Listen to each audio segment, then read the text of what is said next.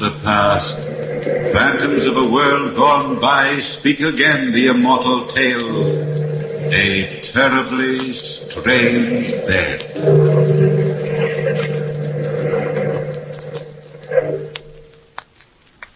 Jack Westcott was the best friend I ever had. He was the gayest of people. That was until we left America. I was writing a book about historic murder cases and had come to Paris to do some research work. Jack was fascinated with my work.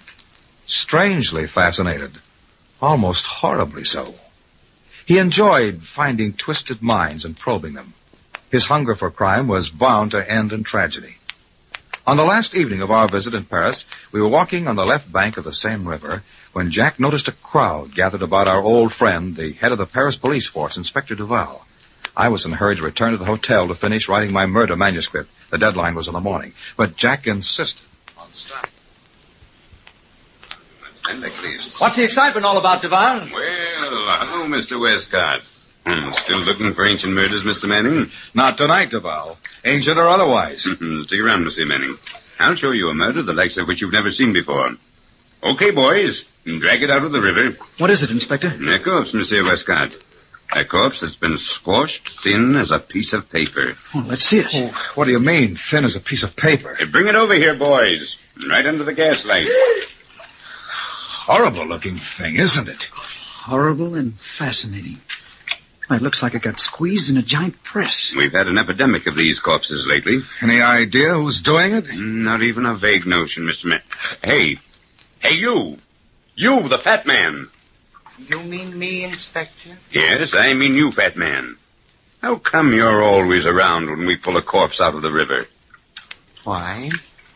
I enjoy murder. You enjoy it? You enjoy murder? It appeals to my sense of the artistic. Oh, it does. Well, there's something fascinating about these bodies. Something for a connoisseur alone to appreciate. The symmetry of the remains.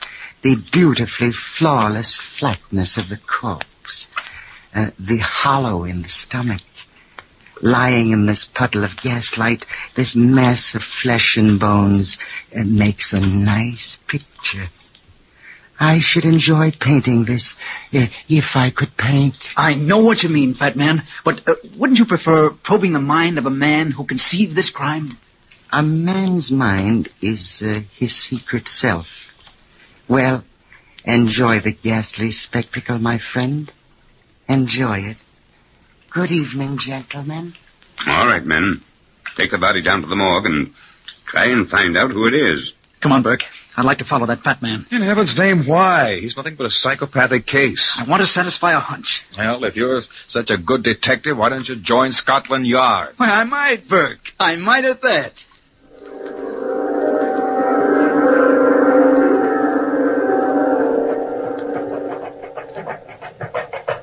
Where the devil has that gross piece of flesh disappeared to now? He was right in front of us until we turned this corner. Well, we've lost him, Jack. And I don't wonder. We've passed through every side street in the whole city. If you ask me, he knows he was being followed. Good. If he knows, he'll show his hand sooner. Now, the only place he could have gone around here is into the back door of this house. I wonder what house this is. It's a gloomy dump.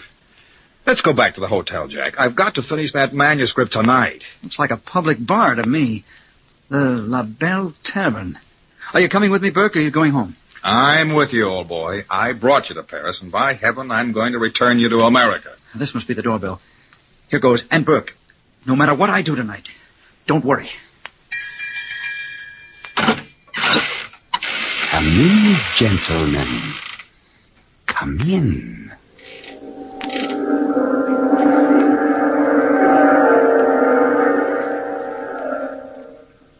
You were perfectly right, fat man.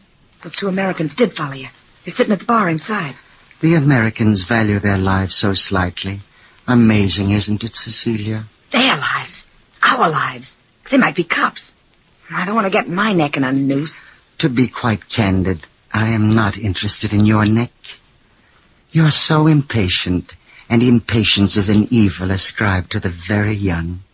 It might be a pity if you are not allowed time to cure yourself of that evil. Don't threaten me, you fat pig. You pig. I'd hoped to slap some sense into that lovely but empty head. Obviously, my stupid pigeon, those two Americans are wealthy. They would enjoy our roulette table. If you would show them to it. Remember, I'll talk to the croupier, and he will take care of the wheel of fate. If you don't do your part well, you face a lifetime in jail. What happens if they get wise? Room 16? But of course. Let me go. I knew you'd understand. Yeah, I understand. There's something so gay about Americans, I always say. I hope you boys don't mind if I stick around. Well, Miss... Not at all, miss. Not at all. You can call me Cecilia. How about another drink? Oh, that's fine. 3 more of the same, bartender. What do you do for a living, Cecilia? Oh, I model in a dress shop. I don't believe you, Cecilia. Jack, stop ribbing the girl. She's a good kid. I'm on the level. I'm interested in it. Here's the drinks. Thanks. Why do I interest you? Well, because you're fairly easy to figure out. Am I? Why? You really want me to tell you? Sure I do. Well, here's mud in your eye. Touche. Oh. Potent stuff, Jack. Potent stuff tastes like cyanide. Well, Cecilia, I'd say you're a poor girl who lives in the slums. But you're pretty. Prettier than anybody in your entire neighborhood. Well, let's see. Then you must have met a man. What of it? I'm no saint. He promised you a lot of doodads, and suddenly you found you'd committed your first crime. Let's say murder. What'd she do? Set her mother on fire? Oh, well, for that, let's have 3 more drinks. Bartender, 3 more. Well, now, let's say it really was murder. The second murder wasn't so hard. And the third was easy, wasn't it? I never had nothing to do with a murder. Well, for the sake of argument, let's say you have. But inside of you, all the time, is this wanting to be liked, wanting to be on the level. But your so-called friends, they don't trust you, Cecilia. Someday they'll double-cross you. Here are the drinks. Thank you. Nobody'll ever double-cross me. Well, here's mud in your eye. Drink up, boys. Is there anything else to do around here? You seen the gambling rooms? Gambling rooms. Ah, that's me. Who runs those gambling rooms, Cecilia?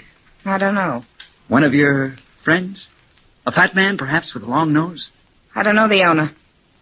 Gosh, you're real nice. Is the fat man in the back room now? Probably. Gambles here a lot. Do you replay? Sure. Well, come on, Jack. We'll see who's right, my books or your instincts.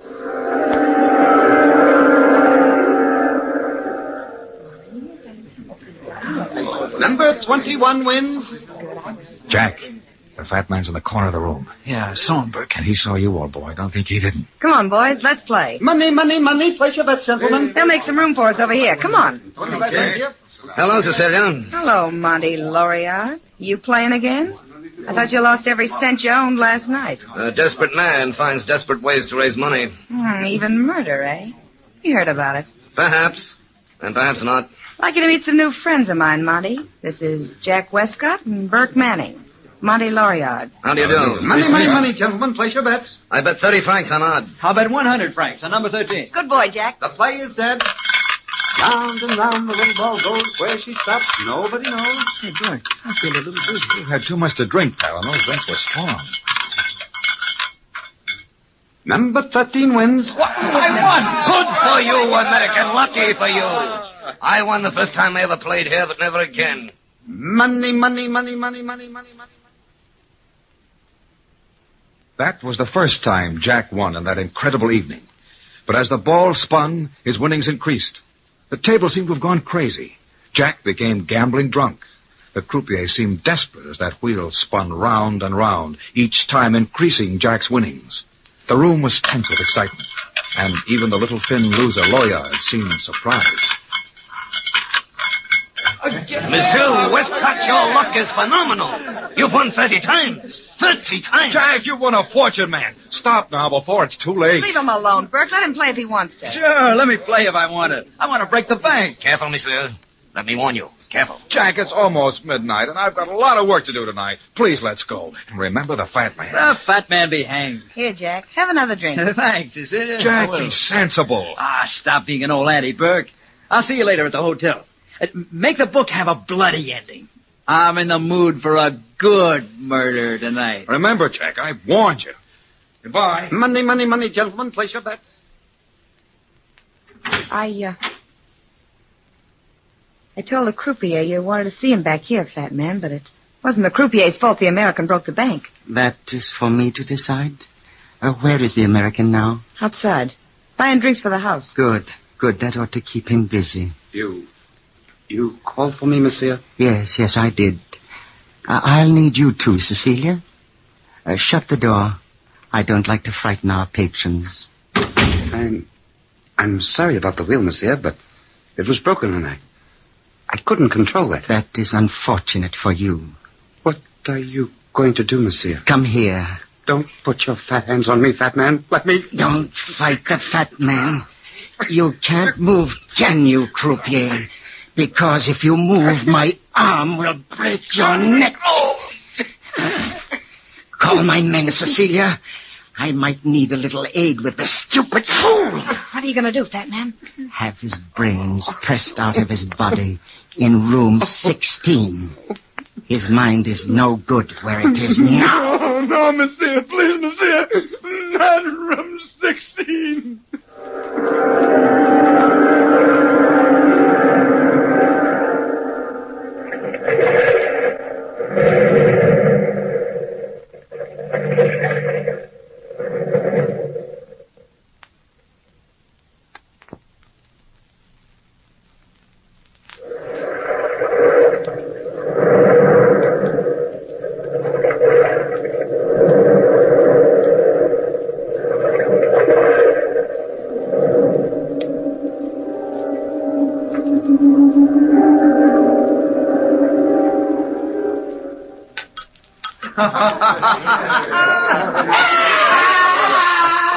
What's that?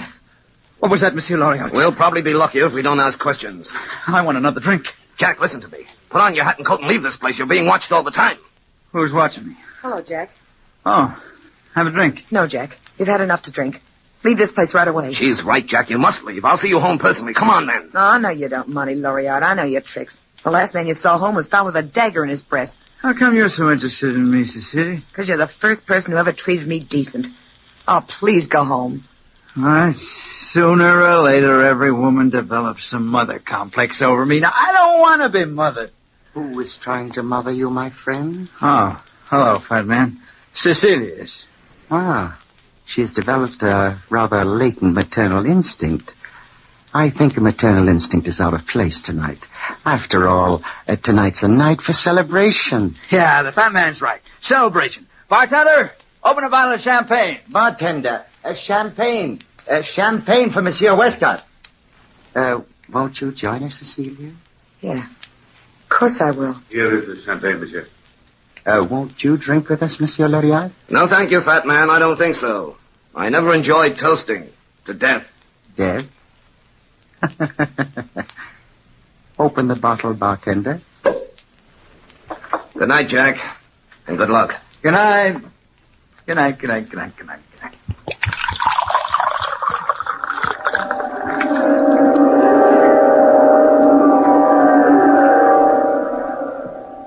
Here's the handkerchief, fat man. Oh, Jack, your money is all tied safely in your handkerchief. Thank you, Fred. Thank you. Where'll I put the handkerchief? It would be wisest to tie it to your belt. I feel dizzy, fat man. Oh, you need a cup of good hot coffee. That will straighten you right out. Cecilia, go in the kitchen and fix our friend a cup of coffee. But I really... Don't tell me, my little pigeon, that your hearing is failing you. I'll get it right away. I'm glad we're alone, fat man. I want a chance to talk to you. Talk away, Jack. Tell me confidentially. Why do you enjoy seeing a mutilated body dragged out of the river? There's beauty in death. In the act of death? Or in the recovery of a body after life is left it? In both. Then do you enjoy committing a crime? Perhaps. Perhaps it would be pleasant to watch a man die. Slowly. Very slowly. In order to see life leave the body. Say that you and I watched a murder by pressure. What would happen? I'm interested, fat man. What would happen? The face is the first part affected. It would turn red, and the victim would probably feel hot blood pounding in his brain, pounding like steel hammers. Mm-hmm.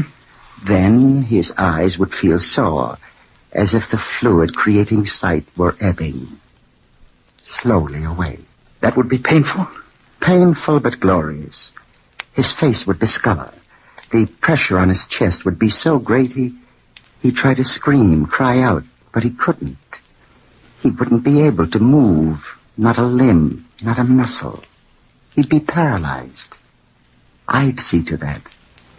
And in that moment, all the horror that is in man's mind would be indelibly imprinted on the brain until a sudden crushing noise would blot out thought. And what would that crushing noise be? The pulverizing of the human bone. Here's the coffee, fat man. Ah, let me see it. Tastes all right.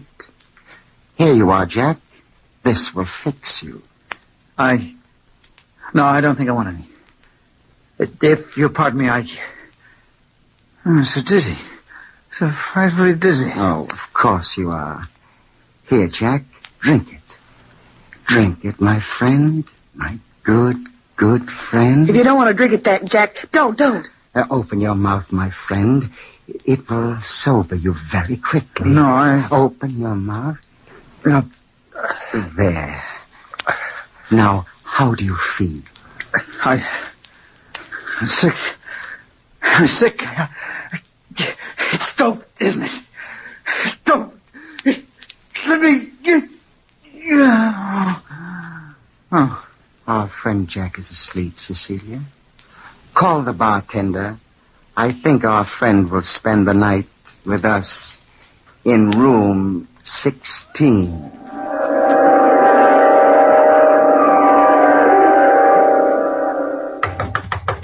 Monsieur Manning! Monsieur Manning!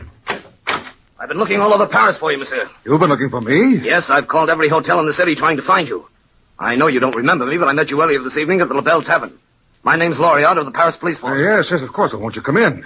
Where's Mr. Westcott? I had to leave him at the tavern. He wouldn't listen to me. You see, monsieur, I've been assigned to watch that tavern. It's been under suspicion for several weeks. Oh, great Scott, man. Where's Jack now? At the tavern. He's carrying an enormous amount of money on his person. I know the fat man will never allow him to leave with that money. Why don't you raid the den? Unfortunately, we can't. We have no proof. As a matter of fact, they might not harm him at all. But just in case, I thought it might be a wise idea for you to go down there. You can go to the door and ask for...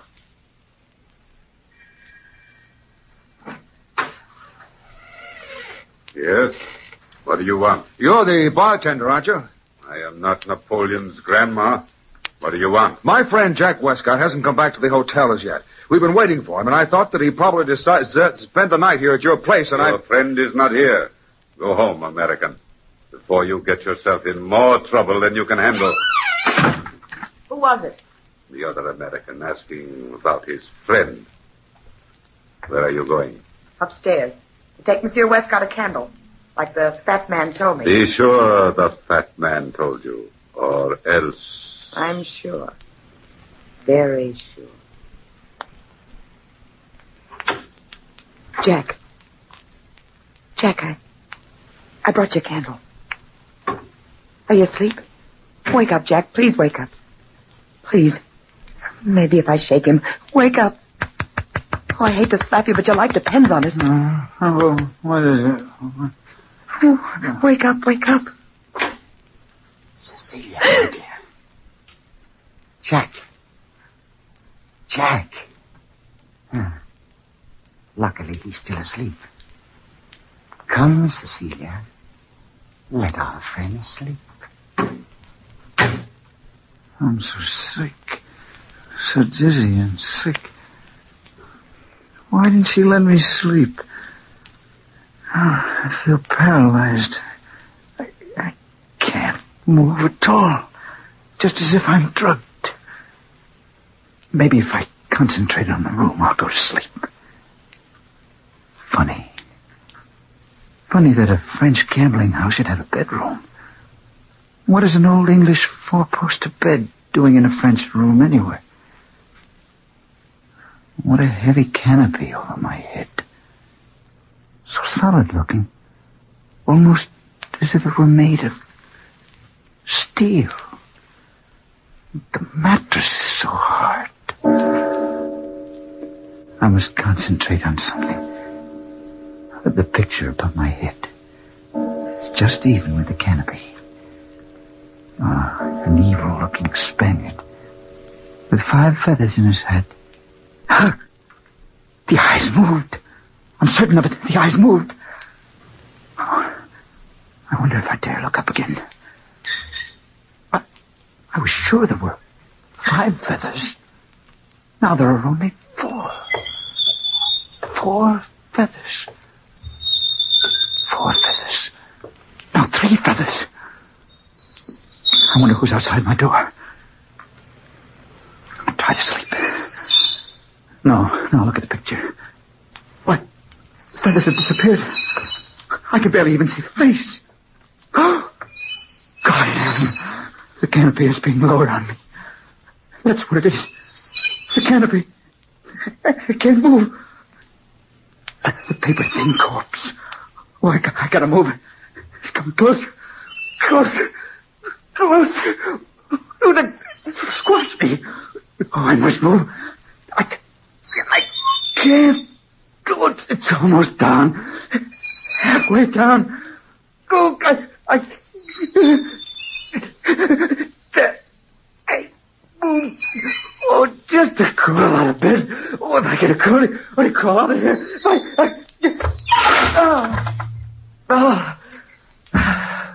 I'm safe. Safer than a horrible contraction. Now to get out of here. The window. Open the window slowly. I'll crawl to the window.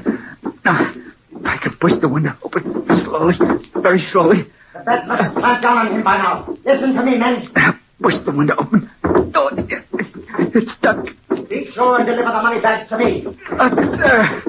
Now to open it wide enough to crawl through. You can raise the canopy now. Let's go in, gentlemen. Help! Help somebody! Help me! Get that gun before it's Help! Save somebody! I got him. Out the window!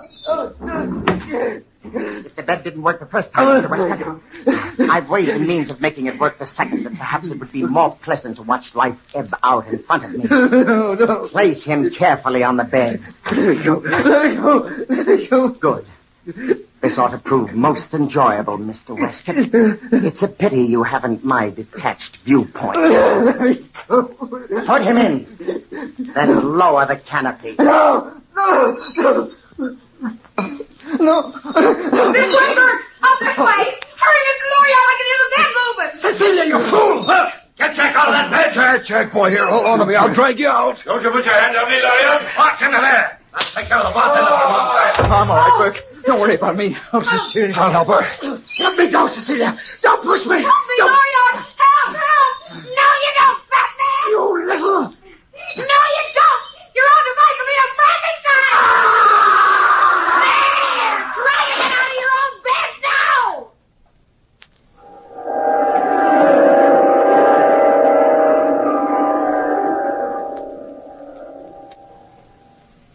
Well, Inspector Duval, that's the story.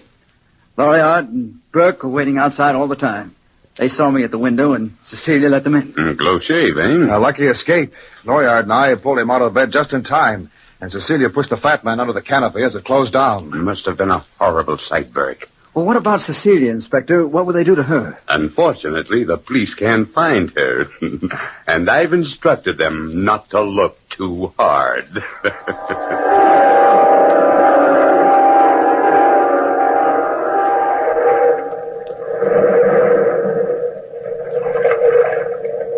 From the time-worn pages of the past, we have heard the story, a terribly strange bed.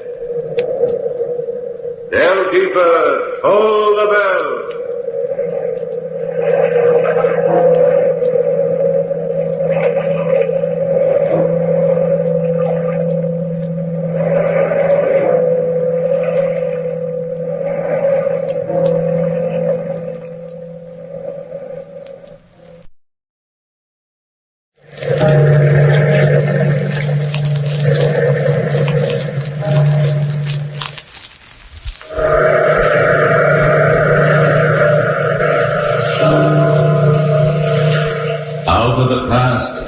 sands of a world gone by speak again the immortal tale.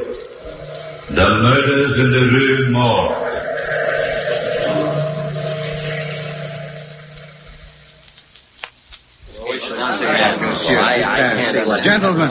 Gentlemen, please, may I have your attention? Very well. I didn't ask you to come to my humble apartment tonight to endeavor to stun you with my superior knowledge of crime and criminals.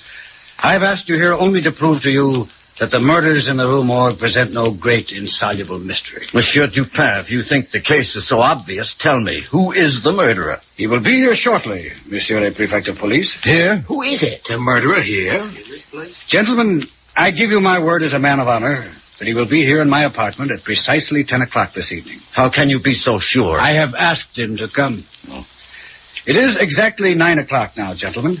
And in the hour remaining to us before we meet the murderer, I shall explain to you as simply as I can how I managed to arrive at my conclusion. Yes, do, Monsieur Dupin. I'm always interested in guesswork. Guesswork, my dear fellow? This is not guesswork. No? Now, gentlemen, let us retrace the case.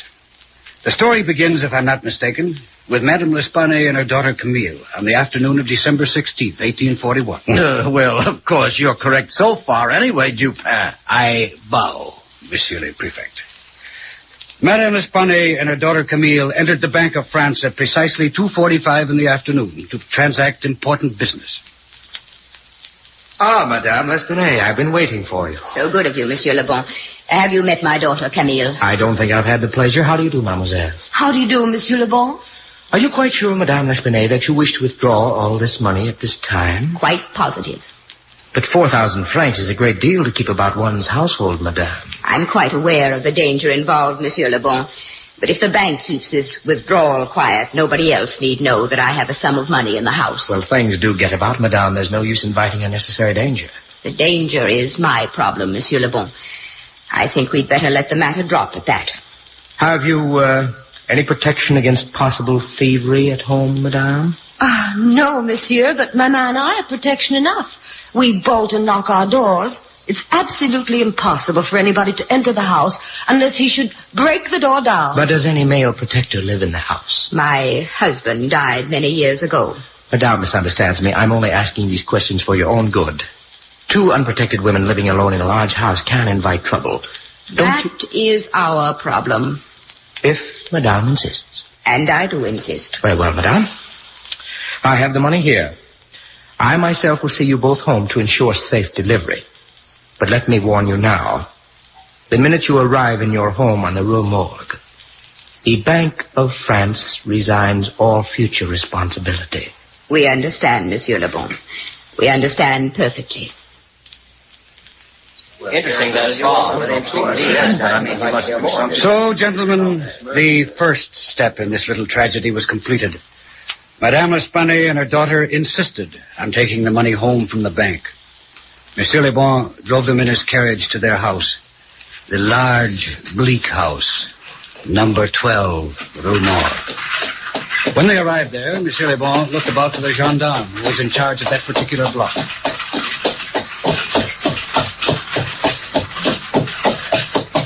Whoa! Whoa! May I help you out, Mademoiselle Camille? Oh, thank you, Monsieur Le Bon. Madame? Thank you. Thank you.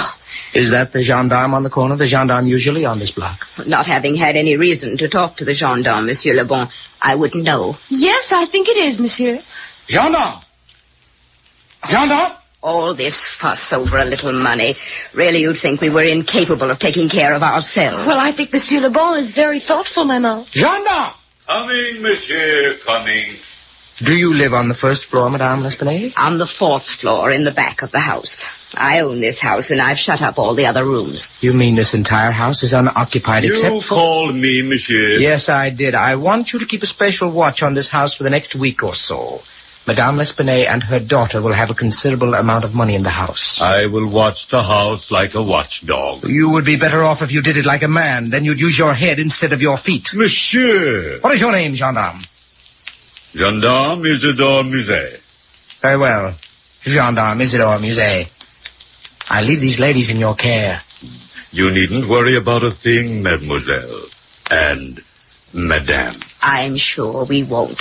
That is, as long as you don't spread the news around the neighborhood that we've got 4,000 francs hidden here in the house. Who, me, madame? I am the law, and your secret is safe with me.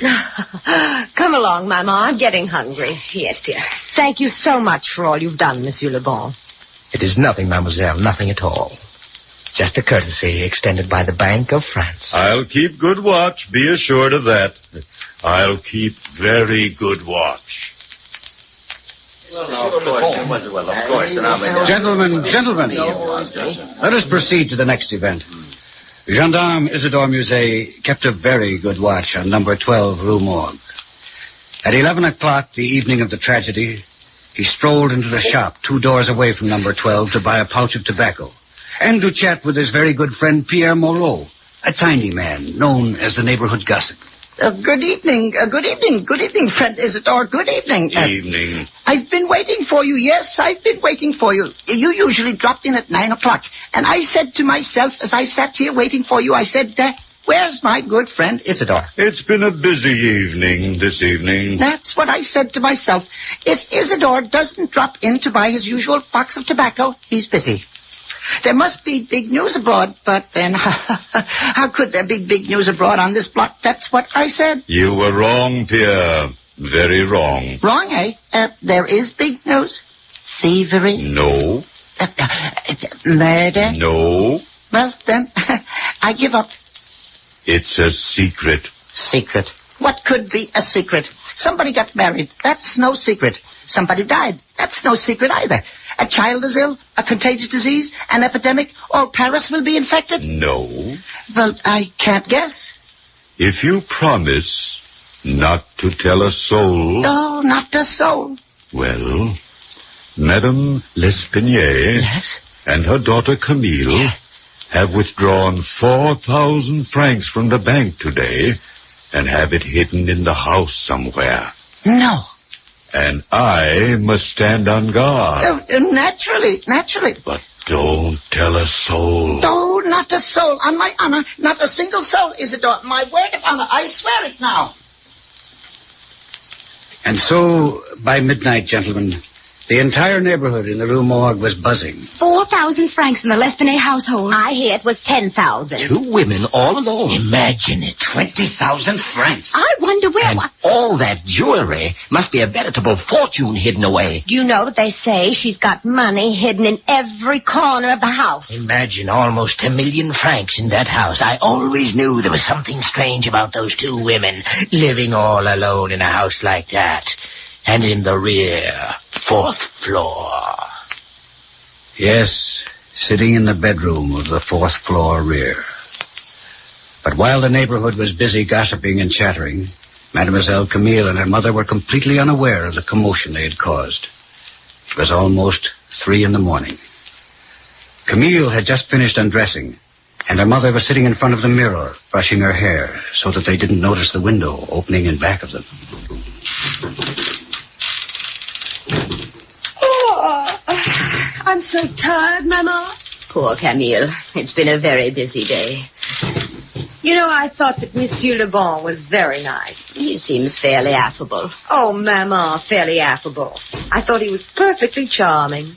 So concerned over us. No man ever gets that concerned over me. Must have been you, darling. All men sit. Mama, look in the mirror. Stay calm, Camille. Don't Mama, move. he's got a razor in his hand. Don't move, Camille. Mama, quick. Let's hide. He's coming closer. Where, Camille? Where shall we go? Into the closet, Mama. Quickly, Mama, into the closet. Close the door. Mama, he'll break the door down. He'll break the door down, Mama. Watch out, Camille. He's breaking it down.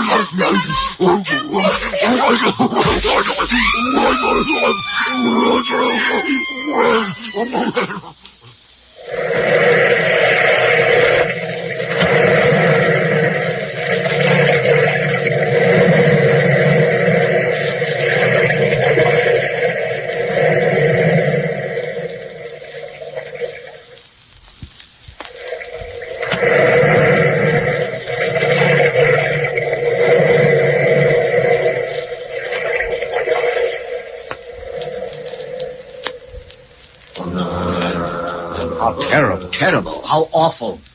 Quite right, gentlemen. Simply ghastly. We fully realize that this is a horrible atrocity, but we must remain factual. While all this was going on the 4th floor of number 12 Rue Morgue, the gendarme Isidore Musée, the little tobacconist Pierre Moreau, Monsieur Le Bon, who, strangely enough, was in the neighborhood at that very moment, and a passerby, a sailor, all 4 were attracted by the screams of the 2 women and immediately tried to break into number 12 Rue Morgue. Now stand back, everybody, while I break the door down. Stand back. This is the gendarme's job. Break it down, Isidore. Break it down. Well, come. Follow me, everybody. Up these stairs to the 4th floor. I'm right behind you, Isidore. Right behind you. On the next flight. Keep going. Wait a minute. Wait. Listen to that. He's speaking Italian. No, it's Russian, Isidore. No, Italian, Pierre. I think it's Polish. How would you know Polish, Monsieur Le Bon? Have you ever heard Polish spoken? No, but listen again. I think it's Dutch he's speaking. Dutch, Polish, Italian, Russian. And none of you know what you're talking about. He stopped speaking, hasn't he? Yes, probably escaped. Yes, probably. I wonder. Try the door. Can you open it, Isidore? No, it's locked. I think we're too late. I'm sure of it, sailor. I warned you about the gendarme. Well, let's break the door down. 1, 2, 3. Look. What? Oh, the entire room is wrecked. Just exactly as if a maniac had torn up the place. The bed's torn apart. Yes. I've sailed the 7 seas, but I've never seen a place look like this in my entire life. Monsieur Le Bon, where are Mademoiselle Camille and her mother? I don't know. They're not in here. Look. Where? There in the fireplace. Oh. It's Mademoiselle Camille. Dead. Yes. Dead. Poor girl. Here, help me, somebody. Help me lift her up. Look out this window. Huh? The old woman is lying in the courtyard below. The sailor's right. Absolutely right. She's lying in the courtyard below, dead as a dead fish. Oh, probably twice as dead. Somebody is guilty of this. Somebody. And as a member of the Paris police, I mean to find out who that guilty person is. Yes, gentlemen. Isidore Musée, gendarme, swore up and down that he would find the murderer. Well, at 4 o'clock that morning, I was awakened from a sound sleep and called to number 12 Rue Morgue to examine the evidence. Monsieur le gendarme Musée was running around the room destroying the evidence, or at least what little evidence there was, as fast as he unearthed it. The 3 gentlemen who had been there with him were still waiting round out of a combined feeling of horror and curiosity. The sailor, whose name escaped me, was sitting on what was left of a bed, staring blankly around the room. Monsieur Pierre Moreau, the tobacconist, was watching Isidore Musée, the gendarme, play detective. He played it badly. And Monsieur Le Bon was the picture of dejection. I entered the room and gazed about while Isidore supplied me with all the facts in the case, at least from his point of view. And that is exactly what happened, Monsieur Dupin. Very interesting, Monsieur Isidore Musée. And now, gentlemen, I wish to ask just a few questions. No, go ahead. Now, all of you seem to think you heard the voice of the murderer. Yes, indeed. Oh, we did definitely. No doubt about it. And you, Monsieur Isidore Musée, you are positive that the murderer is an Italian? Positive, Monsieur Dupin. Absolutely positive. I could tell by his intonation. Do you speak Italian? Oh, no. Definitely not. Have you ever heard Italian spoken? No, monsieur, never. But I imagine... Yes? You imagine what? Oh, I imagine it would sound like that. I see. And you, Monsieur Le Bon, you said it was Polish. Definitely Polish, without a doubt. I judge you have lived in Poland a long time, yet? No, but I heard Polish spoken once. Once. Yes. That makes you an excellent judge of the Polish language. How about you, Monsieur Pierre Moreau? What language did you say it was? Russian, I thought, but that's only a guess, since I admit, and I admit it very freely, I'm not a man to hedge. I've never heard a word of Russian in my life. I thought so. And how about you, sailor? I thought it was Dutch. I don't speak the Dutch language, but I have heard a considerable amount of Dutch spoken when I was in Holland 8 years ago. 8 years ago. I don't mean to make a suggestion, Monsieur Dupin, but Monsieur Le Bon was the only man beside myself who knew about the money being kept in his house. What are you insinuating, Monsieur Musée? Insinuating? I'm an officer of the law, and I think it was very peculiar that you should just happen to be in this neighborhood at 3 o'clock in the morning. Don't you live in this neighborhood, Monsieur Le Bon? No, but I've good reason to be here. Oh, so? Suppose you tell us. Well, I was worried about Mademoiselle Camille. I was rather attracted to the young lady. And, well, I had a feeling that there would be trouble over the money. Well, I was in the corner cafe having some tea until about 10 minutes before the murder occurred. And then you strolled by the house on your way home, correct? Quite correct. My tobacco store is open all night. All tobacco stores are open all night, Monsieur Pierre Moreau. I was just walking by. I didn't steal the money. But naturally. Nobody stole the money.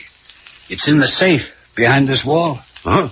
Are you positive, Monsieur Dupin? Perfectly obvious that the money hasn't been touched. These murders were far too cruel to be instigated by man's greedy desire for financial reward. Here, let me open the safe and show you. I happen to know an interesting combination that will open any safe. I should have been a thief. So, there. That ought to open it. Oh, it did. Naturally. Now look. There's the 4,000 francs, safe and snug as a 4,000 franc group of notes should be. Well, perhaps Monsieur Le Bon was interrupted in the midst of his thievery. Perhaps he didn't have time to finish. Well, nonsense. Monsieur Le Bon was with you when you walked up the stairs. Well, an accomplice, perhaps. No, Monsieur Isidore Musée. Let me show you something. Look at the fingerprints on this girl's neck. Very strong, heavy prints. And very large, too. Why, yes. The murderer must have been a giant. His hand must have been twice as large as mine, and I have a large hand as hands go. Yes. The murderer was a giant. A giant with extraordinary strength. Gentlemen, I think now I have sufficient clues. Look at this window. It's just a window. Yes, just a window with a cord on it. A broken piece of cord. Clue number 1. Clue number 2. Look at the dead girl's hand. Huh? Oh, she has some hair clutched in her hand. Quite correct. And with this cord and this hair, I can find the murderer. Gentlemen, go home. Go home, get a good night's sleep, and I'll hand the murderer over to the prefect of police very soon. Monsieur Dupin, don't forget to mention that I helped you. I'm due for promotion soon. That's very extraordinary. I don't care then. And so, messieurs, that is the story. And you have the facts. A piece of cord and some hair. The condition of the room, the strength of the murderer, the passion of the deed, the lack of motivation should all suggest to you the very same thing it suggested to me. Monsieur Dupin, you are talking in circles. Circles? So? You mean to say you still don't know who the murderer is? No, of course I don't know. And frankly, Monsieur Dupin, I don't think you know either. Oh, really, gentlemen. Really, gentlemen, you amaze me. Here, Monsieur le Prefect.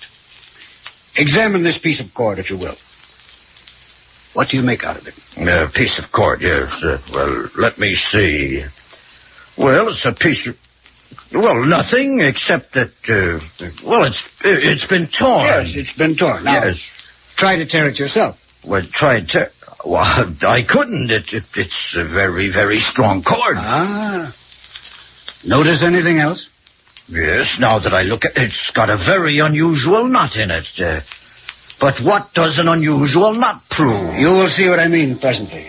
It's the first stroke of 10 o'clock. Any minute now, gentlemen, the murderer will enter this room. May I please ask you to extinguish all the candles in the room, all except one. Why, Monsieur Dupin will all be murdered. Which would be no great tragedy, but I wouldn't worry if I were you. Well, as you say, Monsieur Dupin. Extinguish the candles, gentlemen. Yes. Now we are in semi-darkness. That is fine.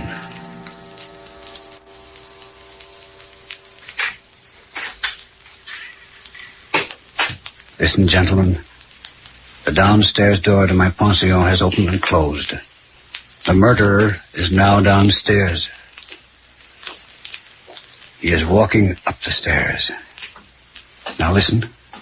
Yes, listen. For the love of heaven. Quiet, quiet. He is coming closer. Gentlemen, are you ready to grab him when he enters? Yes, Monsieur Dupin. That is good. Good. He is standing outside my door now, Monsieur le Prefect. Ready, gentlemen? Yes. Come in. Grab him. Let me go! Let me go! Let me go! So it is you, sailor. Help the sailor to sit down. It was a trap, huh? Yeah, but this sailor doesn't look strong enough to commit these murders. Let me go! Let me go! Don't Let me go, I say! Please don't struggle. You see, sailor, Monsieur le Prefect cannot arrest you for the murder because, although you are responsible for the crimes, you are not guilty. I'm not guilty. I'm not. I couldn't help it. Of course you couldn't. Gentlemen, it must be obvious to you now that no man murdered these two women. The only creature able to do it would be a Bornese orangutan. Orangutan? I matched these hairs I found in the dead woman's hand, and of course they belong to just such a creature. An orangutan. Yes, Monsieur Dupin is right. But tell me, how is this sailor involved? I own the animal. Dupin put an ad in the paper saying my orangutan was captured. Oh, that's why I'm here, to claim it. But didn't you realize that Monsieur Dupin knew that the murder was an orangutan? No, I didn't think anyone could solve the murders. But I did know that whoever put the ad in the paper knew that I was the owner of the animal and that he was keeping what he thought was a perfectly innocent animal. You see, I addressed my ad personally to this sailor. This piece of cord told me a sailor owned it. There was a sailor's knot in the cord, and the knot was peculiar to those tied on Maltese vessels. Therefore, when I put the ad in the paper, I asked the sailor from the Maltese vessel, I checked on the name of the vessel from the sailing data in the paper, to come and get the beast. Well, naturally, I came to pick him up. Ah, now I see. One question I must ask, sailor. How did the orangutan get hold of a razor, and how did he manage to escape? I had the animal locked in my quarters.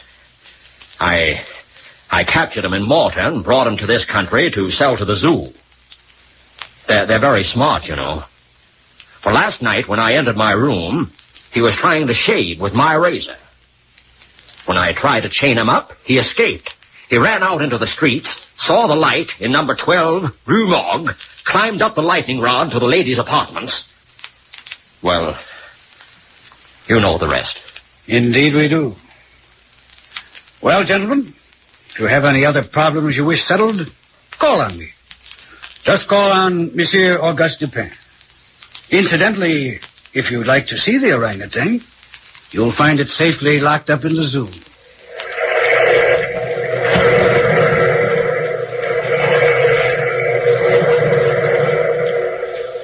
From the time-worn pages of the past, we have brought you the immortal tale, Murders in the Rue Morgue. Bellkeeper, hold the bell.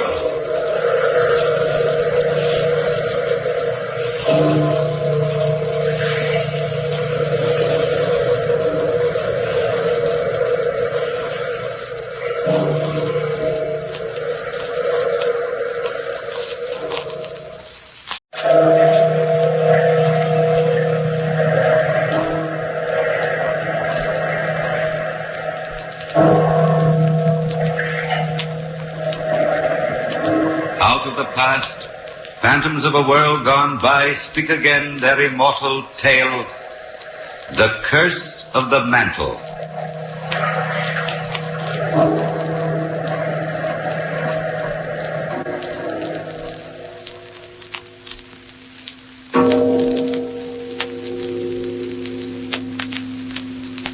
Listen. The bell has been tolling since the procession began. Since sundown, its dismal clang has beat upon the town, rung upon it like hammer upon anvil, tolling for the damned.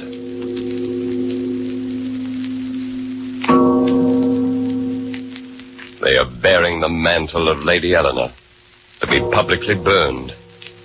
And from where I stand, here in the dim cemetery above my own grave, I can see the procession moving slowly through the street. George Helwys is at the head. Behind him, upon a litter, gleams the magnificent mantle. How many eyes, sick with disease, watch this procession? How many dead like myself listen to the tread of their feet? How many recall the events that led to this feverish evening in spring?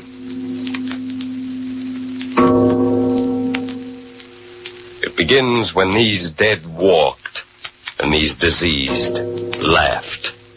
It begins in her uncle's, the governor's mansion, in the room with a great mirror. The chandelier was ablaze with candles. And she stood there, the Lady Eleanor, gazing at herself in the mirror. Behind her sat George Helwys, her fiancé. You've stared at your image in the glass a long time, Ellen. Yes, I have. Ah, the vanity of women. Are you dissatisfied at what you see, my love? Are you, George? Oh, am I dissatisfied with the lovely summer's day? But come, look at me. I'm by far the more eloquent mirror. That one is silent, while I proclaim the beauty I see. Yet the real mirror is more honest, for it shows me as I really am. Then I am its voice. A man's voice. And a lover's. Yet I am not satisfied. I am but another weed in the garden. What is it, milady? You stare so earnestly at yourself. Oh, do I? I've only been imagining how I shall look in my new mantle, George. Oh, the mantle again. It is beautiful. Nothing like it has ever been seen. It is woven and stitched as if it were the work of gods. Or the work of devils. Are you listening to foolish tales, George? I do not know whether they are foolish tales, Ellen. I do know, though, that there is something uncanny about your seamstress, Mrs. Willows.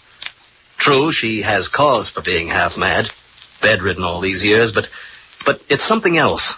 There have been hints and outright accusations about it. Such as? That she is in league with the devil. Oh. Yes, laugh, milady. Call it schoolboy fears or what you will. Nonetheless, I am a God-fearing man, and I do not trust her. What would you have me do, George? Do not take the mantle, Ellen. Do not wear it. Do not ever go to Mrs. Willows again. I am going for it this day. In fact, I'm going now. Will you accompany me? You will not listen to me? No. All right, then. I will go with you. Now.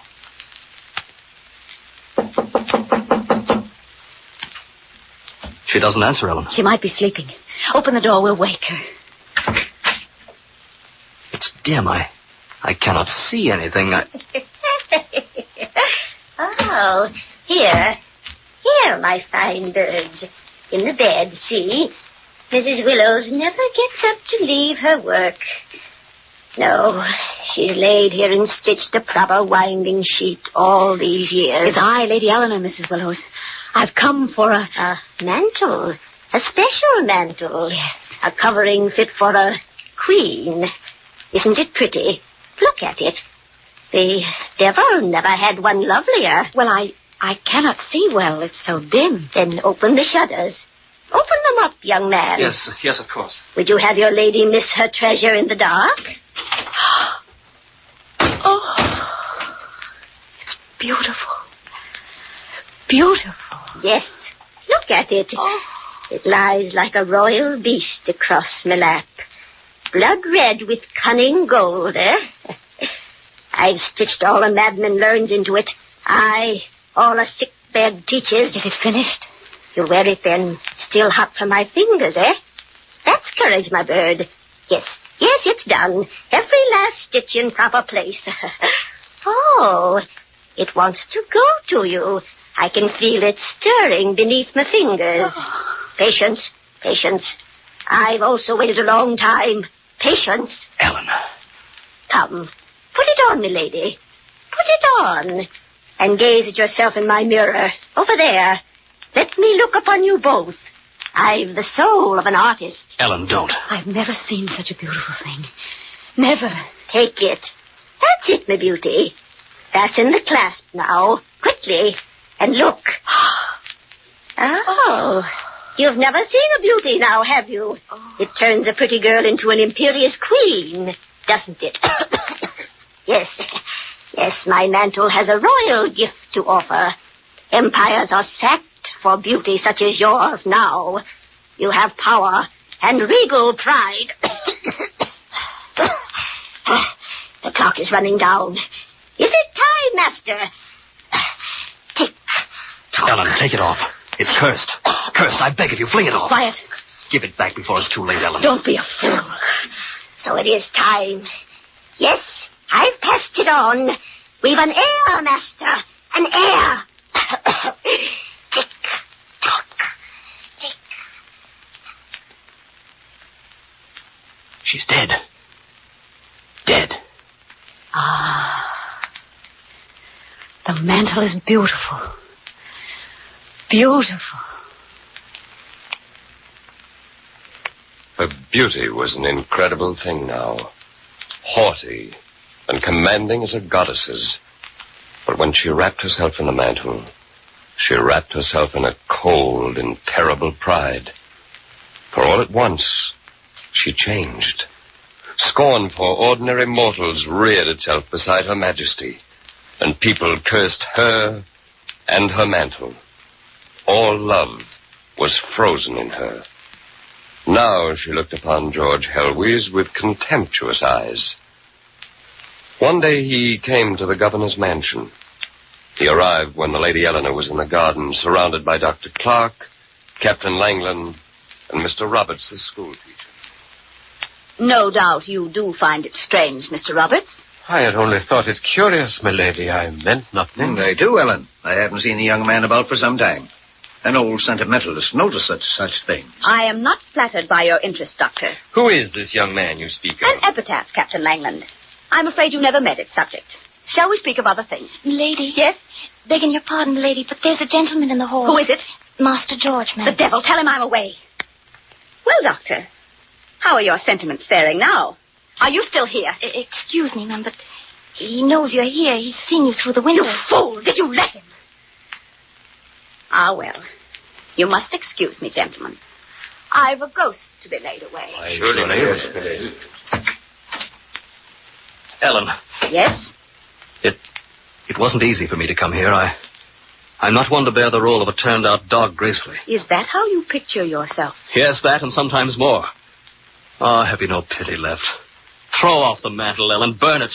It's turned you into a marble statue, a soulless being.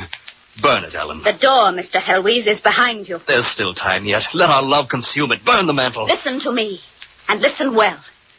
We are as far apart as the mountaintops are from the bottom of the sea, as the sky from the earth, as the living from the dead. All that you stand for, goodness and pious love and humility, is hateful to me. I will have none of this kind of human groveling. Ellen. Your kind would believe a garden patch a paradise. I demand empire. You would creep along with pious caution while I will leap the world. I will have grapes in the dead of winter. I will command the trees' greenery to stand firm against the winter. I will hear nightingales and larks in the desert. Power, power, I shall be cloaked in it. All nature will perform for me while you grovel in the dust. Get away from me. What is the mantle made of you, Ellen? Your enemy, Mr. Helwys. Your deadly enemy.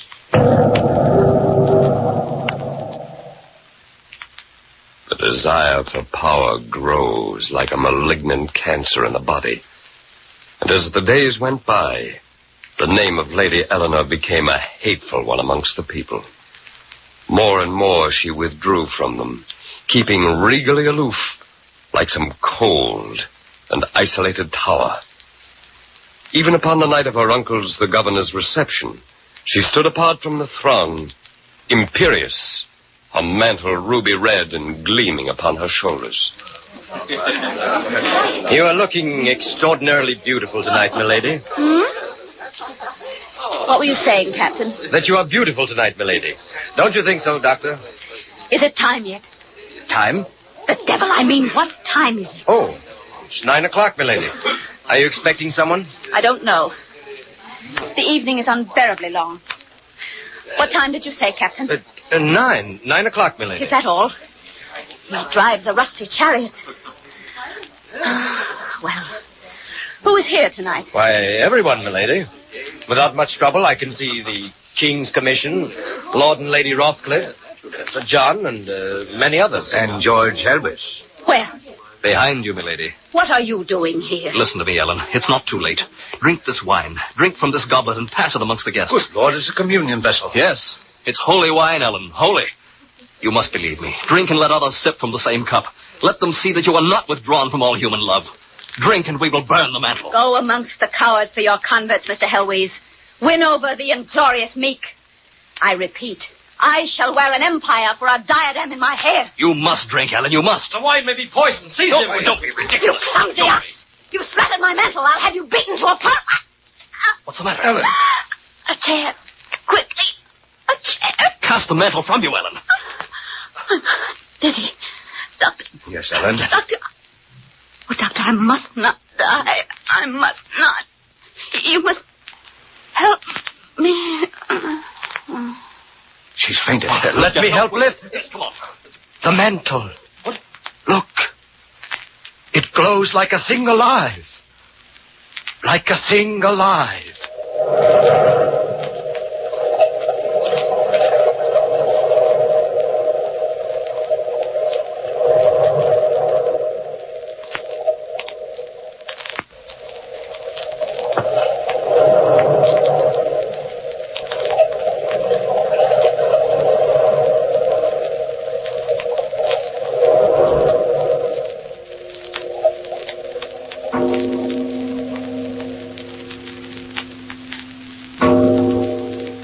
The plague began on that night, and its first victim was Captain Langland. Then, inexorably, it moved through the town, leaving like an invading army a path of ruin. Each house had its tears, and each house rang with the curses for Lady Eleanor. She, and she alone, had provoked God's anger, they said. But was it his anger? Was it? Miraculously, Dr. Clark remained untouched by the disease that seized the town, and all day long he moved in and out of sick rooms, a gray-haired, weary man. He would not rest in spite of the urgent pleas of his housekeeper.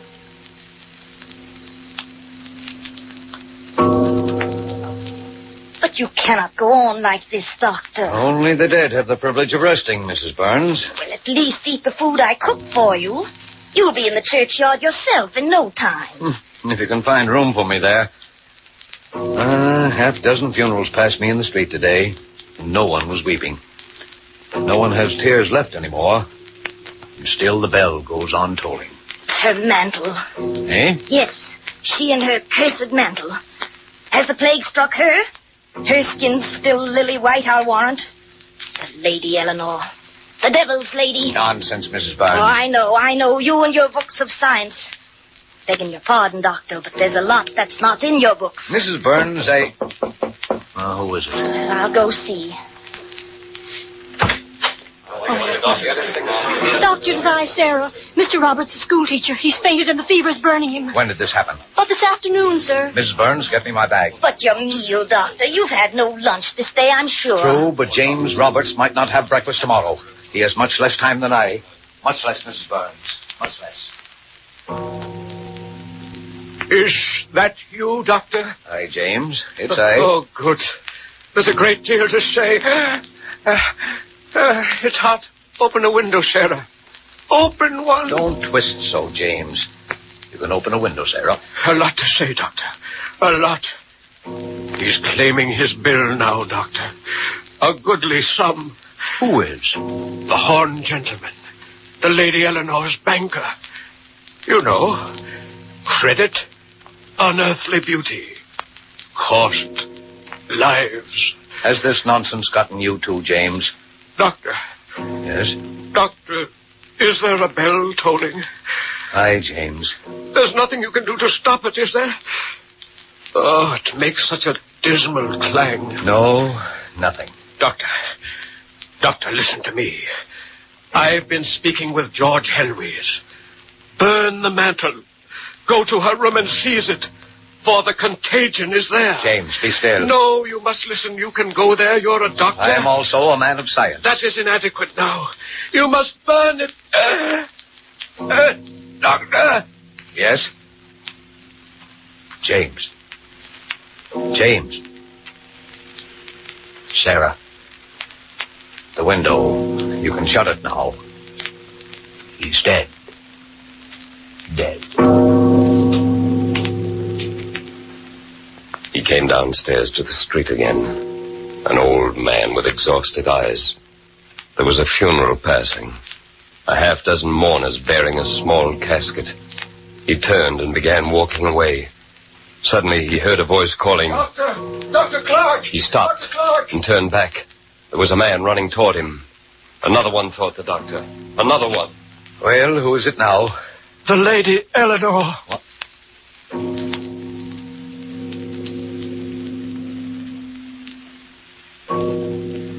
She seemed well enough this morning, Doctor. If you will permit me, sir, I'll go up.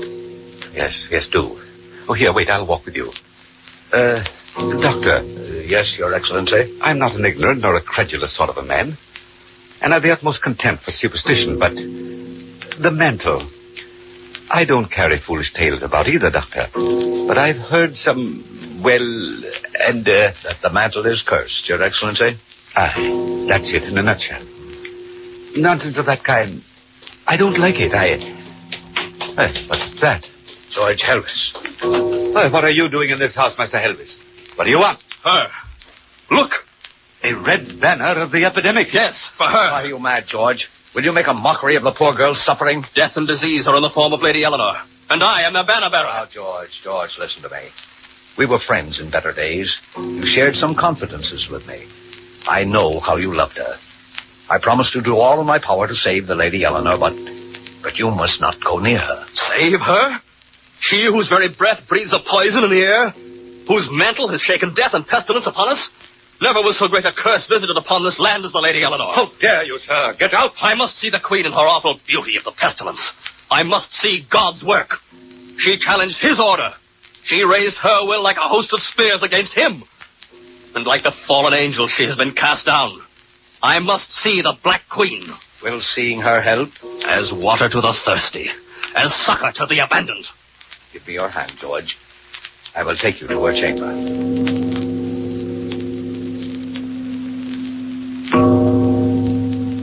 Here. Here is her chamber, George. Open the door and go in. It's dim. I do not see her. Call her. But Lady Eleanor. Ellen! She doesn't answer. Enter and keep calling. Ellen! It's I, George Helvis. Can you hear me?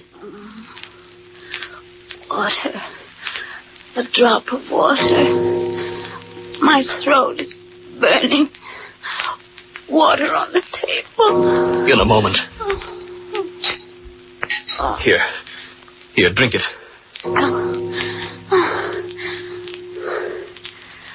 Who are you? George Helvis, Ellen. The scavengers gather. Go away. I am not dead yet. Where is the mantle, Ellen? Ellen. These are the grapes that I have gathered in winter. This the empire glittering in my hair. I have been trapped. Where is it, Ellen? She lied, George. She lied. She said that power would be mine, that glory would be mine, that I would be an imperial queen on earth, a royal consort, a shining evening star. But she did not say death's consort. No, she did not say that. Have you hidden it, Ellen? All men were her enemies, and through me she struck back at them. I was the gatekeeper, George. The gatekeeper. Ellen, the mantle. What? What did you say? The mantle. Where is it? Oh, it's here. Around me. I am wearing it. Ellen! This is royal dying, my man. All queens take their glory to the grave with them. And the prisoner is buried in his chains. No, Ellen, no. And you are all avenged by it. My bit of splendor is almost done. They will ask for the crown jewels back, and I will go out through the servants' entrance. No, Ellen. You will get well, you will. Poor lad. You love the exiled queen still. If there were pity left in me, I would pity you. But as a close friend of the exiled queen, believe me, she is worth no man's love. What? My throat is burning. Water. Here, Ellen, drink. Drink.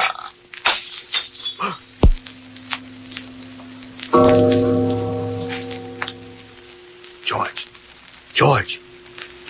Yes, Doctor? Did you see her? Yes, I did. And is she...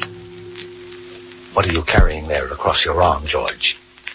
What is it? The mantle, Doctor. The mantle.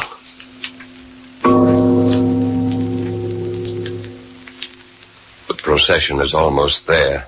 They'll burn the mantle before the province house and let the wind take command of the ashes. From where I stand, beside my own grave, my own tombstone, I can see George Helwys entering the square. His mouth is working as if he was shouting, but I do not hear the words. There. They've lowered the litter with the mantle now, and they're building a funeral pyre. About the square strides George Helwys, waving his crimson banner aloft. He stalks the living like death himself. They're finished. There. Someone's coming forward with a blazing torch and flings it. Leap, flame! Leap!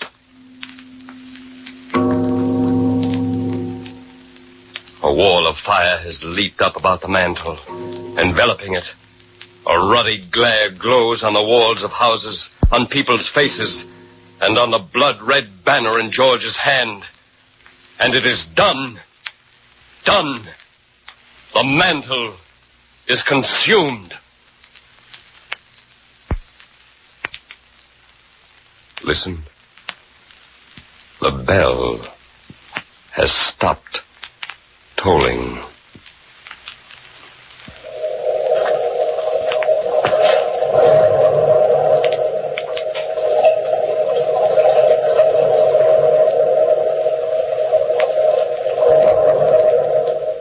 From the time-worn pages of the past, we have brought you the story, The Curse of the Mantle. Bellkeeper, toll the bell.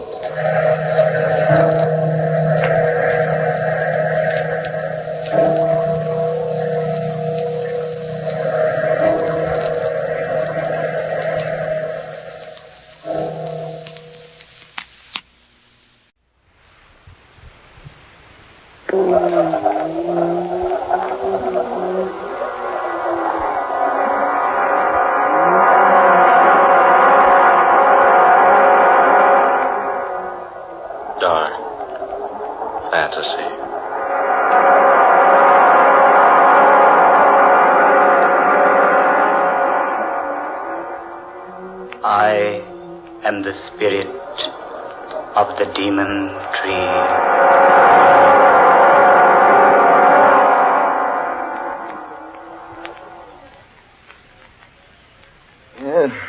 £3 on the Jack of Diamonds. You should tear your money up, Humphreys. It would last you longer. Perhaps you're right, Crane. But this way I get a sense of honest toil. I say, isn't anyone else betting? Oh, let's quit. I'm tired of losing. Oh, look here, old girl. Could I loan you a few pounds? No, thank you, Crane. I have enough to get me back to London. If we ever do get back. Now, why do you say that, Clara? It's only a matter of a stage getting through here to the resort and taking us out of this beastly place. Beastly place is right. Why people come here for a rest is more than I can determine. Honestly, I've never spent such an uncomfortable week in all my life. Well, think of me. I've been here 3. So have you, Humphreys. Look here, you two. It's 3 o'clock. They're expecting the stage around 8 tonight. What do you say the 3 of us go for a bit of a walk through the forest? I say, why not? Oh, here comes Danvers. Perhaps he'll join us. Anything to get away from this place. Good afternoon, Danvers. Greetings, good people. I take it you're no happier than when I left you a while ago. The place is as gloomy as a morgue. We've just agreed to take a walk in the forest back of the inn. You're invited to come along if you like. Sounds like a good enough way to pass the time. Well, good. And we all go together. Besides, I'm quite interested in that forest out there. You remember, of course, the story the night clerk told us last evening. Yes, I don't like him. He talks through his nose. People should talk through their mouths. No. I mean, what he told us about the forest. What about the forest? I didn't hear it, Humphreys. Well, the clerk said it was a gorgeous place. Lots of beautiful foliage, vivid colors, clear water lakes. But nobody goes there. It's so beautiful. That's just it, Clara. You see, people have gone there and never come back. Rubbish. A lot of nonsense. Why, the clerk is just superstitious, that's all. I am inclined to agree with you, Danvers. Why, he even told us an absurd story about a tree out there in that forest that's supposed to strangle people. Strangle them? How? Oh, I don't know. With its branches, I suppose. Just some absurd legend that people around here like to believe. I believe it's more than just a legend, Crane. And what makes you say that, old man? Here. I talked to the clerk again later last night. He dug out this old newspaper clipping for me. Read it, Danvers, aloud. Old is right. Almost illegible. Well, read it. It says, London, England, April 21st, 1857. It is reported that Sir Horace Wakefield, Earl of Dorset, was found strangled last night in Barlow Forest. His body was discovered entangled in the branches of a huge oak tree. Go on. Read the rest of it. Earl's death recalls to mind the weird tale of the witch of Barlow Forest, who is said to have lived in the 16th century. An evil old hag who, upon having a falling out with Sir Thomas Holly Wakefield, cursed him and warned him that any of his descendants who entered Barlow Forest would surely perish. Charming old girl, wasn't she? No. Don't scoff until you've heard the rest of it. Go on, Danvers. She also added that any person or persons with the Wakefield descendant would also die. She is said to have planted an acorn smeared with her own blood. The acorn is supposed to have grown into a towering oak capable of moving about from place to place in Barlow Forest. Sir Horace is the 6th of the Wakefield line to have perished by strangulation in the forest. Thomas Hurley Wakefield. I wonder. You wonder what, Crane? My mother's name was Wakefield. I was just wondering if she was related to Sir Thomas. Oh, of course not, Crane. It's just a story. But an extraordinary story, wouldn't you say? Well, yes. Wouldn't do very well as a bedtime story, would it? A demon tree. I wonder if we could find it. Well, let's have a try, shall we? I'm game. Don't let anybody say I'm not. Then let's go. Oh, Humphreys going along. I say, Humphreys, are you daydreaming? No, I was just thinking. Wouldn't it be odd if the whole thing were true? If we all went in there and didn't come back.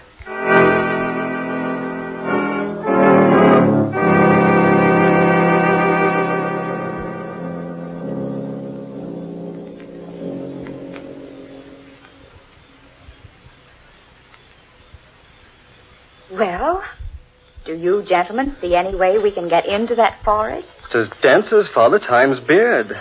Doesn't seem to be an opening anywhere. I think we can get in over here. Oh, all right. Coming, Danvers. There seems to be a footpath over here. Only one along this line of the forest. There, see? Oh, yes, you're right. Come on, I'll lead. We'd better remember the way back. It would be hard to get out of here if we didn't know where this opening is. Don't worry, I'll remember it. I'm good at landmarks. Go ahead, Clara. I'm right behind you. I say, do any of you feel that? Feel what, Danvers? The chill. I feel like it's 20 degrees colder in this place. I feel that way, too. So do I. No, it's naturally cooler in the woods where the sun doesn't shine. But not this much cooler. I don't like this place. I'm for going back to the inn. Oh, let's get on ahead a little ways. I say, it is pretty in here. Pretty or not, it gives me the creeps. It isn't the kind of cold caused by climatic changes. What was that, Denver? I said it's a different kind of cold. It's the kind that creeps up your spine when some evil comes over you. Oh, now, Danvers. We're just letting that newspaper story play on your mind. Wait a minute, eh? Look! That tree there in front of us. It looks like a human giant. Jove! You're right, Danvers. I could swear it moved just a moment ago. It did move. I saw it, too. That's the strangest looking tree I ever saw. Look at that bark. I wonder if... Crane! What's wrong, man? I just touched the bark of that tree and it didn't feel like bark at all. What? No, it felt like human skin. Here, let me feel it. By heaven, it's true. It does feel like skin. Warm and smooth and soft. Yes. It feels that way to me, too. Here, Humphreys, you touch it. No, thanks. Go ahead, Humphreys. Feel it. I have no desire to. You see, I'm sure you're right. What's that? I feel that this is the demon tree of Barlow Forest. Humphreys. I think we've seen enough of this place, haven't we? Let's get back to the inn. Yes, let's. All right, come on. I say, wait a minute. Have you noticed how dark it is? All of a sudden. The sun's behind a cloud, probably. It's impossible to see the sky through this foliage. It is darker. I can hardly see where I'm walking. Are you quite sure this is the right way? I don't remember this clearing. I don't either. Wait a minute. By heaven, this isn't the way. It must be. We're on the path, aren't we? No. No, I don't think we are. It's so dark. Do any of you have a flash? I certainly don't remember this clearing. I think... What was that? What was what, Crane? You'll think this is foolish, but I swear I felt the branch of a tree brush across my face and shoulder. That's impossible. There's not a tree within 50 feet of us. But I felt it, I tell you. It rustled like a branch covered with leaves, and yet it felt warm and soft, like human flesh. Crane, are you sure? Yes, look, we're lost here. It's dark as night, right in the middle of the afternoon. And we've lost the path and that tree. Easy, Crane. Keep your head, man. I'm getting out of here. I'm not going to stay here and be murdered. Crane! Stay with us. No. I'm going to find the path and get out of here. Crane, stay here. We'll find a way back. I don't want to stay here and die. I want to get away from this place. Crane, don't be a fool. Crane!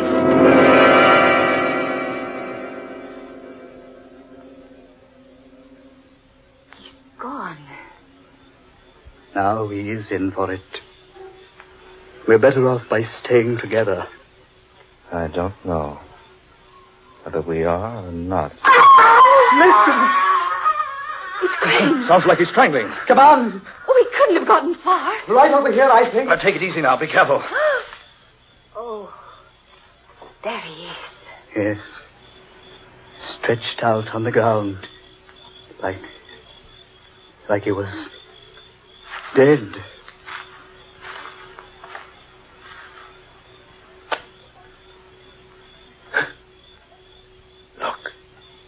Look at him. Oh. Marks on his throat. Like hands would make. That wasn't done by hands. See? Stains on his skin. Green stains. Thomas Wakefield Crane. Oh, what a horrible way for him to die. Clara, that tree.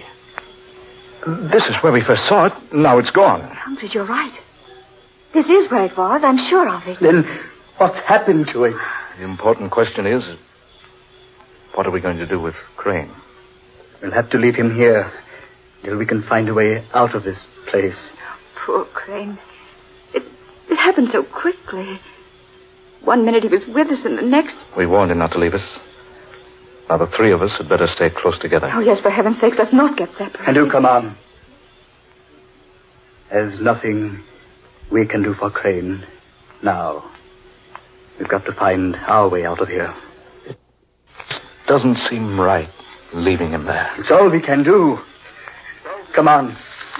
How do we know which way to go? We don't.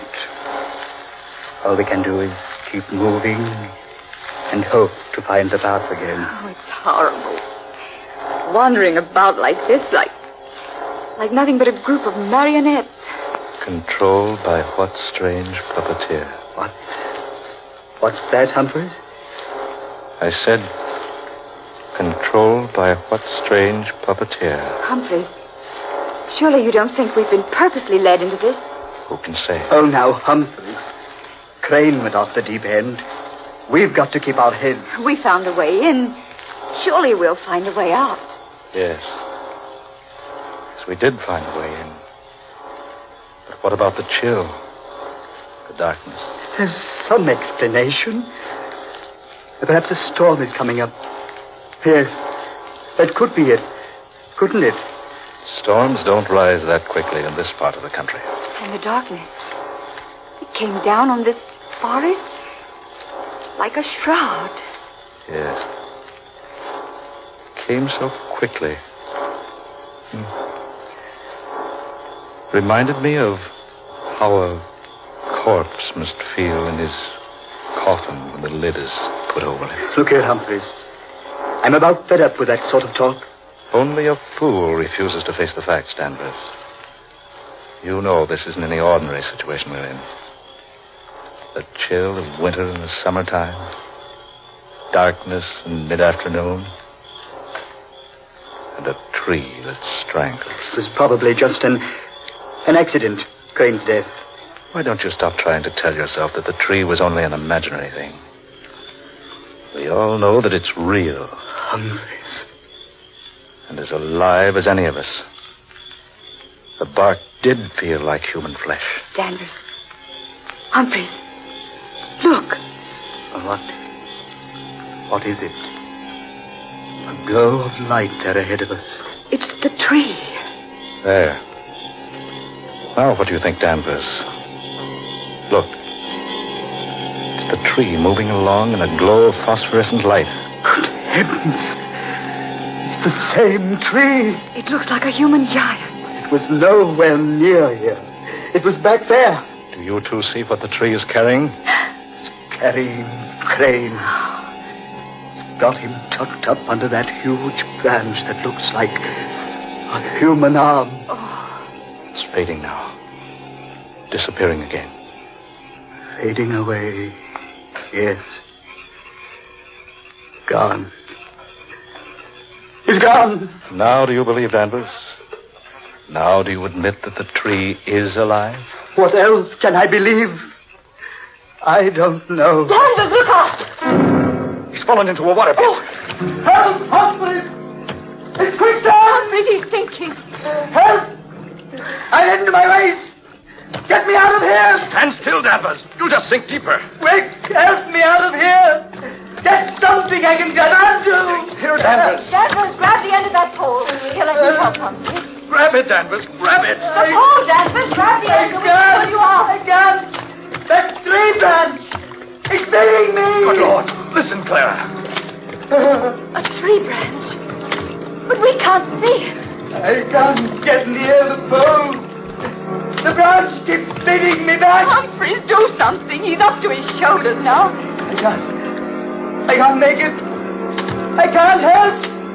Take me. Take me. No, he'll go under the quicksand and strangle. Danvers, there's nothing I can do. That tree.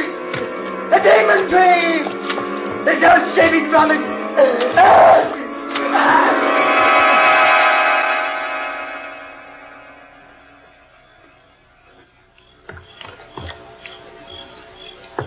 He's gone. Poor devil. Didn't have a chance. Humphreys, we've got to get out of here. We're all doomed. It's the Wakefield curse. Clara, stop it. It is the curse. We're helpless. There's nothing we can do to save ourselves. Clara, stop it. Humphreys. Now, we can't give up. We've got to find a way out of this place. Follow me. Be careful where you step. Whatever happens, keep your head, Clara, for heaven's sake.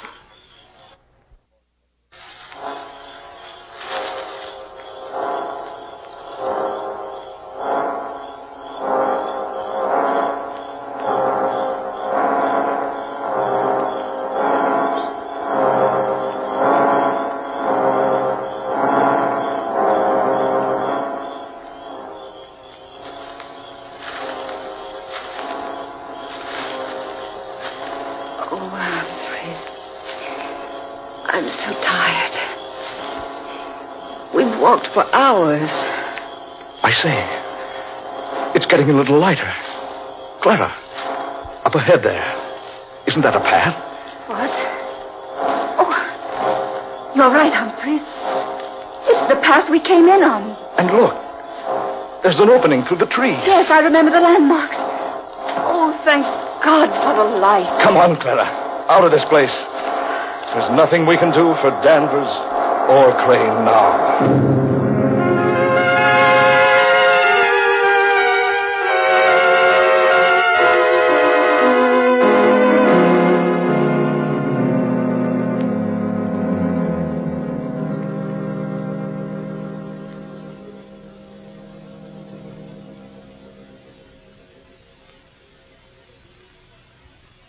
Clara. Yes? I wonder if you feel as I do. I thought we'd be safe back here in the hotel. I don't know how to describe it, but I have a feeling that this whole business isn't over yet. I know. I've had the same feeling. A feeling that we're not finished with the demon tree. Or that it's not finished with us. Yes, exactly. Yeah, my room. I'd better go in and have a drink, Clara. Heaven knows we need one. Yes, I certainly do. What's worrying me is how we're going to explain what happened to Craig and Danvers. Yeah, wait a minute. I'll get the light. There. Humphreys, on the bed there. Good Lord. The branch of a tree about 2 feet long. Humphreys, don't touch it. Look at it. Look at it. A fresh, living branch. Put it down. Oh, Humphreys, I'm getting out of here. Where are you going? Down to the lobby and wait for the stage. Oh, hold on. I'll go with you. Wait, Clara. Wait, it's 3 flights down. Let's take the elevator. All right. We can get the thing up here. It's automatic. Just push the button, it'll come up. Humphreys, look. Someone left the steel gate open. I say, that's dangerous. It certainly is. Humphreys, that branch is pushing me. Stop it! Humphreys!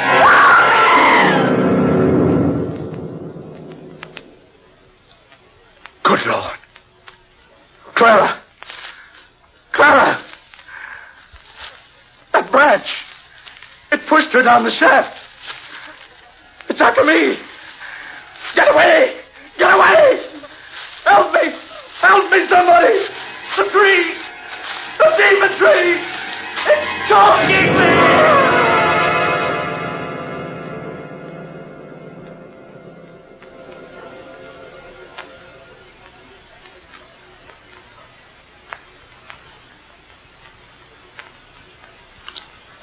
any descendant of Sir Thomas Hurley Wakefield who enters Barlow Forest is doomed to die, and all who enter the forest with him are likewise doomed.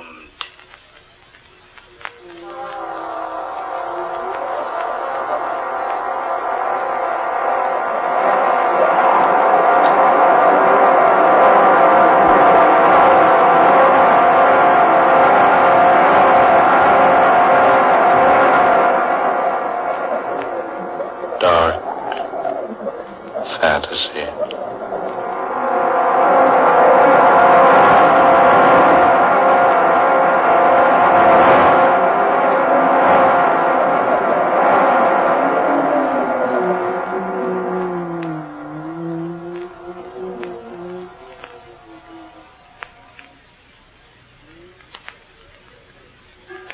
You have just heard The Demon Tree, an original tale of dark fantasy by Scott Bishop.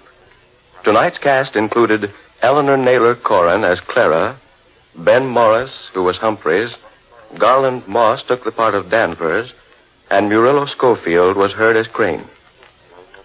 Next Friday night at this time, the National Broadcasting Company will bring you another unusual and fantastic adventure thriller, Men Call Me Mad, the story of another world and the people who inhabit it. An exciting and weird tale of dark fantasy created by Scott Bishop. Dark fantasy originates in the studios of station WKY, Oklahoma City.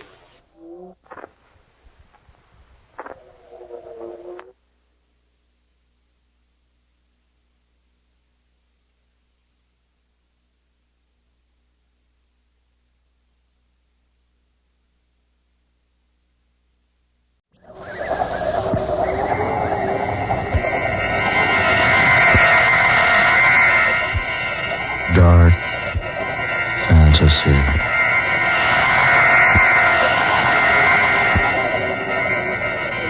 Spawn of the subhuman.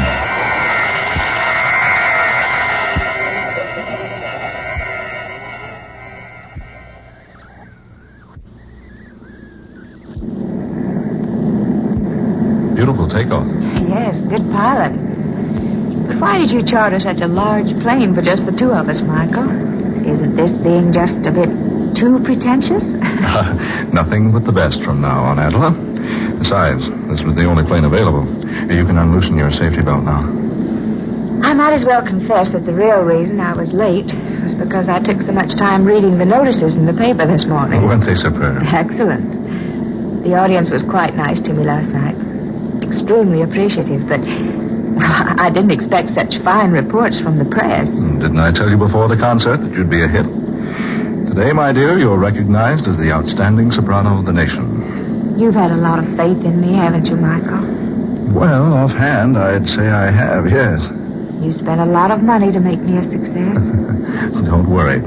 I'll collect every cent of it back if we get as good houses as we had last night. Michael. Yes, darling? Do you feel, well, rather strange? Strange? No, dear. Why? I feel like something is going to happen. What makes you say that? I don't know. A feeling of impending danger just seemed to come over me all of a sudden. Danger? What possible danger could we be in? I don't know. But I've had this feeling before. It's like someone had spread a shroud down over this airplane. Oh, now that's a peculiar way to talk, Adela. It's the same sort of feeling I had that day Stephen disappeared. Stephen Wilder? Yes. Adela. I was riding in my car that day. I'd been to a matinee with several of my friends. We'd had a glorious time. I was quite happy. So I drove out into the country with the top down on my car. The wind was blowing against the car, just as it's blowing against the plane now. And the sun was glistening on the bright metal of the car, just as it's glistening on the wing out there. Darling, please don't think of that now. Oh, it was a lovely day. Just like today. My heart was very light. I was happy. Thrillingly happy. Stefan and I were to be married within a week. Angela, please. And then, for no reason at all, I had that strange feeling. It just came out of nowhere and settled down around me like a huge cloth might cover the body of someone who had just died. Don't talk that way, darling. It was the strangest feeling I'd ever experienced. Weird. Terrible. It gave me the feeling that 100,000 evil spirits were racing at a maddening pace behind my car, trying to catch up with me, clutch me in their bony, fiendish hands. That was so long ago. 5 years. So long ago. It seems like yesterday. Then, when I speeded up the car, something began to pound in my ears. It's pounding there now, Michael. It's pounding there now. Angela, please. The faster I drove, the more that evil shroud hung over me. I gave the car more gas. More, and more, and more. And then... When they found you in the wreckage, they thought you were dead. I couldn't make the curve. The motor had reached full speed. I could think of but one single danger. The invisible danger that raced there behind me, striving to catch me in its hold. But there was no one. Nothing. Oh, but there seemed to be. And what was so strange, all of a sudden that bright day vanished. Just vanished. Clouds came out of nowhere and hid the sun from sight. Darling, I'd better pull down the shade on the window. Oh, Michael, wait a minute. Look. Look outside. Clouds. We're flying below them. And they've completely blotted out the sun. The sun will be out in a minute. Oh, it's just like that day. Clouds hiding the sun. Just like they did that day. Oh, just a coincidence. Dark, dreary clouds. Followed by loud bursts of thunder. Listen. Oh, Michael. What does it mean? Nothing at all. Just a thunderstorm. Pilot will go up and fly above it. Why didn't he go up above the storm when he saw it? Oh, I don't know. Because he didn't see it, that's why. Certainly he did. No, it came up. Just like that day 5 years ago. Out of nowhere. It came up before the pilot was even aware of it. Oh, nonsense. It wasn't nonsense 5 years ago. First the clouds, then the thunder, then it began to rain. Well, look for yourself. It's not raining now. It's nothing but an electrical storm. See, we're going above it. Oh, Michael, I'm frightened. There's nothing to be frightened about. There, look. There's the sun again. It was all so strange. That feeling. The clouds hiding behind the sun. The thunder. Sure, but no rain. Mr. Brock? Oh, Michael. Darling, just the pilot talking to us over the talkback system.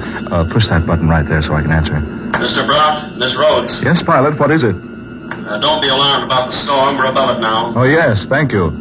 Just an electrical storm, isn't it? No, sir. It's more than that. It's raining cats and dogs down there. Michael. Rain.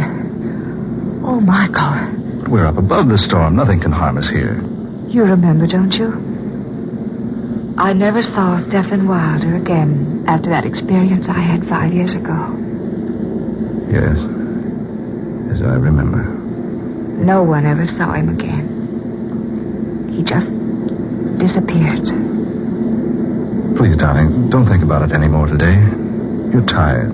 Perhaps a little rest would do you good. Oh, yes, you're right. I am tired. Just lie back and relax then.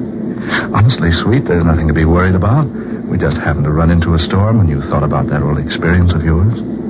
I wonder, Michael. I wonder if we did just happen into the storm.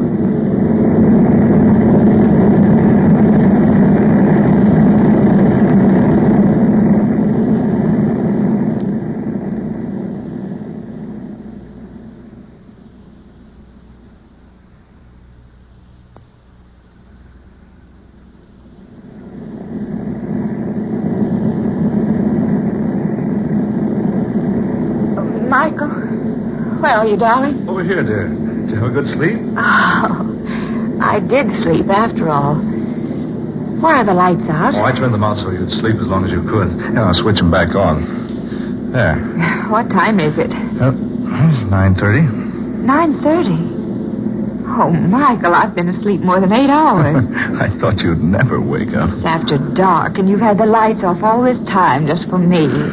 Well, I guess I'd better admit I got a little sleep, too. Where are we now? Over Mexico. Hey, hungry, dear? Oh, I'm famished. You know, I can't imagine what made me sleep so long. Oh, we land at Centella. We can get food there. Have we landed at all since I retired? No, we're circling now. Well, that's Centella down there. Oh. You better pretty up a bit. This is a secluded part of the country, but you never know who you're going to run into.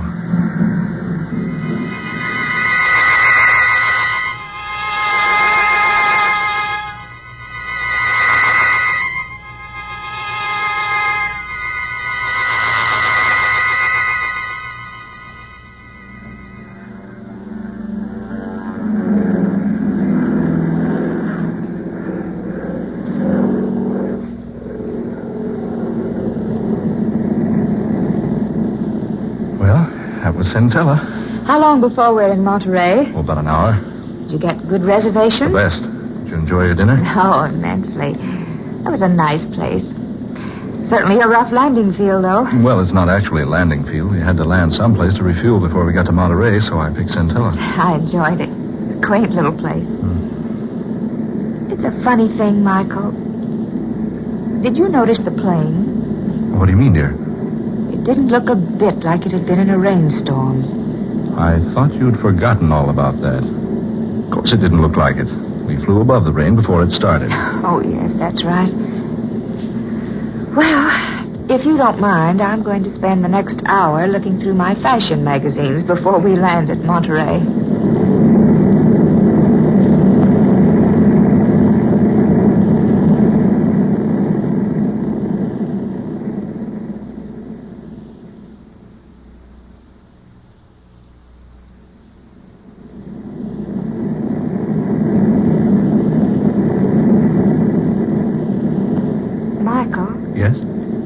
Should we be over water? Water?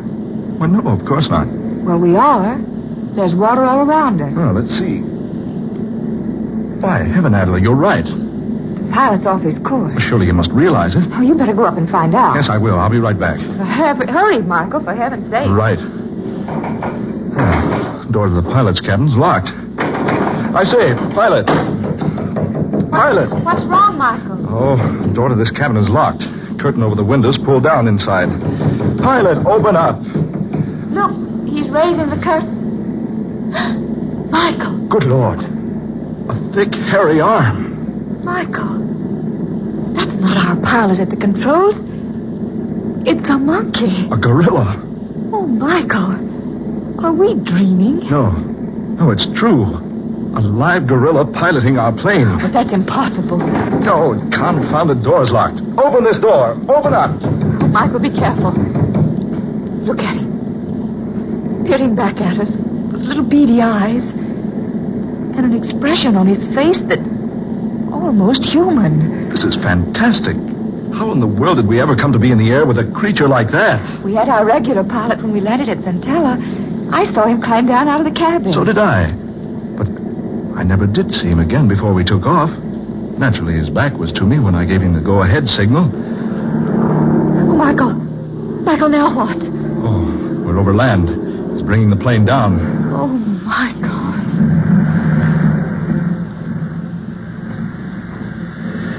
We're on the ground. An absolutely perfect landing. He's unlocking the door now. Michael. What's he going to do? Just take it easy. Don't get excited. Whatever you do, don't run or make a fast movement. Don't let him know you're afraid of him. Just standing there, looking at us. Whatever you do, don't let him know you're afraid of him. You don't have to be afraid of me. Michael. That creature talked. Of course I talk. Oh, we're a couple of fools, Adela. Just our pilot playing a trick on us, dressed up in a monkey suit. There is no trickery. I am not your original pilot. What?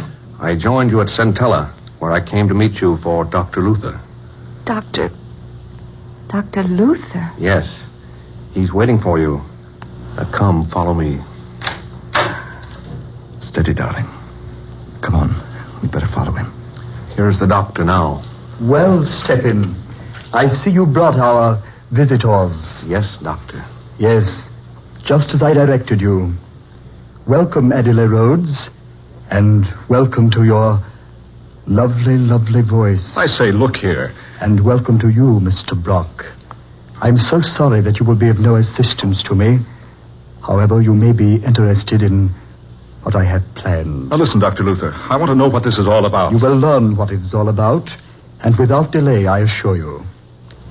Come, Stephen. Don't be so inhospitable. Show our guest into the laboratory.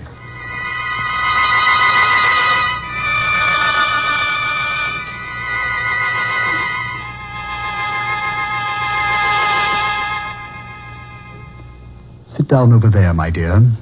Over here, Mr. Brock. Michael. Dr. Luther, I demand an explanation. Where are we? Why have you brought us here? You're too full of questions, Mr. Brock. I've already told you I'm about to show you why I brought you here. Here, high in these mountains, secretly, I've been working for 5 years, experimenting, testing, trying to accomplish what everyone would have said was utterly impossible had I told them about it. But I didn't tell anyone. Instead, I came here and built this laboratory. You see, it's fully equipped and modern in every detail. Now, look here, Dr. Luther. During those 5 years, I trained Stephen here. I believe you will agree my training has been very successful. You now see an almost full-grown gorilla, behaving like a human, acting like a human, even talking like a human. I've been very kind to you, haven't I, Stephen? Yes, Dr. Luther. Of course you have been kind. Yes, just so. Scientists back there in your world, my dear Miss Rhodes, will tell you it's impossible to completely train a gorilla. That is the second point in which I've proved them wrong. Stephen, sing for us. Yes, Doctor. Si può, signore, signori. Doesn't he have an excellent voice?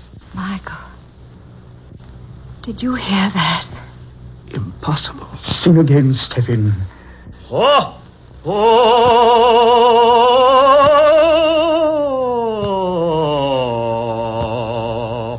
You see, soon he will be world famous.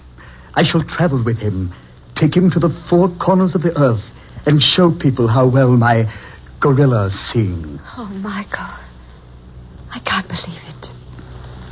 That's Stephen Wilder's voice. It can't be. Ah, but it is. Yes. Now I remember. Now I know who you are, Dr. Luther. Stephen Wilder had an appointment with you that day he disappeared 5 years ago. I'd forgotten all about it, but I just now remembered. So that's what happened to Stephen Wilder. You kidnapped him and brought him here and... You... Precisely. I brought him here to do what others said could never be done. When I chloroformed him 5 years ago and brought him here, I thought I was ready. But my gorilla wasn't. So I had to wait. 3 months ago, I performed the operation. Operation? I removed the vocal cords from the man and grafted them into the gorilla. Oh. This is ridiculous. A thing like that can't be done. Oh, surely you don't deny the proof I've just given you, Mr. Brock. Stephen, sing.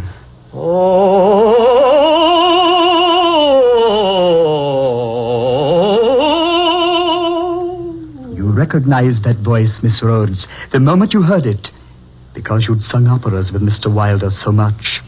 That was the way he sang, to exercise his voice. Don't you both realize what I have here? The secret of an untold wealth. Why, besides knowing how to train this ferocious and morose type of animal, Besides knowing how to transfer human vocal cords successfully, I have something I can exhibit to the world to prove my knowledge. Think of the fortune I can amass, because people will pay immense sums to see and hear my singing gorilla. Stop it. Stop it, I say. Why have you brought me here? Surely you could have spared me this. I will tell you why, Miss Rhodes. If you and Mr. Block will step over here. The only place we're going to step is out of this place. You will do as I ask. Step in. These people are not to leave. Very well, Dr. Luther. Over here, if you please. Better do what he says, Adler. There. Go through this plate glass. Look into the next room. Another gorilla. Yes. Isn't it a fine specimen? Fine specimen? Yes, she. She? Oh, no. No. You're not planning. I've trained her very carefully. She was so much more responsive than the male. Now that she's able to obey me, I'm quite ready for the rest of my plans for her. Oh, no. No, you can't. I won't let you. I'll say he can't. Neither of you will be able to prevent it. Soon I'll tour the world with the most amazing exhibition on earth. A male and a female gorilla singing all the world-famous operas. Look here, you... Wait a minute. I just happened to think of something, Doctor. Yes? Do you remember the day Stephen Wilder had that appointment with you 5 years ago? Yes, certainly I remember. I'd been planning to obtain possession of him so I could bring him here. I was most pleased when he called and asked for an appointment. But did he tell you why he was calling upon you? I know. No, he didn't. He came to you, Dr. Luther, because he was losing his voice. You must be wrong. I am not wrong. I am the only one he told about it. It had been worrying him for a long time. You see, the more he sang, the worse his voice became.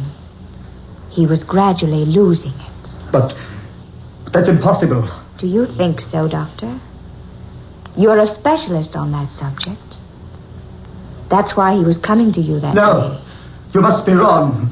After all the work I've done. Your gorilla will lose his voice, Dr. Luther. And I assure you, before you'll do anything to me, I'll see to it that my voice is ruined too. He won't. He can't. He's an excellent voice. Excellent. Yes, of course he is. We've worked together. I've trained him. His voice can't go bad on me now. Not now. Just when it's finally successful. Oh, you'll see, Dr. Luther. No, you're wrong. You're mistaken. He'll sing all right.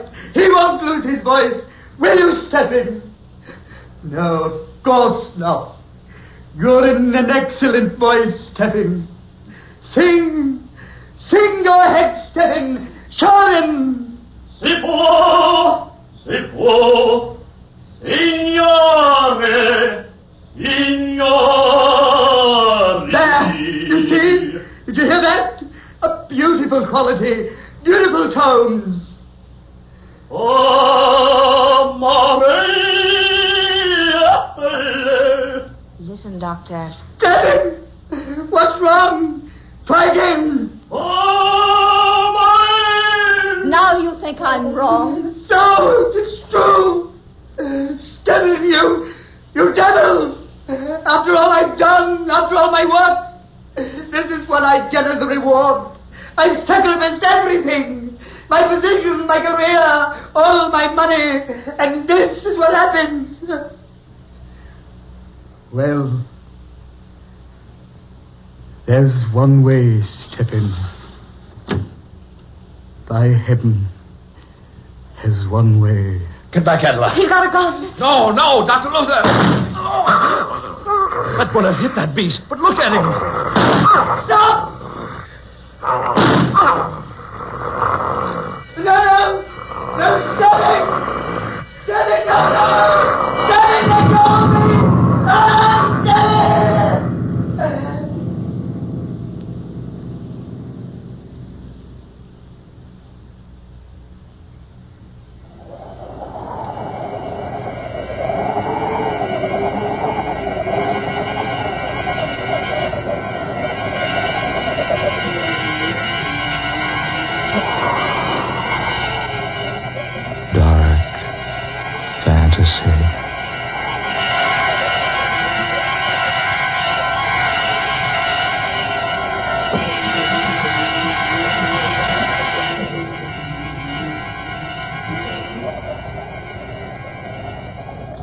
You have heard Spawn of the Subhuman, tonight's original tale of dark fantasy by Scott Bishop. Ben Morris was heard as Michael Brock, Eleanor Naylor Corrin was Adler Rhodes, Garland Moss played Dr. Luther, and Muir Height was the gorilla. Next Friday night at this same time, listen to the 16th in this series of dark fantasy dramas created by Scott Bishop, The Man with the Scarlet Satchel. The story of an aged millionaire who receives a child's set of modeling clay as a practical joke, but who turns the gift into an incredible and weird instrument of destruction. Don't miss this unusual story next Friday night, The Man with the Scarlet Satchel. Tom Paxton speaking. Dark Fantasy comes to you from WKY, Oklahoma City. This is the National Broadcasting Company. And now, the Hall of Fantasy. Welcome to the Hall of Fantasy. Welcome to the series of radio dramas dedicated to the supernatural, the unusual, and the unknown. Come with me, my friends. We shall descend to the world of the unknown and forbidden, down to the depths where the veil of time is lifted, and the supernatural reigns as king. Come with me and listen to the tale of The Hangman's Rope.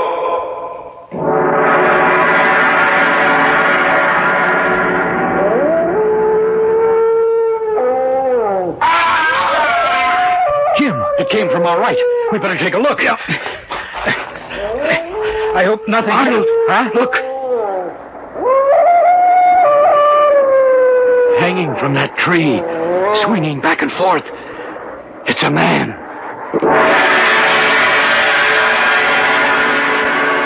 The Hall of Fantasy will present The Hangman's Rope in just a moment. And now for our story, an original tale of fantasy entitled The Hangman's Rope.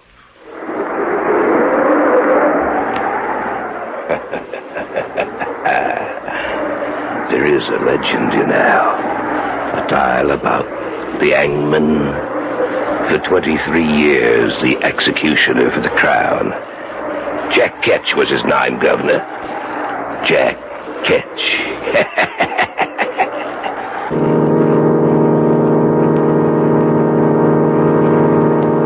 I remember we were on our way back from the lake, Jim and Carol and I.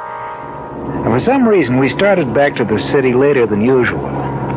We hadn't been driving for more than half an hour when one of those sudden spring storms... Now, where did that come from? Someone said there might be a storm tonight, but I thought we'd be home before it broke. Well, we'd better put the wipers on. We started back too late tonight. What was it that held us up, Jim? I don't know. A lot of things. When I finally looked at my watch, I couldn't believe my eyes. Arnold, look out. There's a man right in front of the car. You stay here, Carol. Come on, Arnie. We'd better take a look. Yeah, right. We didn't hit him, did we? I don't think so. Now, why would someone be out in the middle of the road on a night like this? There's a lot of crazy people in this world, Arnie. He must have been one of them. Yeah, I'm getting soaked. Now, he was just about here. I can't understand. Jim, look. Where? There beside the tree. I don't see anything. I guess I was wrong. You know, for a minute I thought I saw someone hanging from that tree. Oh, you must have been mistaken. You know, I can't figure this out, Arnie. That guy was out here on the road, right in front of us. I saw him just as plain as day. But now there's no one around. Yeah.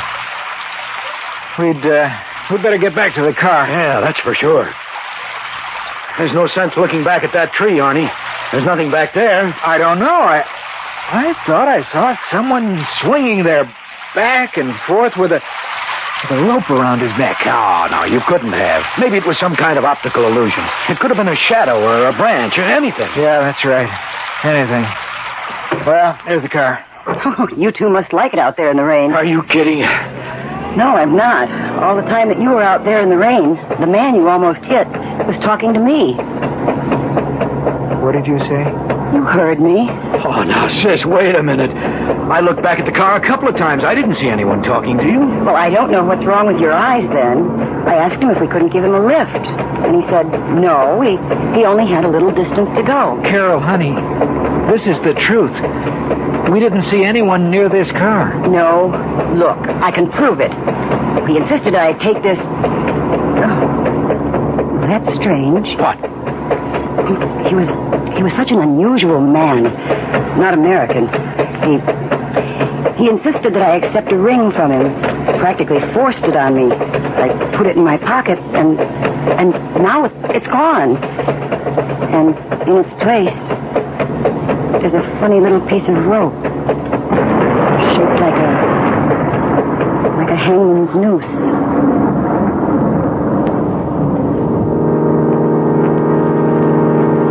I knew Carol wasn't lying to us. I asked her if she would let me have the little piece of rope. After I dropped them off at their place, I went home, took it out, and set it on the table. I can't explain it, but there was something about that rope which seemed old. It was made of hemp, the kind of rope you would imagine Jack Ketch might have used 250 years ago when he was the hangman. That night, as I slept, my sleep was troubled. In my dreams, there was a huge black gallows. I saw a man climbing the stairs to his death.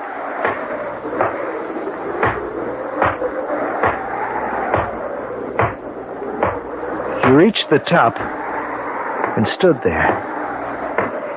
Standing beside him was a black-hooded man. He raised his hand and... the trap door sprung open. There was a scream.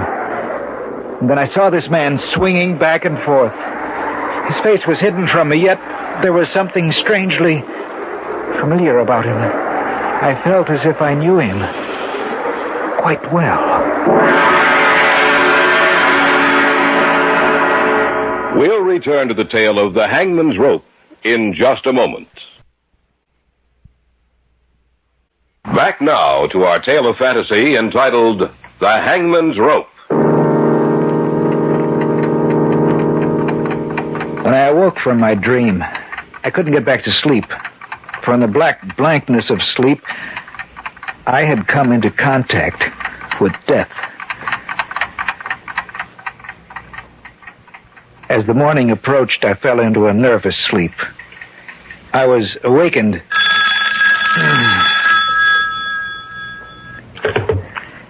Hello? Arnie, this is Carol. Could you meet Jim and me for lunch today? What time? About 1? I hope you'll forgive me if I don't sound awake, Carol. I just couldn't sleep last night. I didn't sleep either, Arnie. I'll see you at 1. Then I guess I wasn't the only one who missed out on sleep last night, huh? That's right. I don't know what it was, but I had the craziest dream. When I woke up, I couldn't get back to sleep. But that's what happened to me, too. What kind of dream was it, Carol? Well, everything was dark and gloomy. I seemed to be watching an execution, an old-time execution, maybe 200 or 300 years old. A man walked up the steps of the gallows. Another man was there with a black hood over his head. He raised his arm. The trapdoor opened, and the man swung back and forth, and there was something familiar about him. Isn't that right? Yes, but how did you know? Because my dream was the same as yours, sis. Exactly the same.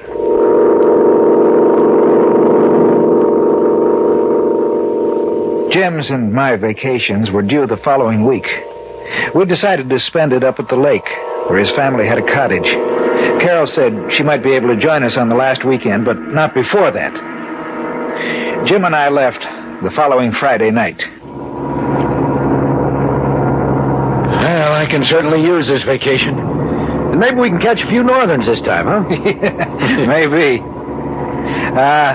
Is your family going to come up here while we're there? No. Carol will be up the last weekend, that's all. Mm-hmm. Well, then I guess we'll have the place to ourselves, huh? Yeah, I guess so. Hey, why are you stopping here? Last Sunday night, this is where we stopped. I'm going to get out and take a look at the side of the road for a minute. Oh, Arnie, why don't you forget about it? I just want to check it, that's all. That's the tree, isn't it? I think so. On that limb. That's where I saw him hanging. Oh, just thinking about it makes me nervous. Come on, let's go back to the car. All right. Carol said that while we were out of the car, she was talking to the fellow we saw. If that's the case, I can't understand why we didn't see him, too. You know, Jim, there just wasn't enough time for him to get away from the car without our seeing him. Unless what? Unless he was never there. Oh, but that couldn't... Arnie! Look! On the car seat. Another little piece of rope.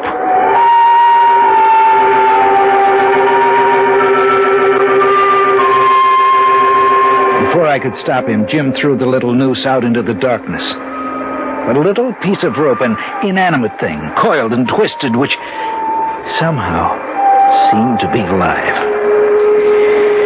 We reached the cottage perhaps half an hour later, and though we were both disturbed by what had happened, still it didn't interfere with our sleep. The next day, we went out fishing early, had little luck, and were on our way back to the cottage when the woman who owned the property next door stopped us.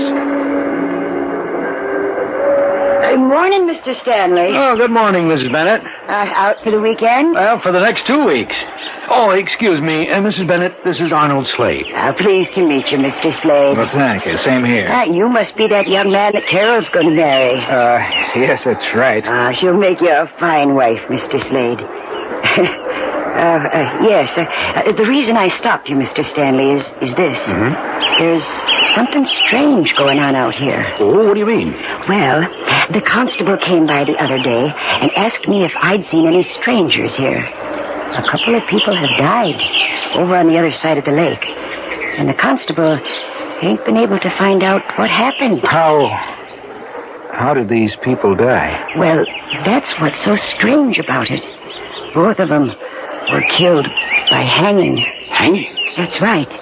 Old Mr. Taylor, who lived about a mile down by the shore, he was one of them, and he couldn't hardly walk. They found him swinging from a tree, but he was several feet off the ground, and nobody can figure out how he got up there. What the woman had said frightened me. It seemed as if we were getting deeper and ever more deeply into something from which we would never be able to get away. That night, it was Saturday, Jim and I went out for a walk. It was a particularly dark night. The moon was obscured by clouds, and as we walked along, I could hear the chirping of many crickets, and occasionally a bullfrog's hoarse voice raised in protest. Arnold, this thing has me worried. In what way, Jim? This whole thing. Last Sunday night and today when we stopped by the tree. And then what Mrs. Bennett told us. I've been thinking about it, too. Well, that's strange. What? The crickets have suddenly stopped. It's too quiet. Jim, it came from over there. We better take a look. Yeah. It's too quiet, just as you said. There must be something terribly wrong up here. I hope nothing... Arnold, huh? Look. Hanging from that tree, swinging back and forth. It's a man. What are we going to do? We better cut him down. No. We better call the authorities first. I guess you're right. Come on, Mrs. Bennett's got a phone. If we hurry, we may be able to get out a great deal of help to the authorities. Jim, did you notice how high that branch was? I saw it. Yes. Why, Mr. Stanley, it's you. Mrs. Bennett, may we use your phone? Well, I suppose so. Come in. Thanks. Thank you. But it's in the other room. Thanks. What's the matter, Mr. Slade? It looks like something's happened to upset you two. Well, it has. It certainly has. Constable? Why, what's happened? We were out for a walk. Yes? We heard a scream. I think you'd better We get ran out to here where right the away. scream had We come found a from, dead and man hanging from a we tree. found a man hanging from a tree. That's right, hanging. Yes, we'll stay here at Mrs. Bennett's. Yeah, thanks. Oh, what you're telling me the truth, young man? That's the truth, ma'am. Mr. Stanley, is what Mr. Slade told me the truth? I'm afraid it is. Oh, then no one is safe around here. I wonder who it was. What difference does that make, Mrs. Bennett? A man's been murdered. It makes a lot of difference, Mr. Slade. If it was Bill Roberts, then it was just like the other two. I saw him just the other day, and he said someone was playing a joke on him, that he'd been sent a little piece of rope shaped in the form of a noose. You are listening to the tale of The Hangman's Rope on this week's journey down the corridors of the Hall of Fantasy. We'll return to our story in just a moment. And now, back to our story, entitled The Hangman's Rope.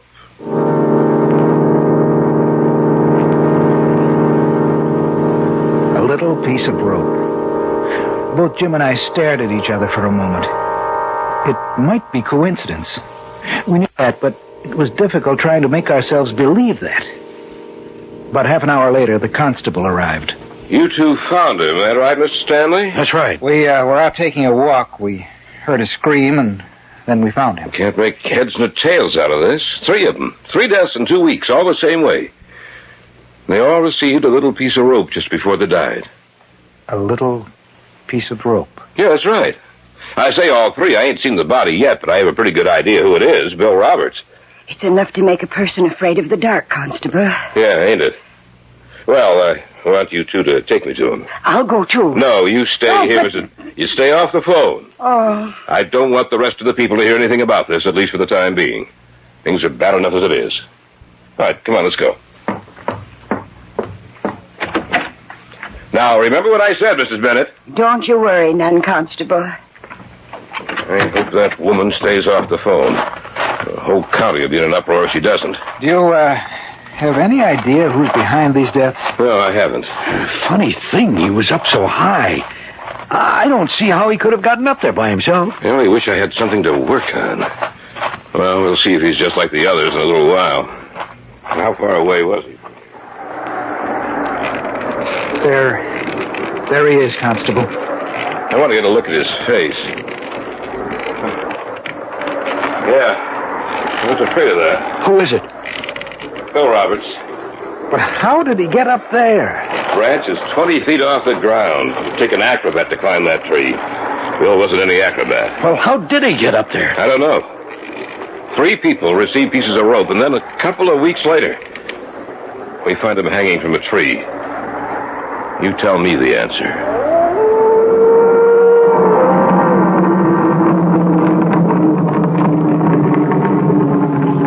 We cut him down, but it took almost an hour to get up on that branch to do it. We put him in the constable's car and drove him back to town. Before he left, we told him that we too had received the little gift, the noose of rope, which had been in 3 instances the forerunner of death.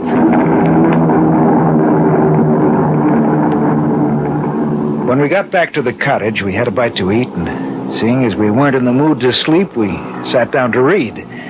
I picked up a little book I hadn't seen before and read it from cover to cover.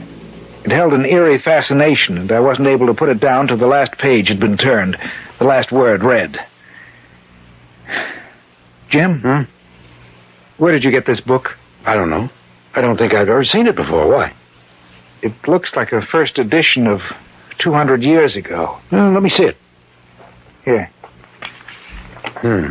A short history concerning the mysterious reappearance of Jack Ketch, a hangman who served as executioner for 23 years. I've never seen this book before. Well, then how did it get here? I don't know. Jack Ketch. Say, he was the hangman in England who took too much pleasure in his work, isn't that right? I think so. How much of this did you read? All of it.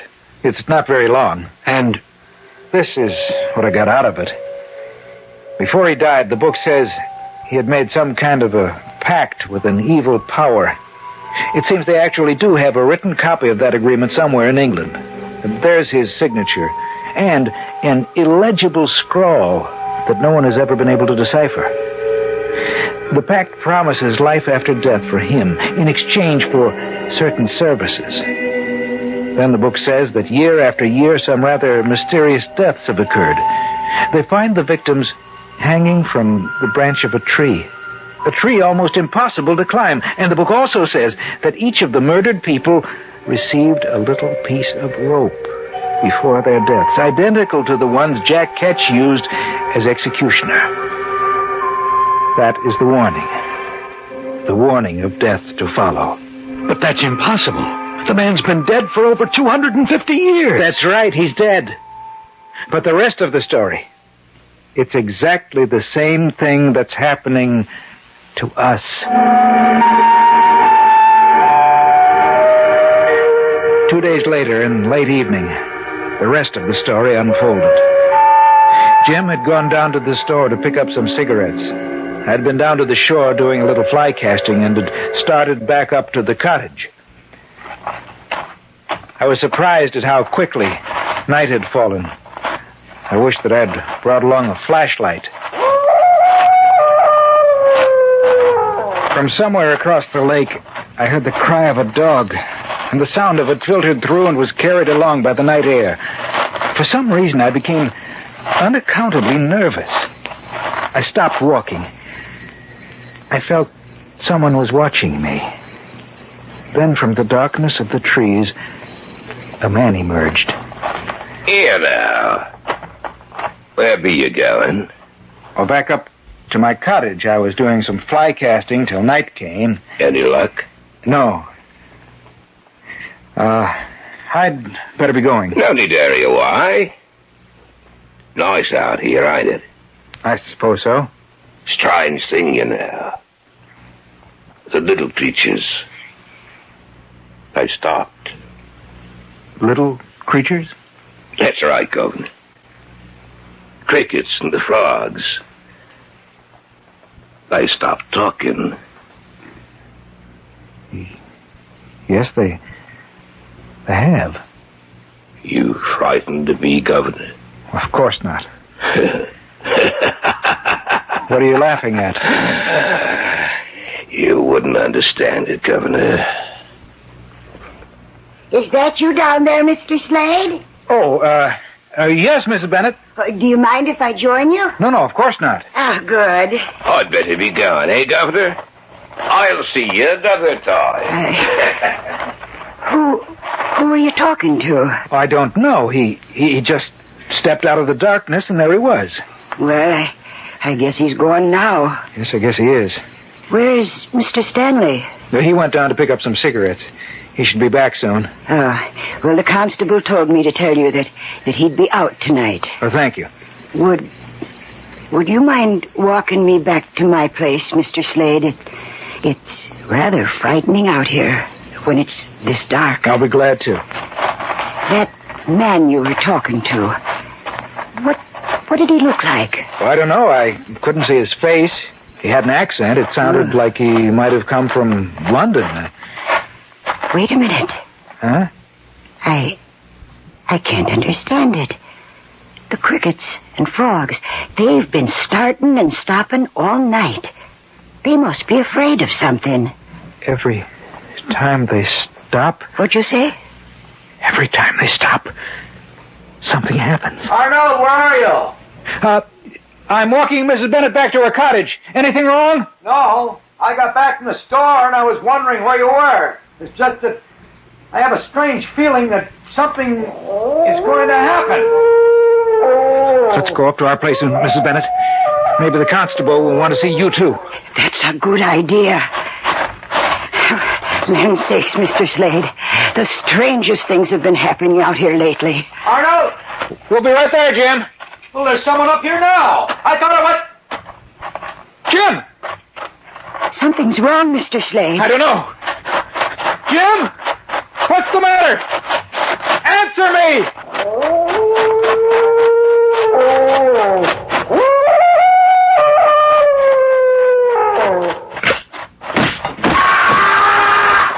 Mr. Slade, look! Oh, hanging from that tree. It's Mr. Stanley.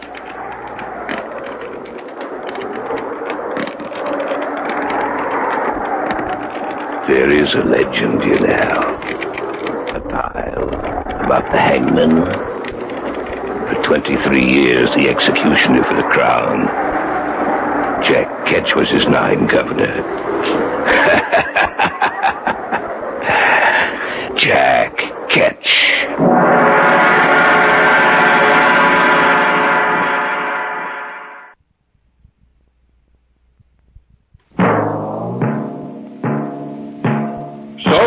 Tonight's tale of the unusual, the terrifying, the unknown. Join us again when next we journey down the corridors of the Hall of Fantasy to hear another strange tale of the supernatural. All characters and events portrayed in these programs are fictional, and any similarity to actual events or persons, living or dead, is purely coincidental.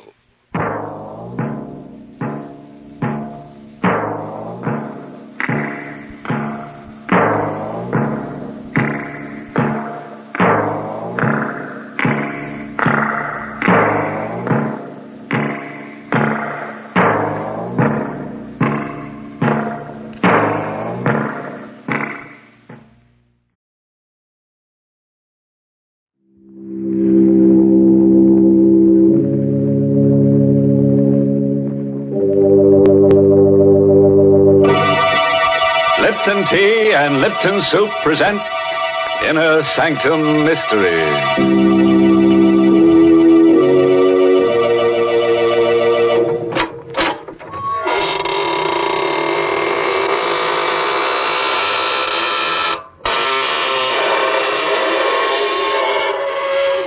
Good evening, friends of the Inner Sanctum. Here's your host at the creaking door. Through these portals pass the world's most horrified people. Oh, what's the matter? Did my happy medium startle you?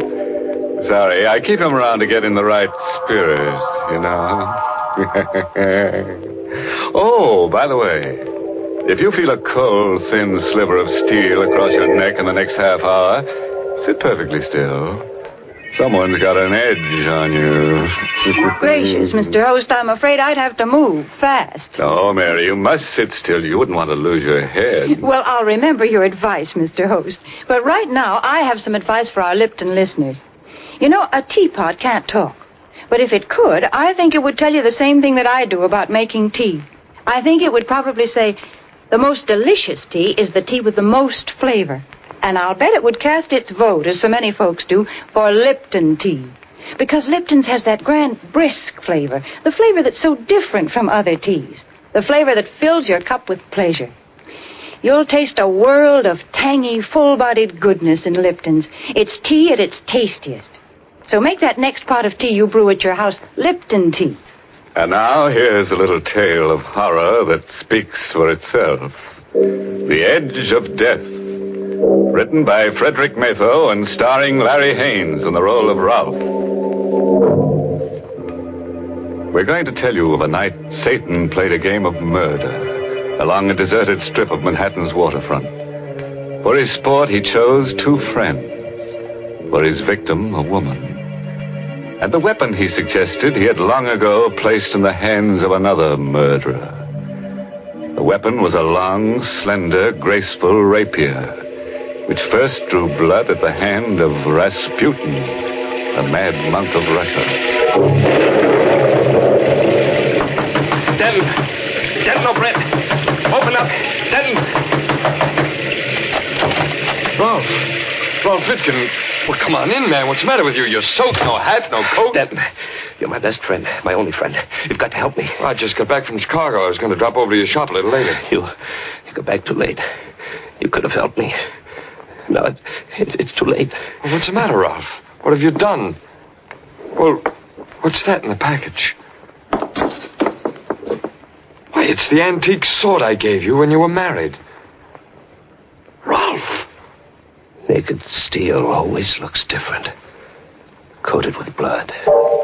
Ralph, you fool. You didn't... Yes. I just pierced a woman's heart with that rapier. About 15 minutes ago. Warned you about your temper ever since we were kids. You almost killed me once, do you remember? You warned me about my hobby, too. You said I had a psychosis. That's what we psychiatrists call it. Your unnatural love of steel blades, your worship of ancient weapons and tempered steel. It's off balance. There's nothing in the world more beautiful than a piece of true hand-forged steel. It's an art as old as man. Yes, I know. We've been over all that before, but now you're a murderer. And I want to know everything that happened. It's too late, then. I only Maybe I can dig something out of you that might help your defense. Now, Ralph, close your eyes. Close your eyes and let your mind wander. Tell me the first image you get. Tell me every detail, no matter what. I see the wedding. Here at your house. The guests have left. Ingrid is blonde and beautiful in white satin. She's standing beside me. And you come toward me with a package. Denton, it was so good of you to make such a beautiful wedding for us. You are the best man ever. Oh, no. Maybe the second best man ever. Ralph was best today. Well, you gave me some stiff competition, then. I've got another wedding present for you, Ralph. I waited till now to bring it out because I didn't think the others would understand. Here, open it. Do you like it, Ralph? Is it a good one? This is a good one. Why, it's the most beautiful rapier I've ever seen. The balance and the lines. Magnificent steel. Look, Ingrid. Isn't it wonderful? It will be the very nicest sword in your collection, darling. As well as your last. His last? Oh, yes, then. I promised Ingrid no more auction. And he'll keep his promise this time. I'm going to change, darling. Won't take me long. All right, darling, hurry. You really like that blade, don't you, Ralph? Like it. It's beautiful. Where did you find it? I saw it yesterday in a small, junky antique shop in the village. Little Russian fellow runs it. Oh, did he tell you anything about the blade? I mean, where he got it? No, but he said it was Russian. He said the hilt was black lacquer on rosewood and the steel was superior. He said something there. He mumbled on about wanting to get rid of it before the full moon. Something about it being an evil thing. He claimed it once belonged to Rasputin, the mad monk of Russia. Say, I wonder if it did. I doubt it. Anyhow, he finished by saying that whoever owned it would have evil luck and, failing to get rid of it before the full moon, would die by violence. I'll take it back to him if you like, Ralph. No, not on your life, then. But don't mention that nonsense to Ingrid, will you?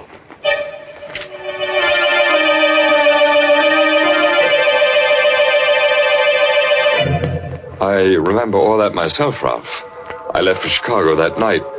Now, what's the next thing that comes to your mind as important? Well, about 3 weeks ago, I was working on some knives in the shop. Ingrid had left. I was alone. The shop door opened and she was there. She? Who, Ralph? Stasha. She was beautiful. Tall. White as marble. Dressed in black. And beautiful. I beg your pardon. What did you say? Oh, I'm sorry. You said beautiful. There's no cause to be embarrassed. I have heard this said before. What can I do for you, Miss... Kasov. Stasia Kasov. You own something that I would like to buy. Oh, what is it? A rapier. A Russian rapier. I saw it in your window as I passed. It's not for sale. Oh, really? Are you sure? I will pay you well. Say $100. Sorry. Very well. Perhaps you might change your mind. Here. Here is my card. Come and see me if you do. Well, thanks, but I... Shall we say before the next full moon, Ralph?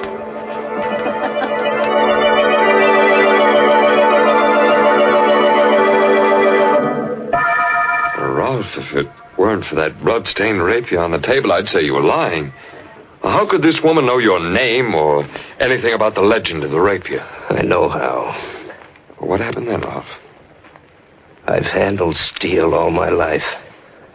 I've forged it, pounded it, tempered it, ground it to razor edge, and I've never cut myself. After Stasha left, I put the rapier to the stone. And as I worked, I kept seeing her eyes in the forge fire, glinting with evil beauty. Kept hearing her voice. Ralph, shall we say before the full moon?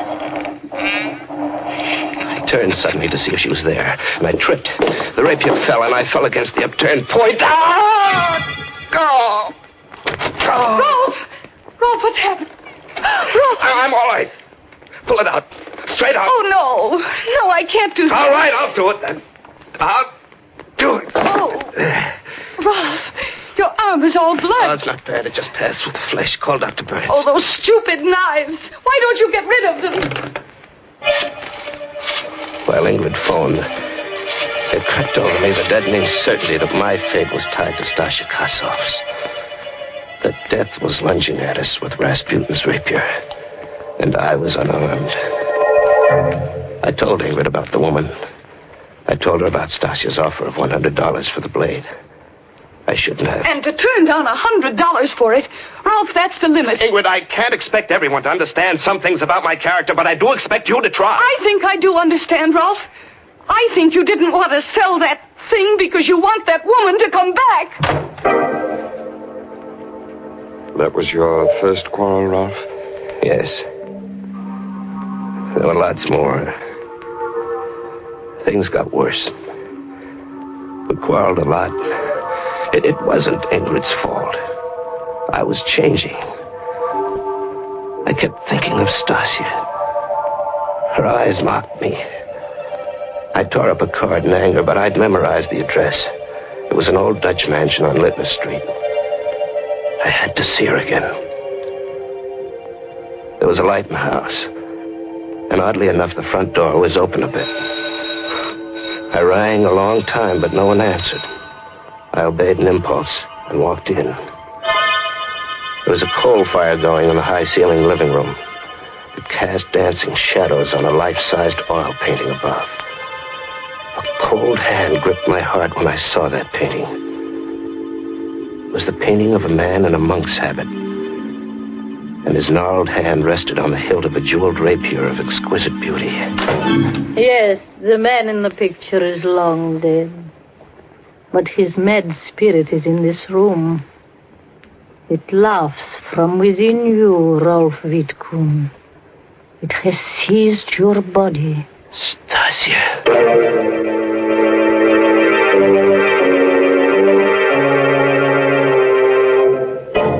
You know, if I were Ralph, I wouldn't be seen dead with somebody else's spirit. You can't tell what will happen to a man when the spirit moves him. Goodness, Mr. Host. That sword has certainly brought Rolf bad luck. Yes, Mary. It got him in trouble right up to the hilt. And we're only halfway through the story. Oh, yes, there's still a lot more excitement to look forward to. And I think looking forward to things is so much fun. For instance, imagine you're brewing up a pot of Lipton tea. Well, you know there's enjoyment ahead just as soon as that water starts bubbling in the tea kettle. The very sound of it is warm and cheerful and friendly, like Lipton's itself. And then, when you lift that cup to your lips, oh, there's such a deep-down satisfaction in Lipton's brisk flavor, because it's so mellow and satisfying, brimming with lively, full-bodied goodness. Yes, all those little promises of enjoyment are completely fulfilled in your first delicious sip of brisk-flavored Lipton tea. Well, you certainly have a point there, Mary. But now, back to Ralph Wiedkin as he tells his friend the events leading to the murder he has committed tonight. He's telling of his first visit to the strange house of Stasia Kasov. So the Kasov woman convinced you that the spirit or the ghost of Rasputin had taken possession of your body. And you fell for it. Oh, I fought against believing it, Denton. But it did explain so many of the strange promptings that had been stirring me all up inside. Did she say anything more about it? No. I turned to face her. She was a smiling column of white beauty, sheathed in black satin. Miss Kasov, how is it? Stasia. Call me Stasia. How is it you know my name? What do you know about the rapier? Does it matter? You have changed your mind, perhaps? About selling me your rapier? No, I came to ask you about it. Oh, you came because you are confused. We will discuss it. But first, let us have some tea. Yes? I examined the room while she was out of it. On the wall across from the fireplace were 5 oil paintings. All of them portraits of men. At first, I thought the light was playing tricks. It wasn't. Each face was painted with closed eyes. Each was a study in sleep or death. You like my painting? Come and sit down. We'll have tea and talk. Who are those men you painted, Stasia? The 5 men you see in those paintings, each own the rapier you now possess. Good Lord. Then they're... Dead. And the dates on the paintings? Those are the dates on which they died, Rolf. Each on a day of the full moon. Each kept the rapier beyond the time he should have. More tea? Stasia's eyes were eager and wide. My ears began to ring. I recall setting the cup down. I remember Stasia's voice a long way off. Russian tea strong, my friend, and so are Russian legends.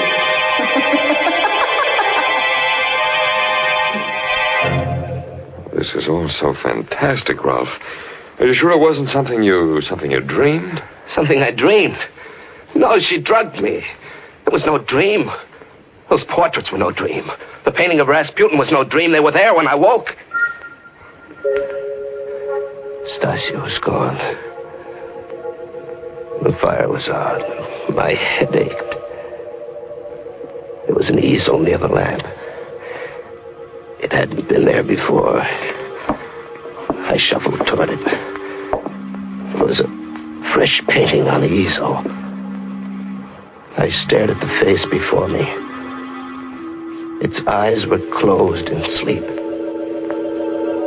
The face was mine. There was a date painted in it. It was January 15th. Why? Yes, that's tonight. I couldn't find Stasia, so I dashed out of the house, cursing like a madman.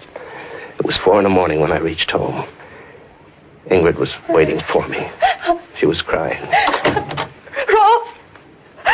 Rolf, darling, where have you been? Why? What difference does it make? You've been to see that Kasov woman. Yes, I've been to see that Kasov woman. Oh. I had to. I'm losing my mind, Ingrid. Something's trying to kill me. That woman knows about it. She knows how and when it'll happen. And the funny thing is, I don't care anymore. I don't care. Rolf, where are you going? Back to the shop. Back to that cursed rapier.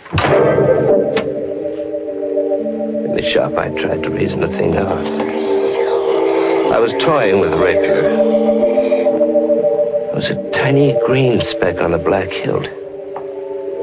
Idly, I picked at it with my thumbnail, and a chip of lacquer snapped off. The hilt was supposed to be wood. But here was what looked like a large emerald. My heart pounding, I chipped and picked at the lacquer until bit by bit I uncovered the most dazzling and richly wrought collection of jewels I'd ever seen. Set in solid gold were pearls, rubies, emeralds, and a magnificent star sapphire.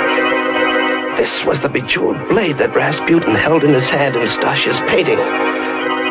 This was Rasputin's rapier. I returned to Stasha's house. Like the first night, the door was ajar. Like the first night, I walked in. I walked into the living room. I looked about. Nothing had changed. Nothing, that is, except that mine was the sixth painting, now hung beside the others. And the easel already had a fresh canvas. Stasha was already painting a new portrait.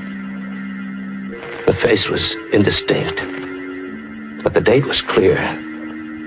1 lunar month from tonight. I gave up and walked home with the rapier under my arm. It was drizzling and foggy along the waterfront, and I was sick inside. I kept hearing Stasha's voice locked in my brain. Tonight is the last night you may own the rapier, Rolf. But there is a way out. A way out? How? There's no way out as long as either of us lives. There is a way out, Rolf. Kill her and come to me. Tonight is the night of the full moon, Rolf. If I own the rapier, you will be safe. Kill her, Rolf. Kill her and come to me. Somebody's following me. A woman. I could hear her high heels on the cobblestones. I'd just passed that little blind alley. You know, the one about a block away from my shop. I decided to trick her. I stopped short. I spun around and caught sight of a woman in black as she darted into the alley. It was Stasha. And there was no exit from that alley. I tiptoed to the entrance and leaped into its shadows. All I could see was a large empty carton against the far wall. She had to be behind it. I gripped the jeweled handle of the rapier until it burned my hand. Only one searing thought in my tired mind. Stasha must die. I took a deep breath and drew the needle-pointed steel back, aimed at where I judged a heart to be, and thrust.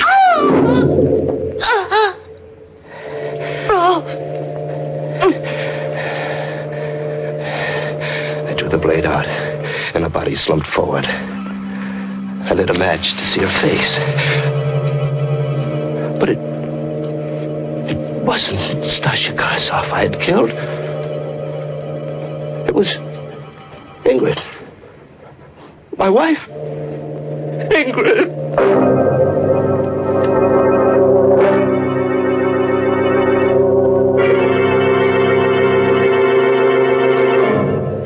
Stasia, it worked. My plan worked. Ralph reacted just as I planned it. You mean he did it? Killed her? A psychological masterpiece. He told me the whole story at my office 10 minutes ago. He killed her thinking it was you. And now that she is gone, you are happy. You will love me and forget her then. Oh, perfect, perfect. She picked that stupid fool instead of me. Now she's dead, and he'll die too. Oh, Denton, I'm so glad. I would do anything for you. Everything went like clockwork. This rapier I found in your attic, the legend I made up, the phony paintings of former owners, your flirtation, perfect. The perfect murder, I've done it. Did my acting please you, Denton? Oh, you were magnificent, but there's only one weakness to my plan, Stasia. What is it? When Ralph is picked up, there must be no way for anyone to find out that you and I know each other, Stasia. Oh, I know, and no one will know, darling. Ralph's fingerprints are still on this rapier. You'll be electrocuted for one murder. Might as well be for two. Denton. love you. I'm sorry, Sanctum. I love you. Still. I will wait for you. Very neat stroke, Denton. Ralph! I heard everything you said, Denton. But I didn't have to, I knew. No, don't move. The gun is faster than a rapier. How did you know, Ralph? Something I said tonight? No. No, something I saw. Stasia loved you. The painting I saw on her easel tonight, the one I told you she'd begun, was your portrait. The only way I knew was because, as an artist, she was conscious of the scar on your forehead. She painted that in first. The scar you gave me as a kid. Oh, you've a lot more brains than I gave you credit for, but at least we'll burn together. Sorry, Denton, I'll have to decline that honor. Oh! Rolf, am I too late? Ingrid, no, you're dead. Ralph, everything you told me at my house tonight was a lie. No, Denton. Your plan almost worked. I told you the truth. Except for the part about murdering Ingrid. You should have studied psychiatry, Ralph. I did, Denton. I had a good teacher. You.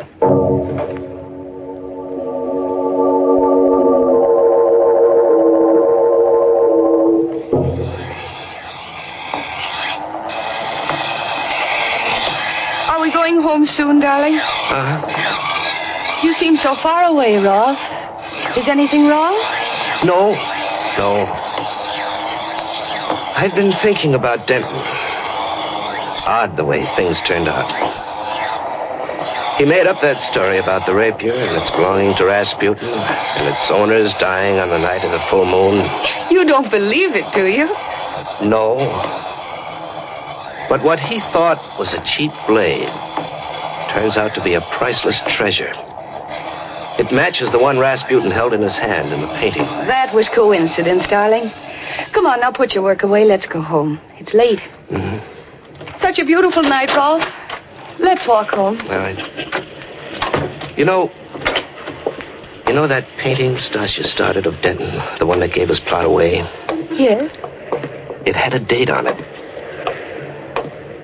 I wonder what ghostly hand guided her brush as she wrote that date. Why? The date she wrote was today's. There's a full moon. And tonight was the night Denton was electrocuted.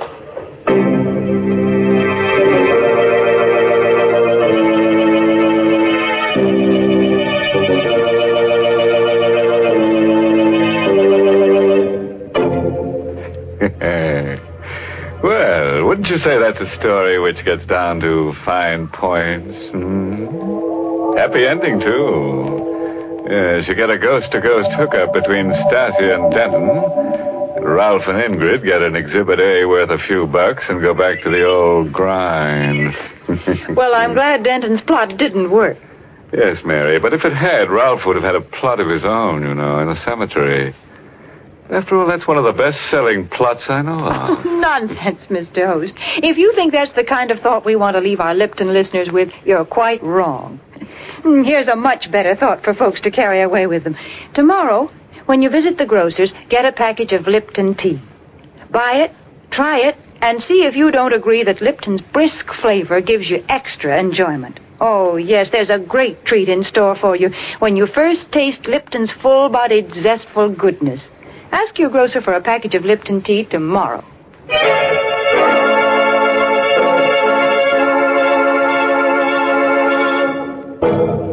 And now, friends, in case you're wondering, we do have a moral for tonight's story. It's short and sharp. Knife can be beautiful if you keep your temper. And look out for people with an axe to grind. They may be trying to get ahead of you.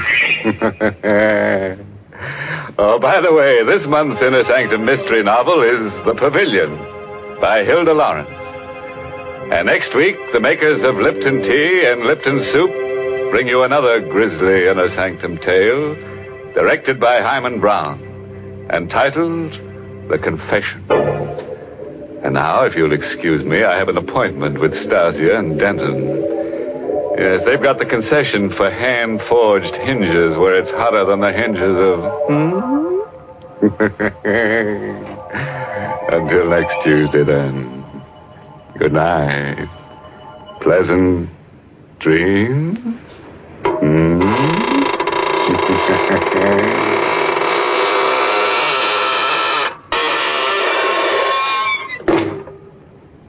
Got tomorrow's meal on your mind?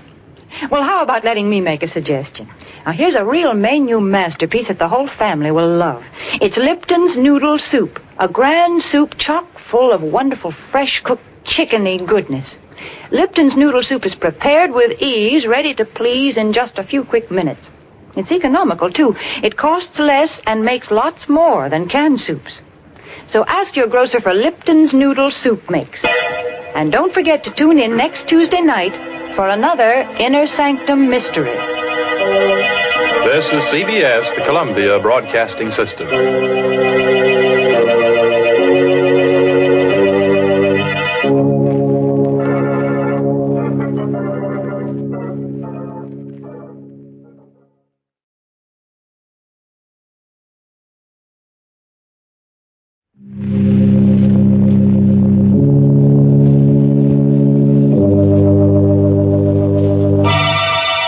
Lipton Tea and Lipton Soup present Inner Sanctum Mysteries.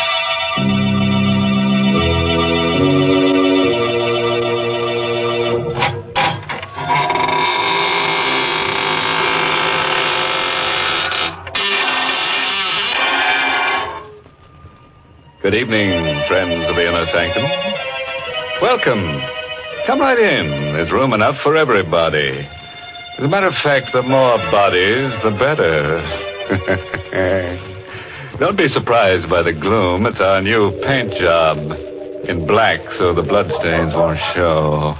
Why, Mr. Host, that's an awful thing to say. Giving all these nice people the wrong impression about our program. Oh, on the contrary, Mary. You know very well that our proceedings here are rather terrifying and our little family a bit on the gruesome. Of course, it used to be different in the old days of Inner Sanctum, but since then we grew some. We have indeed, Mr. Host. But now, while you're busy making last-minute arrangements, I'm going to enjoy a chat with our Lipton listeners. When you dip up the teapot and pour yourself out a cup of Lipton tea, what a lively, inviting fragrance curls up from the cup to greet you. And above all, what sheer delight there is in Lipton's delicious taste. You say to yourself, there must be a reason why Lipton tea is so much more enjoyable than any tea I've ever tasted. And friends, there is. It's Lipton's brisk flavor. Briskness in a tea is what folks like. And brisk is the very word the tea experts themselves use to describe Lipton's hearty, more flavorful goodness. So no wonder tea drinkers love Lipton so much. Unlike ordinary, dull-tasting teas, Lipton's has a world of fresh, lively, full-bodied flavor. And because it's brisk-tasting, more people buy and enjoy Lipton's than any other brand of tea in the world. Chances are you'll prefer it, too. Try this tangy, more flavorful tea soon. It's Lipton tea. Brisk-flavored Lipton tea. And now, friends, draw up your chairs. Dim the lights and listen to a story designed to freeze the spine and set the teeth on edge. It was written by Michael Sklar and Richard Manoff, and it's called The Confession. Our star is Santos Ortega, who plays the role of Alex. The last thing I remembered was the gunshot, the thud of the bullet, and the burning pain in my stomach. Then everything got black.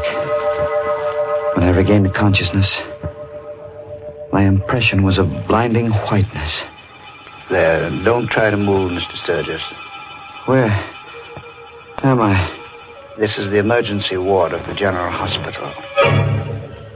I felt no pain, Just an overall numbness and a desire to sleep. Am I going to die? Yes.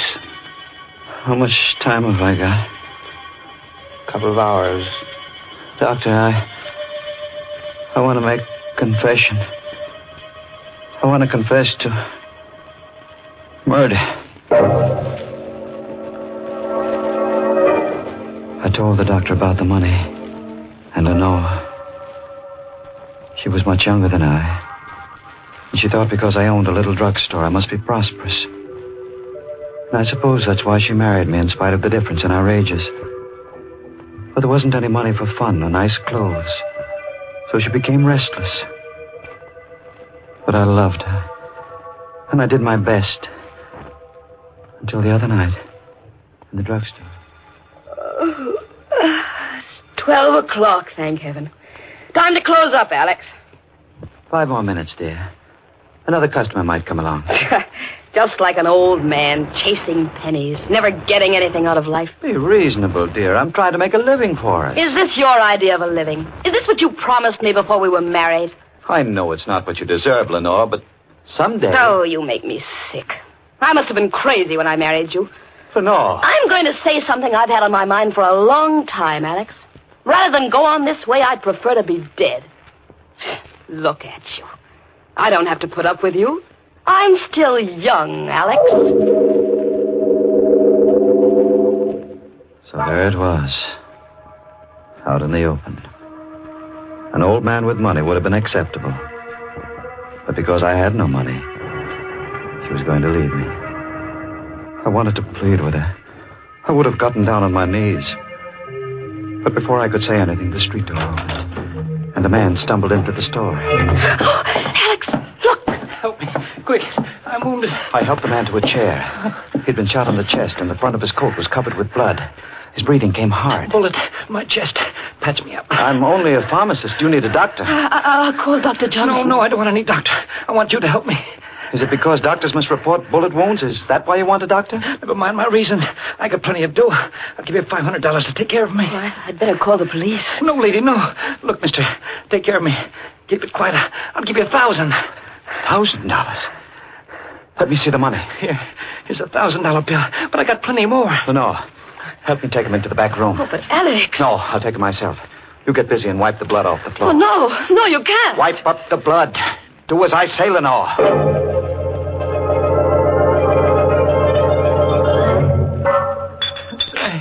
What's taking you so long? I'm looking for a certain medicine among these bottles. Give me something to stop the bleeding. Hurry. I'll be ready for you soon. Oh, Lenore, did you get the floor clean? Yes, it's clean. How is he? He's in bad shape. Weak from loss of blood. Alex, you haven't done anything for him yet. Be quiet. But you've been in here 5 minutes, and he's just like he was before. Alex, you're stalling. Oh, the hell. Alex. Let him lay there. But he's dying. I know. Alex, call the police. No. Are you going to let him die? Yes. That's as bad as murder. I didn't shoot him. It's not my fault if he dies. Lenore, he's got money. Thousands of dollars. No one knows he came here. This is our chance, Lenore. What do you mean? I'm going to let him die. Take his money, and then get rid of his body.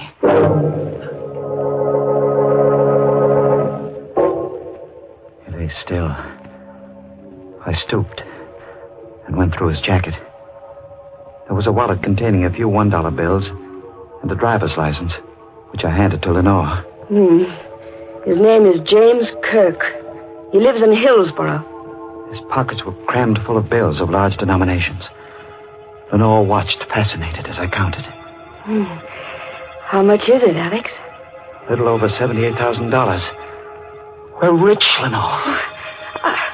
I'm frightened. There's nothing to be afraid of. All we have to do now is wait until he dies and get rid of the body.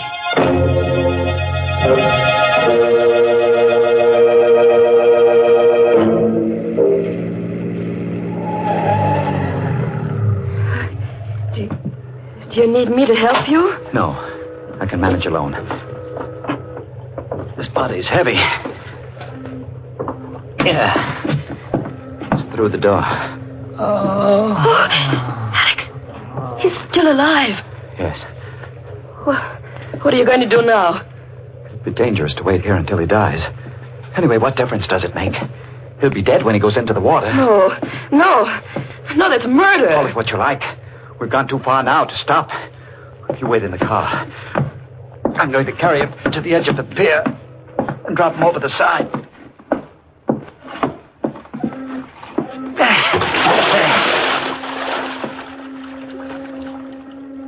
He's gone.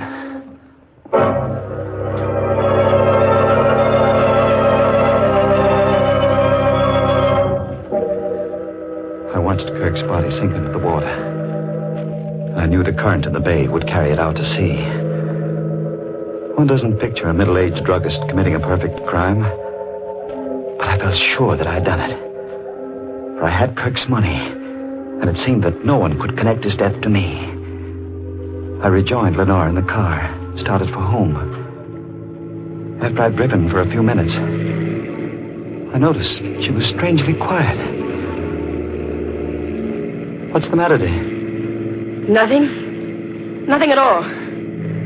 Something's troubling you. What is it? Nothing. You act as though you're afraid of me. No. You are afraid of me. Lenore, why? I never saw you act this way before. Something's happened to you. You're different. Oh, nonsense. Don't you feel it, Alex? You're a murderer. No. You wouldn't even wait until he was dead. Listen to me, Lenore. Whatever I did for your sake. I wanted the money for you, so you could be happy. Oh, how can I be happy with this thing hanging over us?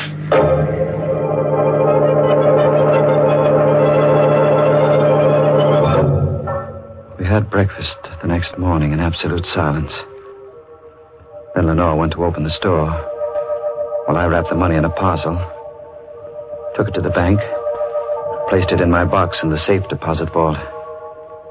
No one paid any attention to me, although the bank was swarming with police detectives. From the bank, I went directly to the drugstore and found a man there waiting for me. Mr. Sturgis? Yes? Biggert is my name. Mark Biggert. What can I do for you? I'm an insurance company detective, Mr. Sturgis. I'm investigating the First National Bank robbery for my company. I want you to tell me everything you know about that robbery.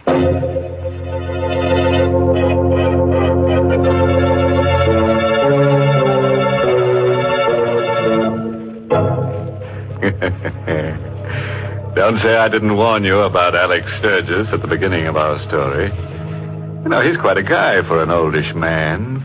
A real killer. He thinks death begins at 40. Mr. Host, I think Alex Sturgis is a perfectly dreadful person. Oh, but he's a good druggist, Mary. Just the man to go to if you have to fill a prescription for murder. Well, we've certainly had plenty of prescriptions for murder, mayhem, and arson on our program, Mr. Host. But now I've got something different, a prescription for enjoyment. The directions are pleasantly simple. First, just stretch out in an easy chair in front of the fireplace. Then make sure there's a cup of brisk-flavored Lipton tea at your side, and your pleasure will be complete. There's just nothing more delightfully good than the zestful flavor of Lipton tea. It's so bright and refreshing and satisfying. Its familiar, welcome fragrance seems to fill the whole room with summer.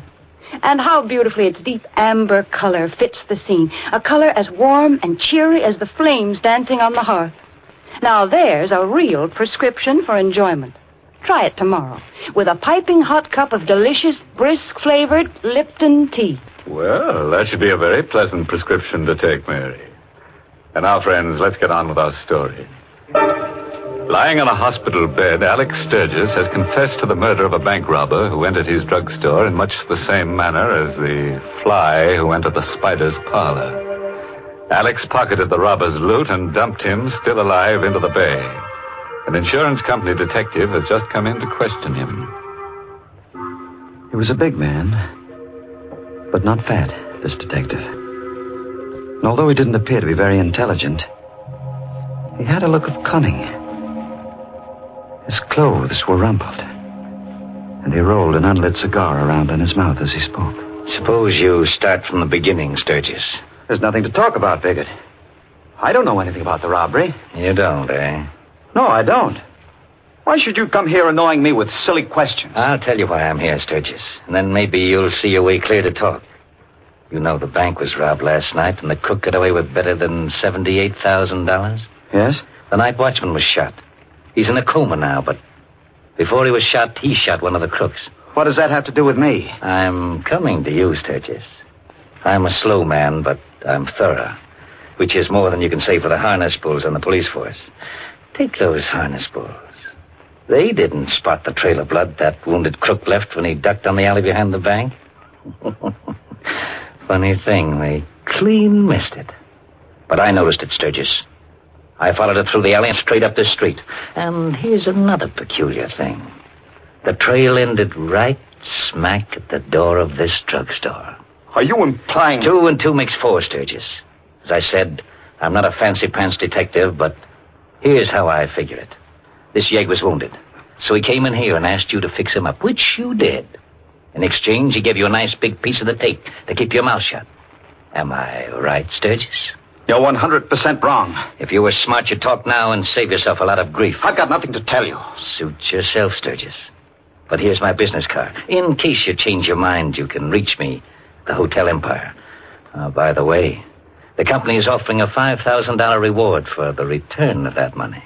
I'm not interested. Good day. Okay. It's your next, Sturgis. I'll be seeing you. Alex, I heard what he said. He knows. I should have thought of the blood outside. How can you stand there and act so calm about it? He knows, I tell you. Take hold of yourself, Lenore.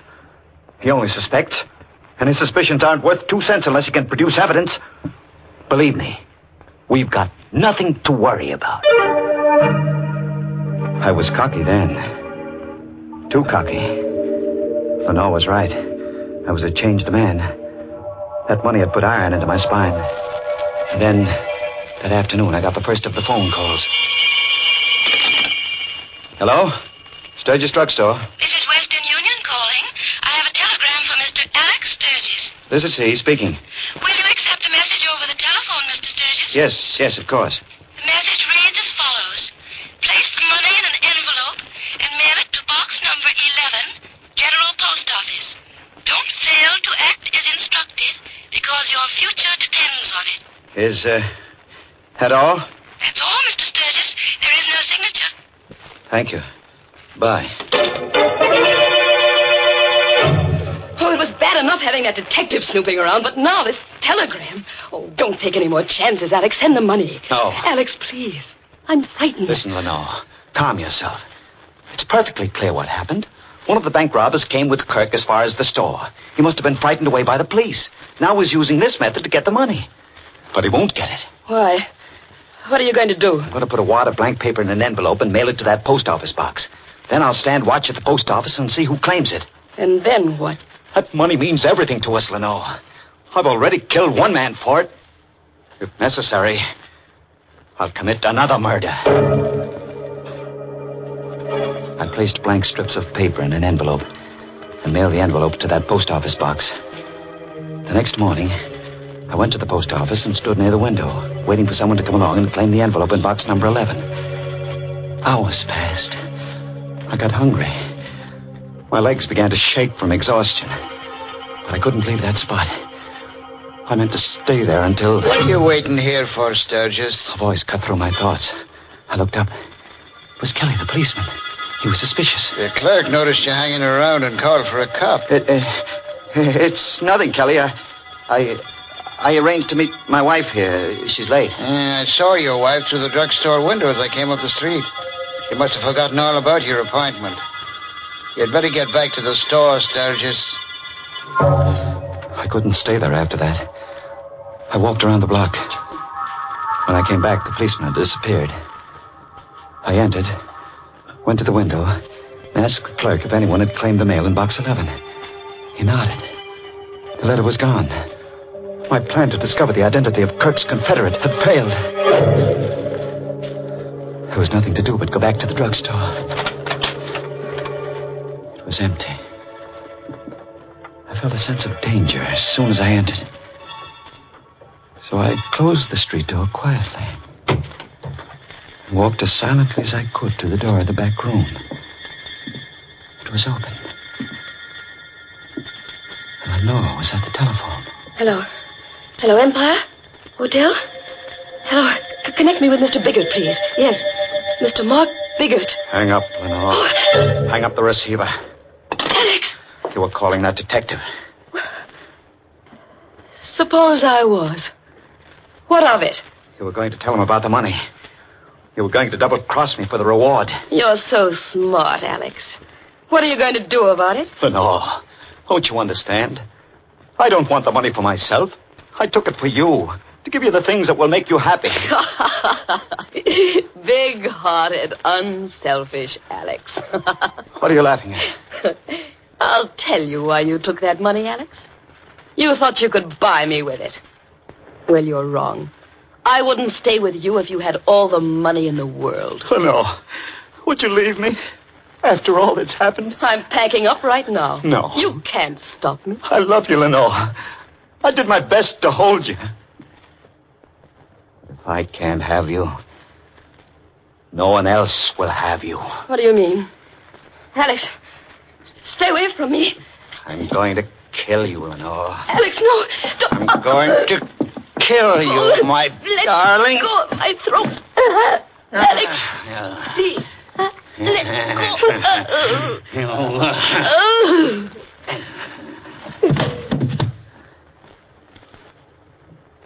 She's dead.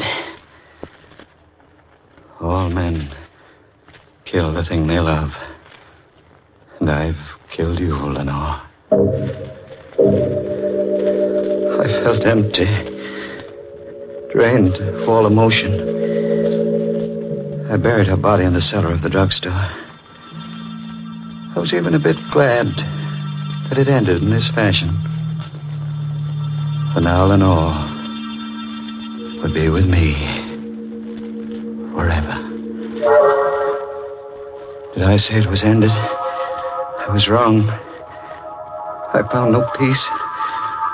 For the very next morning, Biggert came to the drugstore. Good morning, Sturgis. Nice morning, isn't it? What do you want? Just stopped by to have a chat, Sturgis. Been giving a lot of thought to the First National Bank robbery. You know, that night watchman came out of his coma this morning. Why, tell me about it. I thought you might be interested. Here's an angle, Sturgis. The watchman says the robbery was pulled by only one man. One single crook, and he was shot. Nice angle, isn't it? Is it? Yes, it gave me a new idea, Sturgis. Now, I'm no Sherlock Holmes, but I figure it this way. That crook came in here and asked you to fix him up. We've gone through this before. I'm going to take it a little further, Sturgis. The crook asked you to fix him up, but you got a peek at all that money. So you let him die, took the money, and disposed of the body. How's that for a theory? Very clever. But can you produce the body? No, the police haven't been able to locate it, but I'm not discouraged, Sturgis. Those harness bulls aren't very smart. I'll find that body. And when you do? I'm an insurance company, Dick Sturgis. I want that $78,000. When I find that body, I'll come around here and you'll cough it up. I've told you before, I know nothing about that robbery or the money. Now I've got work to do. Suppose you run along. Okay, Sturgis. So long.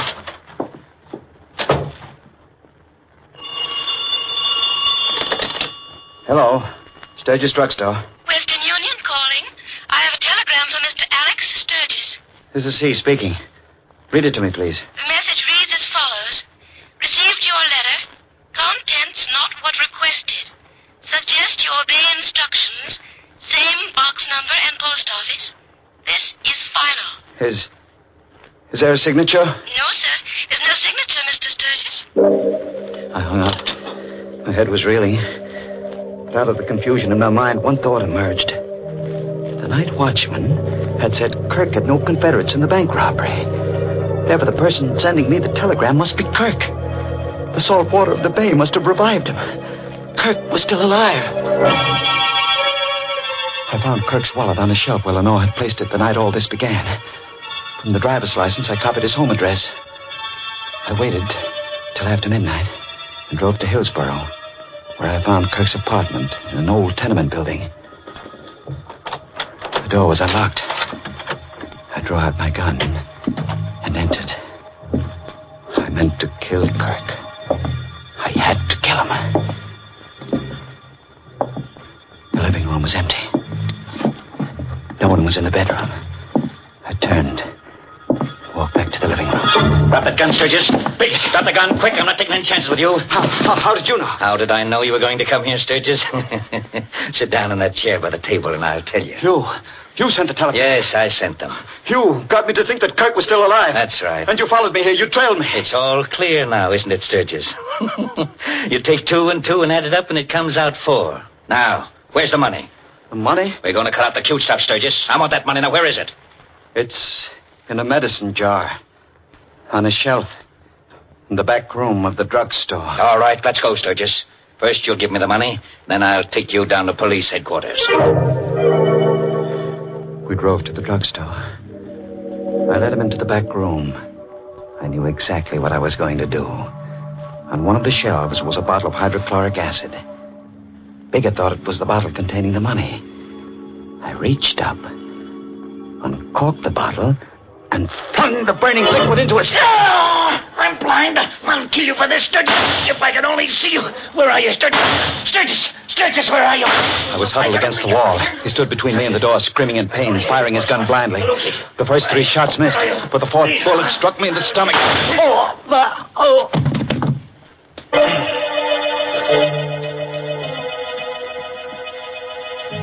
The last thing I remember is Bigot running out of that room, shouting for help. I lost consciousness soon after. When I came to, I found myself here in this hospital. You know the rest of the story, Doctor. That's your confession, eh? That's my confession. Did you get all that down on paper, Mr. Biggert? Got every word of it, Doctor. Bigot, how did you get here? I thought hydrochloric acid. You thought you blinded me permanently, but not enough of the stuff got into my eyes to do any real damage. Lenore.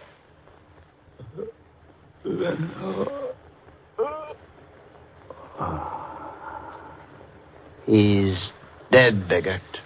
I've seen a lot of funny cases in my time, Doc, but this beats them all. He's a man who commits murder to get a lot of stolen money for his wife. Then he kills his wife. And finally, he gets killed himself. And the money? The money is safe and sound in the bank safe deposit vault.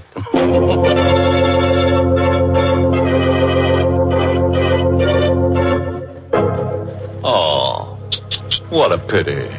Exit Sturgis. Yes, Bigot smoked him out just like a poor fish. Smoked Sturgis. Think of it, a respectable pharmacist ending up that way, and all because of his wife. Now, there you go again, Mr. Host. Always blaming it on a woman. Oh, come, Mary. You know very well that was Lenore's fault. If you ask me, Alex should have tossed her aside and tended to his business. He never would have been nabbed by the copper. But the fool, he didn't think of it. Now the world is iridium. Goodness, Mr. Host. Well, after all that, I hope you won't mind if I get serious for a moment, because I have a very important message for our listeners.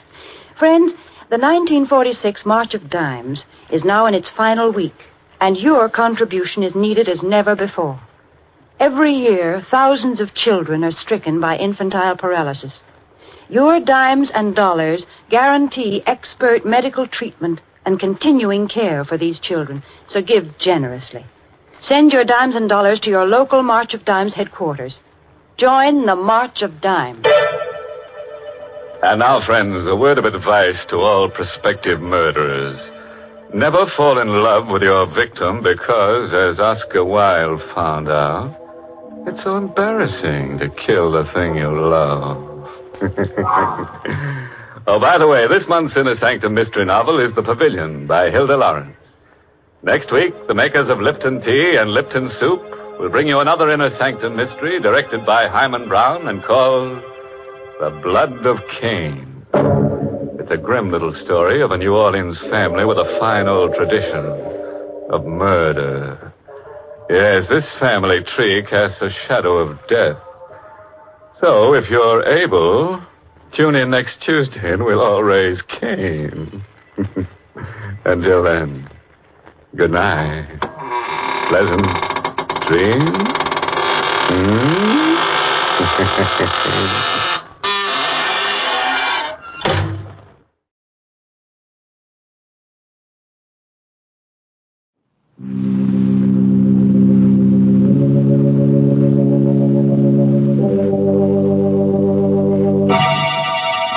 Lipton Tea and Lipton Soup present Inner Sanctum Mysteries.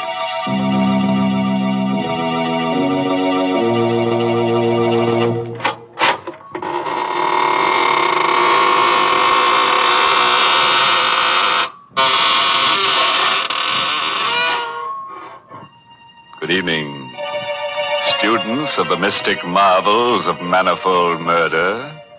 This is your host, extending a cordial invitation to step through the creaking door of the inner sanctum, where we probe deep into the dark and cavernous depths of men's souls to see what makes them kill. Our clinic here is the whole vast world of crime. And you who listen in may hear us dissect our characters at a safe distance. And unless your nerves are strong, you'd better take my advice and keep your distance. Why, Mr. Host, that's not the kind of advice to give folks. It sounds unfriendly. Well, what would you suggest, Mary? Well, give them some sort of friendly advice. Like pointing out to them the extra delight they'll get from a cheering cup of Lipton tea. Then go on to tell them why Lipton's is so downright delicious. Tell them that the reason is Lipton's brisk flavor. And don't forget to mention that brisk is the tea expert's own word for the spirited, full-bodied flavor of Lipton's. So refreshing and so zestful. Explain that Lipton's brisk flavor is never flat, but always lively and satisfying. And in closing, remind them to try Lipton's soon, because in every cup of Lipton's there's extra enjoyment. And now that's the kind of advice you should give folks. Well, Mary, you seem to have given it to them already. So we can go ahead and get launched on Skeleton Bay.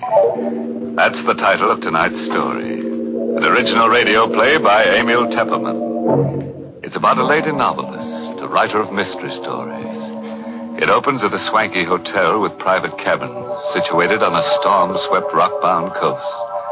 The story itself is all about... you guessed it. Murder. And here's Betty Lou Gerson as Carol De Winter, the lady novelist, who will give us a blow-by-blow description. I'll tell you first about the night I met Michael Barrett. It was in August at Skeleton Bay. I'd come to the hotel supposedly for a rest. That was what I kept telling myself. But in reality, I didn't know why I'd come here. Skeleton Bay. I'd seen the name advertised months ago. Skeleton Bay. Since then, it's kept hammering at the inside of my brain. It's like the voice of implacable fate commanding.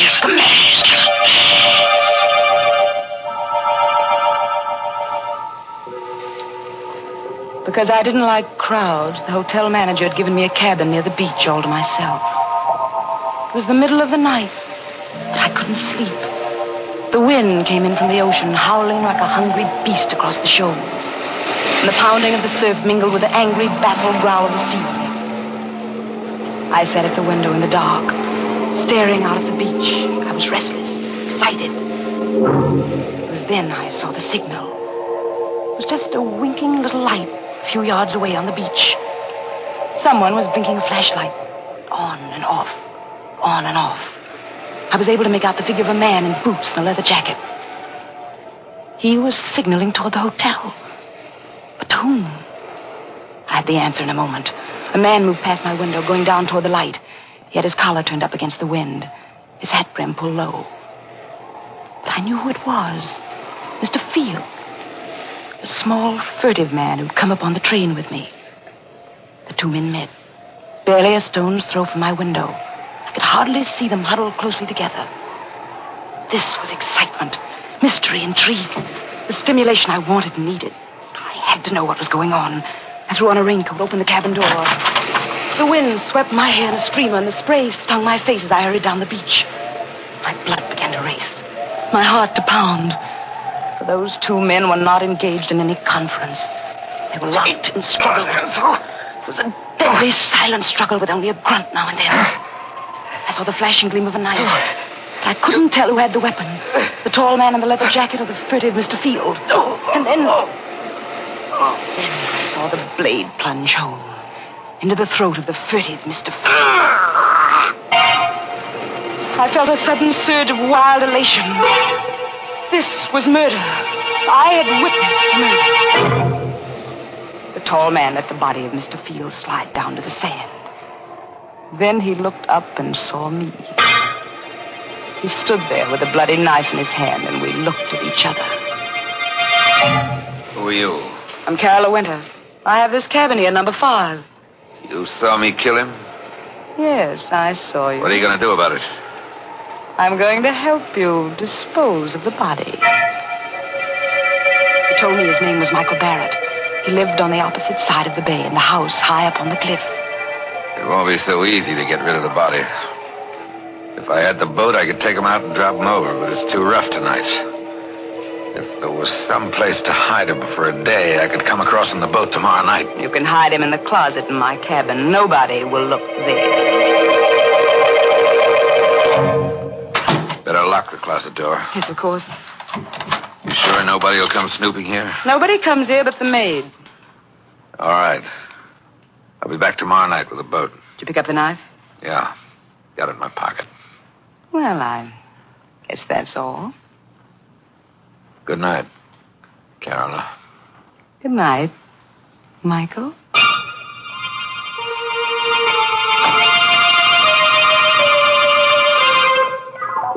All night I sat up alone, with the locked closet door between me and the staring, sightless body of Mr. Field. At breakfast the next morning, they'd already discovered the disappearance. And the maid says his bed wasn't slept in at all. Think he could have committed suicide in the ocean. You such a I hurried through my breakfast listening to the gossip all around me. Now, in broad daylight, I could hardly believe the thing had really happened last night. You know, the hotel manager thinks it might be murder. I heard him phoning for the police. The police? I hadn't counted on that. Anything wrong, my dear? You look sick. I do feel a bit dizzy. I think I'll get some fresh air. Oh, poor dear. It must be quite a shock to her. She came up on the train with Mr. Field, you know. Out in the open air, I let the wind cool my fevered face as I hurried down toward the beach. It was only 9:30 in the morning. A whole day. A whole evening before Michael could come for the body.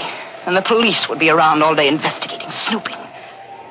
And all the time, Mr. Field would be sitting in my closet, staring blankly out of his sightless eyes. When I reached my cabin, I put a hand on the doorknob.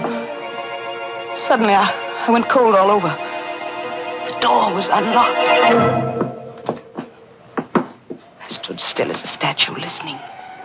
Yes, there was someone inside. Someone moving around. I only had my handbag. I had a pistol in it. I always carried it for protection. But my handbag was inside on the dresser. Slowly, I pressed the door open. Half inch, an inch. And then the door creaked. Is that you, Miss Winter? The maid. It was only the maid, of course. She'd be making up the bed. Why hadn't I thought of that? Miss Winter, is that you? Yes, it's I. What are you doing in that closet with those keys? Why, they're just my pass keys, Miss Winter. I was just going to tidy up the closet. I didn't ask you to do anything to the closet. Well, but that's part of the job, Miss Winter. I'm supposed to do that in all the rooms. Well, you leave this one alone. Keep away from that closet, do you hear? Yes, Miss Winter. But I was only trying to help. When I want your help, I'll ask for it. Now, please leave at once. Just as you say, Miss Winter. I'm sorry if I did anything wrong. Did she suspect anything? I hadn't liked her tone. Why? Why had I been so sharp with her? Now she'd surely think there was something in the closet. Something she shouldn't see.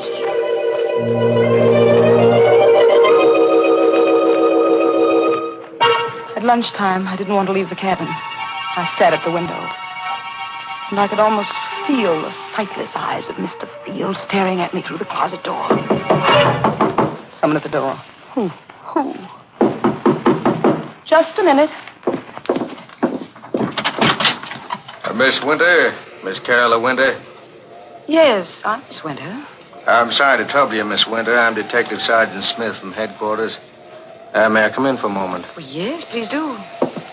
What can I do for you, Sergeant Smith? We're out here investigating this Field business. He hasn't turned up yet. Well, I'm sure he will in time. Well, I wish I could be so sure, Miss Winter. What do you mean? We've gone through his room. Found some mighty queer things. Queer things? It seems this Mr. Field's in some sort of racket. There's a good chance he may have been murdered. You don't say. I understand you came up on a train with him. Yes, that's true. Yeah. Did you have any conversation with him on the train? No, none at all. You're the Carolyn Winter who writes the mystery novels, aren't you? The same. Yes, I've read every one of them. They're darn good, Miss Winter. Why, thank you. Do you think you'll get a plot out of this?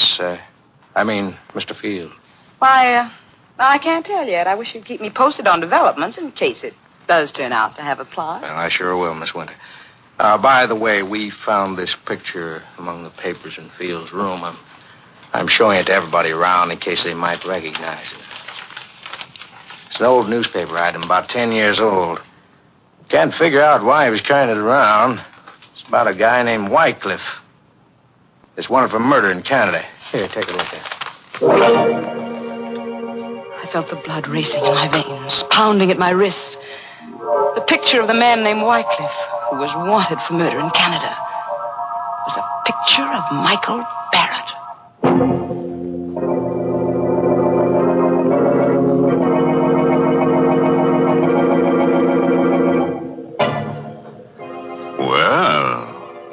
It looks as if Michael Barrett is a lucky guy, with a beautiful woman ready to commit murder for him.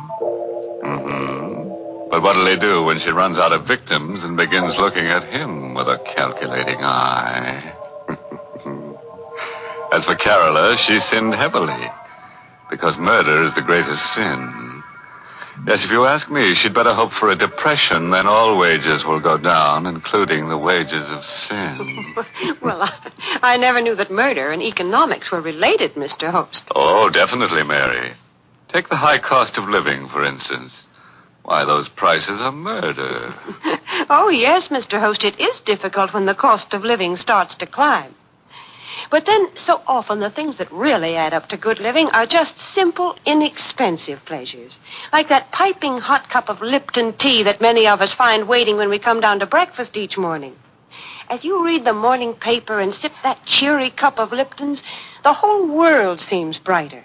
It's simply wonderful the way that lively, spirited Lipton tea gets you off to a fresh start. For Lipton's brisk flavor gives you all the natural zest of tea at its best. Gives you extra delight, extra satisfaction. So remember this, folks. At breakfast time, dinner time, or any other time when you want a grand, refreshing drink, pour yourself a cup of Lipton tea. And now, let's get back to the rock-bound coast of Skeleton Bay and see how Carola entertains the grisly guest in her closet. I don't remember now how I got rid of that Detective Smith. I told him I'd never seen the man in the picture and sent him away. The day was interminable. From my window, I could see the guests moving about the beach, but none of them went in swimming. The weather was too rough. I wondered if Michael would be able to bring the boat over tonight. If not, how much longer could I sit guard over Mr. Field in the closet? Now and then, I'd see Detective Smith poking around on the beach. And then, without warning, he was standing over the very spot where Michael had stabbed Mr. Field. I watched him bend down and examine something. Was there a telltale drop of blood there? Did Smith know that was the murder spot? I saw him frown. Then he stood up, walked quickly away. I had to know what it was he'd seen there. I slipped on a coat, went out. started toward the spot on the beach. Going somewhere, Miss Winter? Oh, it's you, Detective. Going anywhere in particular? No, I'm just going up to the hotel for dinner. It's almost dinner time, you know. Oh, fine. I'll walk up with you if you don't mind. Not at all. Hey, can I help you? I'll take your arm there. Thank you. The sand is so soft. Yes, it's still wet. We had high tide last night. Miss Winter, Yes? you a sound sleeper? Why do you ask? Well, I just thought maybe you might have heard something last night. Like a fight or something? Fight? Yes. I was just looking at the sand back there, down near your cabin. It's all messed up, stamped around. What's that got to do with me? Oh, nothing at all. Except I think there was a fight there last night. Maybe that's where Mr. Field was killed. You think Mr. Field was murdered? It's beginning to look more and more like it, Miss Winter.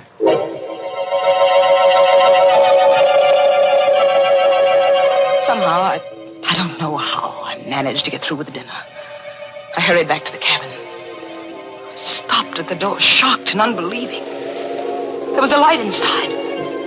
Someone was in there. This time, I had my handbag with me. I took the pistol out. Once more, I inched the door open. It happened. The thing I feared. The closet door was open. And there was the maid, stooping over the body of Mr. Field. What are you doing there?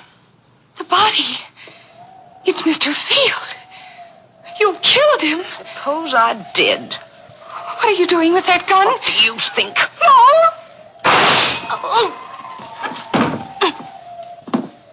The wind was high, and the weather was rough. And fortunately, no one heard the shot. I pushed her body into the closet next to the body of Mr. Field and closed the door. Now I was a murderer, too.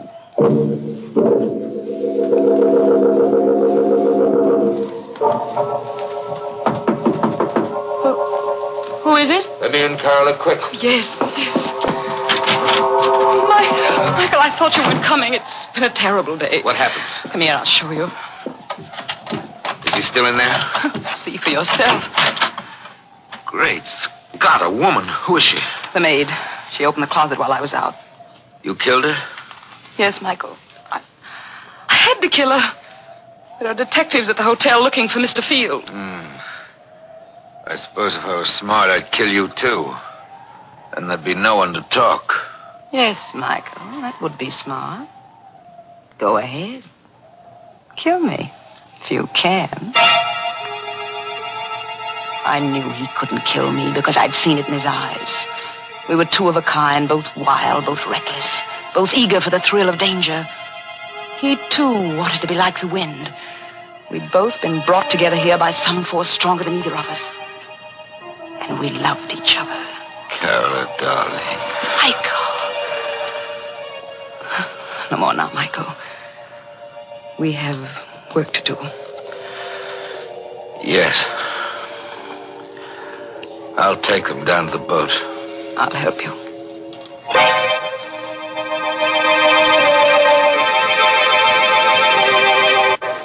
We carried Mr. Field and the maid down to the boat. I'll take them out away and dump them. And after that, Michael? After that, then I'm going home. To your house on the cliff on the other side of the bay? Yes, Carola. Michael, take me with you. What? Take me with you to your house up there on the cliff. I'm sorry. I can't. You can't? Why can't you? Isn't anything I can tell you. What are you hiding up there in the house on the cliff? You mustn't ask. Please, Carola, you mustn't ask. Why, you're married. You have a wife up there. No. Then what? I can't tell you. But you're going away, leaving me forever. Not forever, Carola. Go back to the city. I'll come to you soon.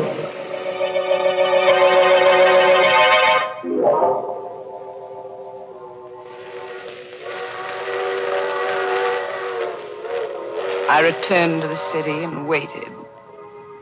I waited a week, a month. But Michael Barrett did not come. I wrote to him, but there was no answer.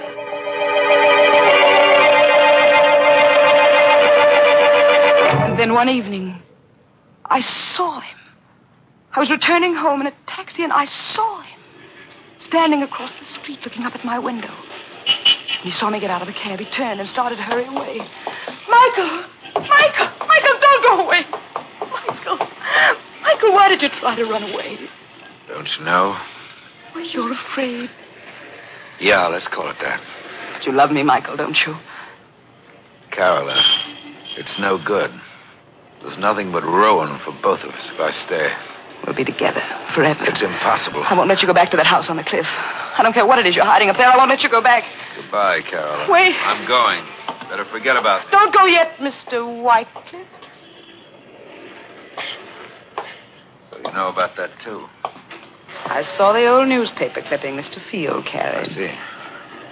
Why are you looking at me like that? Do you know why I killed Mr. Field? Because it tried to blackmail me about that old murder. But, Michael, dear, I'm a good deal smarter than Mr. Field. You see, I write mystery novels. I know how to handle such things. What do you mean? Wouldn't do you any good to kill me. I've written out all about you. Your real name and about that old murder in Canada would be found if I should ever be killed. Oh. Michael, darling, I'm blackmailing you. There's only one thing I want from you. Your love. It shouldn't be so hard for you to meet my terms. All right, Carola. You win. We'll be married tonight.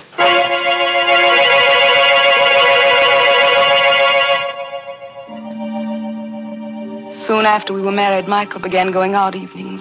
Once, sometimes twice a week. Staying out all night. He'd return late the next day. When I asked where he'd been, his temper would flare up into something terrible. I stopped asking, but I couldn't rest. I had to know where he went. One evening, I followed him. He boarded a train for Skeleton Bay.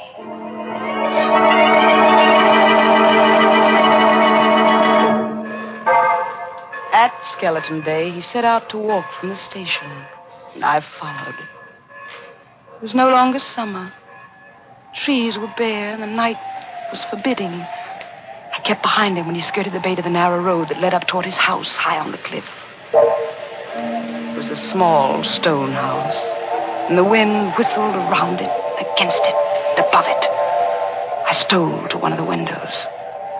It was barred, like a prison. Carefully, I raised my head above the sill, peered into a lighted room. Michael was there, with a woman.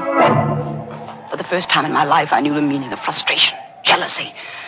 Michael told me he wasn't married, but this woman, I'd helped him to do murder. I'd killed for him. I'd lied to that detective for him. And all the while, this was the secret he'd been keeping from me. I opened my handbag. I took out the pistol. I looked into the room again. The woman was alone now. Michael was gone. So you came up after all, Carola. Michael, you sneaked out. You knew I was here. I'm sorry you saw through that window, Carola. Is that your secret? That woman? Part of it, but it's the part you mustn't know. But I do know it now. That's why I've got to kill you, Carola. That knife. You still got that knife? Yes, Carola. Well, I've got this, Michael.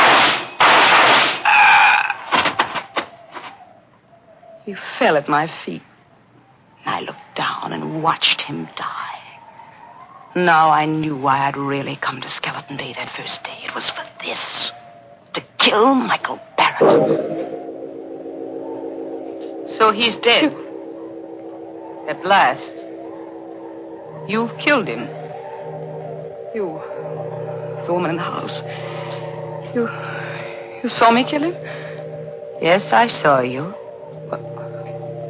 What are you going to do about it? Help you dispose of the body, of course. Help me dispose of the body. Well, those were the very words I'd said to Michael Barrett down there on the beach. Now this woman was saying them to me. Who are you? I'm Lisbeth Whitecliff. I'm Michael's sister. Sister? And you want to help me dispose of his body? See the bars on those windows? Yes. I've been a prisoner in this house for 10 years. You what? Michael killed the man I was going to marry 10 years ago in Canada. He murdered him. But this house, this prison... Michael brought me here. He's kept me a prisoner because he knew if I got free, I'd tell the world he was a murderer. That's the secret. The secret he wouldn't even tell me. I shot her. Yes, I killed her, too. There outside the house, and she fell beside Michael. And I rolled both bodies over the cliff, down into the sea.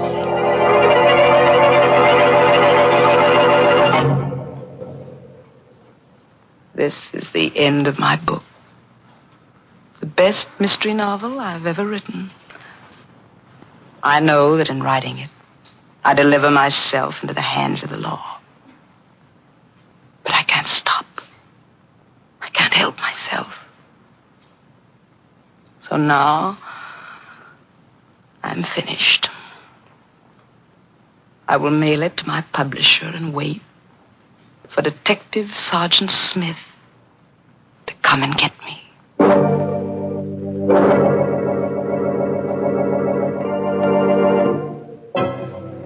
Well, it looks as if Carola's mystery novel will earn a lot of money after she's executed. Yes, but I'd say it's tainted money. Why tainted? Because she'll be dead, and a ghost can't own money. So taint hers. The trouble with Carola was that her conscience was too little and too late. It told her not to commit murder after she'd done it.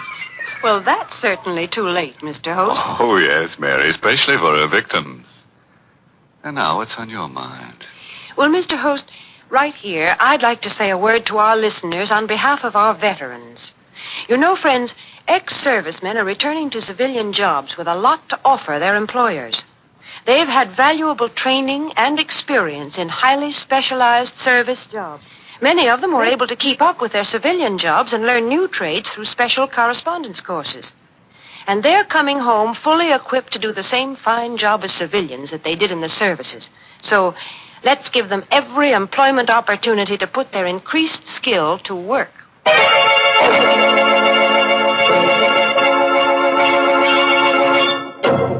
And so, friends, we take our leave of lovely Carola Winter. She would have been better off if she'd remembered that the pen is mightier than the sword. Because the sword is leading her right back to the pen anyhow. Oh, yes, and remember, friends, when you go on a vacation, always insist on plenty of closet space. As you never know what unexpected guests might drop in or drop dead. By the way, this month's Inner Sanctum mystery novel is Death in the Limelight by A.E. Martin. And next week, the makers of Lipton Tea and Lipton Soup will bring you another Inner Sanctum mystery directed by Hyman Brown. It's about a young chemist who discovers the secret of perpetual life. But he made the mistake of getting involved with death. So, until next Tuesday, good night. Pleasant dreams.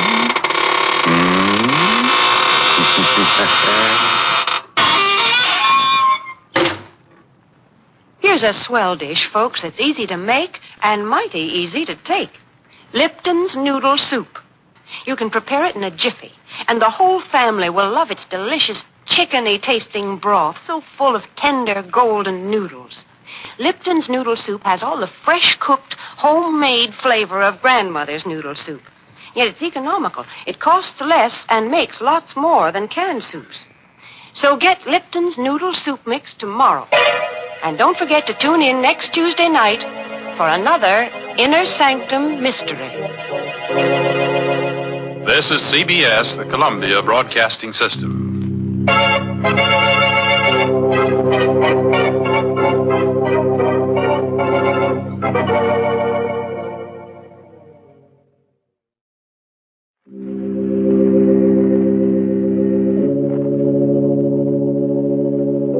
Lipton Tea and Lipton Soup present Inner Sanctum Mysteries.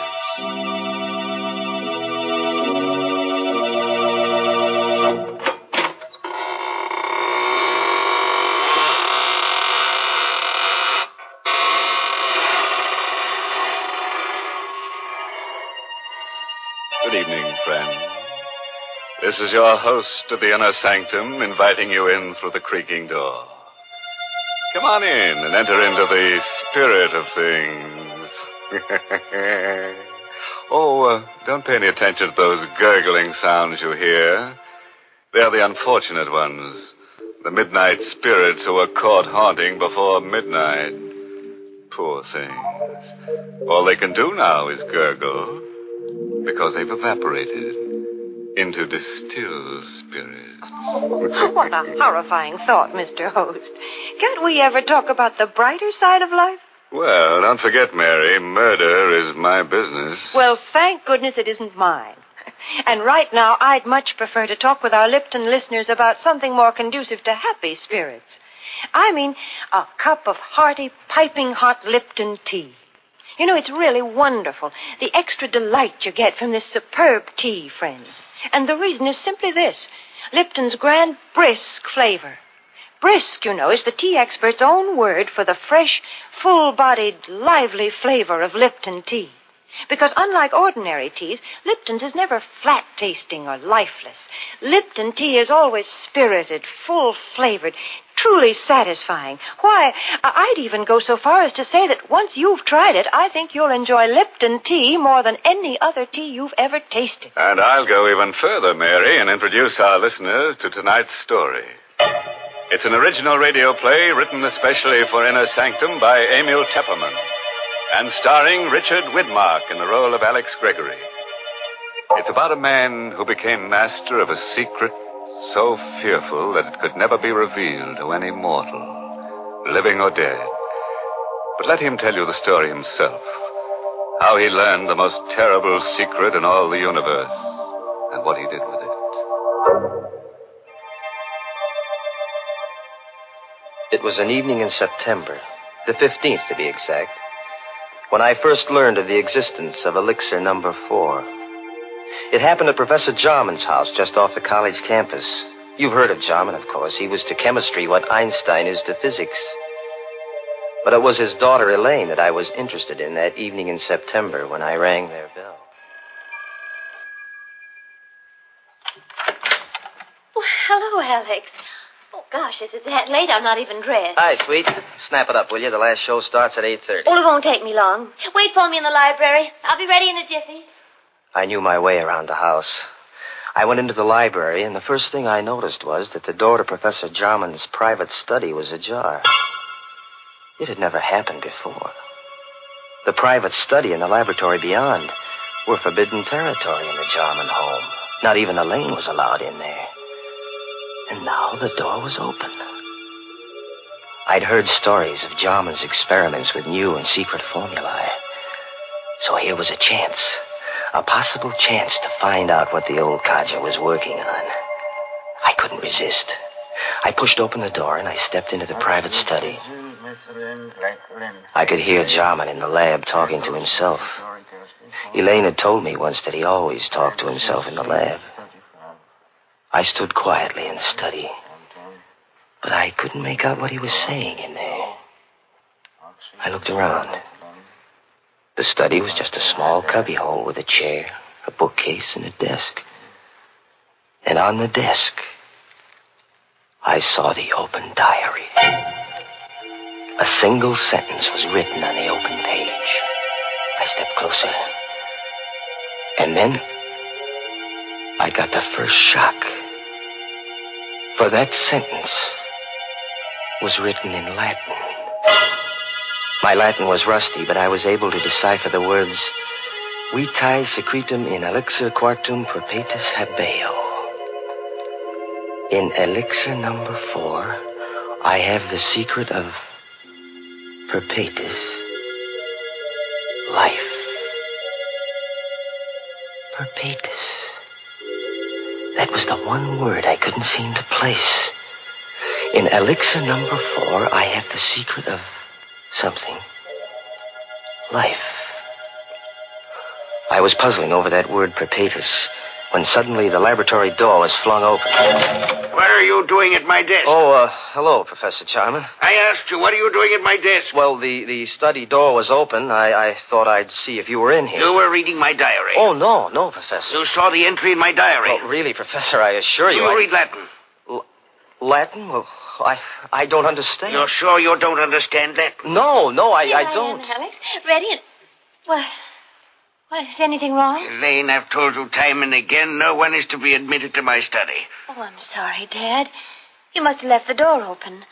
Oh, Alex, you shouldn't I'm have terribly sorry, Elaine. I found the door open, and I thought Professor Jarman was in here. I just wanted to say hello. All right. No harm done, as long as you can't read Latin. Now, get along, you two. I'm busy, but keep out of my study hereafter. I took Elaine to the movies, but I haven't the faintest recollection of what the picture was about. Through my mind kept running that Latin sentence, Vitae secretum in elixir quartum perpetus habeo. When I said goodnight to Elaine at her door after the show, I hurried home to my room and I got out an old Latin dictionary. I looked up the word perpetus. And then I got a strange, cold feeling down my spine. For the word perpetus meant perpetual. The Latin sentence which Jarman had written in his diary meant, in elixir number 4, I have the secret of perpetual life. Professor Jarman had discovered the secret of immortality. All the next day, I conducted my chemistry classes purely by instinct. I couldn't take my thoughts from elixir number 4. Every voice in the classroom seemed to sing the same refrain. Accomplished by adding to a dilute solution of H2SO4 a quantity immortality. Never to know the fear of death. To live on serenely. To watch the world change through the centuries. Never to die. It grew on me like a festering tumor, this terrific dream of immortality, everlasting life. I had to have elixir number 4. In the afternoon, the first free period I had, I went down the hall to Jarman's office. Come in. May I come in for a moment, Professor? Oh, it's you.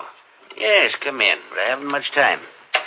Professor, I want to apologize for last night. Let's forget about it. No harm done. Well, whatever it was you had written in your diary, it must have been pretty important. Oh, no, not at all. Only some chemistry notes. Nothing of any importance. Just something I've been experimenting with. Well, I'd be very glad to assist you, Professor. Anything I could do, That's very kind of you, young man, but I don't need any assistance, thank you. As a matter of fact, the experiment is completed. You mean you're all finished? All but the practical application. Oh. Well, couldn't I help you on that? It won't be necessary. Tonight, I'm taking the last step. Tonight? I knew what that meant. Tonight, he was going to use elixir number 4. He was going to administer it to himself. I had to act tonight or never. Jarman's keys were on his desk. I distracted his attention, and I managed to pick them up without his noticing. Then I hurried across town to a locksmith and had him make duplicates of Jarman's house key, his study key, and his laboratory key. Then I returned to the college, and I managed to replace the keys on Jarman's desk while he was out. Now, I was ready for an adventure into immortality.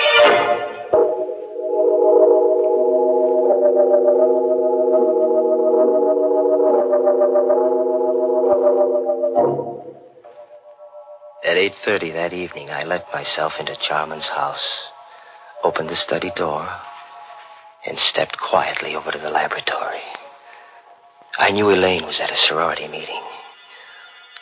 The professor and I were the only ones in the house. Jarman was standing at the lab table with his back to me, talking away to himself.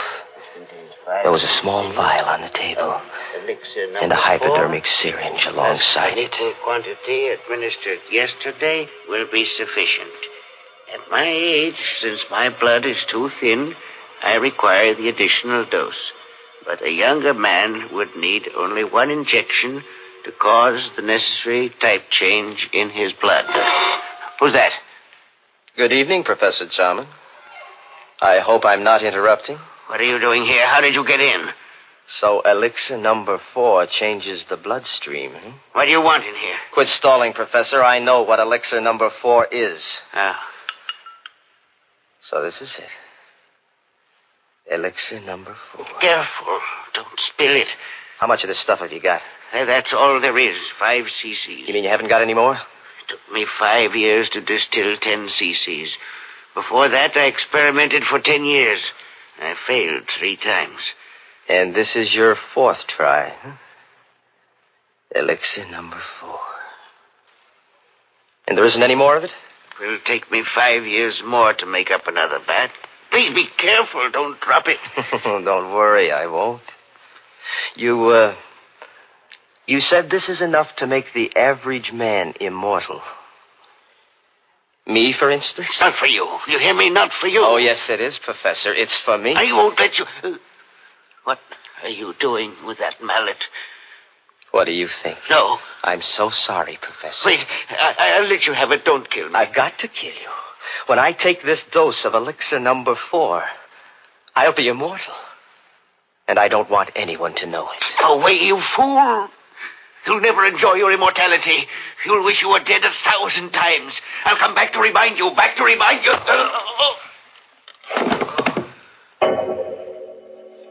I didn't hit him hard enough to kill him. That wasn't part of my plan. But when he lay unconscious on the floor, I searched among the chemicals until I found what I wanted. I mixed some chemicals in a test tube, and I watched the fumes forming.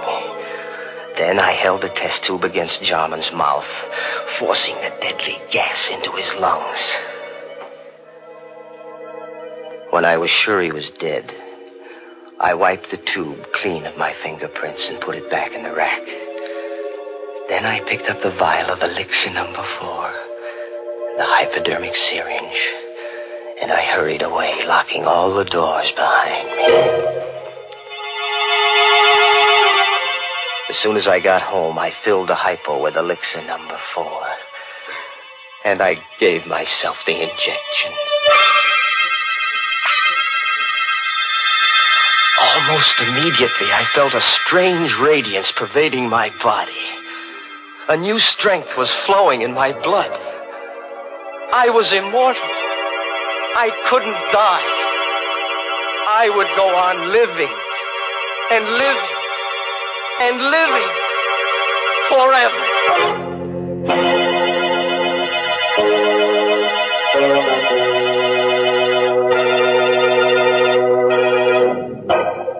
Hey, what's going on here? What's all this about living forever? If you ask me, it would be more of a curse than a blessing. Now, just suppose we all took a shot of this elixir number 4. I think of all the people who'd lose their jobs. Grave diggers and stone cutters and shroud makers and hearse drivers and... Oh, why, go on. You see what I mean. Why, everybody'd be out of a job. We'd all practically starve to death. Well, then, Mr. Host, maybe we can be glad that nobody has ever found the fountain of youth. You know, I think it's not a matter of trying to live forever. The important thing is to get more enjoyment out of every day. Mm-hmm. For instance, Mary. Well, for instance, one splendid way to get more enjoyment out of an otherwise dull day is to invite your friends in for tea. It's a delightful neighborly custom, made even more delightful when the tea you serve is Lipton's, because there's so much extra pleasure in Lipton tea. The party will seem more of a party. The conversation will be more sparkling, and your reputation as a thoughtful hostess will soar to the skies the moment your guests take their first sip of Lipton tea. For Lipton's wonderful brisk flavor makes it a favorite with everybody. So when friends drop in for tea, or the family gathers around the dinner table, serve them Lipton's, tea at its delicious best. And now let's get back to our story. We're all anxious to see what this fellow Alex does with his secret of perpetual life. Just imagine, A man with all that time on his hands. Time to kill. And kill. And kill. Immortality. I had it in my blood. I could feel it pulsing in my veins. The vitality, the power. I had to establish an alibi. Not that I expected to need an alibi. Jarman's death would surely look like an accident or suicide when his body was found in the laboratory in the morning. But I wasn't taking any chances on a murder charge. I had so much more to lose now.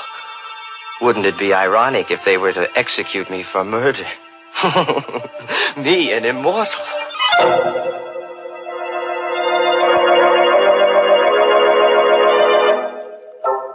Next morning, I stopped at Jarman's house and rang the bell. I knew Elaine must have gone right to bed when she returned from the sorority meeting last night, because she never disturbed her father when he was in the lab. But now, when she discovered that he hadn't been to bed all night, she'd want to investigate. And I wanted to be there when the body was found. Oh, good morning, Alex. Hello, sweet. What's wrong? You look worried. Come on in. Alex, I am worried. Dad's still in the lab. He didn't go to bed last night. Well, what of it? He must be working on something big. No, I'm afraid something's happened. I knocked at the door just now and there was no answer. The door was locked? Well, yes, but I have a pass key. I wonder if I ought to use it. Well, of course you should. Well, please, Alex. You come with me. Of course, darling. Together we opened the laboratory door. I was all set to act horrified when we discovered the body on the floor. But there was no need to act. I was horrified. For the lab was empty. There was nothing on the floor. The body of Professor Jarman was gone. I don't know for how many hours after that I walked the street, confused and frightened and uncomprehending. I tried to reason it out. How Jarman's body had walked out of that lab. There was only one solution. Jarman had already taken one dose of elixir number 4. It must have counteracted the poison that I'd forced into him. He must have gotten up and then walked away. But where? And why? I recalled what he'd said before I hit him with the mallet. Yes, I could hear his voice faintly strumming at my brain. You'll never enjoy your immortality. You'll wish you were dead 1,000 times. I'll come back to remind you.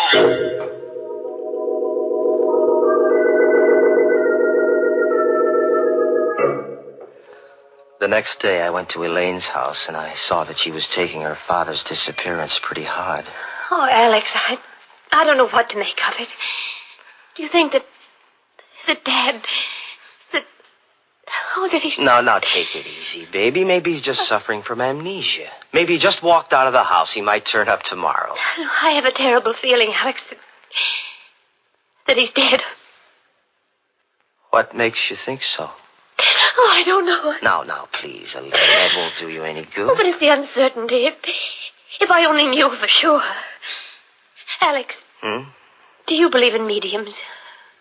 Communicating with the dead? Do you believe a medium can put you in touch with the dead?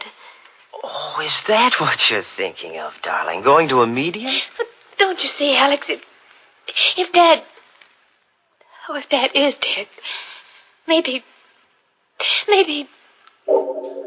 I was worried, too. I had to know if Jarman was dead or alive. I had to know before I could start enjoying life. Yes, that might be a good idea, Elaine. Can't hurt to try. There's a medium in town. Oh, I don't know what I want to do. Let me think about it. Well, sure, darling.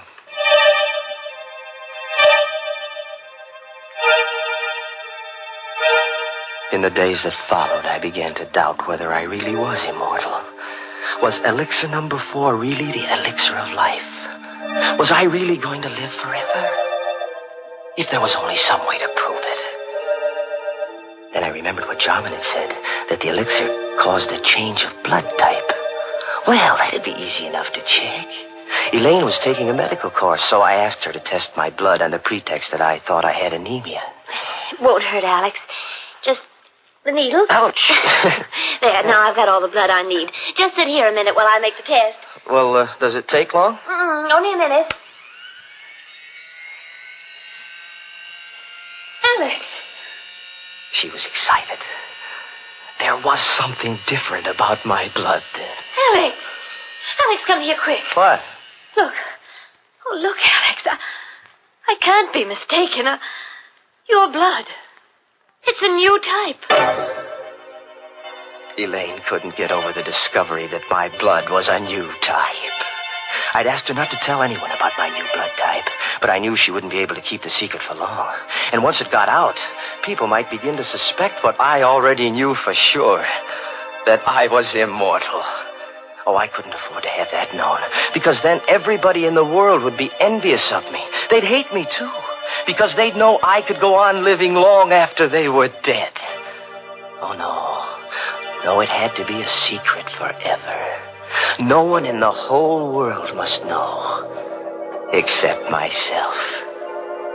And the only person who could spill the secret now was Elaine. So, there was only one thing to do. Elaine furnished the opportunity herself the next day. Alex, I've been thinking about that medium. I've got to know if Dad is alive or dead. All right, whatever you say, darling, if it'll make you feel any better. I'll go with you, of course. Just the two of us, huh? We made a date to go to the seance that evening, and I made my plans accordingly. I didn't intend that Elaine should leave the seance alive.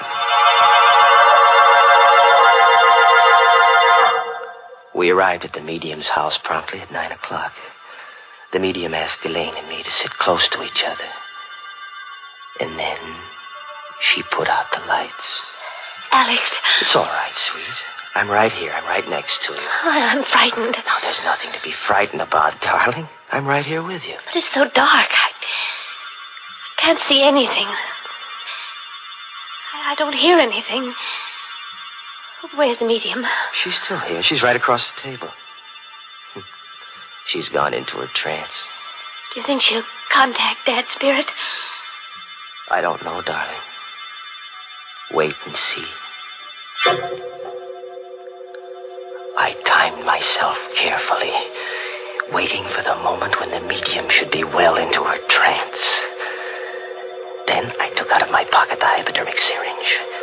I held the plunger in my left hand while I gripped Elaine's arm with my right, my thumb over the artery. Alex, my arm, your finger's hurt. It's all right, sweet. Slowly, I brought the hypodermic needle up close to the artery. One bite of the needle, a single plunge of the plunger, and death would come almost instantaneously. And no one in the world could say that it hadn't been heart failure. But suddenly, just as I had the plunger ready, I heard something strange. A sound. In the room where there should have been no sound. You'll never enjoy your immortality. You'll wish you were dead 1,000 times. I'll come back to remind you. Back to remind you. The voice of the dead. Back to remind you. Jarman, where are you? Jarman, stop. You're dead. You're dead, Jarman. You can't be talking. You're dead. I saw your dead body. I killed you myself.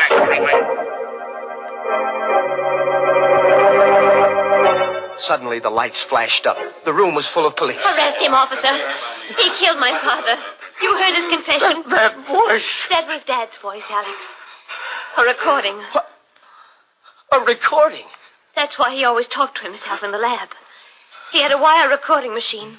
He talked while he carried on his experiments so that there'd be a permanent record. The wire recorder picked up everything that was said in the lab the night you killed him. But we could never have proved it was your voice in court if you hadn't confessed just now. Yes, but the body. I found Dad dead that night when I got back from the meeting. And I hid the body until I could find his murderer. And now, Alex, I found him.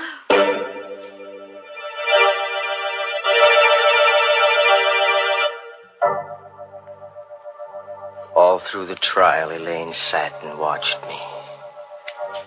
All the time the jury was out, she sat and watched me. And she watched me while they read the verdict of guilty. Her eyes never left me when I stood up to be sentenced and heard the judge say, Alex Gregory, it is the judgment of this court that you be confined to the penitentiary for the rest of your natural life.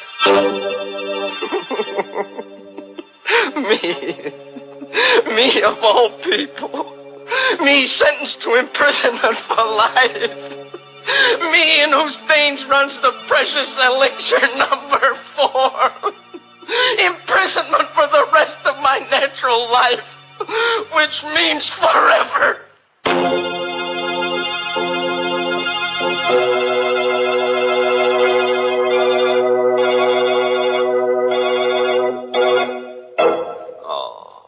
You know, I feel kind of sorry for Alex. He really got a tough break. Locked up in a cell for all eternity and no way out.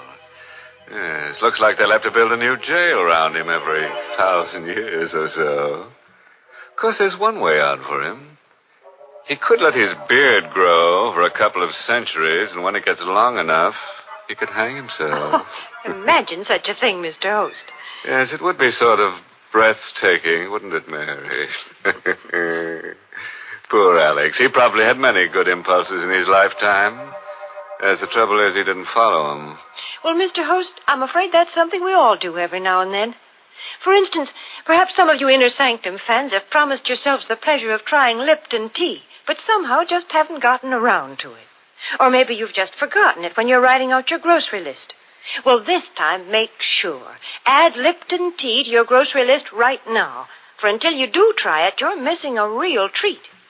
Why not start enjoying lively, full-bodied Lipton tea beginning tomorrow?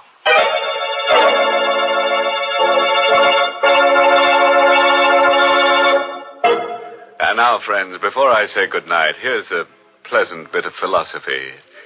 Biologists tell us that all life starts in a little cell, and for convicted murderers, it ends there, too. Oh, by the way, this month's Inner Sanctum mystery novel is Death in the Limelight by A.E. Martin. And next week's Inner Sanctum story, brought to you by the makers of Lipton Tea and Lipton Soup, and directed by Hyman Brown. Next week's story is called You'll Never Escape. So, if you feel in a capturing mood, join us next Tuesday. Until then, good night. Pleasant dreams.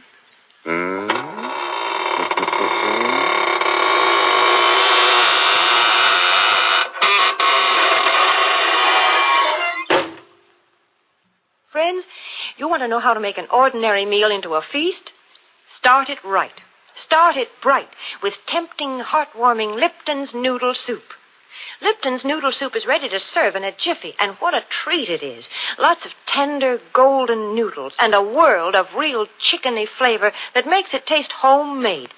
It's economical, too. Lipton's noodle soup mix costs less and makes lots more than canned soups. So try Lipton's noodle soup real soon. And don't forget to tune in next week at the same time for another Inner Sanctum mystery.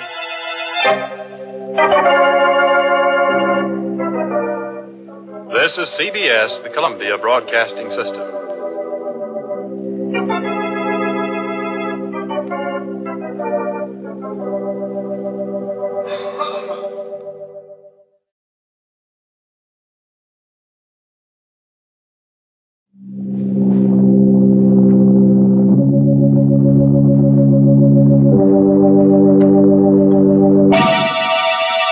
Lipton Tea and Lipton Soup present Inner Sanctum Mysteries.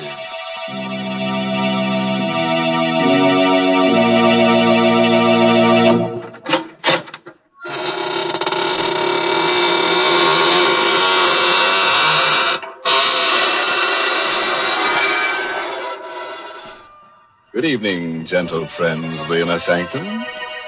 Welcome through the creaking door for another soothing half hour of sweetness and light. Oh, I've learned a new trick. Would one of you like to step up here and be sawed in half? What? No volunteer? Well, maybe you're right. The first part, the sawing in half, that's easy. But the second part, the putting together again, I'm still not very good at that. Mr. Host, how can you joke about such things? Are you trying to get our listeners in a mood for enjoying themselves? That's it, Mary. Well, jokes like that certainly won't put people in a good mood. Here's a much better way to do it. Just serve folks a piping hot cup of Lipton tea, and they'll be in a good mood in a minute. For Lipton's is the password to pleasure. It's tea at its delicious best, thanks to Lipton's brisk flavor. Brisk, you know, is the tea expert's own word for the fresh, lively, full-bodied flavor of Lipton tea. Unlike ordinary dull-tasting teas, Lipton's is never flat. It's always spirited and satisfying. Try it real soon and get the extra enjoyment of Lipton's wonderful brisk flavor.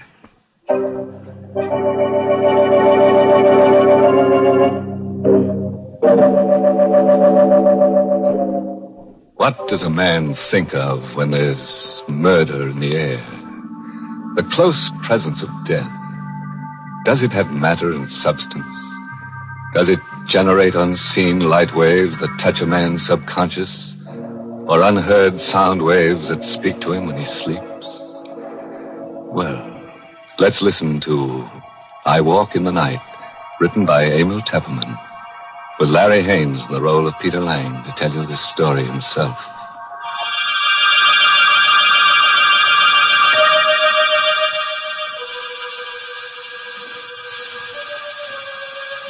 I don't know if it was the ringing of the doorbell that awoke me, dragged me back to consciousness out of a deep, heavy sleep. I felt groggy, as if I'd been drugged. My eyes were so heavy, so hard to keep open. That infernal ringing. I stumbled out into the hall. Myrna's room, my wife, there opposite mine. I knew the door would be locked. We'd quarreled last night while the Judsons were visiting from the house next door. Myrna had made a scene. She went to her room and locked herself in. Pete! Pete, wake up in there! As I stumbled down the hall to the front door, I recognized Phil Judson's voice. Phil and Henrietta lived in the house next door, just across the lawn. Pete! Pete! All right, I'm coming. Just a minute. Can't get this open. There. Oh, thank heaven you woke up, Pete. I thought you'd never hear me. What's wrong, Phil? What's that poker for? Henrietta saw a prowler come out of this house. A prowler? What's the matter with you, Pete? You look groggy. Wake up. I don't know. I feel as if I'd been doped. What's this about prowler? Henrietta saw him climbing out of Myrna's window. She yelled to me, and I grabbed the poker and came running out. The poker? What's the matter with you? Didn't you hear me? A man was in Myrna's room just now. Great Scott. Myrna's alone in there. Come on. Myrna. Myrna, you all right? Open the door. She doesn't answer. Phil, are you sure the prowler came out of this room? Yes, they ran around the house and got away. Look, Pete, have you got a key to this door? No, it's bolted on the inside. We've got to break it down. Come on, put your shoulder to it. Once more now. Where's the light switch? Oh, here, I've got it. Better not come in, Pete. No, let me in. I've got to see. Myrna. Take it easy, Pete. Oh, Myrna. Strangled. Strangled to death. Oh, Myrna. Look at the black and blue marks on her throat. This chain on her neck. It's broken. It was her locket. The one I gave her last Christmas. Killer must have taken it with him. And see here, her fingernails. There's bits of skin under them. She must have struggled and scratched the killer's face or hands. Why, Phil? Why should anyone want to kill her?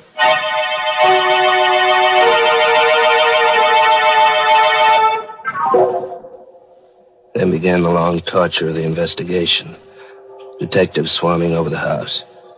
Men in derby hats examining the body of my wife, measuring the room, searching for fingerprints.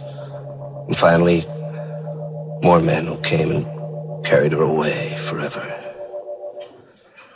Through it all, Phil and Henrietta sat with me, trying to give what comfort they could.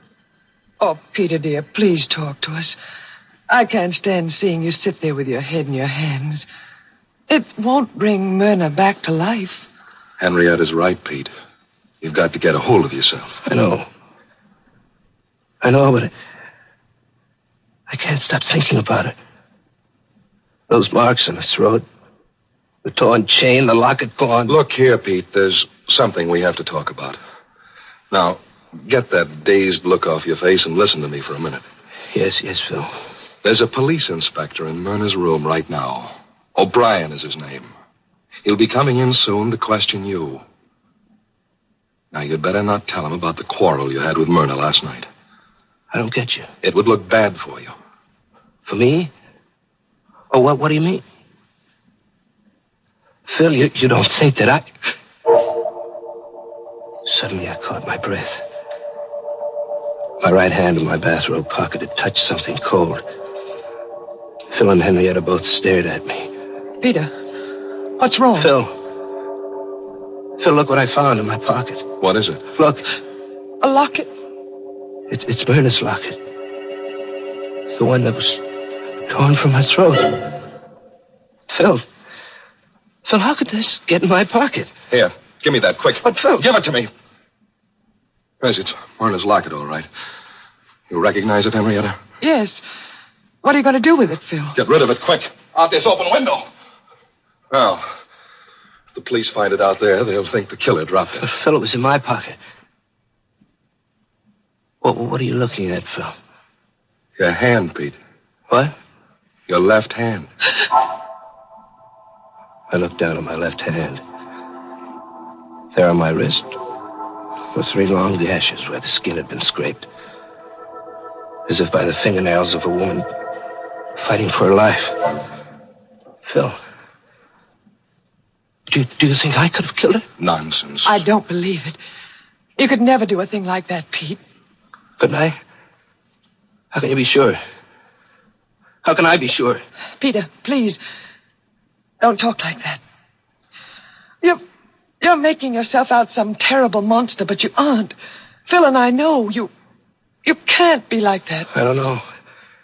Maybe I got up in my sleep and killed Myrna without ever knowing it consciously. After all, I did have that quarrel with her last night. Cut it, Pete. Here comes O'Brien, the detective. I hope I'm not intruding. Oh, no. It's all right, Inspector. Come in, O'Brien. Mr. Lang is very upset. The shot. Yes, I understand. Believe me, Mr. Lang, you have my deepest sympathy. I wouldn't bother you at all at a time like this, but there's... Inspector O'Brien was a pink-cheeked, cherub-faced, chubby little man. But his eyes were cold and blue and restless. They kept jumping from Phil to Henrietta to me as he fired his questions at us. Mr. Lang, one more thing. I understand you had a small party here last night? Oh, no, it wasn't a party. Just Phil and Henrietta and Ted Hale. Ted Hale? Yes, Myrna's cousin. Oh, I see. This Ted Hale, a cousin of your wife, you say? Pardon me, Inspector. Yes, Mr. Johnson? Peter's too easygoing and good-natured to tell you about Ted Hale. But as Peter's attorney, it's my duty to give you certain information. Oh, go ahead. Myrna, Mrs. Lang, owned considerable property in her own right. Recently, I drew a will at her request. In it, she leaves a sizable sum to Ted Hale. Oh, I just thought of something. What is it, Henrietta? Well, Peter was so groggy when he woke up. That's right. He looked as if he'd been drugged. Well, don't you remember last night? Ted Hale went in the kitchen to mix the last round of drinks. Oh, Henrietta, that's ridiculous. On the contrary, it's quite important. Now, tell me, this Ted Hale, what does he do for a living? Why, he works for me in my brokerage office. To please Myrna, I gave him a job as my confidential secretary. I suppose you tell me where Mr. Ted Hale lives. I think I'll have a talk with him.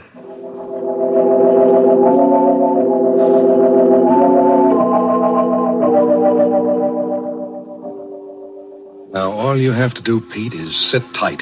Let O'Brien follow up his lead. But, Phil, I can't let him arrest Ted Hale. He didn't kill Myrna. I did. I must have. The locket. He scratches. It's not fair to Ted. As your attorney, I won't let you strap yourself in the electric chair. You go back to your room and get some sleep. Henrietta, do you mind going back to our house by yourself? Of course not. I'm going to sleep right here in the living room on this couch, in case Peter needs me tonight.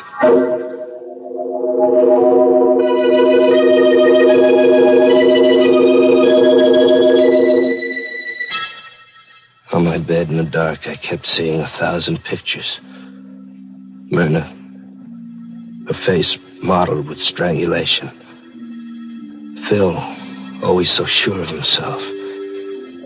Henrietta, worried and frightened. And O'Brien, his face grim and his blue eyes cold, going off to question Ted Hale.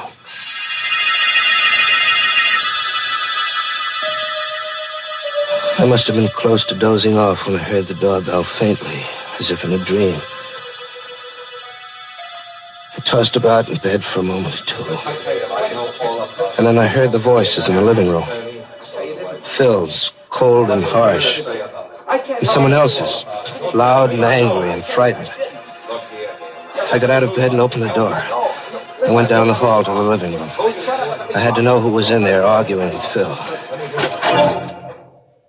It was Ted Hale. Ted, what are you doing here? Phil phoned me. He told me about Myrna. I called him up. Told him O'Brien would be coming for him. I suggested he come over here and talk it over with me. Pete, don't let them arrest me. You gotta help me. Me? Help you? You know I didn't kill Myrna. Well, I'm not sure. Pete. What? I was here last night, you know, when you had that fight with Myrna. What do you mean? If I'm arrested, says I had a motive, but what about you, Pete? You were always quarreling with Myrna. Now, look here, Ted, if you're threatening me... I only want you to help me, Pete. Don't let them arrest me. Hide me. Hide me out till this blows over or till they get the real killer. I think Ted is right, Pete. We should help him. But where? I'll handle it. You have a dark room fixed up in the cellar, haven't you? Yes. We'll stick a cot in there and let Ted hole up for a day or two. Nobody will think of looking for him in this house.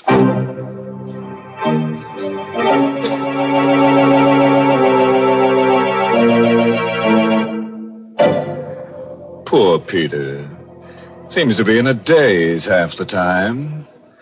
Yes, his trouble is that when he's awake, he's half asleep, and when he's asleep, he's half awake. No wonder he can't sleep well. He seems to be such an honest person, he can't lie easy. You know, it's too bad he doesn't go over and stay at Phil's house, Mr. Host. Phil and Henrietta seem the kind of people who do everything to make him comfortable. Well, I just hope they know something about hospitality, Mary. Oh, I'm sure they do. Why, everybody knows that the proper way to treat guests is to serve them something delicious. For example, when guests drop in at my house, the first thing I do is put on the tea kettle. And almost before they have their wraps off, I have my best tea service out, and I'm serving them some of my fragrant, fresh-made cake and a cup of heart-warming Lipton tea. For no matter what time of day or night guests arrive, there's nothing like wonderful Lipton tea to make them relax and feel at home. Yes, Lipton's brisk flavor is so lively and full-bodied and satisfying, it just naturally hits the spot with everybody. In fact, I always say, whenever you want to serve your friends or your family a grand, refreshing drink, make it tea. And make it tea at its delicious best. Lipton tea.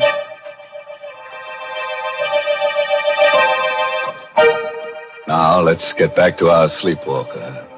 There's no telling what he might have done while we were talking about tea. Now, let's see, where were we? Peter and Phil were going to hide Ted Hale in the cellar. Now, listen to me carefully, Peter.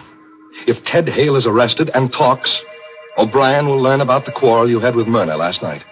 He'll start digging into things that won't look so good for you. No, Phil, wait. I know you're trying to help me, but if I did it... If I did kill Myrna, then there's no use trying to protect me. It isn't right. I'm a dangerous man. Fiddlesticks. But you can't brush it off like that. Do you know what it means to lie awake in the night, wondering whether you've killed your own wife? Wondering whom I'll kill next? Cut that out. We've got business to attend to. Now, here's my plan. We'll let Ted stay here tomorrow. And then tomorrow night, I'll smuggle him out of the country. Get him passage on a freighter to South America, maybe. You think he'll go? Sure, he'll go. He's scared stiff. But we'll need money. Lots of money. Now, how much have you got in the safe at the office? Oh, about 10,000 in cash, but there's a batch of negotiable bonds. They'll do. I'll go down to the office the first thing in the morning and get them out of the safe. You had the combination? Yes, you gave it to me when you gave me your power of attorney, remember? Oh, yes. Now, don't you worry about a thing. Oh, here. Take this powder. It's just one of the bromides that Henrietta uses. It'll help you get to sleep. By tomorrow morning, everything will be fixed up. Fine.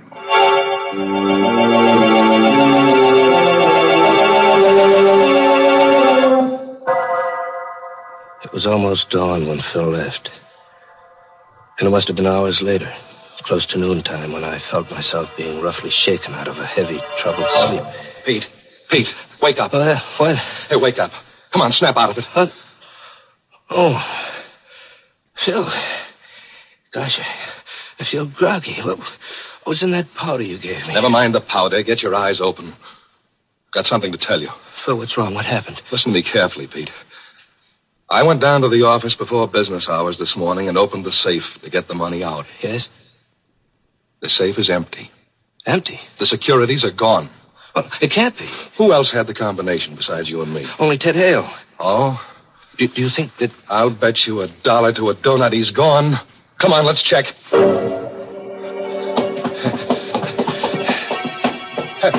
Look, Pete. There's a light in the dark room. He must have got up early and beat me to it, to the safe. Ted, you in there? Always the optimist, huh? Come on, open it up. Ted. Good heavens. Ted Hale hadn't gone anywhere. He was lying there on the cot. His head was a bloody pulp. It had been bashed in while he slept with a long-handled coal shovel which lay there alongside the cot. Great Scott. He's been murdered. We stood there in a narrow, dark room, Phil and I, and we looked at each other. There was a strange gleam in Phil's eyes. I tried to read the meaning of that gleam, but he averted his eyes too quickly. He dropped his gaze to my hands. I saw what he was looking at. My hands were black and grimy with coal dust.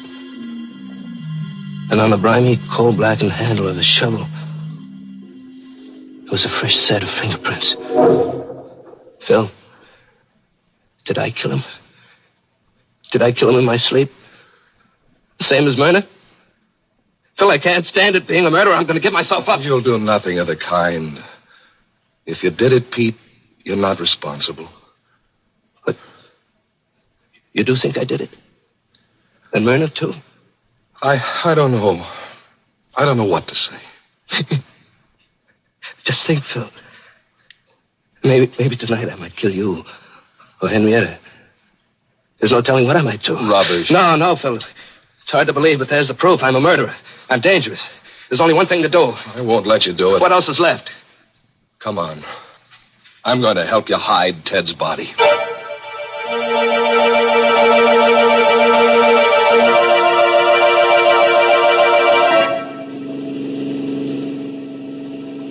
How much further, Phil? Oh, there it is. There's the bridge up ahead.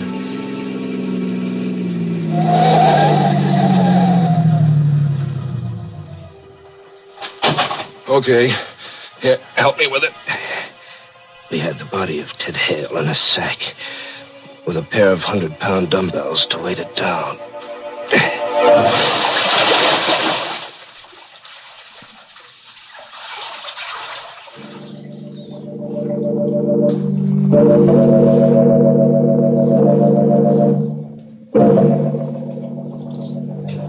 Myrna's funeral took place the next morning, and I had to endure the condolences of friends and business associates. But Phil and Henrietta stood by me all through it. It'll be over soon, Peter. Then you can rest. Keep your chin up. I'll get rid of the stragglers. Look who just came in. Where? Oh, Inspector O'Brien. What does he want, Phil? Take it easy. Let me do the talking. I came to pay my respects, Mr. Lang. Oh, well, thank you, Inspector. No trace of Ted Hale, is there, Inspector? I'm afraid not, Mr. Judson. We're combing the city for him, but I'm afraid he's got clean away. You see, It was marvelous to see how calmly Phil could talk to O'Brien about Ted Hale, knowing all the time just where the body was, under that bridge. I glanced at Henrietta. She was watching Phil, too. know what I think, Mr. Judson? I think Ted Hale will never be caught. I have a very funny feeling that he's dead.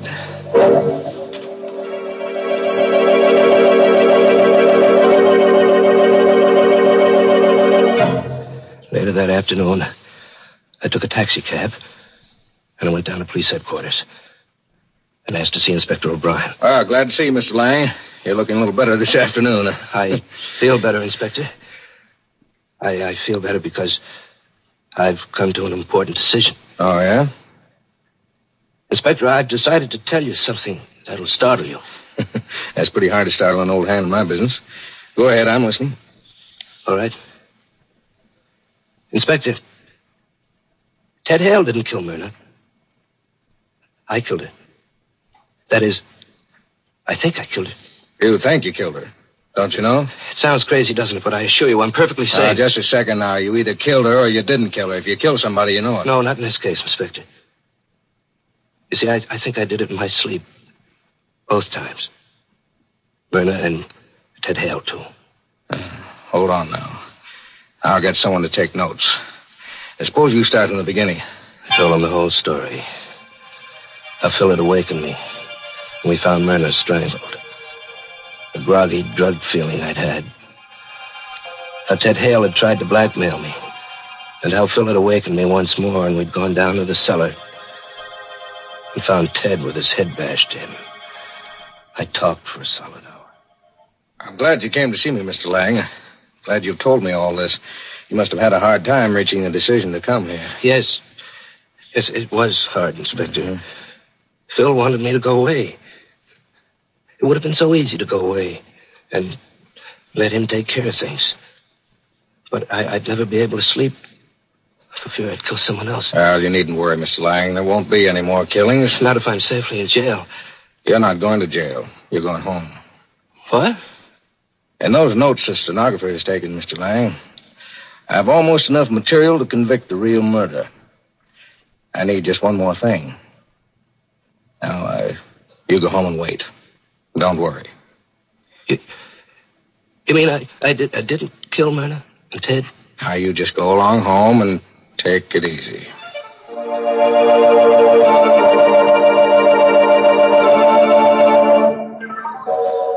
I'm back at home now. It's 2 hours since I left O'Brien's office, and I've taken the time to write down this full account, just as I gave it to the stenographer. As I write now, I can look across the lawn to Phil Judson's house.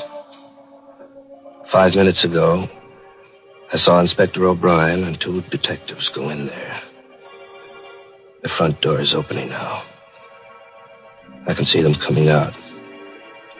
O'Brien first, then the 2 detectives, with Phil between them.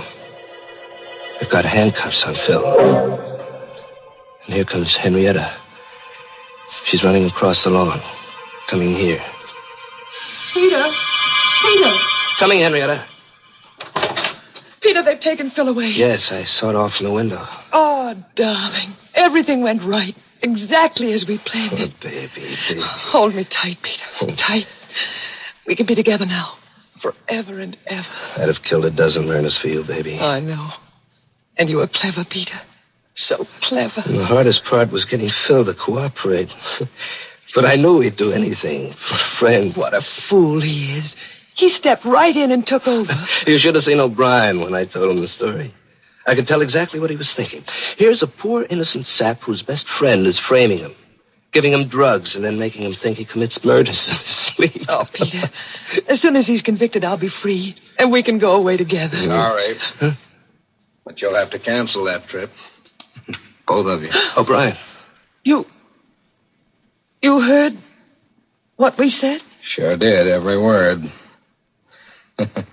Remember at my office, Mr. Lang, when I told you I only needed one more thing to clinch the case against the murderer? Well, this was it. I faked the arrest of Mr. Judson.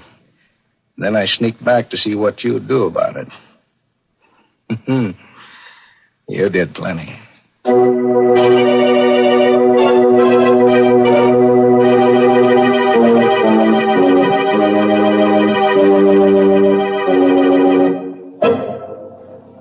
Well, Pete certainly ruined a perfect crime by talking too much. Which all goes to show that it's not wise to kill and tell. Mercy. People do go out of their way to get themselves into trouble, don't they, Mr. Host? I'm really surprised at Henrietta, though. For being a partner in crime, Mary. No, for not being a partner to her husband.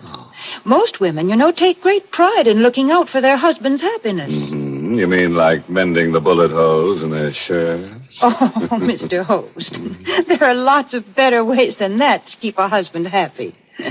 For example, when your husband comes home from work, give him the refreshment of a brimming cup of piping hot Lipton tea.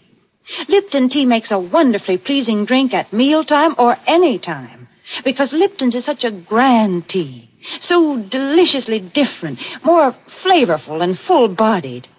If you've been forgetting to get it, why not jot down Lipton's on tomorrow's grocery list now? Remember, Lipton tea always meets with favor, because Lipton tea gives you brisk flavor.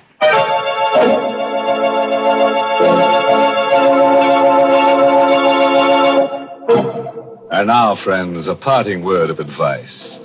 If you ever wake up and think that you've murdered someone in your sleep, don't go to the police. Now, just take another powder, brother, and go back to sleep. Oh, by the way, this month's Inner Sanctum mystery novel is The Innocent Mrs. Duff by Elizabeth Sanksey Holding. And next week, the makers of Lipton Tea and Lipton Soup will bring you another Inner Sanctum mystery directed by Hyman Brown and called Accident. Does the wind whistling in your ears frighten you, folks? Oh, now don't be scared. Because when you're pushed down an empty elevator shaft and you hit the bottom, nothing ever can frighten you again. It's just an accident. And you'll learn all the mystery of it if you're listening to Inner Sanctum next week. Until then, good night. Pleasant dreams.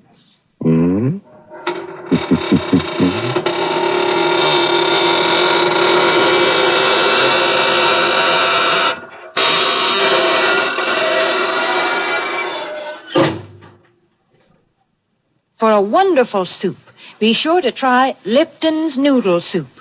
Lipton's is the extra delicious noodle soup that folks rave about on account of all those tender golden egg noodles and that honest-to-goodness chickeny flavor.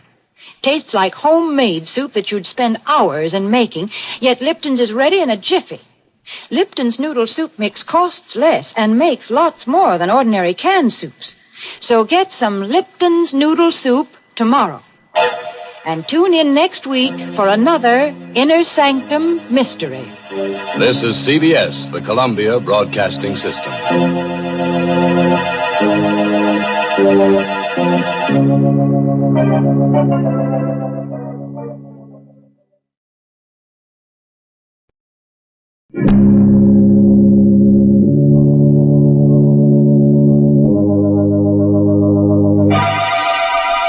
Lipton Tea and Lipton Soups present Inner Sanctum Mysteries.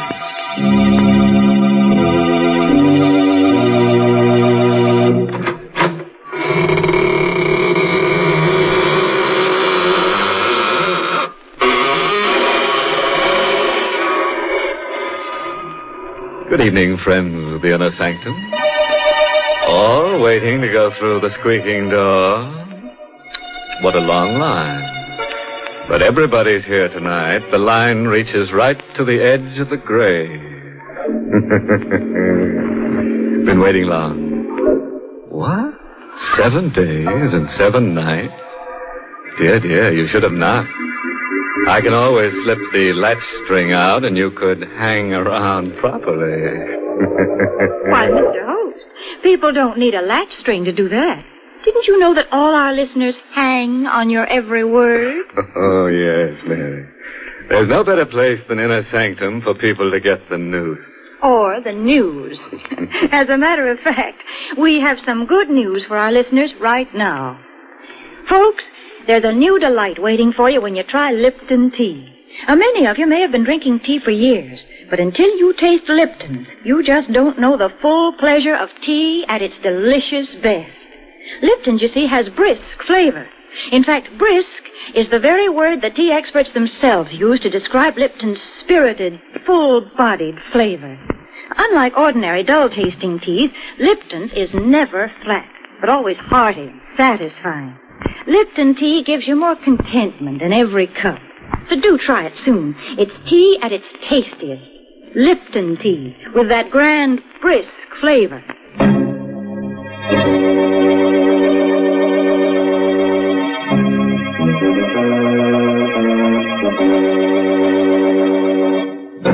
And now for tonight's story.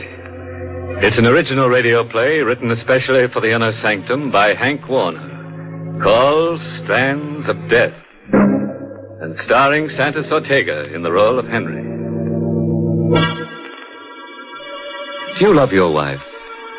Do you enjoy buying her a handsome fur piece, perfume, jewels, or nylon?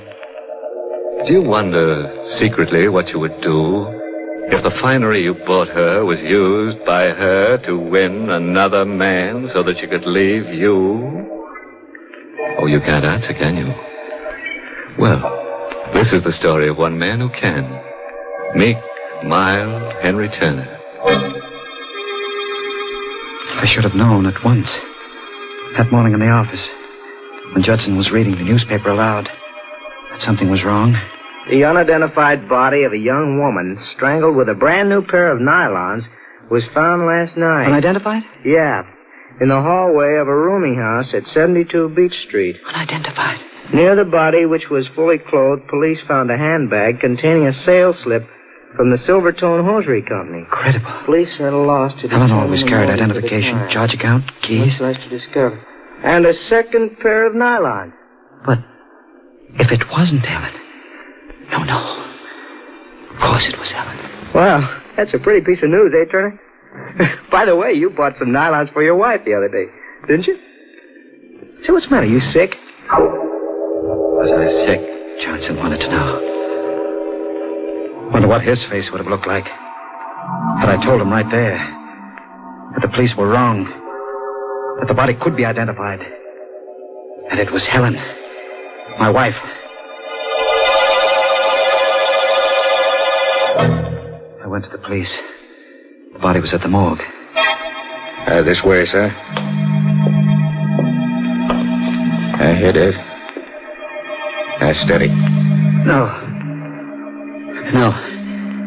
It's not Mrs. Turner. It's not Helen. I know how you feel. The shock of relief. But it wasn't relief. I walked from the morgue to our apartment. My brain was pounding with a question I hated to face. If it isn't your wife, who is it? If you didn't kill your wife, who did you kill? I didn't know.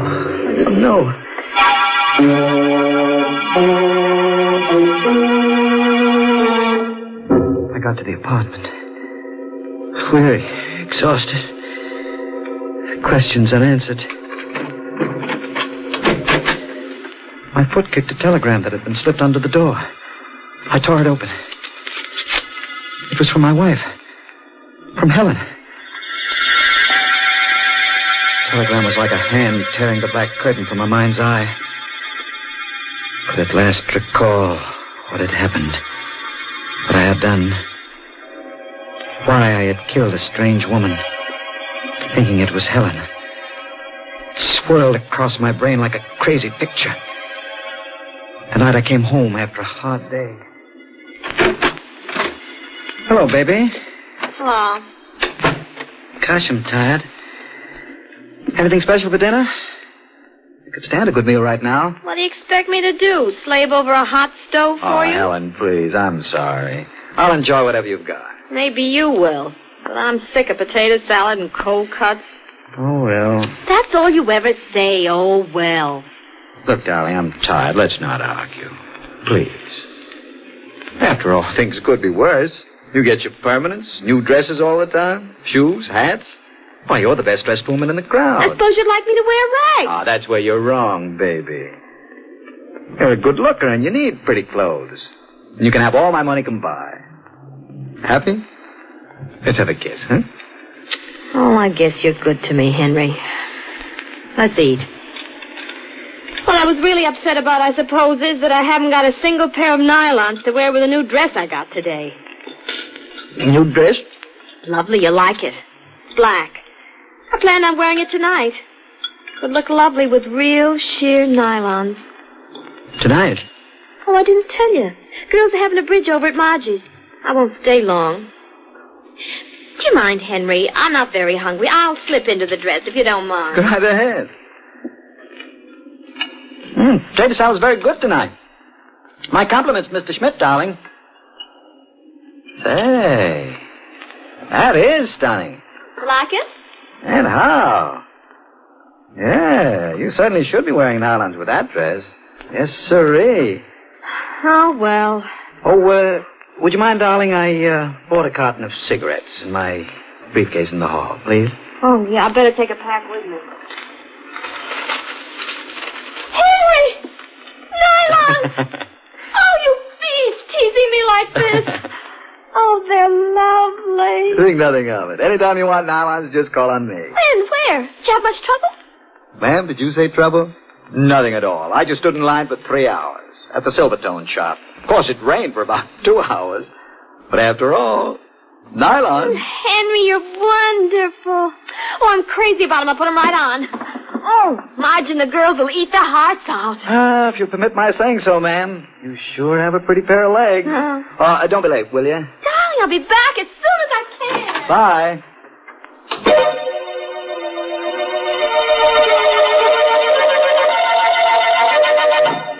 I sat around listening to the radio and reading the paper, waiting for Helen to come back. Hello? Oh, Henry? Helen there? Oh, hello, Marge. Didn't she...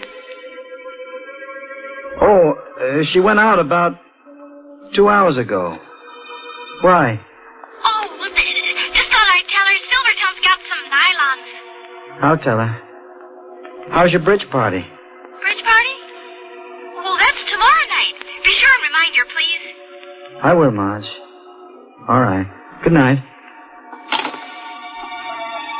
Bridge party. Tomorrow night. Marge's.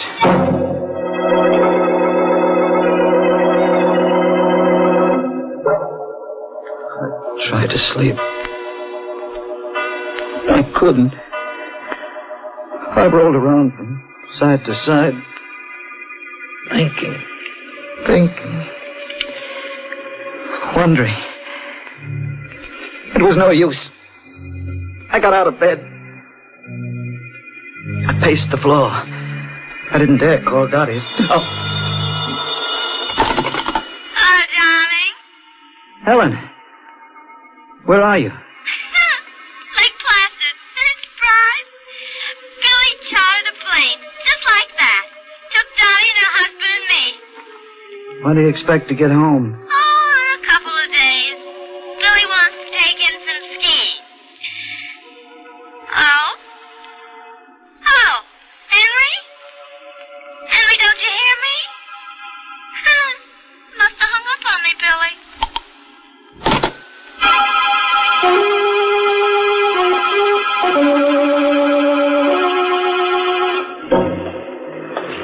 How I managed to get dressed and shaved, I don't recall.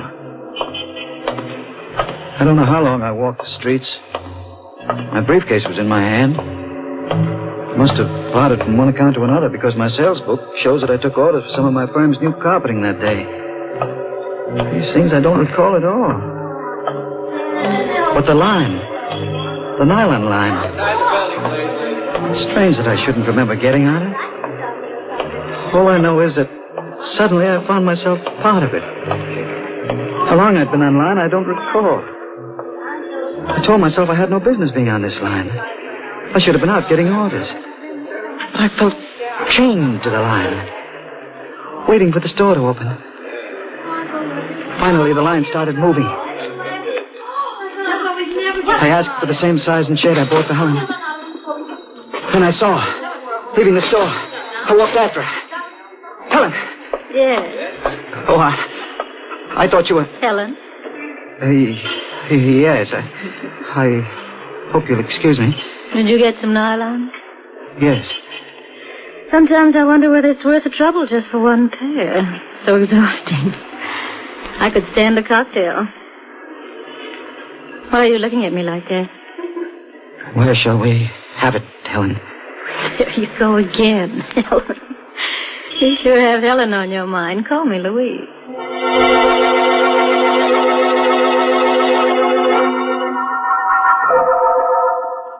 We had the cocktails. And then dinner. And I walked her home. In the hallway. This hall light seems to be out all the time. Well, it's been a lovely evening. You really need those nylons? I reached over to kiss her. She turned her head, swung her back to me. I put my arms around her waist, kissed her neck. What's Helen got that I haven't got? I got them for you, Helen. What shade? Rosy dawn. How smooth and soft they are. They look lovely against your pretty white skin. Tickling my neck. What are you...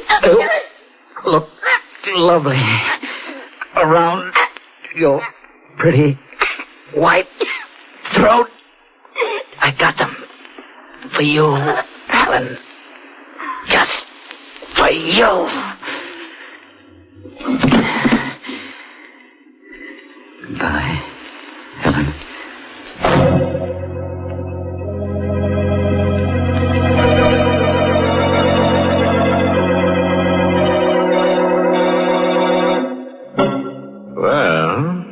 That's what happens in a dark hallway when a girl embarks on, shall we say, sheer folly.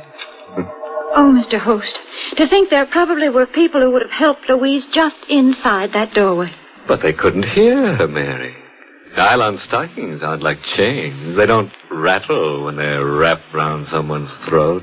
Well, at that hour of the night, folks aren't expecting murders on their doorsteps. The family was probably out in the kitchen having a last-minute snack before bedtime. Perhaps the radio was on, and they were all listening to the latest news headlines.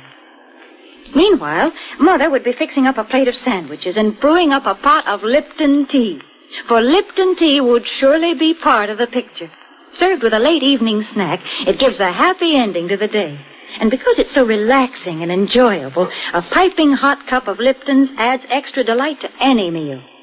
Why waste time just thinking about it? Why not get a package of Lipton tea tomorrow and treat yourself to its mellow, full-bodied flavor? Remember, Lipton's gives you brisk flavor.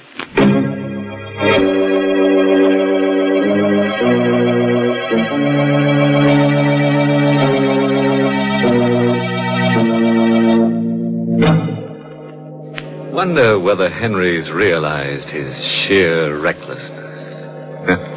Pretty thin, isn't it? Poor fellow has just strangled Louise. A nylon collie baby, if ever there was one. Under the impression he was killing his wife, Helen.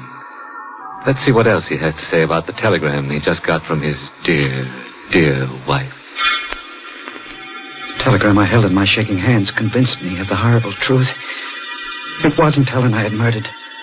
The telegram was dated the very night on which I had strangled the unidentified woman. Please don't be too angry with me. It is for the best.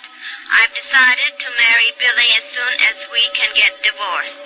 I'll be home in a couple of days to pick up my clothes. Please don't be too unhappy.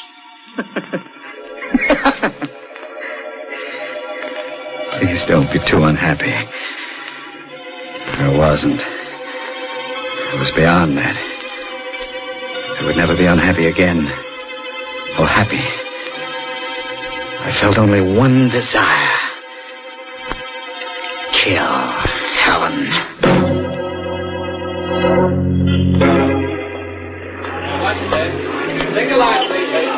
I passed the nylon line again. Next day, walked by it. I was drawn back to it. I joined the line. I didn't move fast enough. I felt a slight bump from behind. I turned. I'm sorry. Helen. You must be mistaken. Oh, I'm sorry.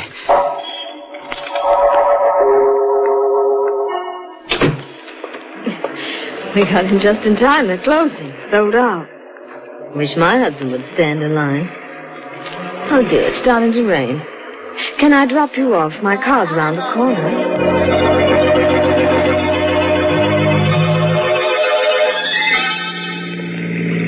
We drove a bit into the country. She was nice.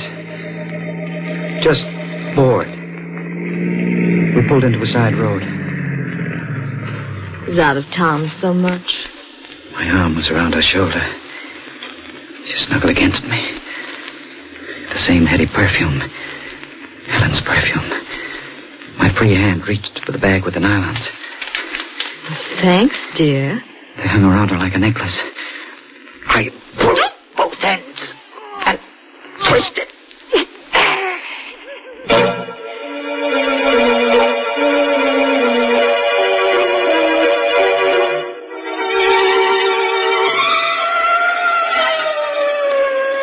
I knew sooner or later they'd get me, but I couldn't help it.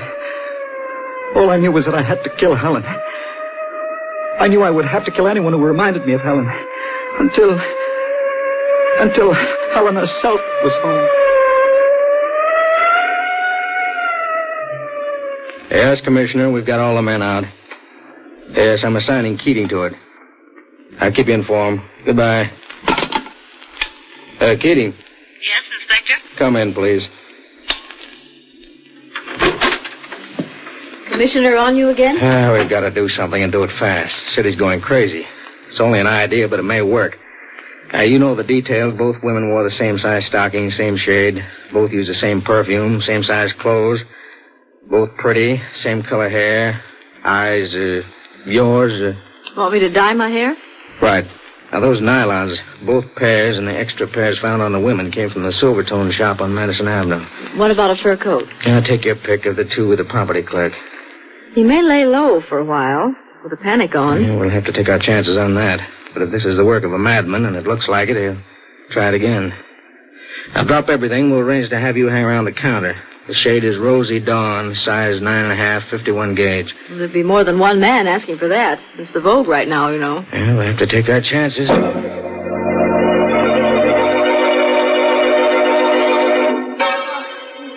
Yes, mister, what's yours?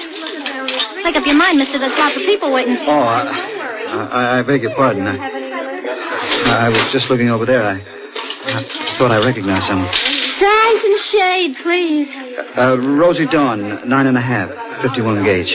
They're down there. I'll get them. Rosy Dawn, 9.5. Rosy Dawn, 9.5, 51 gauge, Lieutenant Keating. Thank you. Would you mind stepping up this way, ma'am? This is the last box. That gentleman wants a pair, too. Oh, not at all. Oh, I beg your pardon. Helen. Oh, you must be mistaken. Oh, I'm sorry. You look so much like... How much, please? $1.65. I'm sorry to keep staring at you. You still think I'm Helen? Could be. Well? Care for a lift? I'm taking a cab to 51st and 3rd Avenue. I don't mind. I live down near 2nd.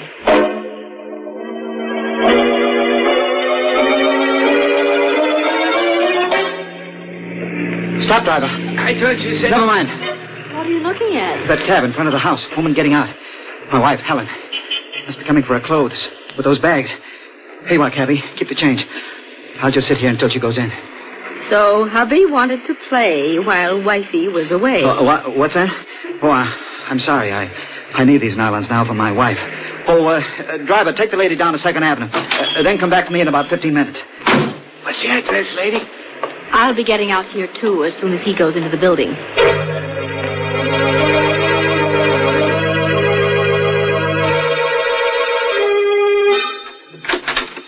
Who's there? Anybody there? That you, Henry? Yes, darling. It's me. You scared me. I scared you? Mild, meek, adoring Henry? Your husband? Scared you? Don't talk like that, Henry. I explained everything in my wire. You got it, didn't you? Your wire? Yes, my darling. Made everything clear. Very clear. The cold and the wind and the rain. Standing in line for hours and hours. For nylons.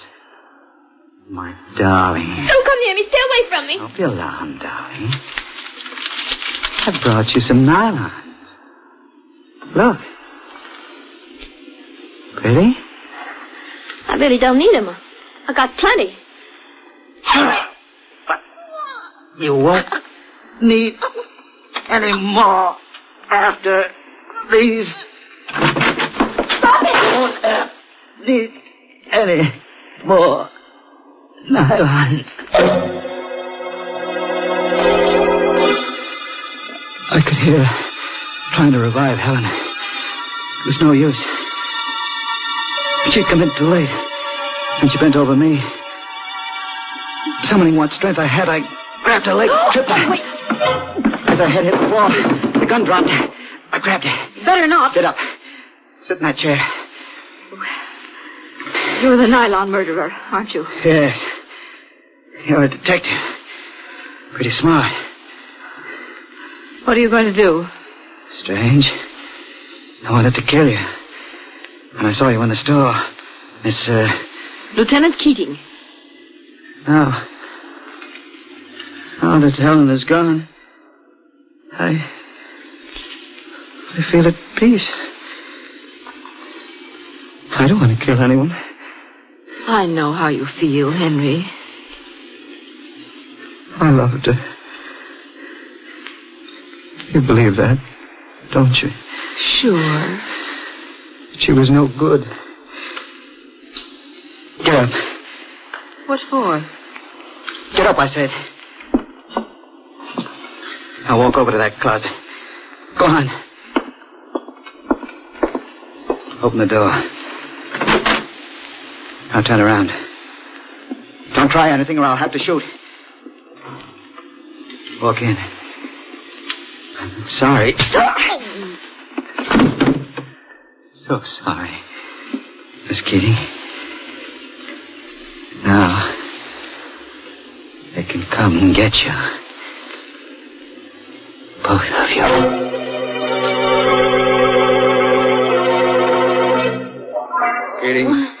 Keating, you all right? Nasty bump, Inspector. Did he get away?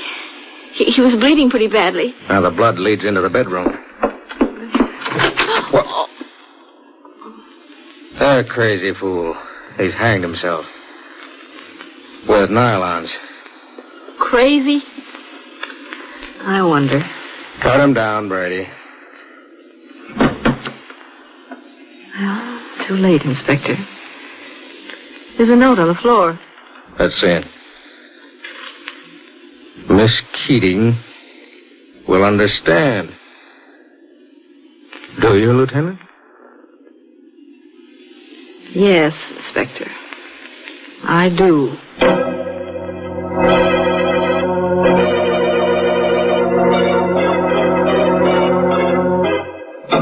Now, wasn't that a wasteful cop? Imagine cutting poor Henry down. Ruined a perfectly good pair of nylon. He should have untied the knot. Well, one way or another, it goes to prove that when you've got a case of nylons, you've got your hands full.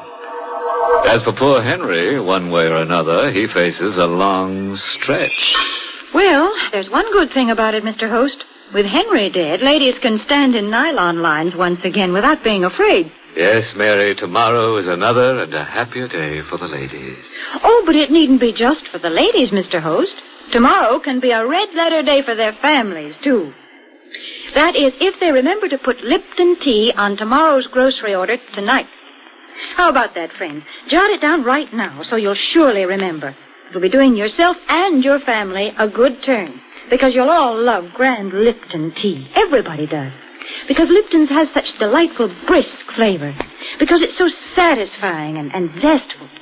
Don't let another day go by without trying it, will you?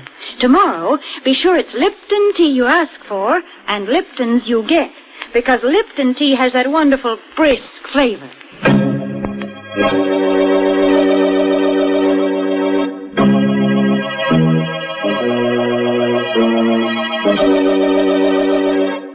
And now, friends, before I bid you a fond farewell, I must tell you about the wife of a friend of mine who smokes nylon cigarettes.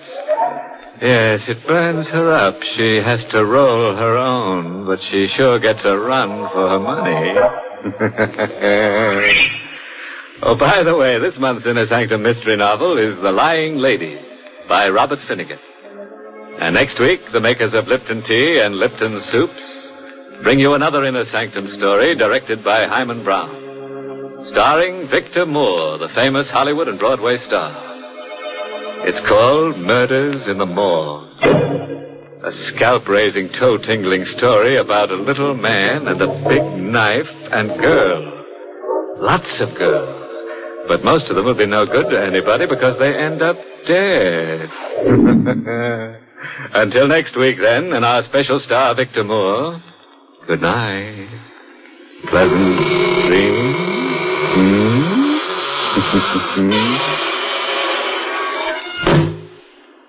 For tomorrow's lunch, let's see now. Why not serve creamed salmon with peas? And lead off with a soup that's super. Wonderful Lipton's noodle soup. You've never tasted better fresh-cooked chickeny goodness in your life than you get in homemade-tasting Lipton's noodle soup. Now that I can promise you. It's easy to prepare, too, and costs less, yet makes lots more than ordinary canned soups. So why not get a supply tomorrow of Lipton's noodle soup? And tune in next week for another Inner Sanctum mystery. This is CBS, the Columbia Broadcasting System.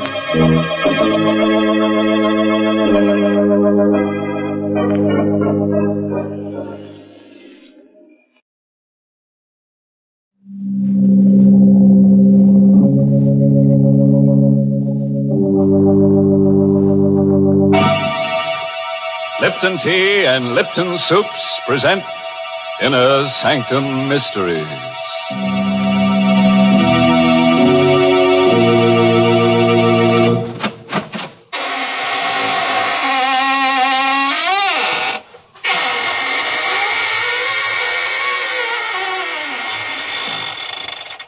Good evening, friends of the Inner Sanctum. This is your host opening the squeaking door for another session of the AGGMS, the Association of Ghouls, Ghosts, and Midnight Spirits. Oh, may I see your membership card as you enter, please? What, Oh, no, it's not a printed card. All you have to do is show me your wrist. If there's any blood pulsing in your arteries, then you don't belong here tonight. Better come back and try some other time. After you've passed your mortuary test. Well, Mr. Host, I'm afraid I don't qualify as a member of your AGGMS, Association of Ghouls, or whatever it is. But I am a charter member of the ILLB Society. The ILLB? What's that, Mary? It's a new one on me. Why, those initials stand for I Like Lipton's Best. To join this club, all you have to do is see that the tea in your teapot is always Lipton's. The club password isn't a word at all. It's that familiar sound of appreciation, mm-hmm. For really, Lipton tea is delicious, as zestful and spirited as can be. And the reason? Very simple. It's Lipton's brisk flavor. Brisk, you know, is the tea expert's own word for the lively, full-bodied flavor of Lipton tea. That brisk flavor has made a lot of friends, for more folks buy and enjoy Lipton's than any other tea in the world. So try a cup of Lipton tea yourself. I know you'll say, as so many others do, I like Lipton's best.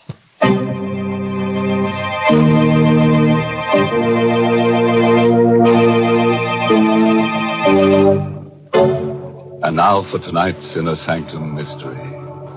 It's an original radio play by Emil Tepperman called Make Ready My Grave, and stars two radio favorites, John Banks and Richard Widmark. It's about a boy and a girl who've just been married. A piece of colored string, an open grave, and a hangman's noose.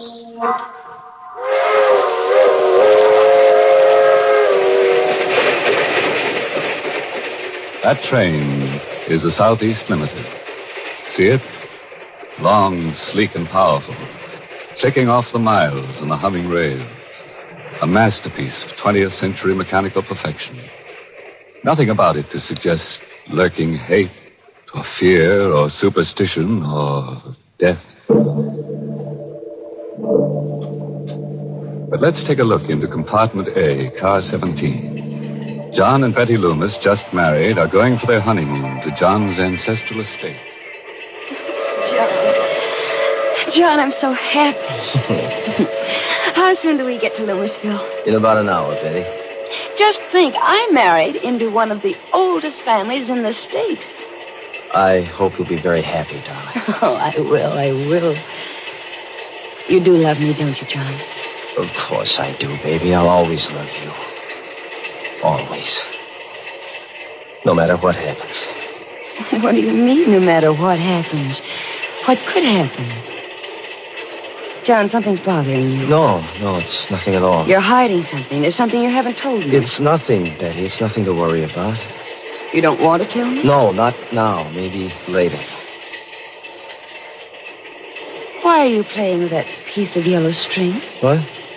You've been playing with it ever since we came onto the train. Gosh, I never noticed. I watched you. You've been tying a knot in it. A knot? Good Lord. I must have tied it without knowing what I was doing. You've tied it into a noose. A hangman's noose. I don't know how I came to make it or where I picked it up. Well, it's only a piece of string. Yes, it's only a piece of string. Betty. What is it, John? Here, take this. A gun? Take it. But why? If I should ever try to strangle you, John. Please listen to me. If I should ever try to strangle you, promise me to use that gun on me. What are you talking about? Louisville, next stop. No, Next stop, Louisville. This is where we get... John, what's this all about? That piece of yellow string and now this gun? Put it away, Betty, and remember what I said. Don't ever forget it.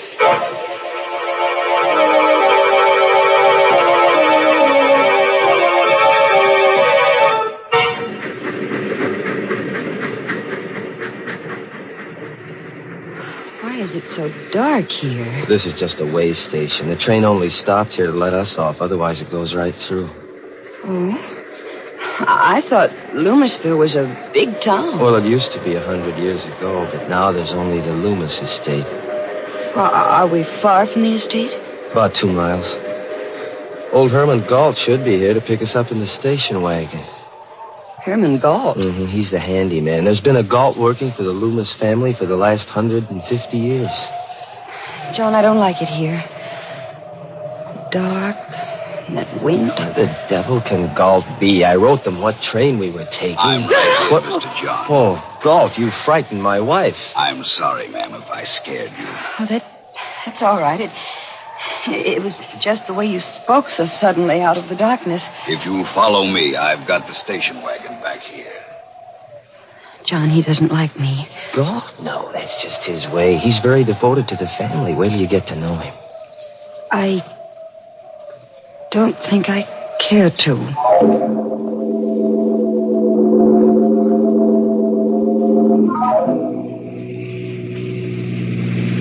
Johnny, he's driving too fast. It's so dark. Don't worry, Betty. Galt knows this road like the back of his hand. We'll be there in a few minutes. I'm frightened. Darling, please. Tell me why you gave me the gun. No, I can't tell you now, Betty.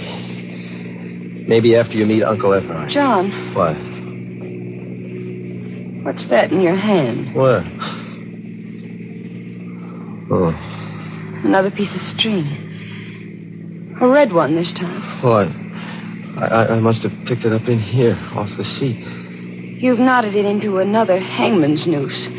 Galt, Yes, Mr. John. this piece of red string, did you put it here? No, sir. Then how did it get here? You ought to know. Yes. Yes, I ought to know. Galt, why are you stopping here? We're home, ma'am. This is the entrance to the Loomis estate.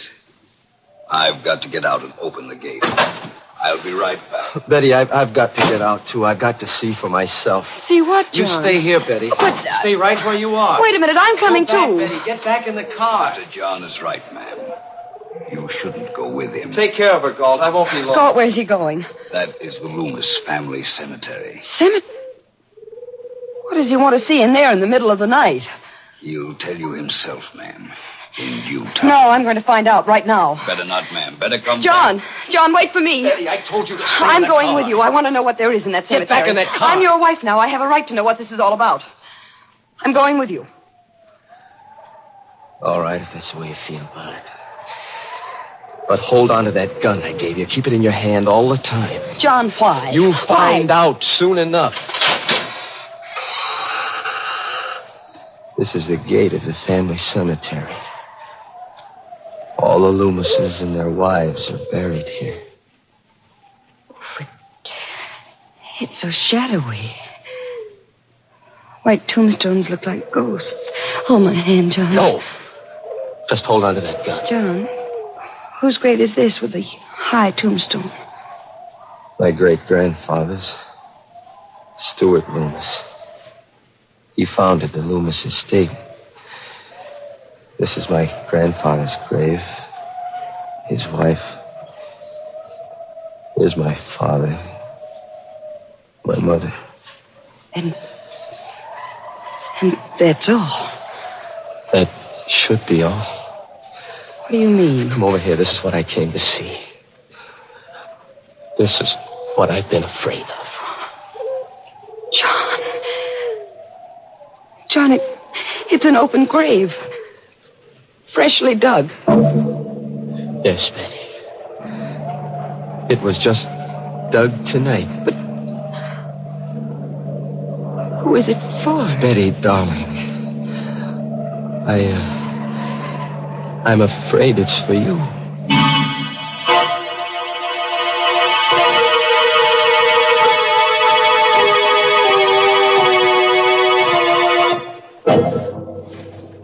Well, what's poor Betty letting herself in for? With a fresh grave waiting for her on a honeymoon. And a husband who ties little strings into hangman's nooses. But come to think of it, Betty's a lucky girl at that. How many girls who get married nowadays can count on finding a nice, snug place all ready for them to lie down in and rest? In peace. Gracious, Mr. Host, Betty doesn't seem like a lucky bride to me. Why, most brides have things much easier. Because there's so many things today to help them make their marriage a success. For example? For example, Lipton tea. With Lipton tea on the pantry shelf, a young bride today has a much better chance of making her home a happy one. Just the other day, I was talking to a friend who just got married. As we sat there in her kitchen sipping our Lipton tea, me occupying the only chair and she perched on the kitchen stool, she said, "You know, Mary, it was silly of me to worry about being able to cook the things Jack liked.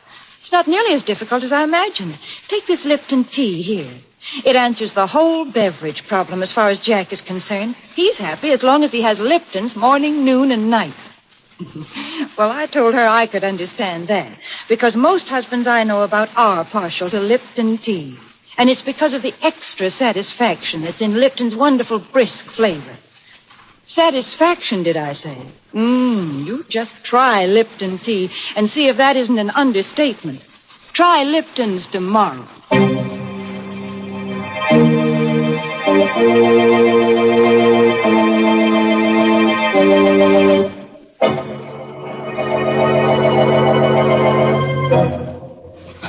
Let's hurry back to our date in a graveyard. Remember?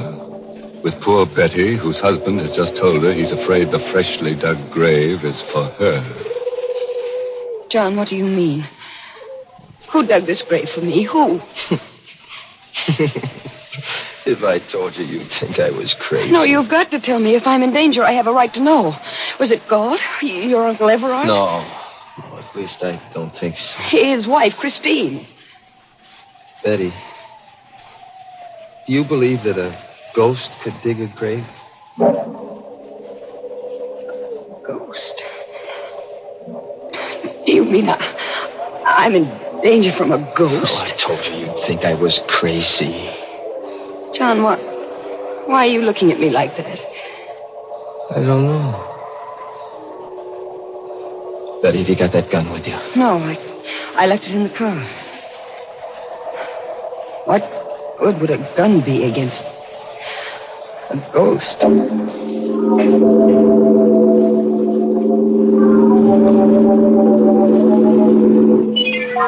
There's the station wagon still waiting at the gate, but I don't see Galt. Maybe he went up to the house. Galt, where are you? Hello there, John. What's up? Uncle Everard. What happened to Galt? He came up to the house. Said you'd gone into the cemetery. So I thought I'd better come down. Oh. Is it there? Yes, it's there. A freshly dug grave. Uncle Everard, this is my wife, Betty. How are you, Betty? Hello. You saw the grave too, Betty? Yes, and John says he thinks it's for me. I'm afraid I don't understand all You this. haven't told her anything yet, John? Well, just a little. I couldn't bring myself to. I think it's time you did.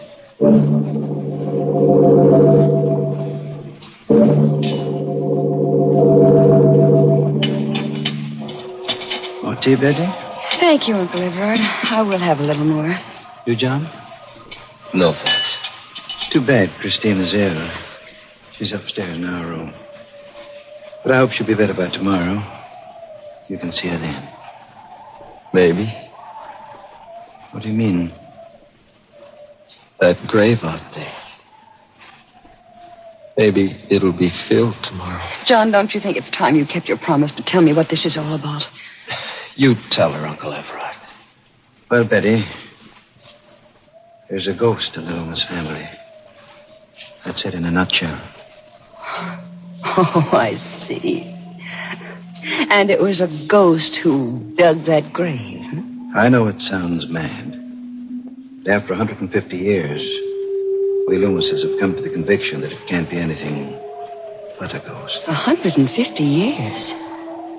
You mean... John's great-grandfather, Stuart Loomis, settled this strip of seacoast under a patent from the colonial governor. There's his picture over the fireplace. He doesn't look much like you, John. Stuart Loomis was a hard man.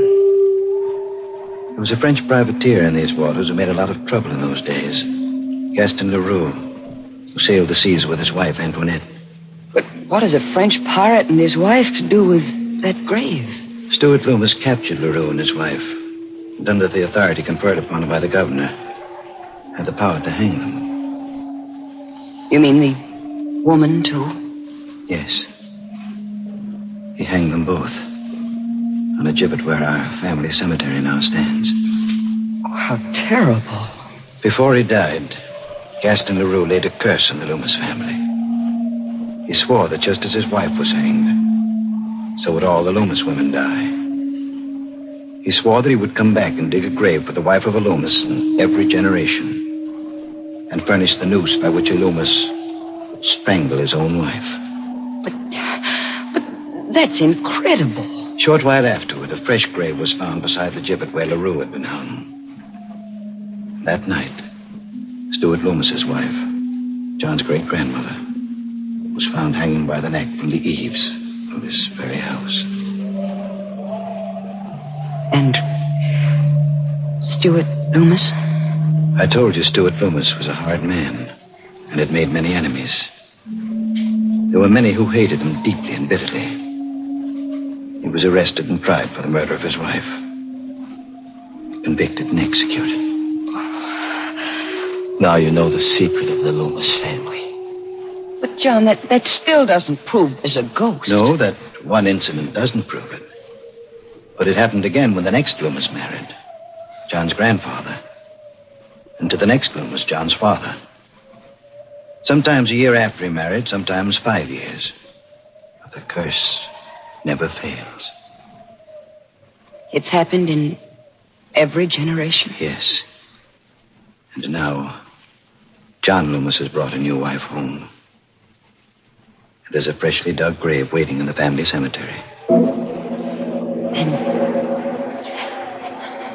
And I'm next. I don't know, Betty. Maybe that grave isn't for you. What? Maybe it's for Christine. My wife. This is all ridiculous. A ghost couldn't dig a grave, make John strangle me to death. Uncle Everard, you can't believe such a legend. It can't be true.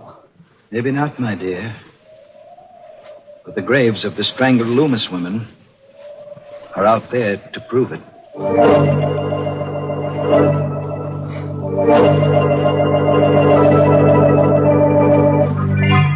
Well, this is your room, Betty. I'll have God call you at 8 tomorrow morning. Good night. Good night, Uncle Everard. Good night, John. Good night, Uncle Everard. This is such a big room.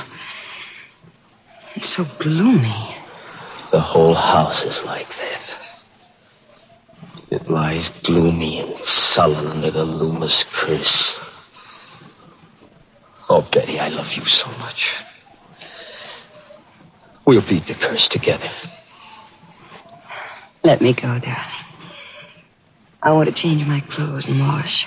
All right. There's the bathroom over there. I'll only be a minute. All right, darling. Oh, it's a lovely bath. Betty, what is John, quick. What? Look. Hanging from the shower bar. What? A hangman's noose. It's a real one this time. Of rope. Ready to hang someone. Who put it there? It's the Loomis curse. We can't get away from it. No ghost could have hung that rope there. Let's call Uncle Everard. All right. Have you got the gun with you? No, it's in my handbag. Well, get it. But John... Get it, I say. All right, John. Here, I've got it. All right, now keep it with you all the time. And don't be afraid to use it. On me, if necessary. All right, let's get your uncle. This is his room. I wonder if I ought to wake him. It might upset Aunt Christine. She's sick. We've got to wake him. Better knock harder. Well, it wasn't locked. Call him. Uncle Everard. Uncle Everard? He doesn't answer. But there's a light in the room. Push the door further open. All right. Well, there's nobody in the room. The bed's empty. Uncle Everard? Aunt Christine? Maybe in the bathroom. The door is open. Betty! John, What? Aunt Christine. She's hanging by the neck. She's dead. It's the same kind of a noose as in our bathroom. Uncle Everard hanged her. It's the Loomis curse catching up with us.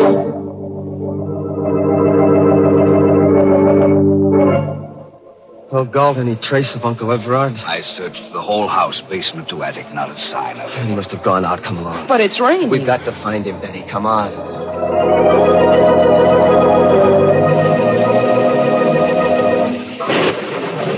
So dark out here. How will we ever find him? I have a flashlight, ma'am.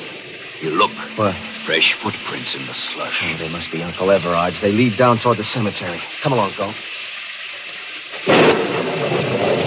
Here, Mr. John, you can see for yourself. The footprints lead right to this new grave. But why did he come here? There's the answer, Betty. A cross at the head of the empty grave. Throw your flashlight on it, Galt. There's something written on it. It says, Christine Loomis. Betty, what is it? Look. Over there. Another grave. He's dug another one. There's a cross on this one, too. Does it say anything? Yes. Yes, it does. It says, Betty Loomis.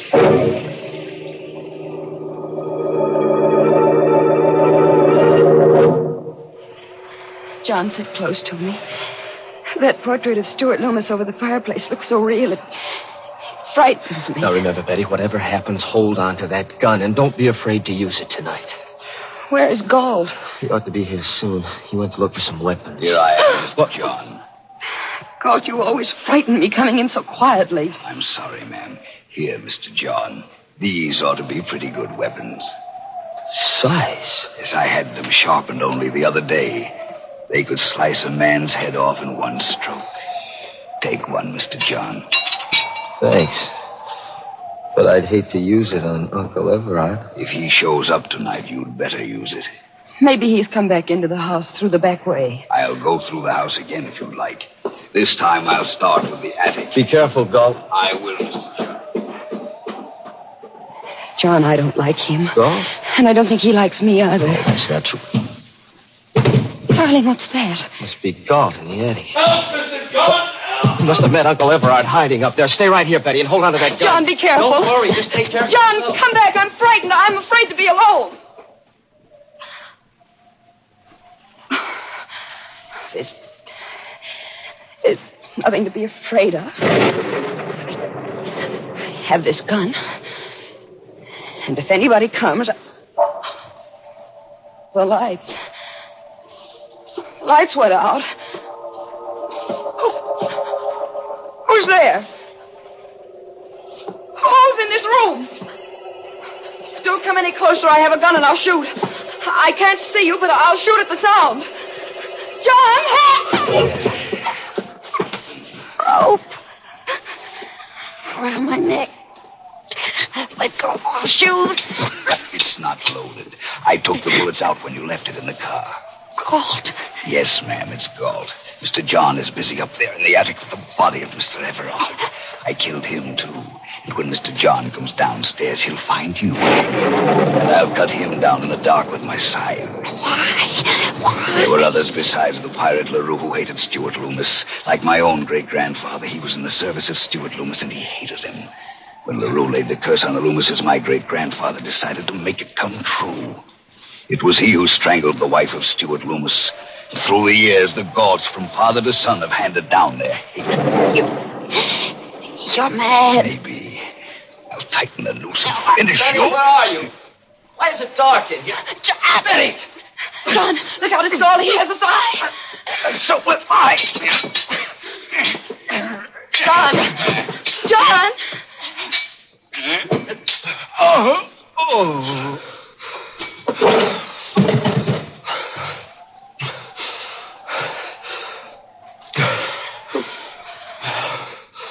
Who is it? Oh, darling, where are you? Here, John, here. Oh, darling. Betty, we finished forever with the Loomis curse.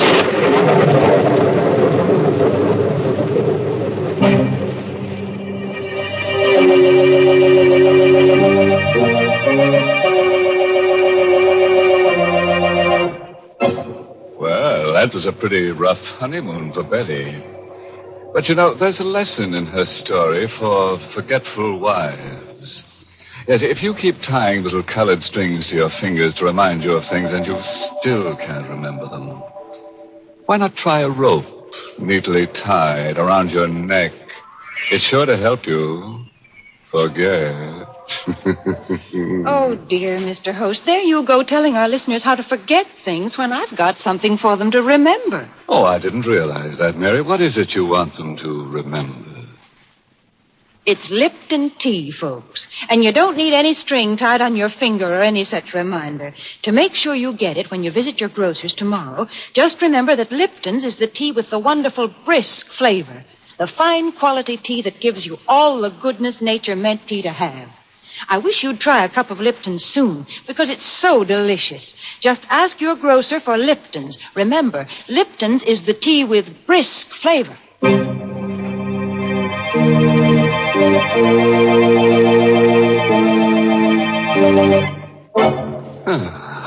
And so our evening's over, with the usual quota of corpses to qualify for the ghoul school. We're working on a special matriculation for bachelor ghouls. In case you didn't know, a bachelor ghoul is one who believes that two can die as cheaply as one. Oh, by the way, this month's Inner Sanctum mystery novel is I Hate Blondes by Wolf Kaufman. And next week, the makers of Lipton Tea and Lipton Soups will bring you another Inner Sanctum story directed by Hyman Brown and called Dead Man's Turn.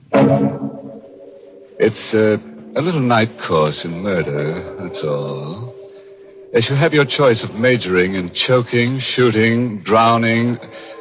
But why don't you just listen in to Inner Sanctum next week and you'll get all the inside told. Oh, yes, next week part of the country goes on daylight saving time. If your area remains on standard time, tune in to Inner Sanctum 1 hour earlier.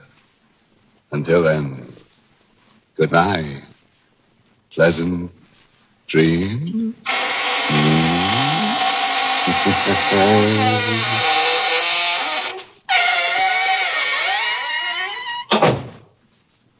Want a delicious dinner treat in a hurry? Then Lipton's noodle soup mix is the thing for you. In just a few quick minutes, you have a grand-tasting chickeny soup ready to serve. Lipton's noodle soup is full of tender, golden noodles and seasoned to perfection. And it's economical, too. Costs less and makes lots more than ordinary canned soups. Just ask your grocer for Lipton's noodle soup mix. Your family will love it. And don't forget to tune in next week for another Inner Sanctum mystery. This is CBS, the Columbia Broadcasting System.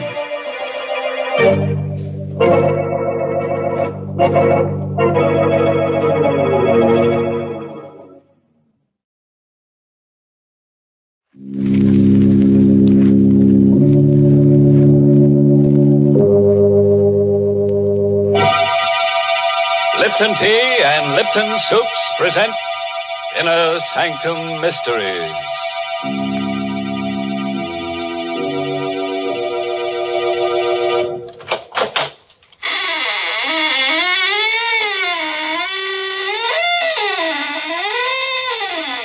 Good evening, friends. This is your host to welcome you once again to the Inner Sanctum. Do come in and join our circle, but watch out you don't get double-crossed. What's that? Oh, you're disturbed by those bodies dangling from the ceiling. Well, you know some people, they just die to come here. Then they hang around week after week and never say a word. Well, I have a theory about that, Mr. Host. What's that, Mary? Maybe the reason they're hanging around is because they think we're going to serve refreshments later on. Hey, that could be, all right. You know, lots of folks are like that. And who can blame them? When there's good food ahead, they just won't leave. And that's especially true if there's a chance that Lipton tea is on the menu. Now, the reason for that is simply this. Lipton tea is tea at its delicious best because Lipton's has such grand brisk flavor. In fact, brisk is the very word the tea experts themselves use to describe Lipton's full, hearty taste. You'll agree, I'm sure, the very first time you try it, for Lipton's is so lively and full-bodied and satisfying. Yes, it's that brisk flavor that makes more people buy and enjoy Lipton's than any other brand of tea in the world. So whenever you ask for tea, make sure you ask for Lipton tea.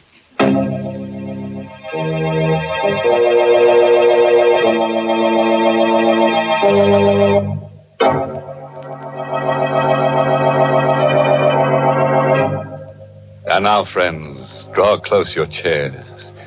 If there are no faint hearts among us, we'll begin tonight's tale of terror.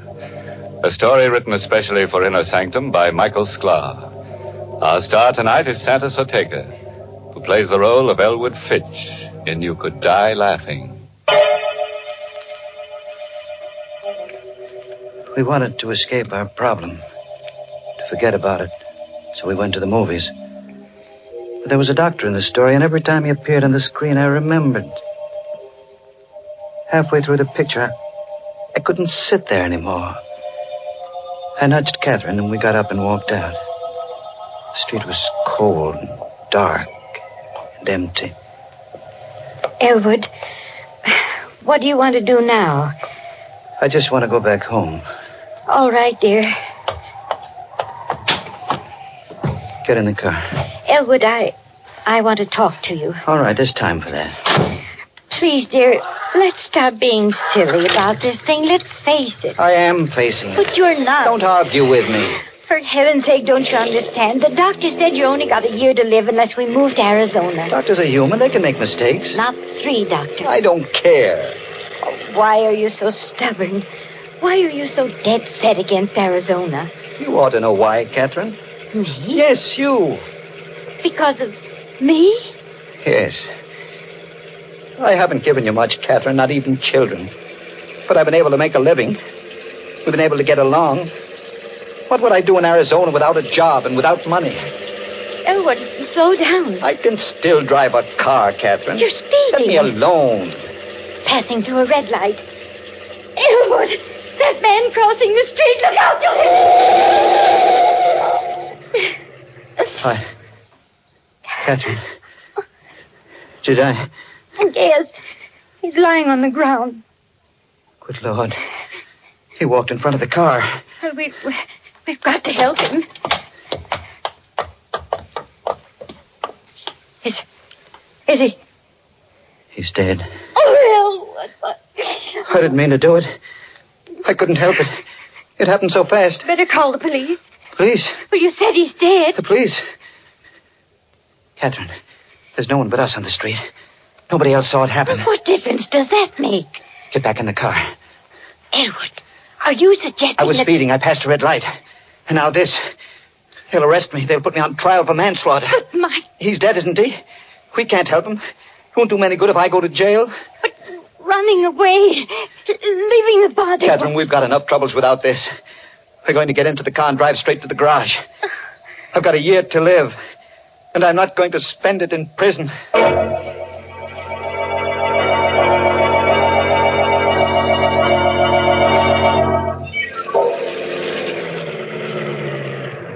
Good evening, Mr. Fitch. Want me to put the car away for you? Yes. Show must have let out early, huh? We didn't stay to the end, Ann. I didn't care for the picture. Ah, them pictures. I always tell my wife. Say, what did you hit? Hit? Yeah, your front bumper. Blood on it. That blood. A dog ran in front of the car.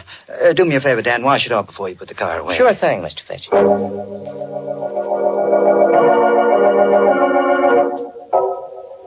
I didn't sleep well that night. Bad dreams, all mixed up. About doctors. They all looked like the man lying on the street. And their faces were covered with blood. I woke up exhausted. Breakfast is on the table, Elwood. Just a moment. That newspaper can wait. Your toast is getting cold. Oh, here it is. What are you looking for? The story. You mean last night? It's in the newspaper? Listen to this. Stenger, victim of hit-and-run driver. The body of Augie Stenger, underworld character, was discovered early this morning at the intersection of Broad and Main Streets. Police believe Stenger was the victim of a hit-and-run driver. The front door. Yes. Do you think it's the police? I don't know. Get a grip on yourself. I'll see who it is.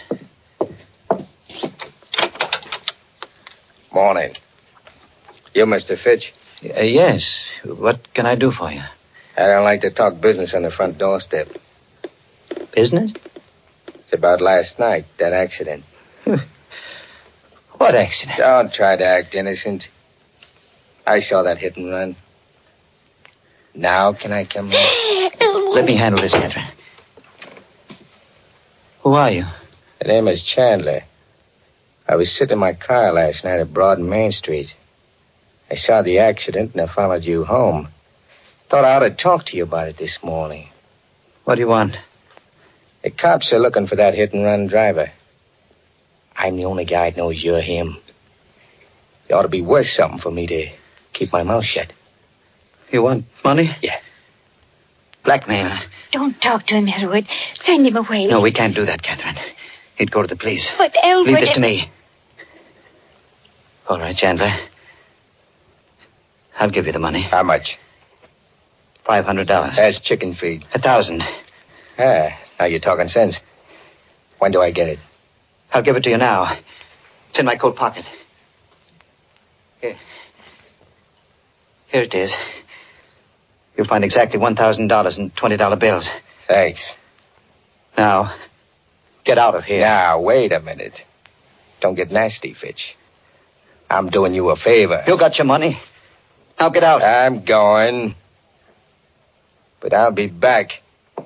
I call this the first installment. Elwood, where did you get that money you gave him? Money? Last night you said we couldn't go to Arizona because we had no money. Yet you just gave that man $1,000. Where'd you get it? I was ashamed to tell you. I took it from Stenger. Stenger? The man we hit. I put my hand inside his coat to see if his heart was beating. The money was in the inside pocket. Elwood, how could you? Don't look at me like that, Catherine. We've been married a long time. Long enough for you to know that I'm not a crook or a murderer. But to kill a man and then take his money. Try to understand. All day long I've been thinking. A year to live. A year to live. When you know you're going to die, it does something to you. You forget what's right and what's wrong. I thought, with that $1,000 and a few hundred we've got in the bank, I thought we might be able to go to Arizona after all. Well, the money is gone. Yes. Don't think about it anymore. How can I stop thinking? You heard what Chandler said. That $1,000 is the first installment.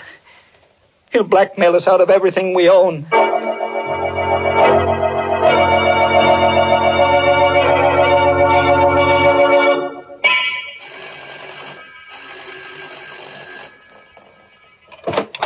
Chandler. Shut the door, quick. Who is it, Catherine? Shut that door, Mrs. Fitch. You were here only yesterday. What do you want now? The cops are after me. You and me on the same boat. What have you done? What do they want you for? Murder. Murder? You shouldn't have come here. I figure this place ought to make a pretty good hideout. No. You can't stay here. Who's going to stop me? I won't allow it, Elwood. I won't have this man in my house. All right, cut the squawk. No. I stood a lot from you, Chandler, but stay away from me. Don't you dare touch him. Elwood! Elwood! Don't cry, Catherine. I'm all right. Any more back talk, Fitch? No. Okay. I'm moving in.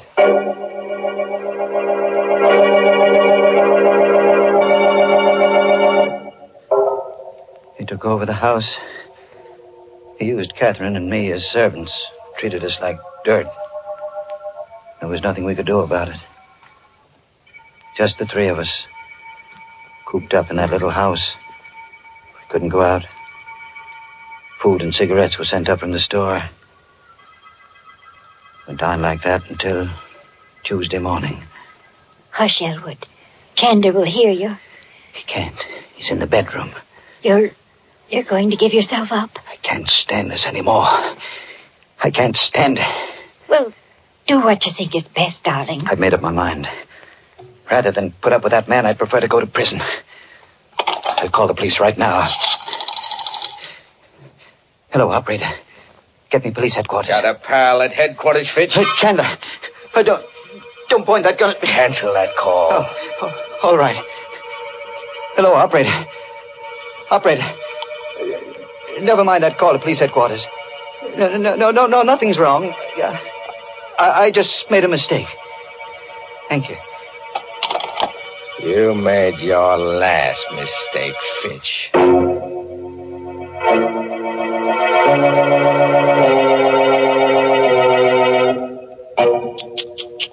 Imagine that black villain, Jack Chandler, First he blackmails Elwood, then he blackjacks him, and now he blackballs him from using his own telephone. You know what I'd do if I were Elwood? I'd apply for a writ of habeas corpus. That is, if Chandler doesn't turn Elwood into a corpus first. Things do look bad for Elwood, I must admit, Mr. Host. My, what a lot of unpleasant surprises he's been having. Yes, and he's in for a lot more, Mary. Goodness. Well, right now, I'd much rather talk about pleasant surprises. Well, that's a lady's privilege, Mary. You go right ahead. A good instance of a pleasant surprise happened to me one of those glorious sunny days last week. Florence Perry and I drove out to the woods to gather spring wildflowers. But we'd scarcely reached the woods when the sky clouded over, and in a few minutes we were chilled to the bone. Back to the car we hurried, figuring the whole afternoon was ruined. And it was then that Florence brought out that pleasant surprise I mentioned. A whole big thermos of heavenly hot Lipton tea. Well, we sat down and had ourselves a regular tea party right there in the woods. Suddenly everything seemed bright and cheery again. Lipton's had certainly saved the day with its bracing, cheery taste, its delightful, brisk flavor. The same thing happens so often with so many folks. Any time during the day, Lipton's is a pleasant, refreshing treat. Tea with a glorious, full-bodied tang that adds extra zest to every occasion. The reason? It's worthwhile remembering, friends. Lipton tea has brisk flavor.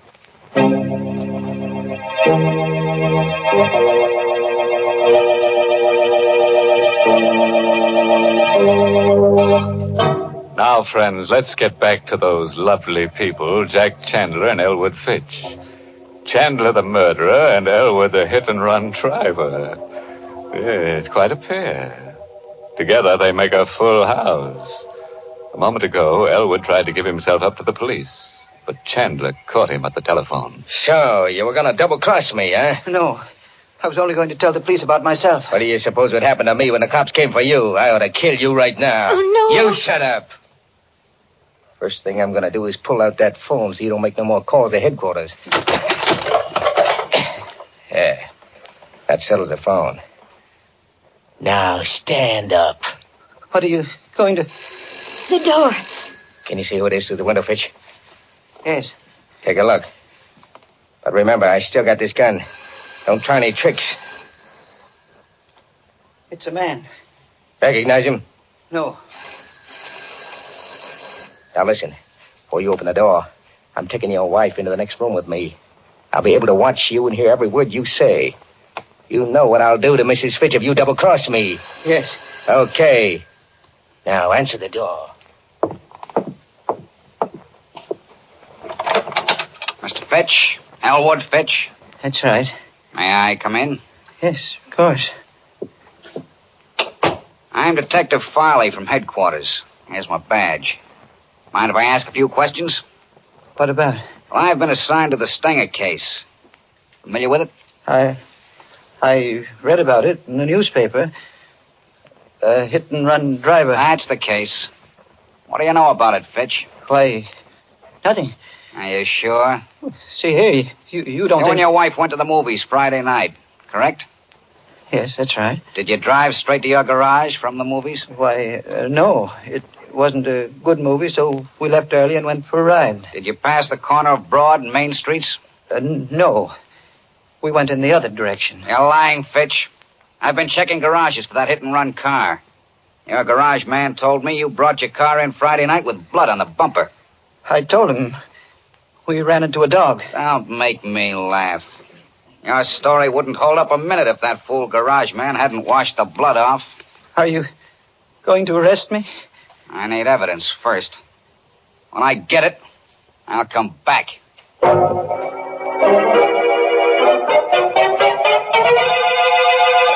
Blood on the bumper. That cop is wise to you, Fitch. He said he'd be back. Sure. He'll be snooping around looking for proof. Yeah, this is one heck of a hideout. I'm leaving. You're going away? Glad of that, ain't you? Well, you got nothing to celebrate. What do you mean? I need time, plenty of time to get away from the city. I'm not going to leave you here to squeal to the cops as soon as I'm out of the door. We wouldn't tell the police. Yeah, I'm going to make sure you don't. I got one murder rap on me already. It might as well be 3. 3? Elwood, he means it. Listen, Chandler, I swear we won't tell. Why should we? Remember what you said. We're both in the same boat. The police are after me, too. You tried to double-cross me once before. I ain't taking any chances. Please. There's no use begging. It won't do no good. When are you going to do it? Before I go. Sometime after dark.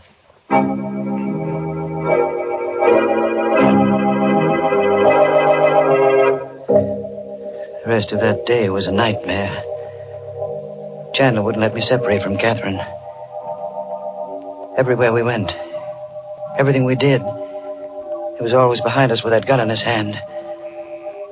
The gun. I had to take it away from him. He was much younger than I, big and tough. But I had to try. I watched for my chance. It came late in the afternoon. He was lighting a cigarette. He put the gun down on the living room table while he felt in his pockets for a match. Both of us were the same distance from the gun. I made a dive for it. Hey, get away from that rod. No, let go. I kill you for this. Catherine, help me. Grab his hand. Let go of me. Let go. Hold him, Catherine. Hang on to him.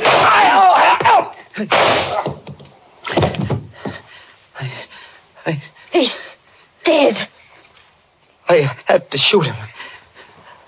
I had to. Now what will we do? I don't know. What would he do if the positions were reversed? Call the police. No. The money. The money I gave him. The $1,000 I took from Stenger. He still got it. It's ours again, Catherine. We're going to Arizona. Arizona? Don't you see? It's just like it was before he came. We'll take the money and we'll go to Arizona. But his body... He's a murderer, he said so himself. We'll put the body into the car, drive out to the suburbs, and leave it on the highway. The police will think it was just another gangster murder.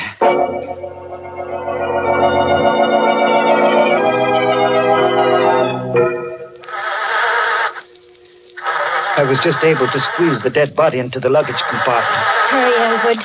Let's get away before one of the neighbors sees us. Oh, my gosh.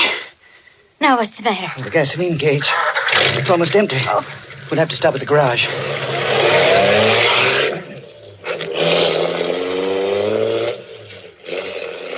I drove back to the garage, had Dan fill the tank, and paid him with one of the $20 bills I'd taken from the body of Stenger.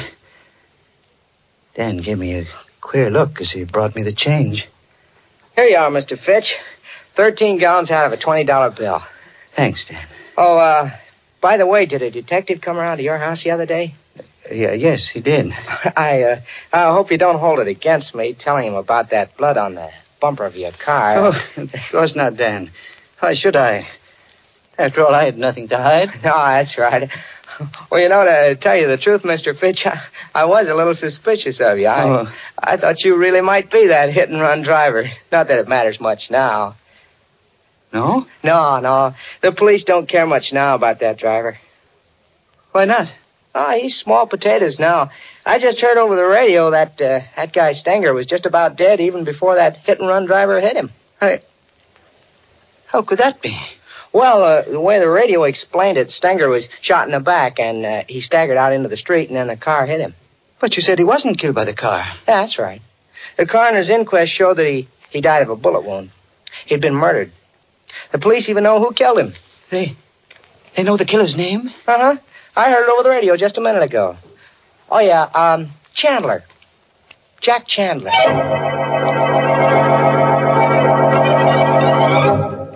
I don't remember driving away from the garage. It kept going around in my brain. Chandler had murdered Stenger. Catherine and I had run away from a crime we hadn't committed. No wonder Chandler had seen the accident. No wonder he feared the police. And now he was dead. His body packed into the luggage compartment of the car. Elwood, you're not listening to me. What? Oh, I was thinking about Chandler. That's what I was talking about. If he killed Stenger, why can't we go to the police and confess everything? Because we killed Chandler. But it was self-defense. Would the police believe that? They'd have to believe it. Even if they did, it would be murder in the third degree. They'd learn about the $1,000. I'd be held for trial. We'd never get to Arizona. No, Catherine. We've got to go through with our original plan. Elwood, that siren. It's a police car behind us. What are you going to do? They may not be after us. If they do stop us, let me do the talking. Hey, forward! Stop that car! Don't be afraid, Catherine.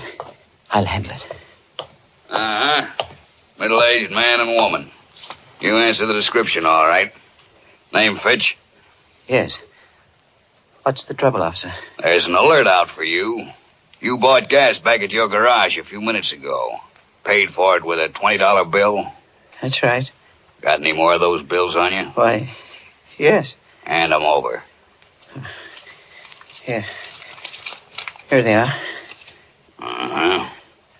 Looks like it's all here. This is the stuff, all right. What stuff? What are you talking about? This money. It's counterfeit. Just like the bill you gave the garage man. Counterfeit? Phony money down to the last dollar. Move over. We're driving to headquarters.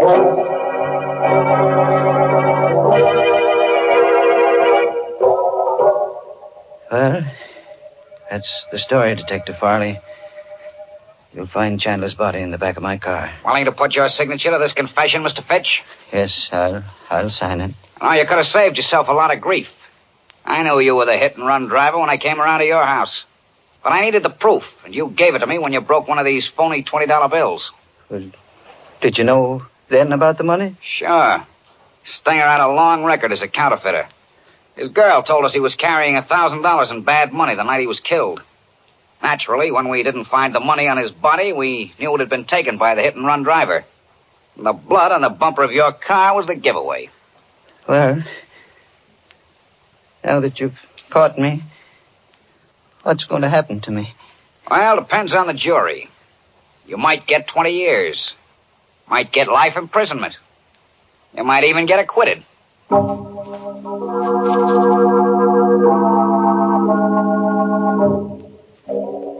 I'm in the courtroom now. Catherine beside me, waiting for the decision. The jury just filed in. The judge has asked if they reached a verdict. The foreman of the jury is rising to his feet. Your Honor, we find the defendants not guilty. Catherine. Oh, Elwood, thank heaven. I don't know whether to laugh or cry. Oh, darling, you were right from the very beginning. Money or no money, we're going to Arizona.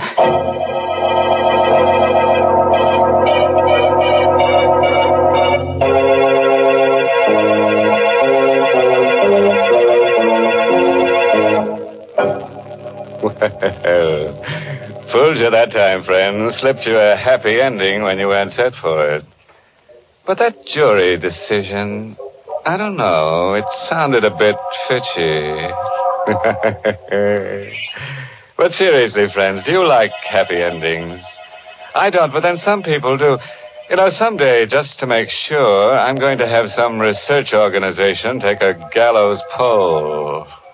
Well, Mr. Host, that seems a lot of trouble to go to when there's plenty of proof right in front of your nose that says people love happy endings. And what is that proof, Mary? It's the way thousands and thousands of families every day top off delicious meals with delicious Lipton tea. There's a real happy ending for breakfast, lunch, or dinner, folks. Try it and see. In fact, so that you won't forget it, add Lipton tea to your grocery list right now, this very minute. It's the world's favorite tea, and you're always sure of getting tea at its tastiest when you get Lipton's. Because remember, Lipton tea has that marvelous brisk flavor.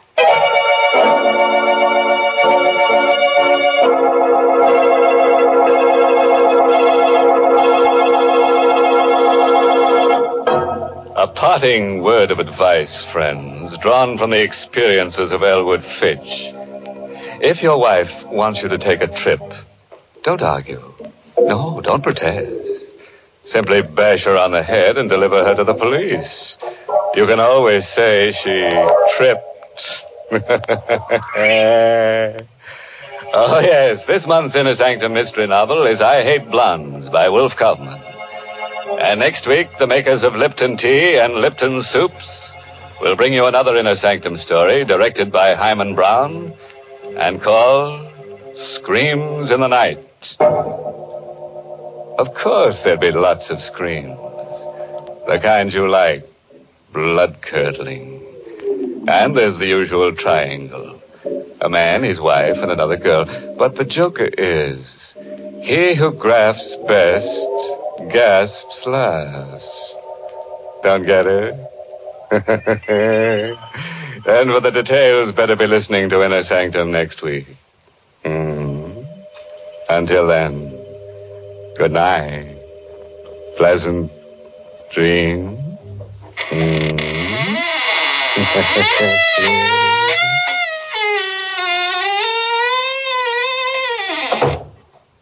Let's begin at the beginning of the meal, friends, with the soup. If you want soup to be both delicious and easy to prepare, make it Lipton's noodle soup. Here's a soup that has real honest-to-goodness chickeny flavor. It's full of tender noodles, and because it comes in modern soup mix form, it saves both time and money. Lipton's noodle soup mix is quick to make, and it makes lots more than canned soups, yet costs less. Try Lipton's noodle soup. And tune in next week for another Inner Sanctum mystery. This is CBS, the Columbia Broadcasting System.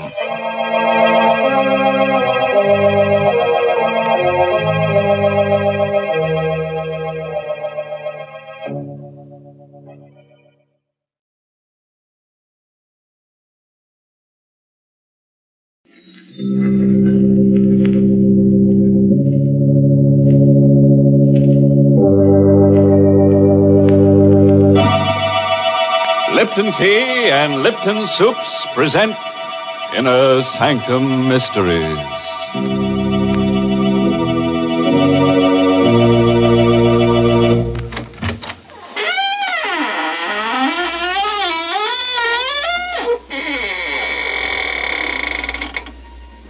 Good evening, friends of the Inner Sanctum. This is your host, waiting to act as your guide through the squeaking door on a specially prepared travelogue. First, we'll take a little jaunt with jeopardy along the path of peril, where we'll prowl with panic until we take the left turn into Horror Highway, and thence via Terror Turnpike straight into the road to ruin. I don't think I like your itinerary, Mr. Host. If you don't mind, I'd much rather take a shortcut to the highway of happiness via the kitchen. And pray tell us, by what signpost shall we recognize your blithesome highway of happiness, Mary? Well, you'll just know you're headed for pleasure when you take your first taste of swell Lipton tea. Because, what a world of contentment there is in every cupful. What flavor, what wide-awake flavor. No wonder the tea experts say there's only one word to describe Lipton's, and that's brisk. No wonder more folks enjoy Lipton's than any other brand of tea in the world. It's because Lipton tea never tastes dull, flat, or dreary. It's always lively and cheery. Yes, Lipton's is the world's favorite tea, and it will be your favorite, too, once you taste that brisk Lipton flavor. So be sure you try Lipton tea.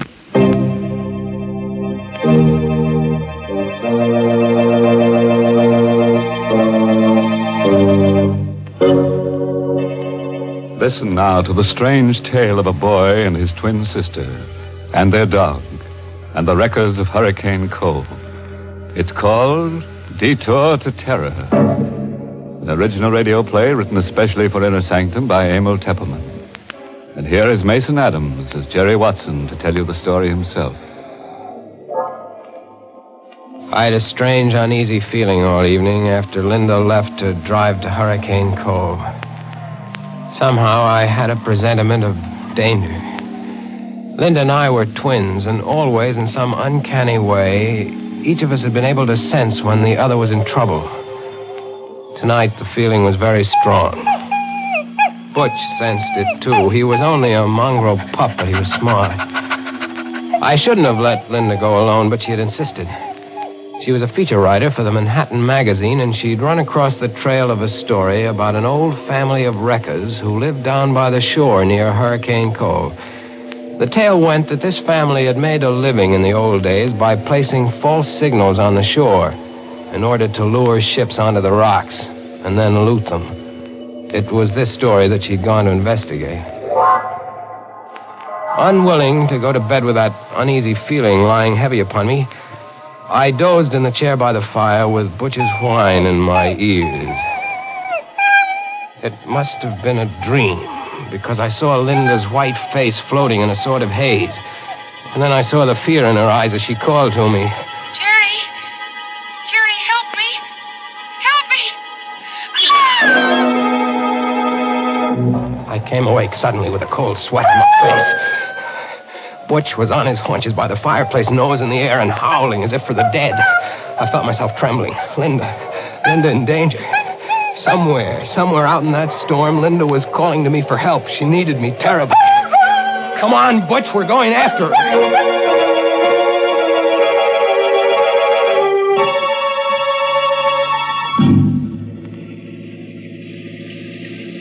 Within 20 minutes, I was speeding through the storm out along Highway 9. I remembered Linda's telling me just what route she'd take. See, Jerry, I'll go out on 9 to here, and then turn off on the old shore road. It isn't used much anymore, but it's the shortest route to Hurricane Cove. And if I leave now, I should be there by midnight.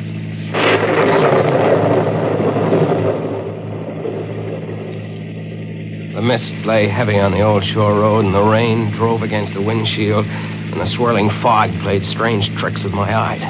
But I knew I was almost an hour behind Linda, and I had to make time. Now, don't worry, Butch. We'll catch up to her. We'll find her. If I could only go faster. It's fog. I can't see 20 feet ahead of me. Hey! It's a red lantern on the road. What? It's a detour sign. Bridge ahead, washed out. Detour. What'll I do, Butch? How do I know what Linda did? Did she drive straight ahead or did she take the detour? I've got to know. I can't sit here waiting. We'll take the detour, Butch, and pray it's the right choice.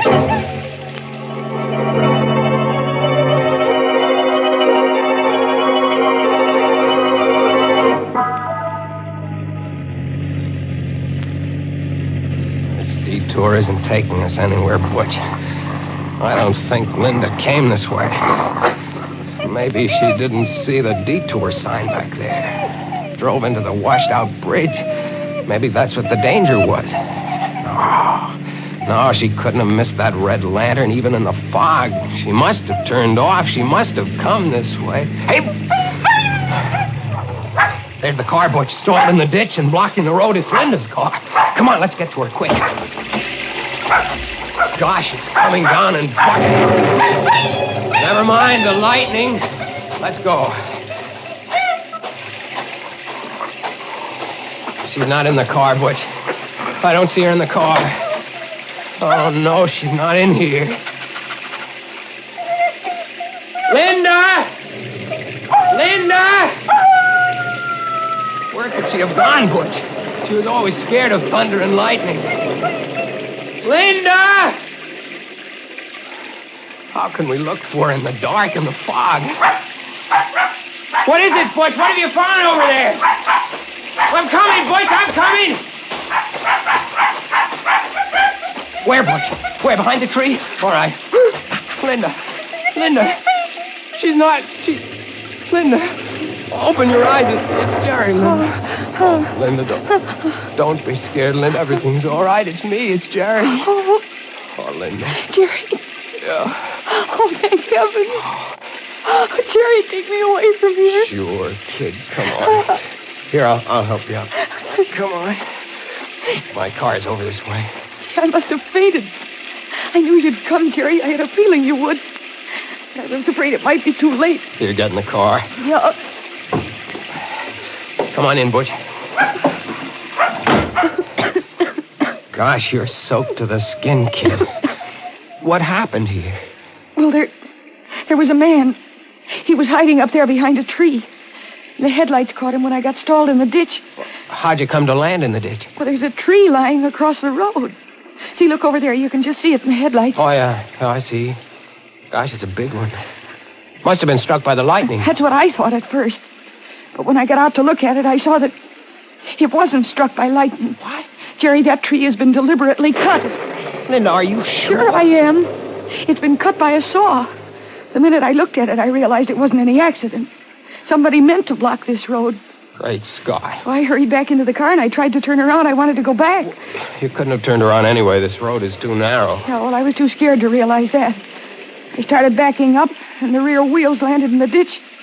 And it was just then that I saw the man. He was coming out from behind the tree, and he was all hunched up so I couldn't see his face.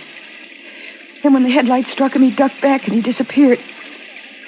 Well, I was afraid to stay in the car, so I jumped out, and I started to run. Then I could hear him coming after me. And I must have tripped, and my head struck something. That's all I knew till you found me. Are you sure it was a man you saw, kid? Yeah, positive, Jerry. I don't get it. What was the idea of blocking the road? What's the matter, Bush? He hears something. Look over there. Someone running through the woods carrying something. I'm going after him. Careful, Jerry. Look, Butch has that man by the trousers. Oh, he kicked Butch. Hey, you don't you kick my door! Jerry, be careful. Come on back here, you! Jerry, I'm coming with you. Oh, it's no use. He ran away in the night. Are you all right, Butch? Look, Jerry. Whoever he was, he dropped what he was carrying. What is it? Looks like a big board of some kind. Here, I'll turn the flashlight on. What's the sign? It has lettering on it. What's it say? What's that? Great Scott. What is it, Jerry? It says, bridge ahead, washed out. Detour. Jerry, this is the detour sign from the highway. Yeah. They only put it up there to lure you onto this back road. Then they blocked the road with a tree. Kid, it looks like we're in some kind of a trap.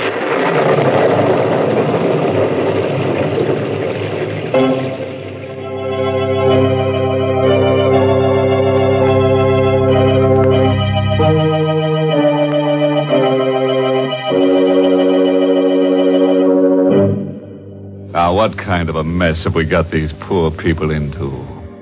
Imagine finding that poor twin sister unconscious behind the tree. And it took Butch to find her, too. I wonder what kind of a tree it was. Oh, probably a dogwood tree.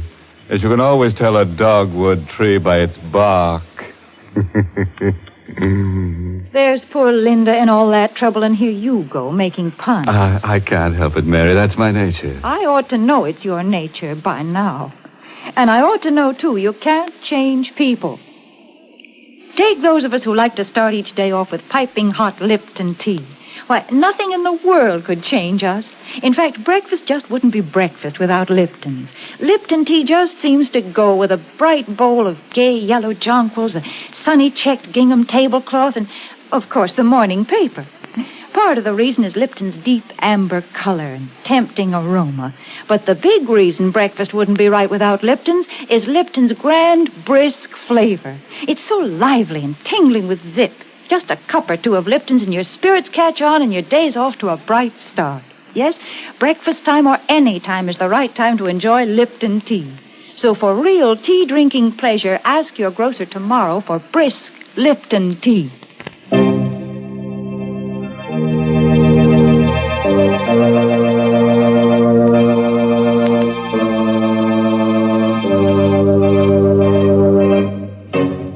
Well, let's get back to our story now and see what happens along that deadly detour. I have a hunch that Jerry and Linda are in for a lot of trouble. Trouble and twins, you know, never come singly.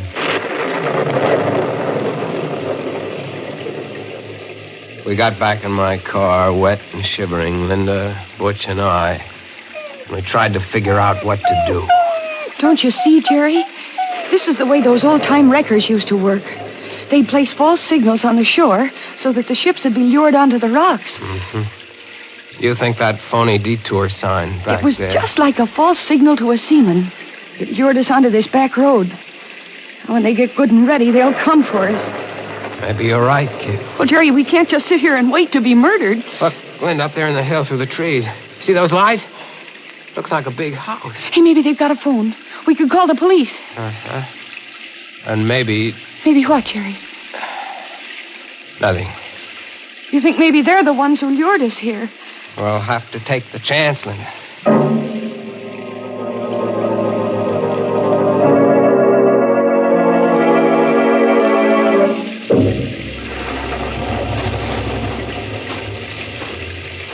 Ground Z.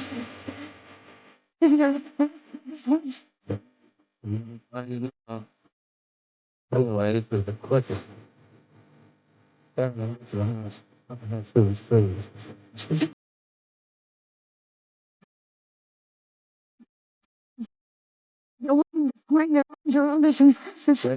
You'll work yourself up for nothing.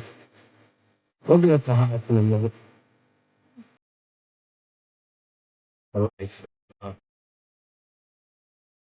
Quiet, Miss, quiet. Put the lights out, Jerry.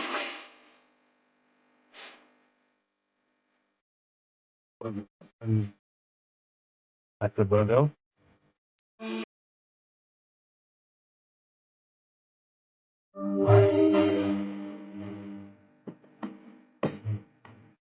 Yeah, someone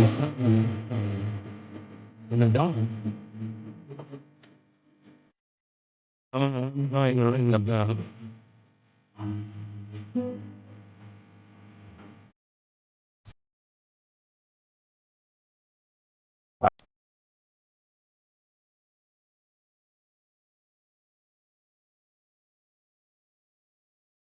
In the door.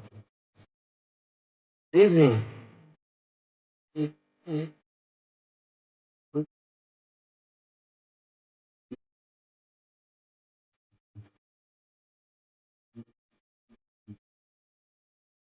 Yeah.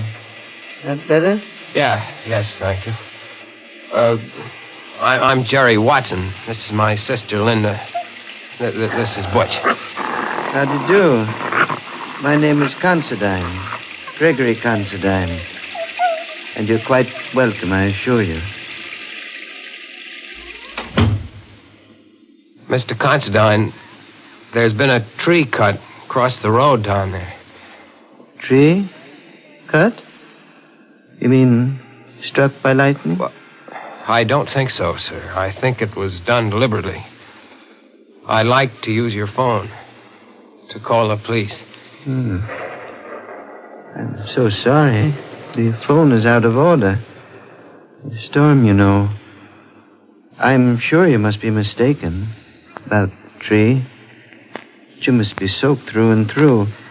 Please, follow me into the library. I'll get you some dry clothes. Jerry, did you see his eyes? He's blind. That's why I was playing the piano in the dark. Right in here, please. It's a nice crackling fire. You can warm up while I ring for my handyman. Matt will be here in a moment.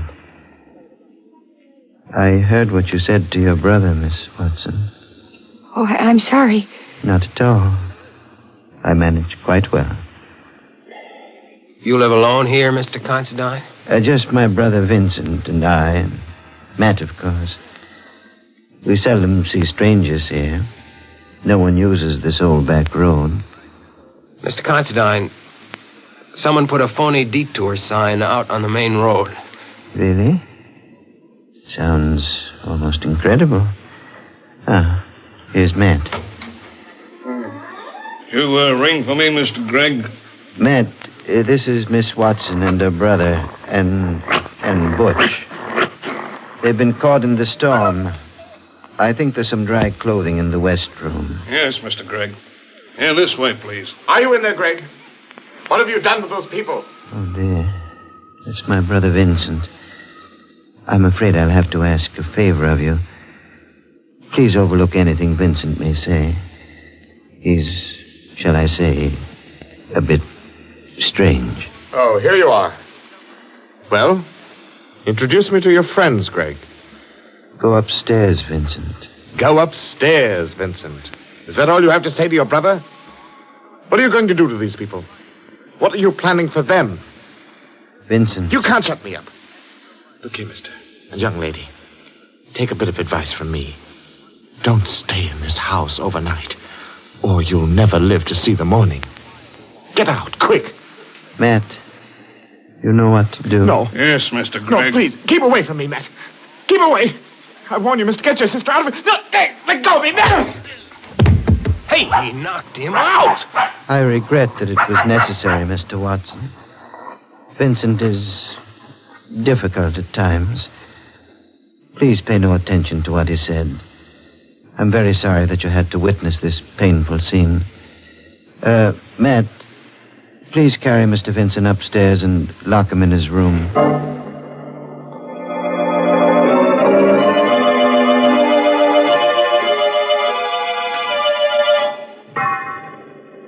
I hope you like these rooms. Yes, thank you. Yes, I'm sure we'll be comfortable, Mr. Considine. They're adjoining rooms, as you see. And these doors bolt on the inside. I advise you to keep them locked all night. We surely will. Thank you for these dry clothes. And for the tea. You're quite welcome, I assure you. Now just try to get a good night's sleep.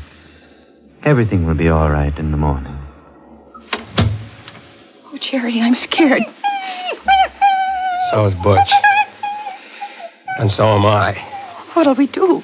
First thing to do is bolt the door. He's blind. Yet he frightens me, Jerry.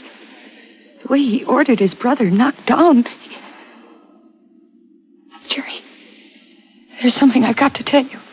What is it, kid?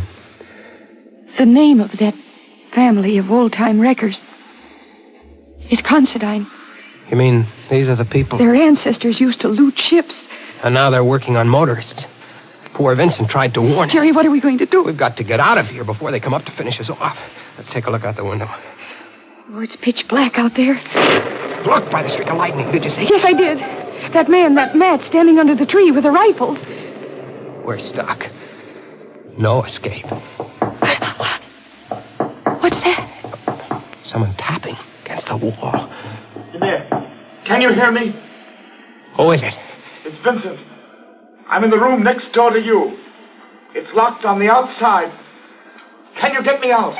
We'll be right there. Quiet, Butch. Oh, Jerry, maybe there's a chance if Vincent will help us. Come on, kid. Yeah. No noise.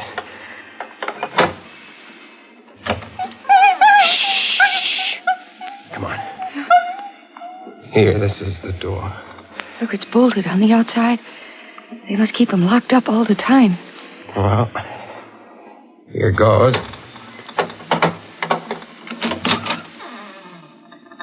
Vincent? Here I am. Don't make any noise. My brother has ears like a cat. And don't let him fool you. He may be blind, but he's more dangerous than any man who can see. How are we going to get out of here? Matt's watching outside with a rifle. Listen. The piano. My brother is amusing himself in the dark. He always plays the piano when he has something on his mind. Do you know any way for us to get out of here? Well, there's only a slim chance. Now listen to me carefully. The only chance is to get out the back way. But you have to pass the open living room door downstairs. And Greg is in there at the piano. And what'll we do? Oh, you wait here. I'll go down first and see if they've left the cellar door unlocked. I'll come back for you. Please, don't move until I return. Be careful. Don't worry. I will. Jerry, what'll happen if Greg hears him? Greg will probably call Matt and then lock him up again. And what'll become of us? We'll worry about that later. Jerry, he stopped playing. Yeah. Do you think he heard Vincent coming down?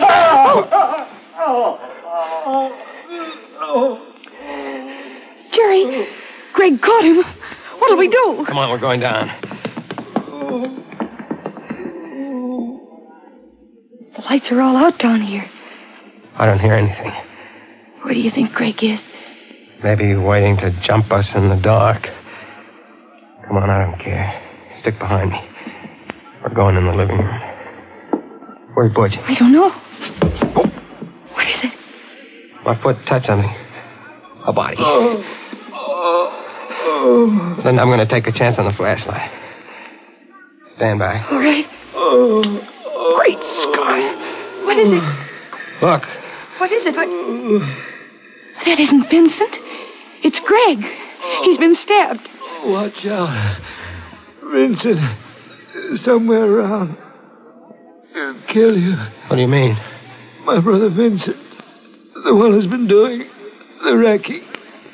We always keep him locked up But tonight, he got away. Planted the detour sign. Cut the trees. Vincent did all that. Matt and I, we tried to stop him. Matt went out to the road, took down the detour sign, but it was too late. Watch out. He'll be back. He'll kill you.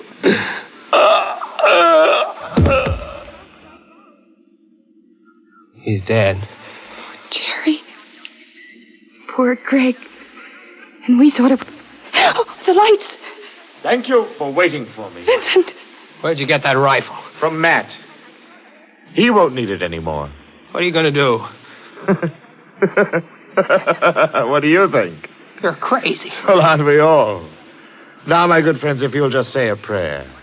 Any little prayer will do. Point that gun at my sister. It won't do you any good to stand in front of her. This rifle is a 30-30. Now, if you're ready... Jerry, he's mad. Look out! Quit! Attaboy, quit! Let go of the gun!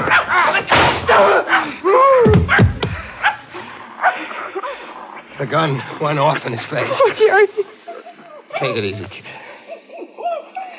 He's dead. Don't look at him. He isn't pretty to look at. What you did all right. Oh, kid, you can write your feature story now. The story of the wreckers of Hurricane Cove. And it'll be under your own byline, too. Oh, I better write it under a double byline, Jerry. The Wreckers of Hurricane Cove by Linda Watson and Butch.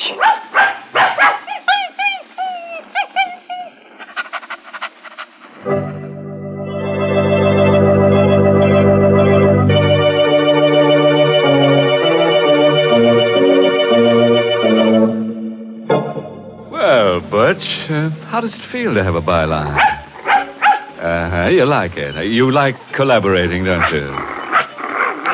Especially with a pretty girl like Linda, huh?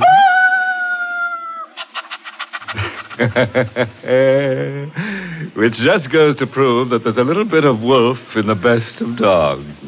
But do you know the difference between a wolf call and a wolf whistle, Mr. Host? Let me think. When a fella gives a wolf whistle, he's starved for love. And when he gives a wolf call, he's just plain starved. In which case, there's just one thing to do. Feed him. But if you really want to appeal to his better nature, see that he winds up every meal with a good big cup of satisfying Lipton tea. Men certainly go for that brisk Lipton flavor. It's so lively and full of zip. So make a note right now to ask your grocer for Lipton tea tomorrow morning. Once you taste full-bodied Lipton tea, you'll know why you find Lipton tea in more teacups than any other brand of tea in the world. For Lipton is tea at its delicious best. Start enjoying it real soon. Get the tea with brisk flavor. Get Lipton tea.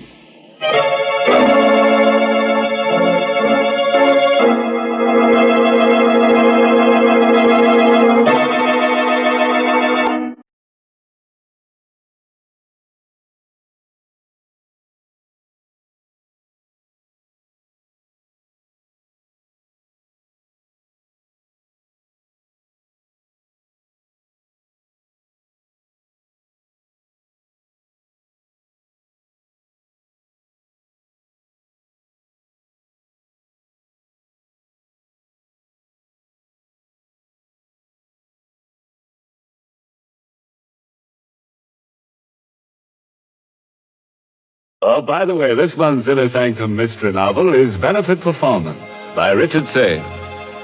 And next week, the makers of Lipton Tea and Lipton Soups will bring you another Inner Sanctum story, directed by Hyman Brown, and called Murder in the Night. Correction. There'll be 3 murders. You know, it's going to take a lot of nerve to hear this tale out, so I don't suppose you'll be listening. That is, unless you've just got to find out how a brass button in a dead man's hand traps the murderer. If so, tune in to Inner Sanctum next week at this same time. Until then, good night.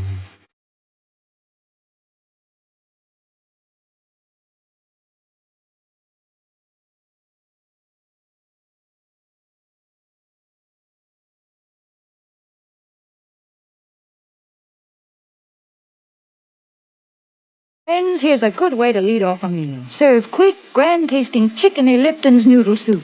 The first taste of Lipton's noodle soup takes you back to Grandma's own country kitchen. But you get Grandma's results in a jiffy, because Lipton's noodle soup is a real old-fashioned noodle soup with oodles of tender noodles in savory golden broth that's easy to fix and costs little.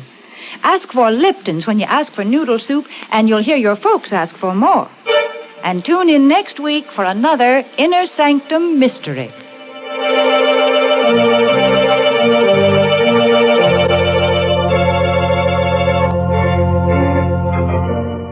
This is CBS, the Columbia Broadcasting System.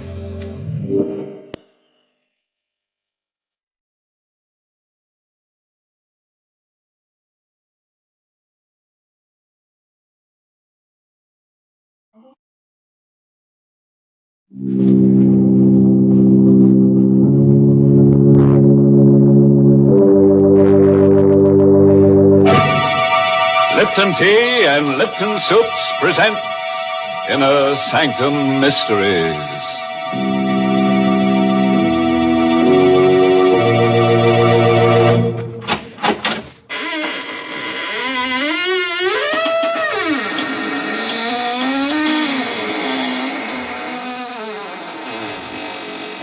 Good evening, friends of the Inner Sanctum. When you heard the sound of the squeaking door, it was exactly 30 seconds past the hour for murder. But don't worry. We won't keep you waiting much longer. Even as I talk to you now, our hero and his victim are standing beside me, wishing I'd dispense with formalities so they can get to more enjoyable pursuits like murder. Now, isn't it funny, Mr. Host? I feel the same way in hot weather. You mean the heat makes you feel murderous? Now, this doesn't sound like our Mary.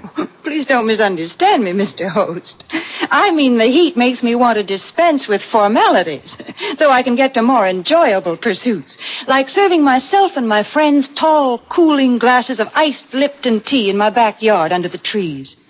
What grand iced tea Lipton's makes. So gloriously full-bodied, so full of zip. And it's that brisk Lipton flavor that does it. A flavor that's never flat, but always spirited and satisfying. You see, brisk is the word the tea experts themselves use to describe the livelier freshness of Lipton's. And those same tea experts agree that in iced teas, brisk flavor is extra important. That's why, for the best iced tea you ever tasted, you should always insist on Lipton tea. It's good iced because it's brisk in flavor. So keep a frosty pitcher of iced Lipton tea always on hand. Thank you for those cooling thoughts, Mary. Now into our sizzling thriller, 8 Steps to Murder, written especially for Inner Sanctum by Emil Teppelman. This is the chronicle of a carefully calculated crime. A crime so twisted and subtle that it had to be blueprinted in advance. As Barry Kroger, in the role of Mark Durfee, the newspaper columnist, tells his story, we shall watch this crime develop, step by step. 8 Steps to Murder. When I decided to kill Basil Archer, I went about it like an architect, laying out the plans for a complicated building project.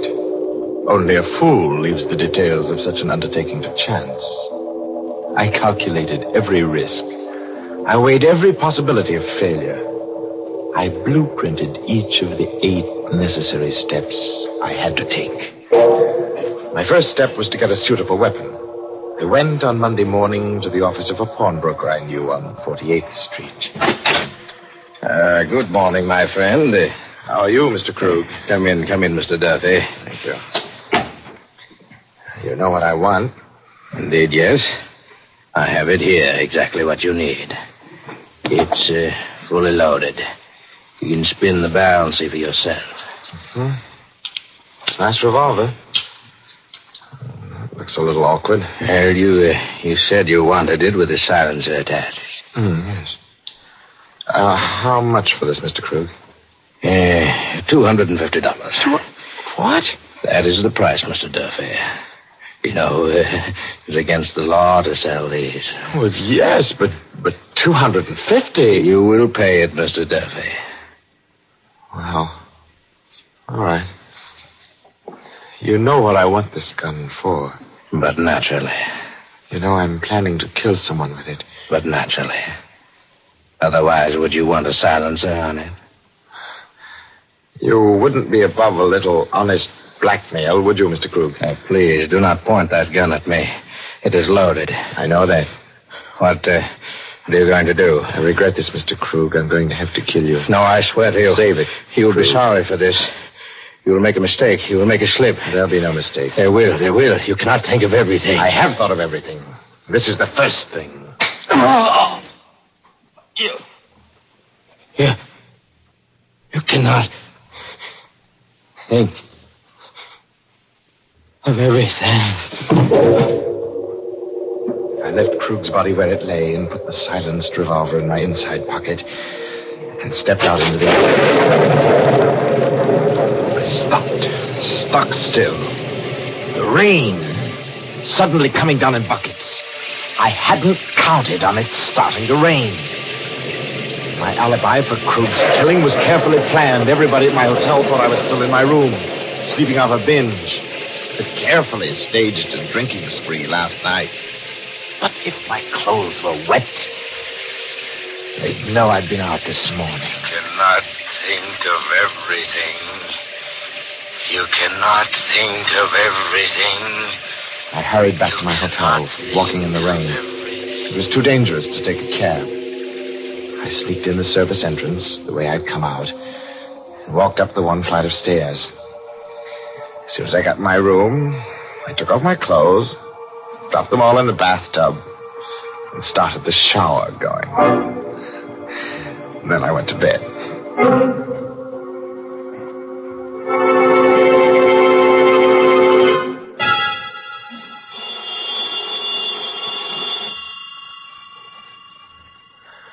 About noontime, when the phone rang, I knew it was the clerk downstairs calling, because I'd left a call for 12. I let the phone ring. That was step number 2.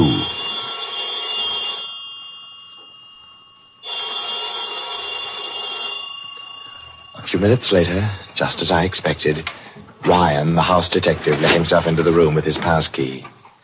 I pretended to be asleep, dead to the world. All the cockeyed shenanigans. Boy, what a load he must have taken on last night. I heard Ryan go into the bathroom where the shower was still running, and then come out, muttering, and approach the bed. Wake up, Mr. Duffy. What? Oh, my head. Oh, you must have been as high as a kite last night. Oh. You undressed in the shower. Left all your clothes in the bathtub. They're soaking wet. I was safe. My tracks were completely covered. This was Monday afternoon. According to my schedule, Basil Archer was to die on Friday evening at 10 o'clock sharp. I was now free to take step 3 in my blueprint for murder. For this purpose, I went to Basil Archer's office. He was a theatrical producer, you see. His office was upstairs over the famous old Fantasy Theater, where Archer's new play was to open on Friday evening. As I opened the door of Basil Archer's office, I was quite cool. I'd rehearsed myself well. Basil was seated at his desk talking to Gregory Sutherland, the young and handsome author of the new play. Hello there, Mark. Glad to see you. Hi, Basil. Just dropped in to get a line on the new play. You know Greg Sutherland, the author? Sure. Greg, this is Mark Duffy. We've met. I tell you, Mark, Storm Over the Highlands is going to be the biggest hit of the season. Greg's written a fine play. Oh, I'm glad to hear that, Basil. Ought to go over big, especially with your wife doing the lead. Nina's a great actress. Confidentially, that's one of the reasons why I'm doing Storm Over the Highlands. Just suited for Nina. Nina will be wonderful. Oh, I guess she likes working with you, Mr. Sutherland. It's always a good idea for the author and the star of a play to work together. Oh? Have you and Nina been working together, Greg? Well, yes, Mr. Archer. We sort of thought if we could exchange ideas. I never saw two people put their heart and soul into a job like Nina and Sutherland here. They spend every minute they can together. Now, look here, Duffy, I don't like the way you said that. Oh? I'm sorry, Sutherland. You know I didn't mean anything. It's only what people are saying, seeing you both together so much. What's this all about, Mark? This is the first I've heard of anything. Oh, forget it, Basil. Oh, by the way, here's a package. I want to give it to Nina on opening night. I wonder if you put it in your safe for me till Friday. Why, sure, if you want me to. I'll put it here, on the bottom shelf, next to the payroll money. Come in Friday evening during the first intermission, and I'll get it out for you. Fine. Are those all packages of money on the bottom shelf? Yes, over 100,000 in there. Receipts from my other shows. There you are, Mark. All safely locked up. What kind of a present is it? I'd rather keep that a secret till Friday.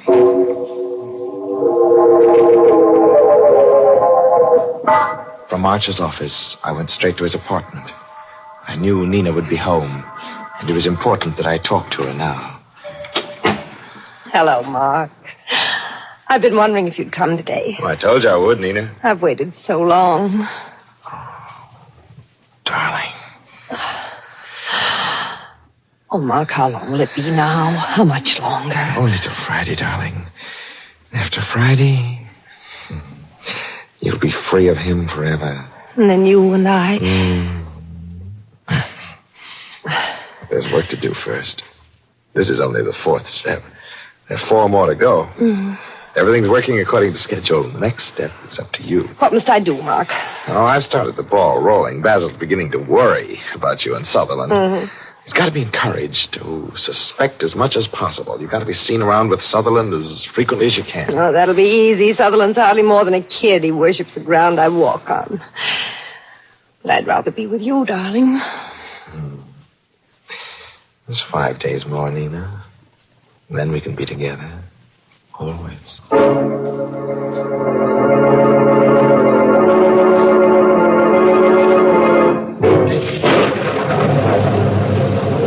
Outside Nina's house, I stopped for a moment with a queer sensation in the pit of my stomach. It was raining again. It reminded me of Mr. Krug. You can't think of everything.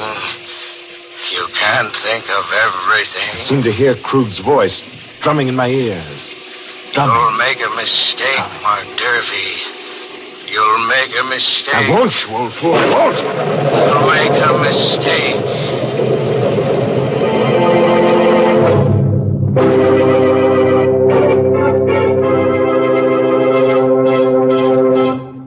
Oh, poor Krug. You know, a pawnbroker's life is not an easy one, and Krug took such an interest in his business. And he never suspected Mark Durfee. In fact, he probably liked him for his redeeming qualities. Though, come to think of it, Krug was pretty lucky at that. Mark didn't steal anything from the store but the gun, so Krug lost practically nothing but his life. You know, Mark's story gives me an idea. I'd like to draw up a blueprint myself. Yes, Mary, another blueprint for murder. Oh, now, Mr. Host. I'd call mine a blueprint for summer refreshment. And I'd like to do it in sound. First, I'd start with the creak of porch rockers on shaded summer streets, and the murmur of backyard gardeners in the lilac dust. And with the teensters home from school, there'd have to be some sweet swing music, of course. And just to make my blueprint of summer sounds complete, you'd hear the tinkle of ice in tall, cool glasses. Glasses of refreshing iced Lipton tea. Yes, iced Lipton tea just goes with summertime fun and enjoyment. Lipton's has such a wide-awake flavor. The whole family will love it. And that flavor, folks, is brisk. Yes, that's the secret. Lipton's brisk flavor is what makes iced Lipton tea taste extra good. So for a delightful treat to beat the heat, serve iced tea. And for the best iced tea ever, insist on Lipton tea. Brisk flavor, never flat. Couldn't have done better myself, Mary. But now, let's catch up with our architect of murder. If Mark Durfee's blueprint works out according to schedule, our death rate should go up sharply to about 1 per person. Let's see. He should be up to his 5th step by now, shouldn't he? Tuesday was a clear day without rain, and I felt better. I knew now that I couldn't make a mistake. In 4 days, Basil Archer would die as planned. And now for the fifth step. An easy one for Mark Durfee because he's a newspaper columnist. It merely requires dictating a little item for his column into the dictaphone at his desk. Oh, there's a new play opening soon, which should be a huge success. If the author and the leading lady can do anything to make it click. They're working harder on it than the producer himself. It looks like they've clicked with each other, too.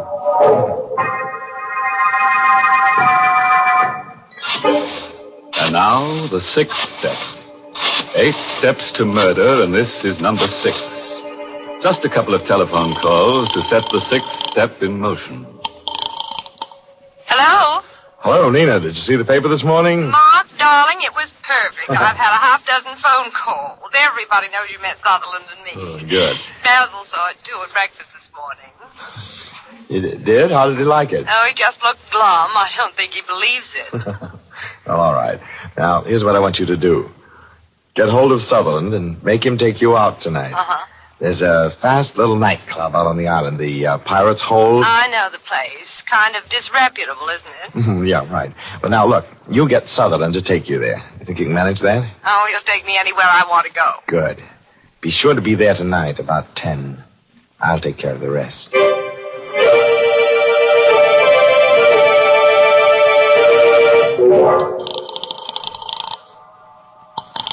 Basil Archer speaking. Oh, hello, Basil. How are you? Mark Durfee. Now, look here, Now, Mark. look, wait. Take it easy, Basil. I know you want to bawl me out about that piece in the column. I thought you were a friend of mine. Oh, look, Basil, that's why I printed that piece. I don't like what's going on. Just what do you mean?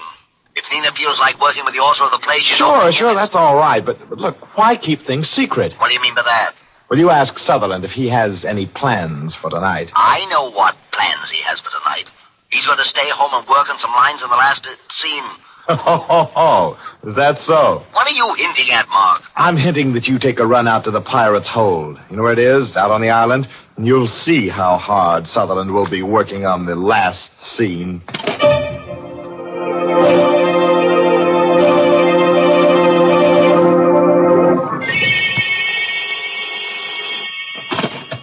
Hello? Mark, this is Nina. Oh, where are you? I'm calling from the Pirate's Hold. Basil was just here. Good. Did he find you with Sutherland? Well, naturally, I did just what you told me to. I'm fine. Everything is set for tomorrow. You're sure everything will be all right? Oh, yes, quite sure. Now, this is what I want you to do tomorrow. Just before the show opens, you'll take sick. Oh. Basil will have to put in an understudy for you. Yes, I can do that all right. Then you'll dismiss the servant. Yes. Now, remember this clearly, Nina. You're going to be my alibi for the hour between 9 and 10. Understand? I understand, Mark. I'll be over at 9. But I'll leave a few minutes later by the back way. Only you'll swear that I stayed till a few minutes after 10. Is that clear? Yes, Mark. And good luck.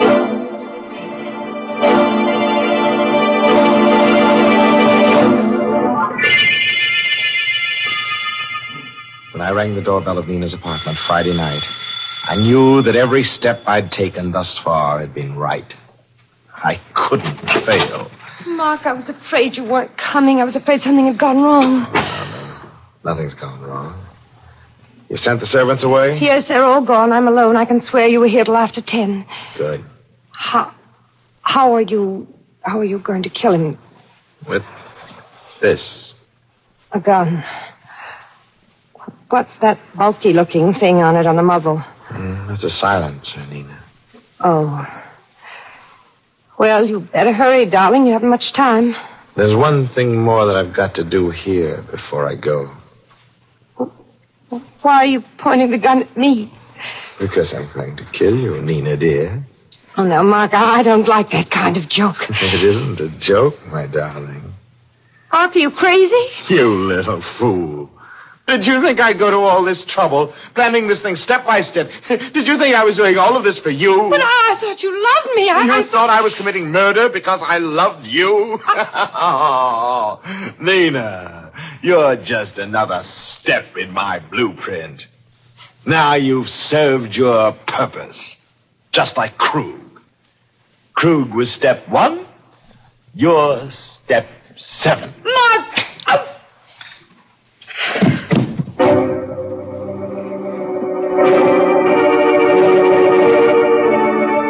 made sure Nina was dead, and then I hurried out and went to Basil Archer's office. I had to be sure my timing was right. This was the 8th and the final step. I knew Basil would be in his office during the first intermission, so... Hello, Basil. Oh, it's you, Mark. Come in. I want to talk to you. What about, Basil? Mark, what's going on between Sutherland and Nina? Oh, no, Basil, you're not a fool. I can't believe it. Well, look, if you want proof, suppose you get that package out of the safe, the one I left with you. The package? What's that got to do? You get it, and I'll show you. Well, all right.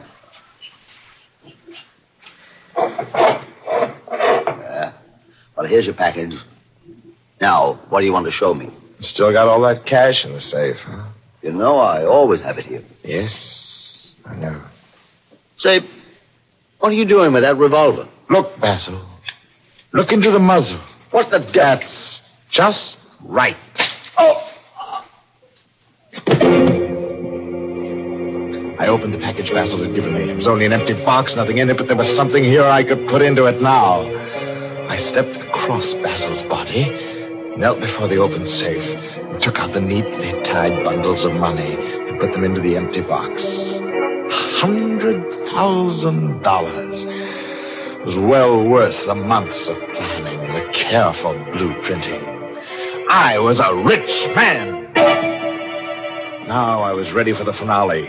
The last bit of routine business, which would finish the whole thing off properly. Picked up the phone and dialed police headquarters. It wouldn't be too difficult to imitate Basil Archer's voice over the telephone. I'd rehearsed that, too. Yes, headquarters. Hello.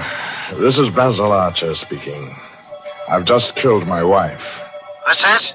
My wife and Sutherland, they were planning to run away together. They stole all the money from my safe, and we're going away. So I killed her. And now I'm going to kill myself, too. Now, wait, Mr. Archer. Now, wait a minute. Don't do anything I rash. softly replaced Just stay there till we send a radio. Now, everything was set. Carefully, I placed the revolver in Basil's cold hand. I'd left no prints on it, because I was wearing gloves. I picked up the package and walked out into the hall. But in the hall, I stopped short. Someone had just come into the building downstairs.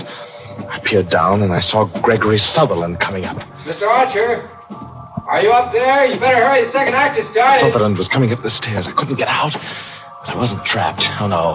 There was a porter's closet down the hall. I tiptoed over to it and slipped inside just as Sutherland got to the landing. Mr. Archer, are you in there? Sutherland was in Basil's office now. He'd be finding the body. This was my chance to sneak out. I opened the closet door. Come on, Kitty. Archer's office is one place up. Maybe we can make it in time. The guy said he was going to kill himself. The police had come in answer to my telephone call. Now I couldn't get out. There'd be a crowd outside and I'd be seen leaving. I had to stay in the building. Still, I wasn't trapped. I knew just what to do. Instead of leaving the building, I would walk out of the closet and into Basil's office right after the police. They'd think I'd just arrived. I stepped out of the porter's closet. I started for the door of Basil's office. Then, suddenly, I got a sick, weak feeling in the pit of my stomach. I stopped stock still. I'd almost walked into my death. It was raining outside. Suppose I walked in there with my clothes all dry, claiming that I'd just come in from the street. They'd know that I'd been hiding in the building all the time. The rain, that rain, it almost tricked me again. You can't think of everything. You'll make a mistake. You can't think of everything. I can, you old fool. I'll show you. I hurried back into the porter's closet. I knew how to beat this, too. I turned on the faucet in the sink. Splashed and drenched myself from head to foot. Well, now I looked as if I'd just come in out of the rain.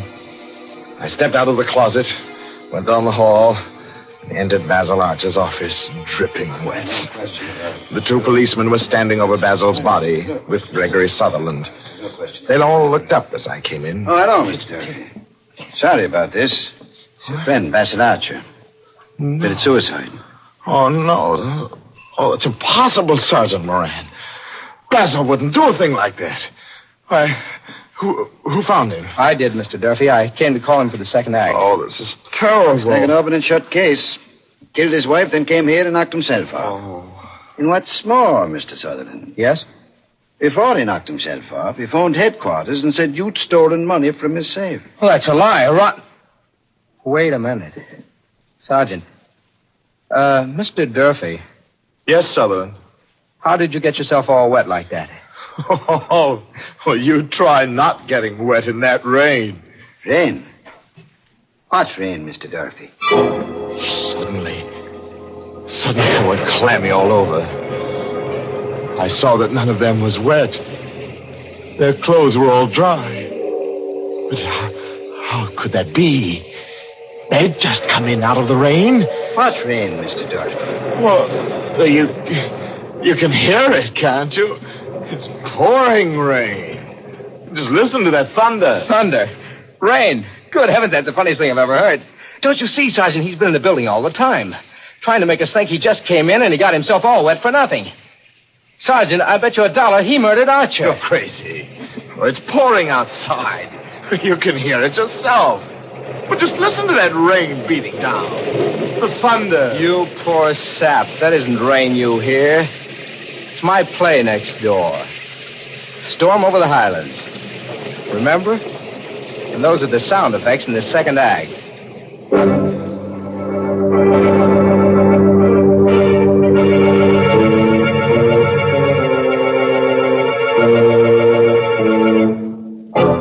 So, it looks like Mark Durfee was all wet. In fact, he got himself so soaking wet, he practically liquidated himself. But cheer up, I'm sure he won't spend more than 6 months in jail. And that wouldn't be so bad, would it? If they weren't going to execute him afterward. Poor Mark. If only someone had told him. Told him what, Mary? Well, look, Mark took 8 steps to get in the cooler when you really only have to take 1 step to get cool. Sure, just step down to the grocer's and get a large economical package of brisk Lipton tea. Then keep a pitcher of iced Lipton tea always on hand and help yourself to its cooling refreshment off and on throughout the day. That's all there is to it. And you'll find Lipton's makes perfect iced tea because Lipton's is never flat. It always tastes delightfully tangy and full-bodied. That's why this summer, when you want iced tea, you should be sure to use the tea with the brisk flavor. Ask your grocer tomorrow for Lipton's.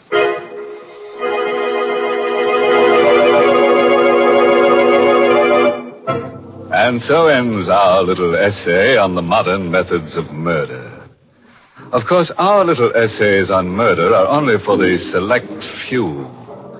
As a matter of fact, only 1 person in every 10,000 is capable of murder. Mm-hmm. And speaking of statistics, due to our high birth rate, the population of this country is increasing faster than inner sanctum can kill them. Very discouraging. Very discouraging indeed.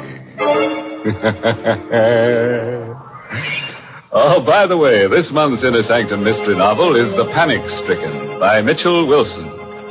And next week, the makers of Lipton Tea and Lipton Soups will bring you another Inner Sanctum story directed by Hyman Brown and called Bury Me Not. Now, there's a plot for you. A plot right in the graveyard. Trouble is, the rain's come and uncover it. What becomes of the body? Well, now, that's anybody's guess. But come around next week. We'll be right at the graveside, and we'd like to have you drop in. Until then, good night. Pleasant dreams.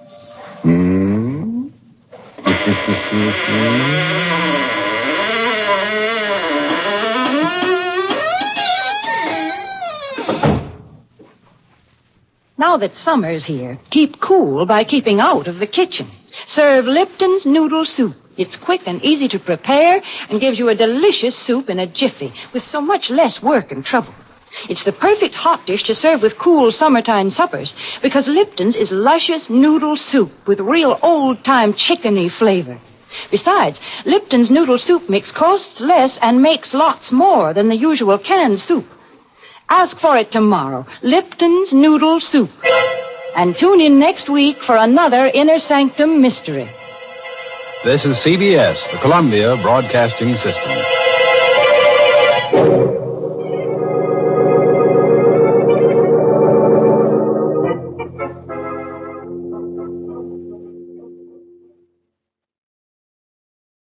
Good evening, creeps.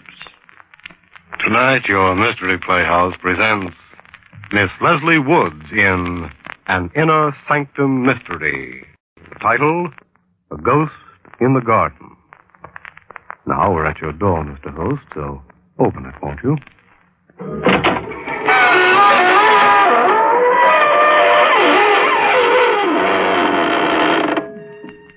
Good evening, friends of the Inner Sanctum. This is your host, inviting you in through the squeaking door. Come on in. Come in, join our happy little community. And if you're not very careful, maybe you can stay. It's happened to some of our nicest people, and believe me, they've never regretted it. As they always say, it's a place to rest your bones. Remember, ours is the only community that has no taxes, no housing problems, no inflation, and no politicians. Of course, it might seem a little dead to you, but that's the idea, isn't it?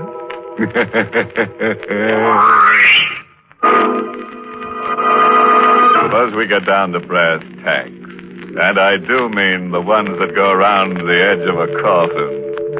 Huh? Well, don't sneer. I've heard better jokes myself, but remember, he who laughs last laughs best. And, brother, when we in the Inner Sanctum laugh, we're laughing last. Meet Laura, a nice girl in her 30s who had an uncle and worried about it. It was a pleasant life at Green Tower. It was pleasant being mistress of the huge, time-worn house and the fertile acres that surrounded it, and the money that came in regularly. Always. It was pleasant being married to Tony, who was very handsome and very gay, and who, they said, had married me for my money. Well, perhaps he had, but he was fond of me anyway. I'm sure he was, even though he was younger than I. But only a very little younger. It was a pleasant life. Until Uncle Edward came home. Tony had gone out to the village, I think, to pick up something or other. I was alone.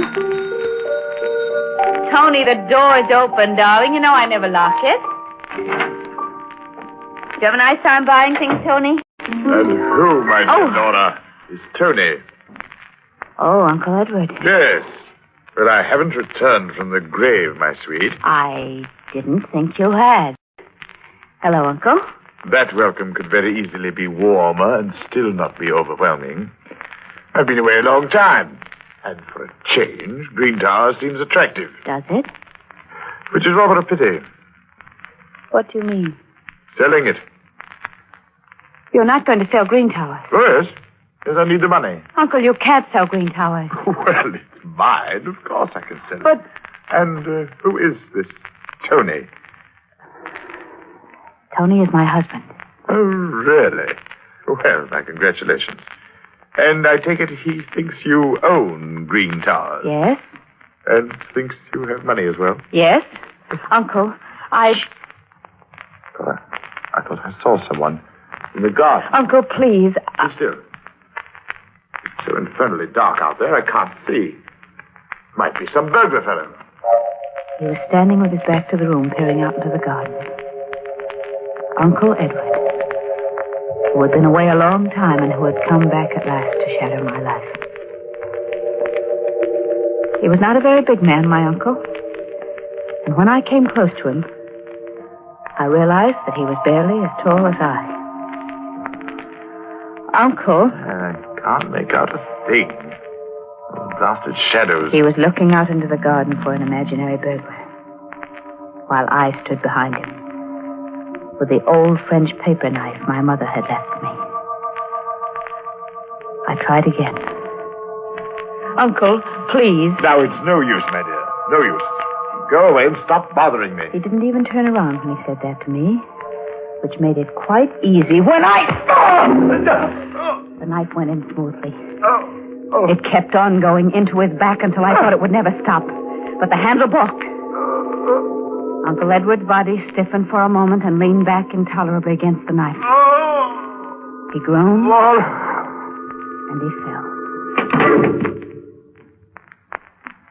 After a moment, I bent over him. He was very silent. As silent as the dark garden. As silent as death. My uncle had come home more than he knew. He wasn't very heavy. And he didn't bleed at all, which was nice. As I dragged him through the French doors into the softness and darkness of the garden. I hurried, because Tony would be coming home. The ground would be softest, I knew, under the rosebuds that I loved so. It was there that I dug a grave for Uncle. And it was there that I buried him. Under the lovely roses that would bloom again and again, not knowing or caring who lay beneath them. There was the sound of our car pulling up at the front door, but I was finished. Uncle was under the roses, with the paper knife still in his back. And I was in the drawing room, at the piano, when my darling came in. Oh, my love? Oh, Tony, my dear. Anything exciting happened while I was away? No, Tony. No. Nothing ever happens here. Nothing.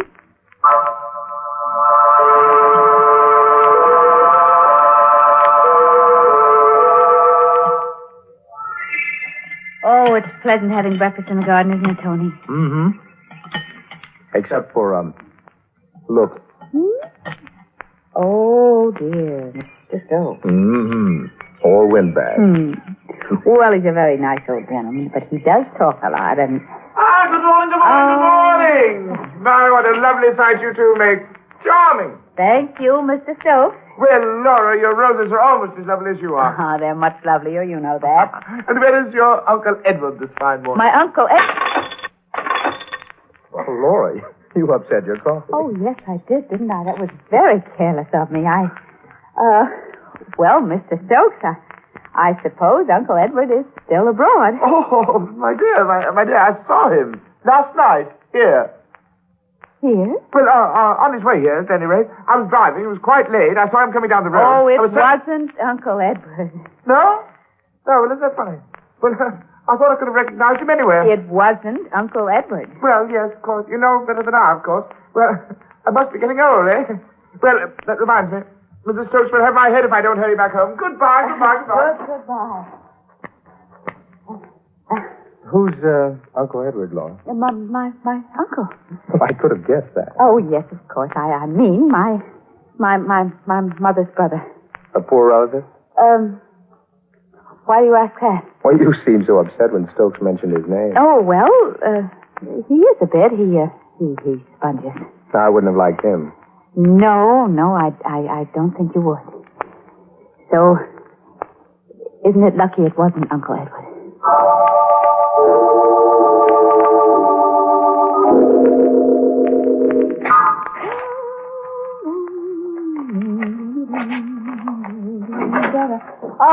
That you, Tony? Yeah, I'm going down the road to the Carters. You want to come along? No, dear. I better go through this mail. Ah, good old mail. Lots of checks coming in, huh?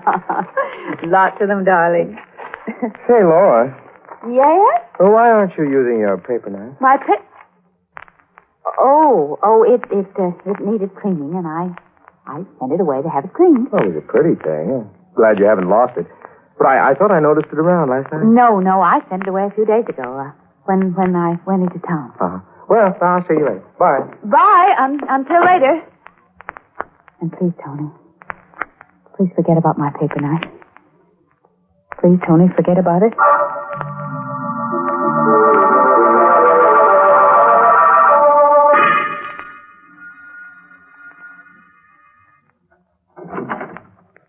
Oh, hello. Hello. You'd be the niece, huh? The niece? Mind if I come in? Well, no, not at all. Very nice. Very nice. We like it. Bet you do. Now, where's Ed Cheney? Ed Cheney? You can tell him his old pal Trail is here and waiting. Oh, well, I'm afraid you've made a mistake. What kind of mistake? There's no Mr. Cheney here. Look here, my girl. This is Green Towers, isn't it? Yes? You're Laura? Yes? And tell your Uncle Ed I'm here and waiting. Well, he isn't here.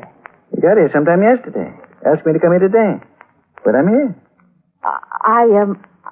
I'm terribly sorry, but he's away. He's abroad. He is not here.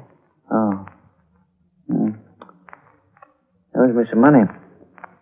Oh, he does. Yes, 5,000. I see. I don't care what I say. Why not?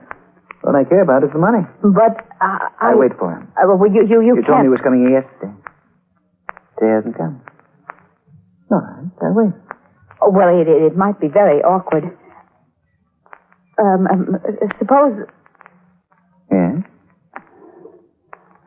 Suppose I gave you the money.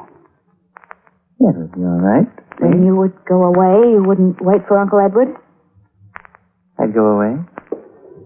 All right, I think I may have it here. I always keep quite a bit of cash around. Expenses, you know. Yes, I do have it. And here you are, Mr. Thrale. Thanks. Well, you didn't count the money. I trust you. Thank you. You know, I like this part of the country. Do you? Yes. And I've just changed my mind. What about? Going away. I'm getting on in years. Maybe I'll spend the rest of them here. You said you'd go away. I did, didn't I? That was before you gave me the money. Well, you can't live very long on that. There'll be more, won't there, Laura? Well, I'd better be running along.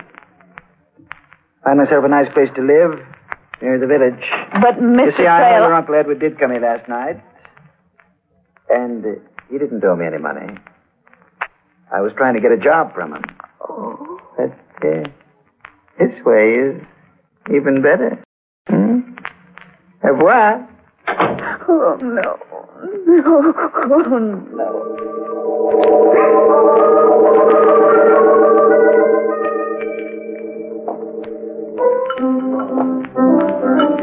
Gents, it's getting late. I'll be going to my new little gray home in the west, eh? That is nice. Good night.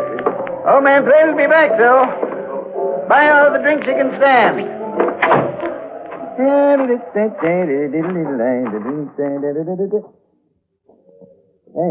I didn't see you. You're dark. What you want? I said, what?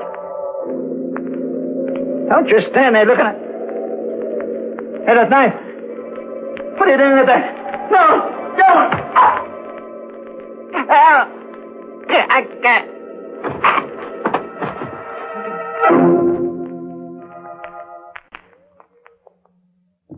Well, you're all here waiting, eh? What's the matter? You brave or something? Oh, you are. Then suppose you crawl out from under that sofa and listen to the tale of Laura, who planted her Uncle Edward under the rose bushes in the garden with her favorite paper knife in his back. A Mr. Thrale tried to blackmail her, but one dark night, Mr. Thrale lost interest in worldly matters, lying down in the street with a knife in his heart. The next morning at Green Towers... Good morning, Bob. Good morning, darling. Start a breakfast already? Too hungry to wait. pull up a chair and go to work. All right, I will. What's the matter, Laura? Nothing. You're a bit pale. I'm all right. Tony, who put those roses on the table? I did. They're blooming. I know how you love them. Oh, thank you, darling. Hey, terrible thing in the papers this morning. Oh? What? Man stabbed to death in the village. Really? Mm-hmm. Stranger hereabouts. He was at the village bar, throwing a lot of money around. Walked out. Somebody evidently wanted the rest of his money, so he got a knife stuck into him. Oh, how dreadful. What was his name, Tony? It was a funny name. Hard to remember. Oh, yeah. Yeah, Thrail. Yeah, that's what it was. Laura, what's wrong? Oh, no, nothing. I do think, though, that those roses have given me a headache. Their odor's so strong. Oh, that's a shame. Well, I'll get rid of Oh, them. will you? Thank you. I'll go and lie down for a while. Maybe my head will feel better. Yeah, you do that. Yes, I may even be able to sleep again.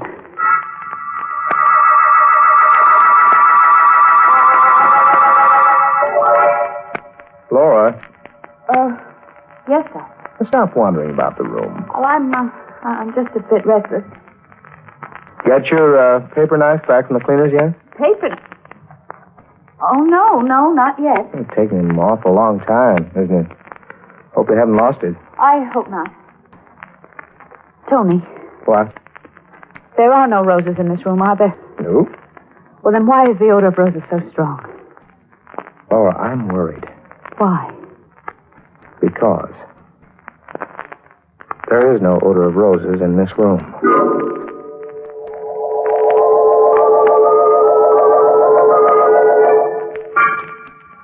Good night, Tony, darling. Laura, are you sure you don't want me to stay with you at night? No. Run along to your own bedroom. You're not looking well. I'll be all right. Well, yell if you want me. Good night. Good night, Tony. Good night. I'll be all right, if only the roses will go away. The heavy, sweet odor of roses always in my nostrils. The deadly, decaying odor of roses always in my nostrils.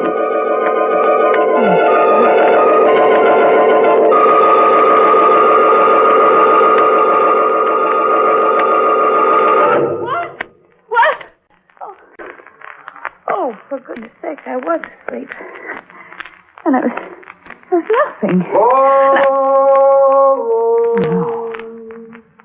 No.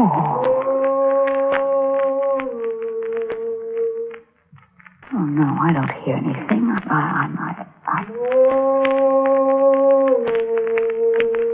The voice is coming from the garden. The garden. I've got to get out of bed and see. Just see. Now, there's nobody in the garden. Nobody at all. There's the plum tree, just as it always is. And the vegetable patch. And the lawn where we play croquet. And there are the rose bushes, too.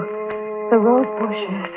And out of the rose bushes, a man is standing up, and it's my uncle! No!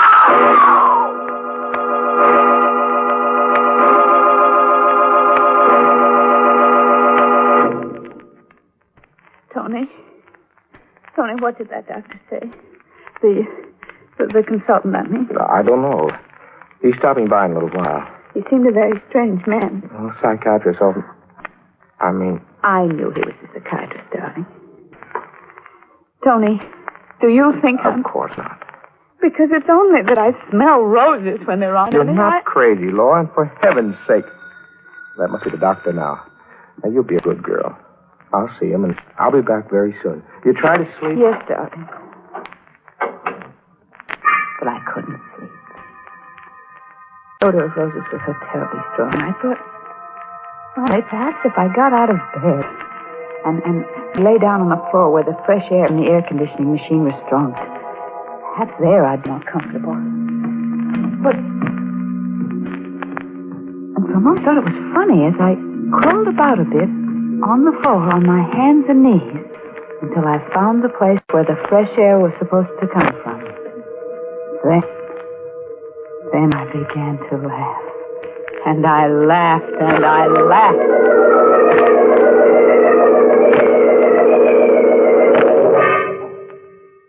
That night I waited till he slept. And I went downstairs into the cellar. And straight to the air conditioning machine which kept the house so fresh. And there, in front of the blower which drove the air through the pipes into my bedroom, I found a little bottle. It was a lovely little bottle, with a crest on its little fat belly, and the words, Attar of Roses on it. The bottle, you see, was open. And then I knew that I wasn't mad. And I also knew that the time had come for me to find my paper knife again.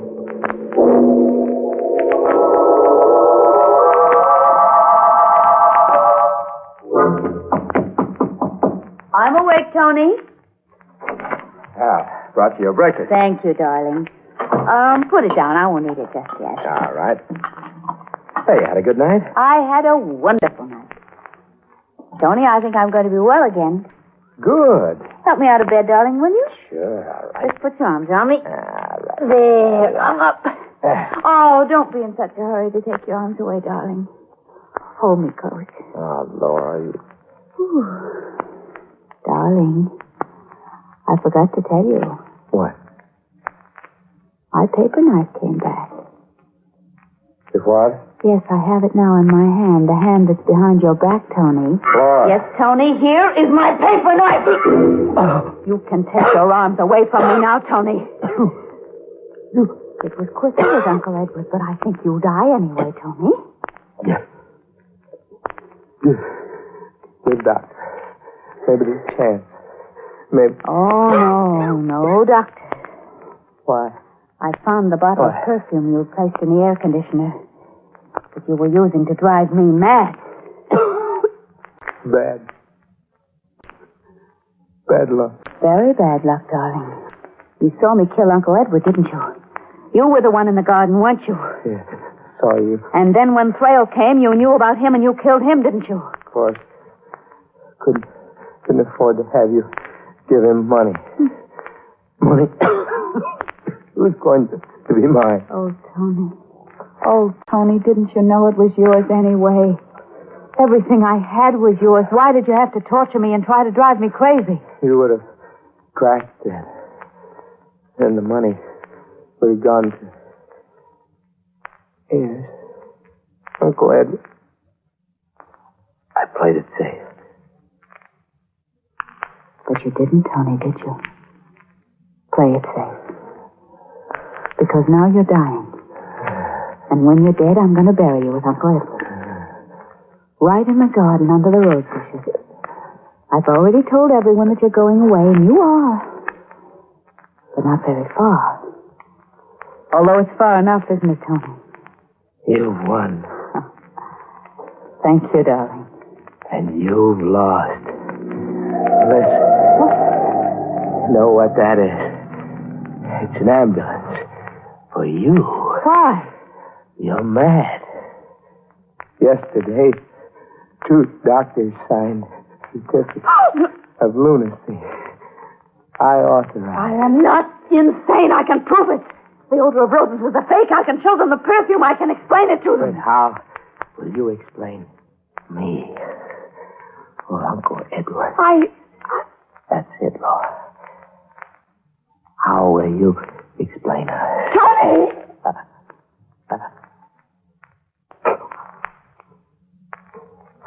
Tony. Tony! Wait! Wait! What am I going to do? If I prove I'm sane, they'll hang me. And I don't want to be hanged. But if I say nothing, they'll think I'm insane and they'll send me to the asylum, and I don't want to go to the asylum. And they won't go away. They won't go away.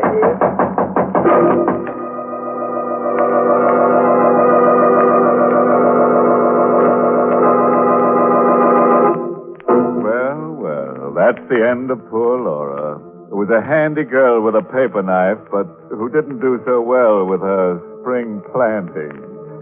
Oh, and while I amble down to Green Towers to find out whether Laura's spending the winter in a padded cell or at the morgue, let me give you a bit of earnest advice. Never plant your uncle in the rose bushes if you're allergic to pollen. You might get a bad case of slave fever.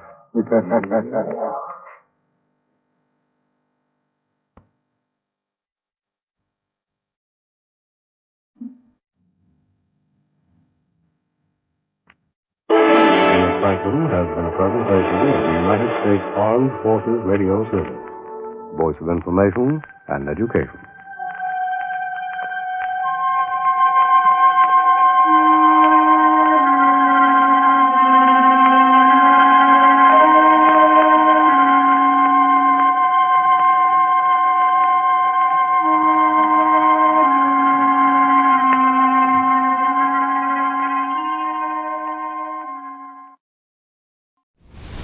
And now, the Hall of Fantasy. Welcome to the Hall of Fantasy. Welcome to the series of radio dramas dedicated to the supernatural, the unusual, and the unknown. Come with me, my friends. We shall descend to the world of the unknown and forbidden. Down to the depths where the veil of time is lifted, and the supernatural reigns as king. Come with me and listen to the tale of the Shadow People. Elaine, have you seen anything else since you spoke to me last? No, I haven't. Ever since Mother died, nothing's happened. Well, I only hope that... It came from upstairs. Come on. I don't know what to think. I only hope that... David, if anything's happened to him... We'll see in a moment. There's no light in this room. You wait here, Elaine. Where's the light? Over to your left.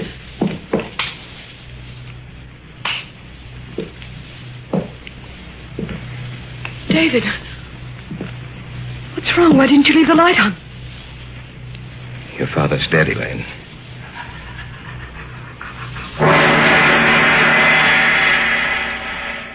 In just a moment, the Hall of Fantasy will present The Shadow People. And now for our story. An original tale of fantasy by Richard Thorne entitled The Shadow People.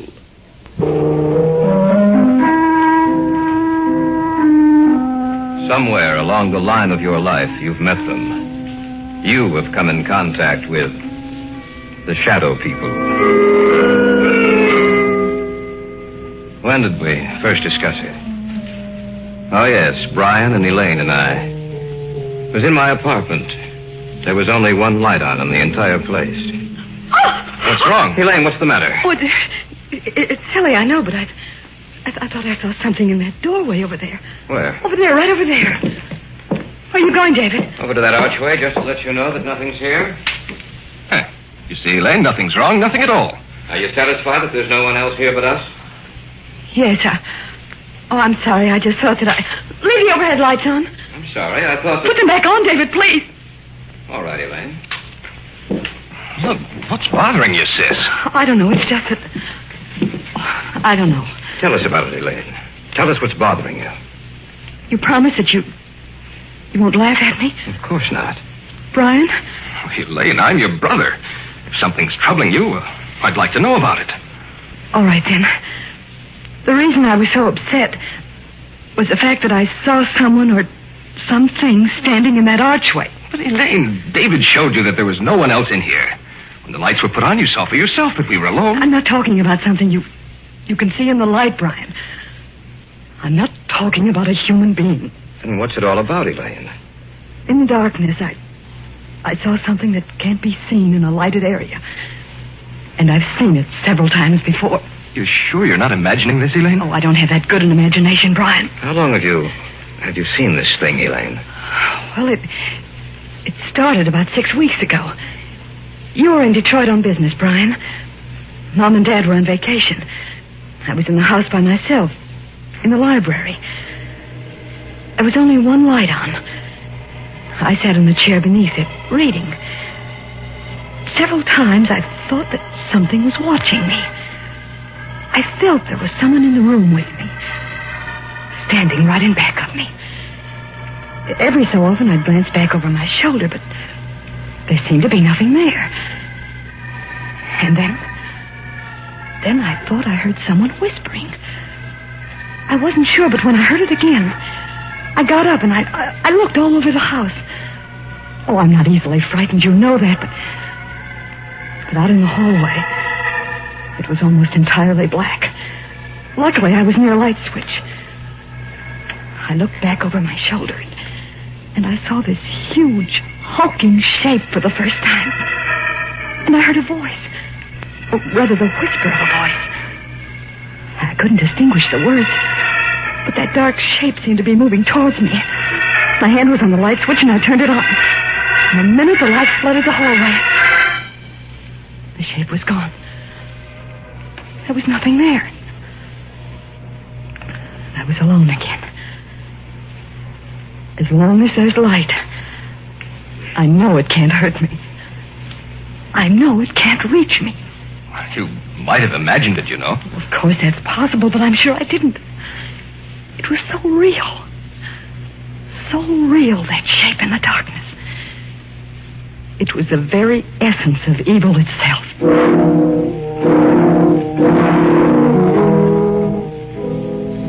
There was an old man I knew of, a Dr. Heselius. I'd heard that he knew quite a good deal about the supposed supernatural manifestations which had taken place in the world. I went to him to see if he knew anything that might explain the events of the story Elaine had told us.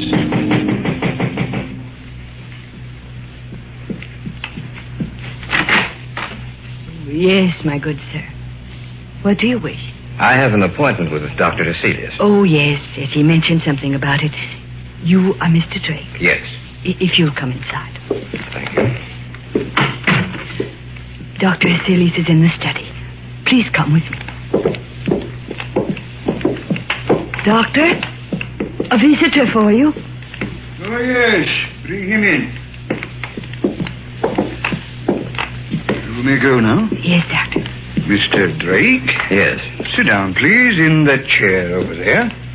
Thank you, sir. Now, what is the nature of your visit to me? Well, I understand, Dr. Heselius, that you have a great knowledge of the supernatural manifestations which have occurred on the earth. Great knowledge, Mr. Drake? No, hardly that. I have only scratched the surface in my years of study. Perhaps I can help you, then again, perhaps I cannot. Well, may I tell you the story? By all means, my good sir. All right. Now, this didn't happen to me, Doctor, but to my fiancée.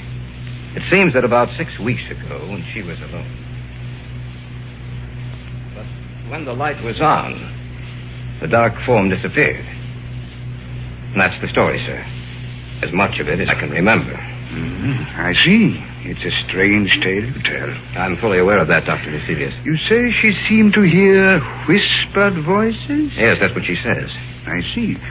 A moment, please. I have a book in my file. Oh, yes. Here it is. This is the one. Yes. Perhaps I may be able to help you after all. Let me see. This is a very ancient book, Mr. Drake. I seem to remember... Yes. Here is an account of a happening such as you relate. And we shall live on the earth, and they shall not see us. Yes, it has been foretold by the ruler of the darkness. They who live by day, retire to sleep by night, shall never know that we walk with them, that we watch them, that we wait for our chance. Only in the night will they see us, for in the daylight we are not seen. Only in the night, when the darkness grows together and the forms of the shadow people are shaped from the blackness, they will know us. Then they will know that we are their companions, for we are the shadow people. I knew I had read something similar to the story you have told me, Mr. Drake. Dr. Heselius, what can we do? Well, give me a little time. Let me see if I can find any more references to these people of the darkness. One more thing, Mr. Drake. Be sure that your fiancée is never left alone at night.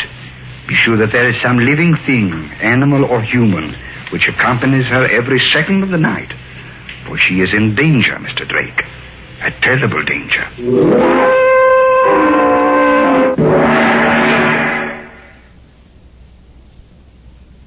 Back now to our story. An original tale of fantasy by Richard Thorne entitled The Shadow People.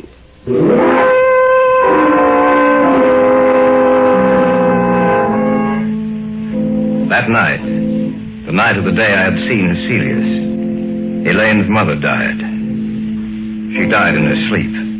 When she failed to appear for breakfast, Elaine's father went upstairs to see what was wrong. When he entered her room, he discovered that she was dead. The family doctor couldn't explain it, for Elaine's mother had been in perfect health.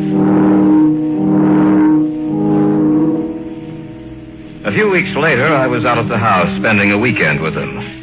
I glanced at the clock on the mantel, and it showed 11. I can't understand why Brian hasn't returned from town. Well, he said he had some extra work to catch up on. He told me this morning that he might be late. Well, 11 o'clock, I'm going upstairs. Glad you came out, David. It's good seeing you again. It's a pleasure to be here, sir. Well, don't stay up too late. See you both in the morning. Good night. Night, Dad. Good night, Mr. Davis. He isn't the same, David. Ever since Mother died, he hasn't been the same. I didn't realize that until tonight. He's changed. I only hope that he'll start living again. Ever since she died, it seems that a part of him died with her. Elaine, have you seen anything else since you spoke to me last? No, I haven't. Ever since Mother died, nothing's happened. Well, I only hope. Came from upstairs. Come on. You don't think... I don't know what to think. I only hope that... David, if anything's happened to it... We'll see in a moment. There's no light in his room. You were here, Elaine.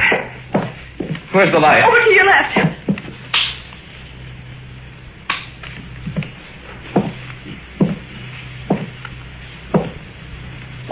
David, what's wrong? Why didn't you leave the light on?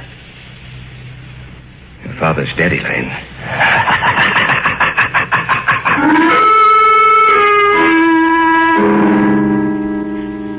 I had walked into the darkened bedroom. On the bed was Elaine's father.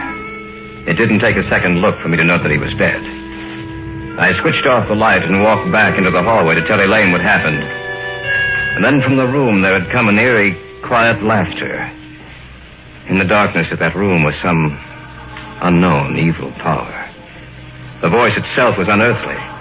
There was no substance to it. It sounded as if it came from the darkness itself. No. No, I don't believe you. It's the truth, Elaine.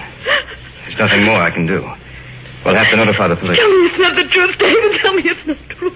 I'm sorry, Elaine. I wish I could. Your father's dead.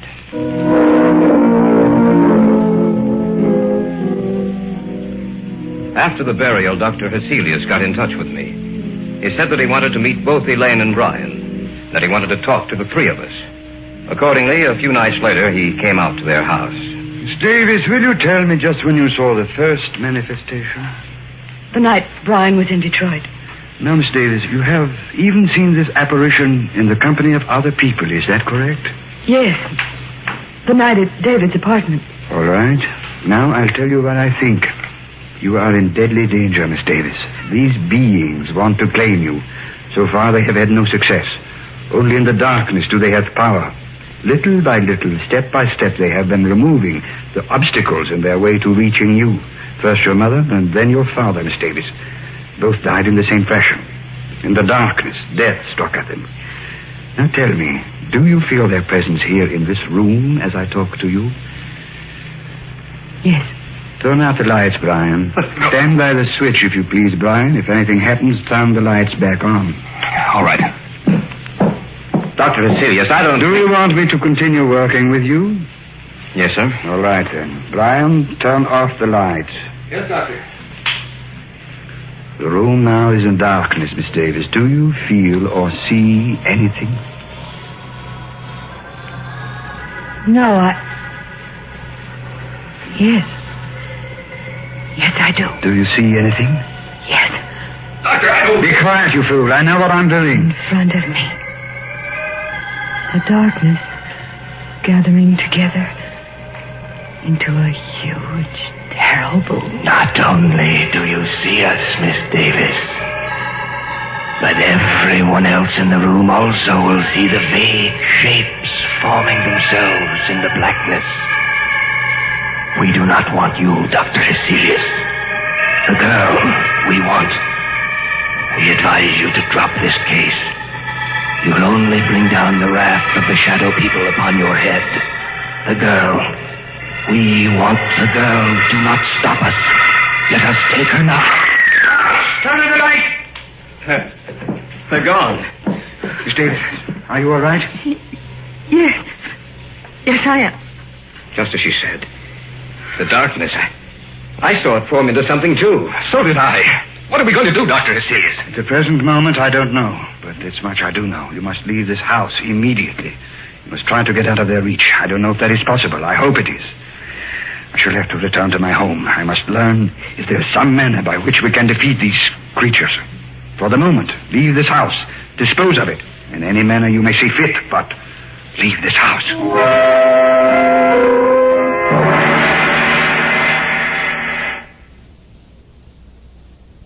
Back now to our story.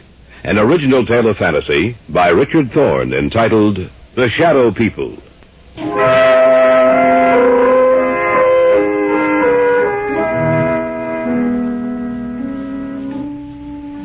We spent the night in my apartment, the three of us. The following day, Brian and Elaine made arrangements to dispose of the house. In the afternoon, Dr. Hecelius called me and asked that I come to see him. David, I'm glad you're here. Anything new, Doctor? Yes and no. You realize, of course, that this spiritual manifestation is not new, that it has gone on for centuries. No, I wasn't aware of that. It's true, David. De Maupassant wrote what was supposedly a fiction story about the manifestation, David. He called it Orla. However, according to the information here on my desk, it was taken from an actual case history. Of course, he embroidered the story, added a few touches to something he didn't realize actually existed. But have you found anything with which we can fight them? Everything depends upon an answer I received from a colleague of mine in Paris, Dr. Henri Renaud. I dispatched a telegram to him last night. Why hasn't he answered by now? There are certain things that must be done. It will take a few days, I'm afraid. We have to wait, David. There's nothing else we can do.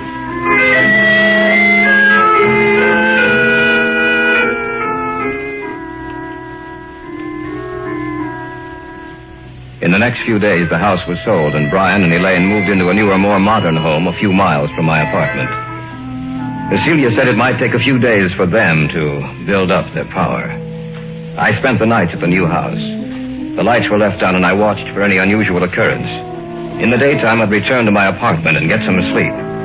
About 4 days after Elaine and Brian moved into the new house, I was at home when Hecelius phoned me.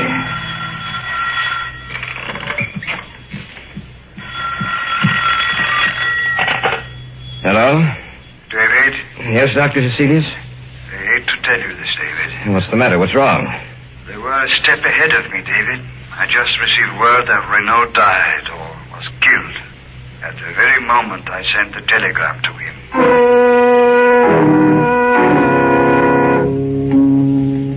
Step by step, they had outwitted us.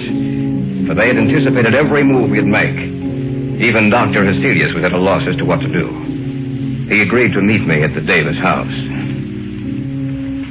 What did you want to see us about, Dr. Hecelius? Did you find out anything more? I'm sorry to say that I haven't. At the moment, I'm at a complete loss. I don't know what to do. But what did you want to see us about this evening? Merely to check, to see if anything else has happened. Miss Davis, have you seen or heard anything? Not in the house, only in my dreams. Your dreams? Yes. When I go to sleep at night, in my dreams, in the darkness, I see them. And it's grown worse, much worse. I was hoping that it would not have progressed so far. There has been no disturbance in this house, but now they disturb your sleep, Miss Davis. Now, you must stay awake for as long as you can. I want the three of you to move into my house. Perhaps that will give you more protection.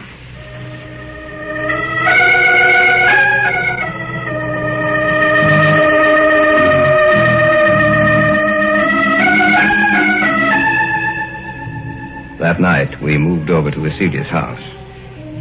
Perhaps Elaine would have more protection there.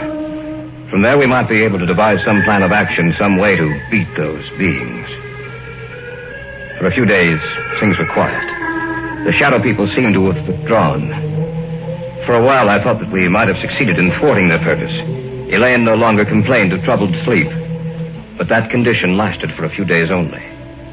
About 10 days later, they made themselves known and felt again. That night, we were in the study, when suddenly Celius whirled around and... Elaine, what are you looking at? Outside the house. Right where the light leaves off, I see them. She's right, Dr. Celius. I can see them, too. What should we do, Doctor? Nothing. What do you mean, nothing? There's nothing we can do. We can't just... We can't do anything, Brian. Don't you understand that they have us at their mercy? The greatest man in my field was Henri Renault. If he could do nothing against them, what do you think we can do? He's right, Brian. There's nothing we can do. As long as the house remains lighted, just so long will they remain outside. If the lights were... That sounds... When my father was killed, the same sound. We heard the same sound. The lights. What's happened to the lights, all right? Be quiet, please. I thought of this emergency. A candle. That's right, Miss Davis. As long as this burns, this one candle will be safe. For they cannot advance into the light. They are limited by the darkness. As long as the candle burns, they will have to remain outside of this room.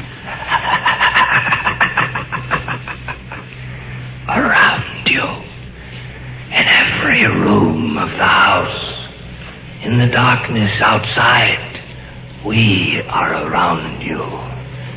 This time you shall not escape. This time we will blame you. Take it easy, Brian. I can't stand it. I'm getting out of here. Brian, come back. Don't be a fool. I'm going after him. Stay here. We just can't let him He go. won't have a chance. I doubt it. Miss Davis, I'm afraid that your brother is dead.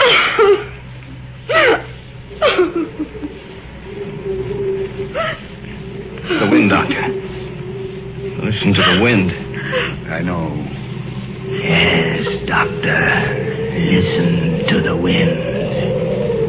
You must realize by now that the three of you haven't a chance. You must know in your minds that we can destroy you at any moment we desire. But, Dr. Celius, you may still save your own life. Let the others go. Give them to us. No. No, you will have to take all of us. Shall we destroy your light? Shall we move in on you now? As you will. Do as you will.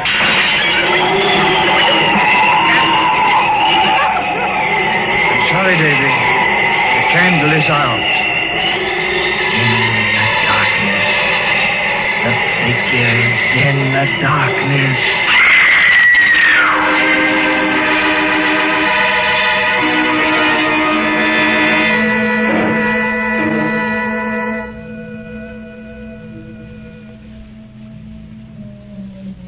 We warned you, Celius. You and the others are dead now. And we shall live on the earth. And man in the day shall not see us. They will know that we wait for our chance. That we walk with them.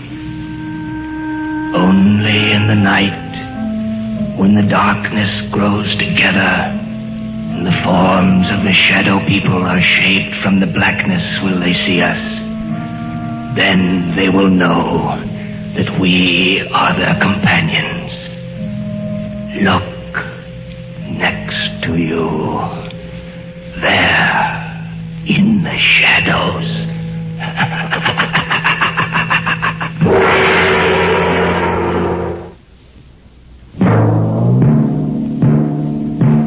So runs tonight's tale of the unusual, the terrifying, the unknown. Join us again when next we journey down the corridors of the Hall of Fantasy to hear another strange tale of the supernatural. All characters and events portrayed in these programs are fictional and any similarity to actual events or persons, living or dead, is purely coincidental.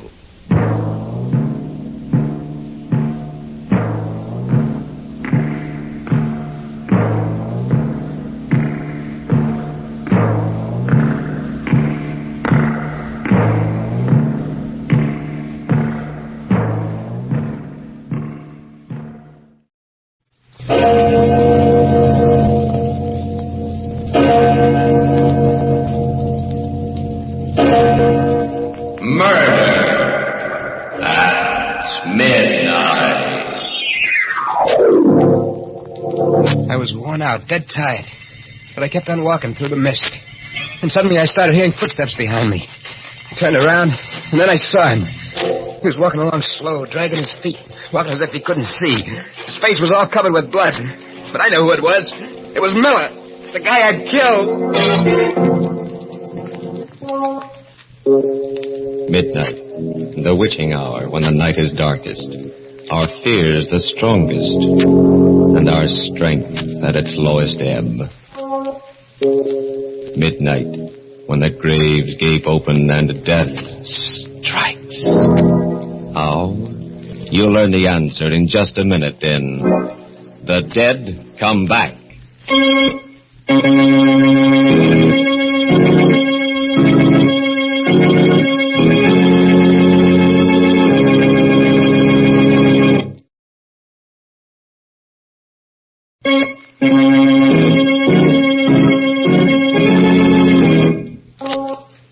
And now, Murder at Midnight. Tales of mystery and terror by radio's masters of the macabre. Our story by William Morwood will threaten your sanity. Its title, The Dead Come Back.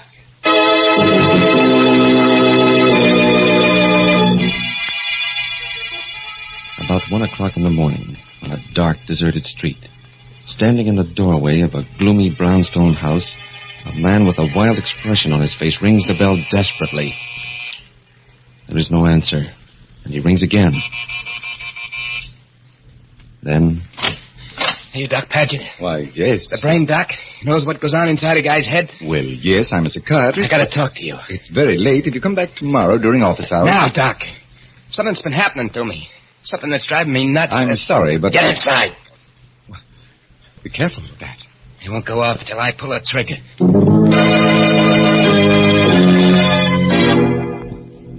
Better sit down, Doc. Very well. And just to make sure we understand each other, I'll put this gun here on the desk. And my watch. We got just half an hour to get everything cleared up. And then? And then, I got a guy to kill. Suppose we start at the beginning. Your name? Lefty O'Connor. O'Connor? So you heard of me, huh? I'm not sure, but the Tilson murder case. That's right. But as I remember That's right. They decided I was nuts, put me away. But get this straight, Doc. Yes? I wasn't ever out of my head, and I ain't now. I see. Insanity was something that I cooked up to keep from burning. I played it up all right. Good enough to make monkeys out of the doctors and the jury. But when I got to the nut house, it was different. I didn't have to pretend no more. You know, Doc, some of them whacks act just as sane as you and me. Yeah, I was getting along fine. Till 2 nights ago, when I was called in to see the superintendent. He was a white-haired old guy, named Miller. Sit down, Lefty. Cigarette? Thanks, Mr. Miller. Here you are. What's that? This? Just a music box. Plays when you open the lid. That ain't just a... What are you trying to do to me? Oh, what do you mean, Lefty? I just offered you That's the box they kept talking about at the trial. The one old Mrs. Tilson kept her jewels in. I'm afraid you're mistaken, Lefty. In a pig's eye. I know what you're trying to do. But I don't remember nothing. Nothing, you hear? And why does this tune seem to disturb you, sir? Never mind why. Turn it off. Yes, of course. Take it easy, Lefty. I called you in here because I want to help you. You're trying to trick me into admitting I knew what I was doing when I hit old lady. Nothing of the kind. Next you'll be asking me where I hid the jewels. Don't you think I know that routine? There's no routine here, Lefty. You're a liar, Mr. Miller. You got me in here to give me the 3rd degree, to try to break me down all over again. Well, you won't do it. Not again. I've had enough. Lefty, put down that paperweight.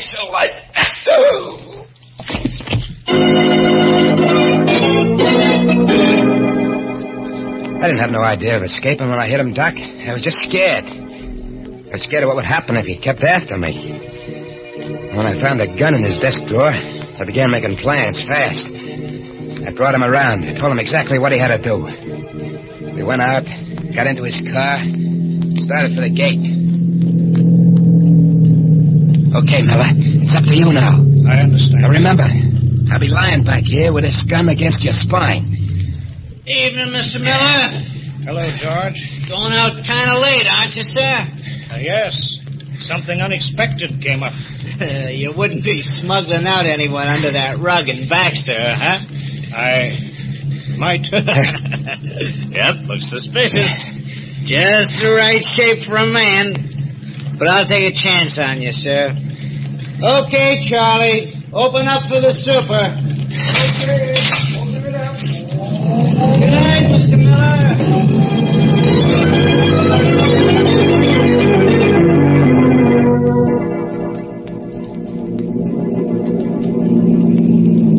Turn the left fork here. The Ganville Road. I was afraid of this, Lefty. The Tilson Estate's up this way, isn't it? You're too smart for your own good, Mr. Miller. You can turn off here. There's no road. In under the trees. All right.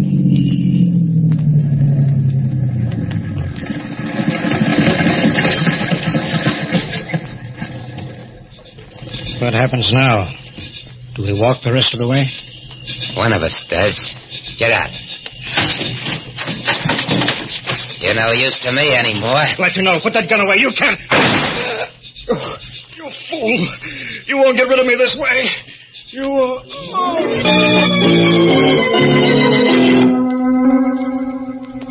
I left him there beside his car and started walking. I don't know how long I was at it. Maybe an hour when I hit the outskirts of town. The light was kind of funny. It was different from anything I'd ever seen. It was kind of yellow. Kind of yellow mixed with the mist that was curling up. Maybe I was tired, I don't know. But suddenly I began to hear footsteps behind me. I looked around, and then I saw him. He was walking on the other side of the road, blind, as if he couldn't see where he was going. And his feet were kind of dragging along. His face was covered with blood. But through the blood, I could see that it was him. Miller.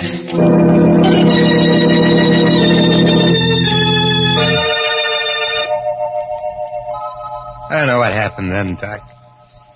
I must have passed out. Because the next thing I knew, somebody... people, faces bending over me. He's coming to, Tom. Yeah. How are you feeling, chum? Hey. He's as white as if he'd seen a ghost. Who are you? I'm Ruth Mason. This is my brother, Tom. We live right by. We heard you yell and came running out. Did you see anyone else? I know. On the road? No. You were lying right in the middle of the road till we pulled you off. What happened? The car hit you? I don't remember. Well, take his arm. Help him up, Tom. Okay, sure. Here we go, Mo. The name is Sims. Johnny Sims. I'm all right. You look kind of bushed to me. I've been walking all night. Out of a job, see. And broke. Well, our house is right over there. You come on in and we'll fix thanks. it. I gotta keep moving. What's the rush if you're just looking for a job? Well, Hey. Cops coming this way. Probably looking for that man that escaped from the state hospital. That's right. They said that... But, Johnny, what's the matter? You look as if you're going to faint again. I guess I must be worse than I thought. Look, does that invite still hold? Oh, of course. Right this way.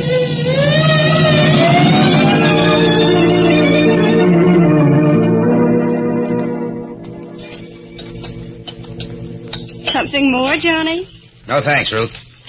Couldn't manage another thing. Full up. Oh, well, then you lie right down on that sofa. That is, if Tom will get off with his paper. Oh, sure. I was just reading some more about that guy, Lefty O'Connor, that broke out of the asylum. Seems he forced the superintendent to drive him out in a car. Please, Tom, let's not talk about it. It gives me the creeps to think of anyone like that being loose. Maybe he ain't so bad. He's a murderer, Johnny. A homicidal maniac. How do you know? Maybe the super deserved killing. The super? Yeah. But the paper doesn't say anything about the super being killed. Well, Ruth said... I meant the old lady, Mrs. Tilson. Oh. Yeah, I guess I must have heard. Maybe I just thought... I'll try the radio. Maybe there's some late news on it. Though you're probably right, Johnny. The super wouldn't stand a chance. Sure. The way I figure... What's the matter, Johnny? Turn that off. What? I said turn it off. Why? Johnny. Hey, what gives? Well, I'm sorry. But I don't like radios. Oh, it's all right, Johnny. We understand. Now suppose we show you to your room and you take a good long sleep.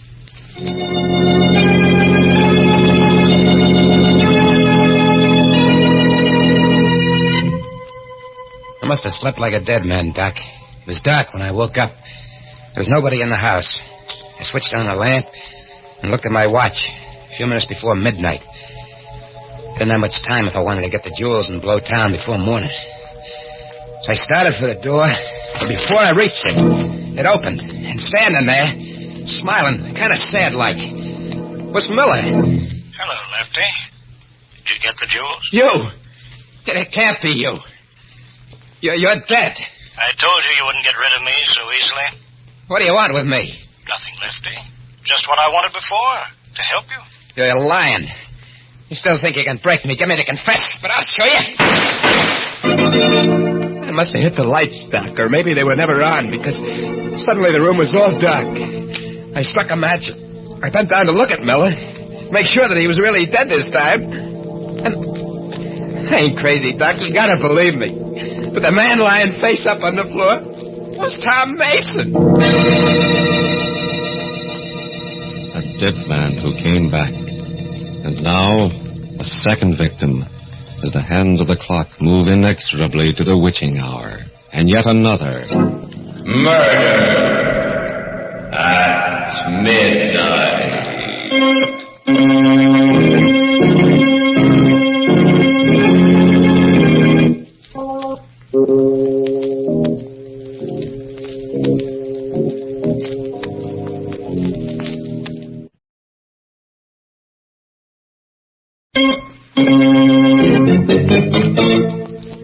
And now, back to Murder at Midnight. To Lefty O'Connor, sitting in a psychiatrist's office with a gun in front of him, trying to convince the doctor and himself that he is sane. My hand was shaking so much that the match went out.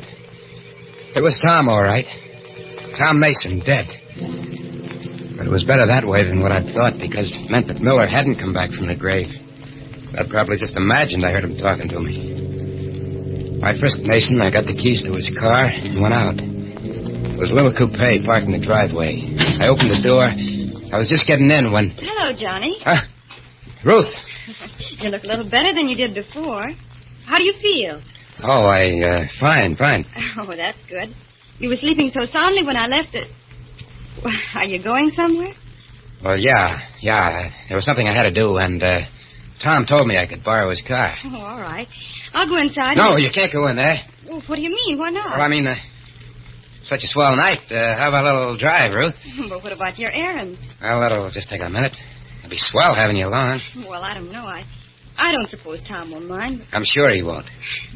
Well, then, all right. I guess that's one of the wonderful things about life. You just never know when something completely unexpected will happen. That's right, baby. You just never know.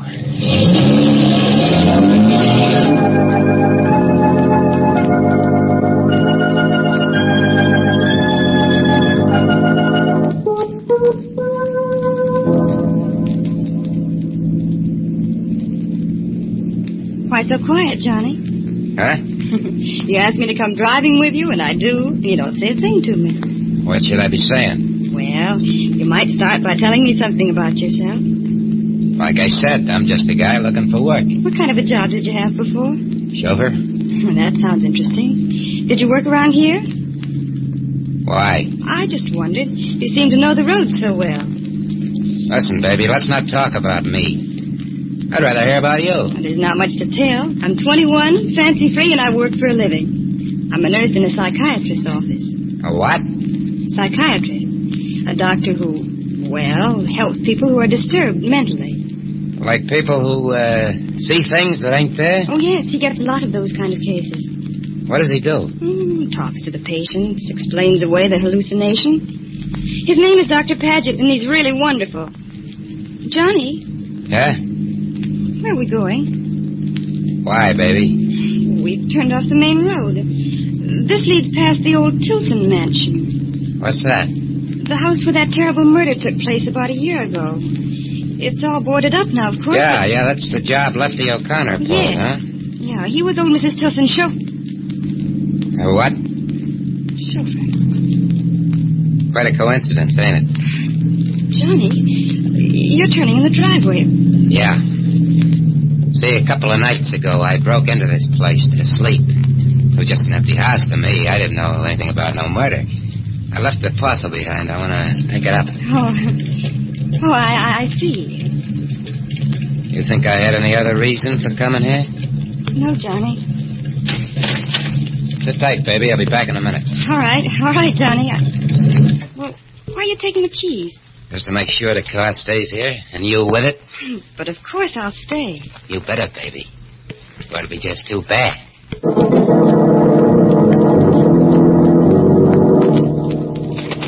I pulled the board loose from one of the windows, climbed into the old house. It was black as pitch inside. That musty, shut-in smell. Felt my way along the wall to the stairs, climbed to the second floor. The old lady's room was at the head of the stairs. It wasn't so dark in there. Windows hadn't been boarded, and the moonlight was coming in. And I saw that marble fireplace with a gargoyle in the middle grinning at me. So I picked up the poker and smashed into it. And there, behind where I pushed it past a loose brick, was a paper bag containing the jewels. I looked inside to make sure that everything was safe. Moonlight sparkled on them shiners. And then, Doc, suddenly out of nowhere it started. That music started. Stop it! Johnny, where are you? What? Oh! Ruth! Ruth, get her to stop. Get her to stop. Get who to stop? Mrs. Tilson, that tune. What tune? You mean you don't hear nothing? Well, no, Johnny. But you must.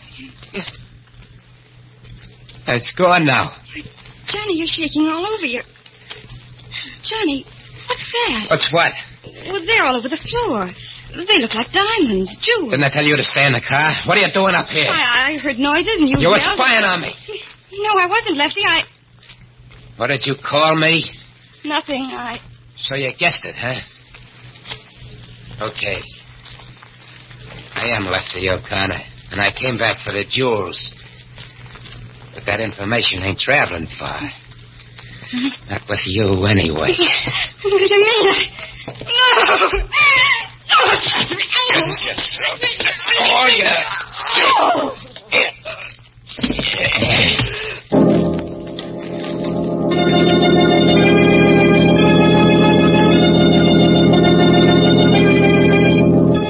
I was rattled, Doc. The music did it. That and everything else. I left it lying there, and I picked up the jewels and beat it. Started the car fast. Just about hit the main highway when the wheels started acting funny. I stopped and got out to look. It was a flat. My luck had played out. If I took the time to change it, someone might come along, and just then I did hear a car coming. I froze, waiting for it to pass. Instead, it stopped, and... Hi, Johnny. Tom, mate! I got out as soon as I could. Which is the flat? What? How did you know? How did I know? Why, you just called me. You told me you couldn't find the tools. I called you? Why, yeah. Don't you remember? No, I don't. I couldn't have.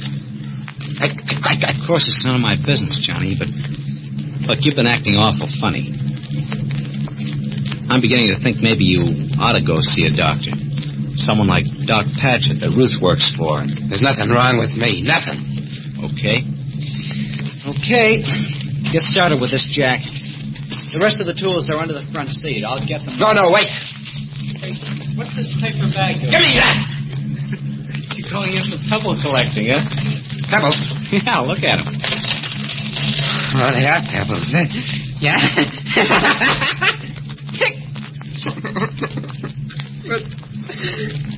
What's happening to me? Oh.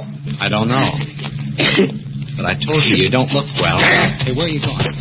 Hey, wait a minute. I told you that was a borrowed car. Get off that ramp, boy. I say get off. You're nuts, Johnny! You're nuts! You're crazy!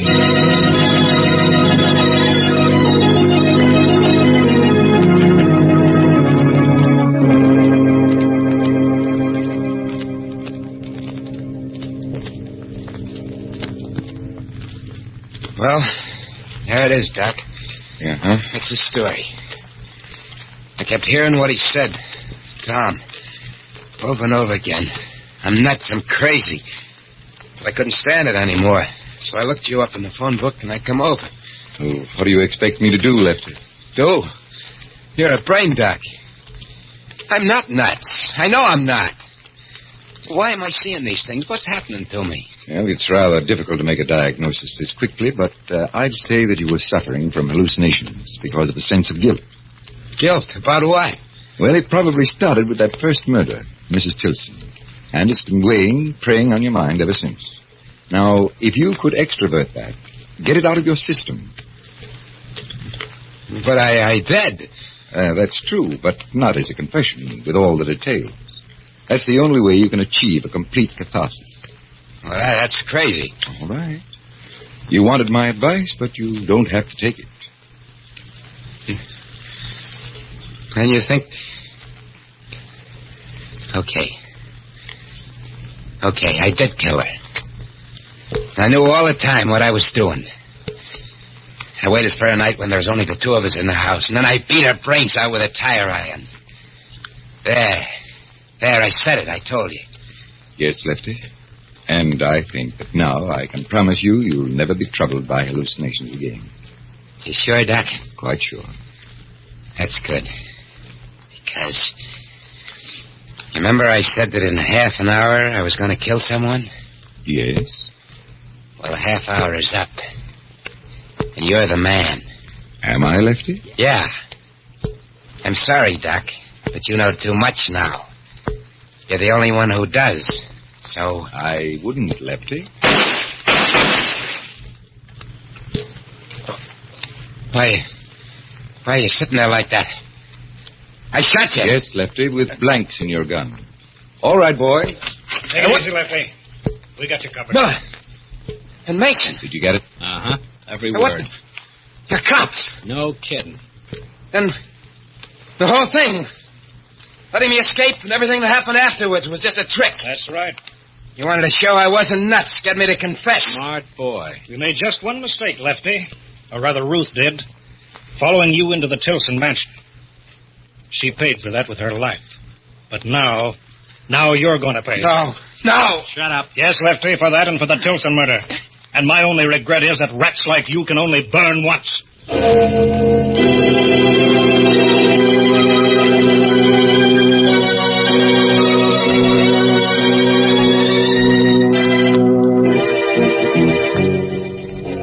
Moving forward, the two grim-faced men take hold of Lefty O'Connor.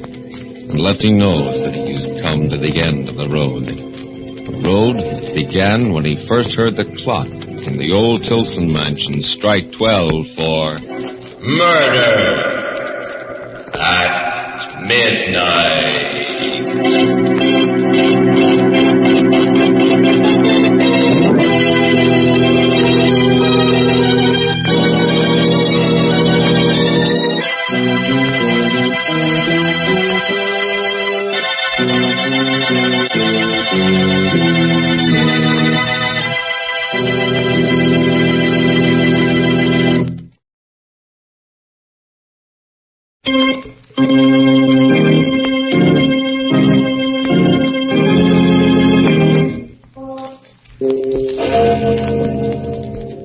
Remember to be with us again when death's face peers out of the darkened windows of deserted houses and the clocks strike 12 for...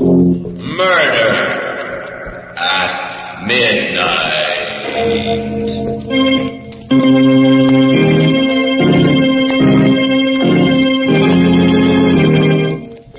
part of Lefty O'Connor was played by Joseph Julian. With music by Charles Paul, Murder at Midnight was directed by Anton M. Leader.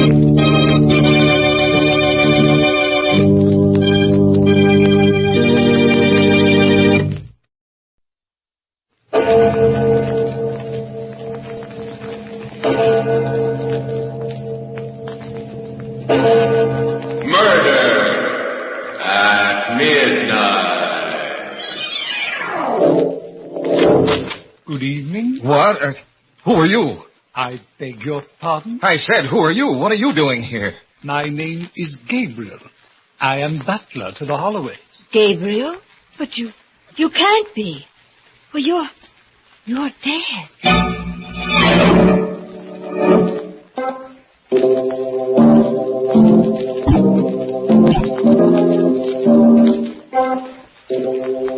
Midnight, the witching hour when the night is darkest, our fears the strongest, and our strength at its lowest ebb. Midnight, when the graves gape open and death strikes. How? You'll learn the answer in just a minute in The House That Time Forgot.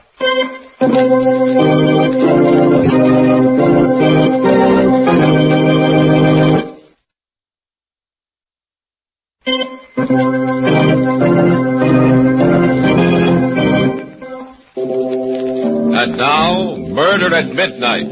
Tales of mystery and terror by radio's masters of the macabre. Our story by Sigmund Miller is The House That Time Forgot. Early evening on a desolate part of the Virginia coast. Along a road near the beach comes a car with two people in it. I guess we've done enough looking for today, Eva. Oh, it's really beautiful country around here, dear. Wild and lovely. Mm-hmm. Darling, if we can't find a house, perhaps we should buy some land and build. Well, we'd better start back to town. It's getting dark, and I think we're in for a storm. Oh, look, Fred. Look at that house we're coming to. Huh. Oh, now, isn't it a beauty? Oh, yeah. Mm-hmm. Nobody that owns that one would want to sell it. Drive slowly, dear. I'd like to take a good look at it. All right. There's a for sale sign. Yeah? This house for sale. See Mr. Cecil Smith, Westfield, Virginia. Oh, that's interesting. Well, let's drive in there, into the grounds. We can come back tomorrow, Eva. It's really starting to blow up. But it'll only take a minute. I've just got to have a close look. All right, but we're going to get caught in the rain. I'll back in to save time. Well, watch the fenders on that side. All right, dear, I was.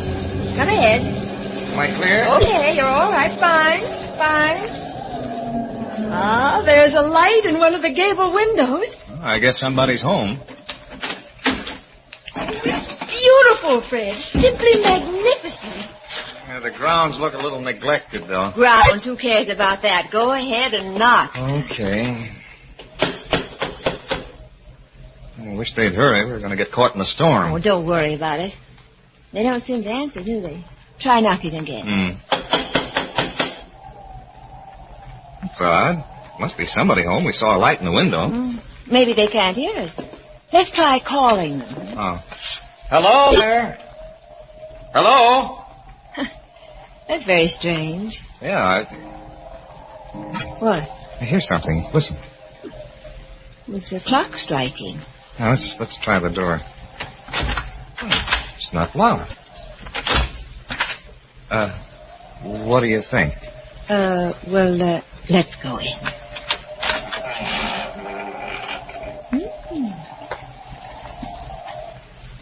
It's a big place, but lovely. Wait a minute, dear. Anybody home? Well, if there is, they can't hear us or don't want to. Come on, dear. We'll come back tomorrow. Place needs fixing up, but it's worth fixing. Shall we take it? Well, I don't know, Eva. We'll talk to the agent in Westfield, and then, well, we'll see.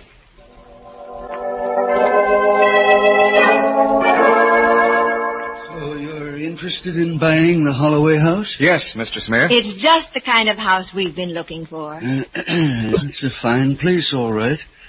Even got a private inlet to moor a large-sized boat. It's got everything except... Except what, sir? Well, it's only fair that I tell you all its defects.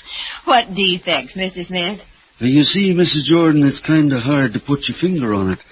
There's something very queer about the house. Huh? Oh. You mean it's haunted? Well, I don't know exactly, Mr. Jordan. No one has seen a ghost there yet. Well, we don't mind ghosts, do we, Fred? No, we don't believe them. Well, I didn't say it was haunted, but, well, people say that the house is alive, that it has a life and a will of its own. A life? Well, I don't know what you mean. Well, I've had 4 caretakers in the Holloway house since I took possession of it, and none of them stayed more than a few days. Well, why did they quit? I don't know. They didn't see any ghosts or apparitions, but they all felt the same way, that the house was alive. Every one of them. Oh, well, there must have been something that scared them away. Well, I'd better tell you the whole story. Yes, we'd like to hear it. Please do. Now, the house originally belonged to Richard Holloway. Mm-hmm. 7 years ago, in 1939, Richard and his wife, Diana, went on a short cruise in their yacht, the Viking II. That's an interesting name, isn't it? They never came back. Oh? They had 2 friends visiting them who refused to go with them. The strangest part about it is that these friends warned them that they'd never return alive from the cruise. The Holloways laughed at them. Oh, well, how did they know, these friends, that the Holloways wouldn't come back? I don't know. Nobody knows. Well, did you talk to these friends? No, I never saw them. I only know about it through John Gabriel. He was the Holloway's butler. Oh. He's been dead for 2 years now. As a matter of fact, even Gabriel didn't know these friends. He'd never seen them before. It's a mystery that I've thought about for years. I'm afraid it's going to be a mystery forever. Very interesting, but we'd still like to buy the house. Mr. Smith, there was a light shining in one of the windows when we were there yesterday. We also heard a clock chiming. That's funny. No one's been inside that house in over a year. Oh? Eva, perhaps we ought to think this over. Oh, nonsense, darling. You're not going to let some old wives' tale bother you, are you? No. But how could a clock still be going if no one's been in that house for a year? Well, there's a light buoy not far from the house. You might have mistaken it for the clock. Now, you see, everything has a logical explanation. Yeah, what about the light in the window? Well, it was probably a reflection from the sun or something. We'd like to take the house, Mr. Smith. Well, if you wanted, I'd be glad to sell it to you. I just thought it fair to tell you all about it, so if anything happens, you can't blame me.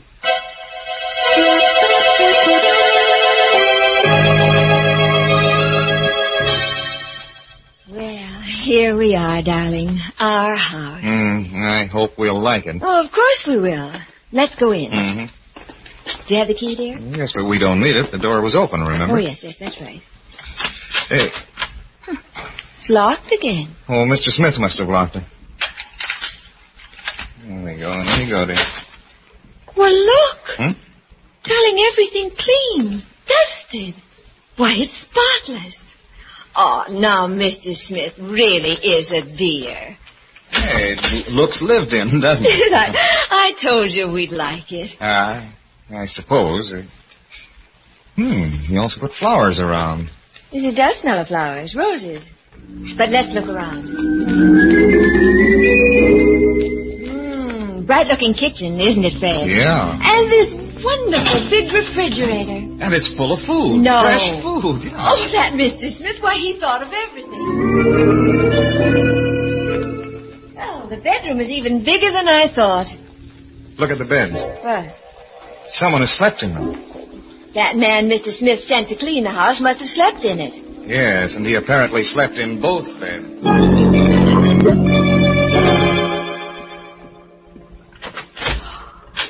This library. Darling, look at that paneling. Yeah, it's a very lovely room. Everything is charming. But what? Look at the fireplace. Well, what's wrong with the fireplace? There's just some half-burnt logs in it. Yes, just some half-burnt logs, still smoldering. Well, it was the cleaning man. I don't think there was a cleaning man. Now, don't be absurd, Fred. The clock we heard the first time we were here. Eva, I just can't shake off the feeling that someone is still living here. You're being ridiculous. Well, maybe I am, but I feel like an intruder. Darling, it's that story Mr. Smith told us about the Holloways and their mysterious friends. It's got you all keyed up. Yeah, well, I'm going to call Mr. Smith and find out about that cleaning man you think he sent here. Operator. Oh, operator, give me Westfield 403. You're really being a fuss pot, Fred. Yeah, we'll see. Hello, Mr. Smith? Yes? This is Fred Jordan. Oh, hello, Mr. Jordan. How's everything up at Holloway? Oh, everything seems fine. Thanks for having the house cleaned up. Cleaned up? I don't understand you. Didn't you send a cleaning man to straighten up the house? No, Mr. Jordan. The house was sold as is. I never sent anyone over. Might interest you to know we found the house in a spotless condition. Cleaned and ready for occupancy. Oh. Thank you, Mr. Smith. I'll be in touch with you later.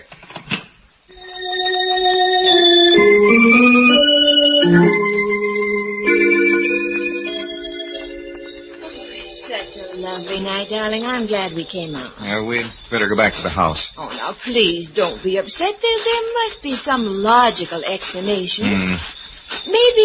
Maybe somebody took advantage of a boarded-up house and was living in it rent-free. I'd like to correct you, dear. Someone is still living in it besides ourselves. Sometimes, Fred, you get very ridiculous. Maybe. Let's go back inside.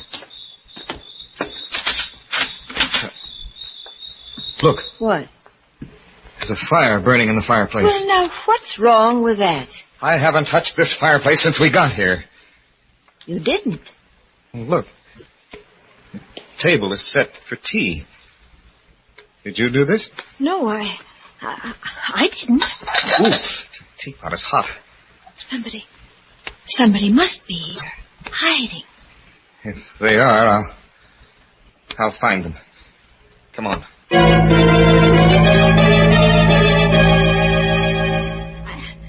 I don't understand it.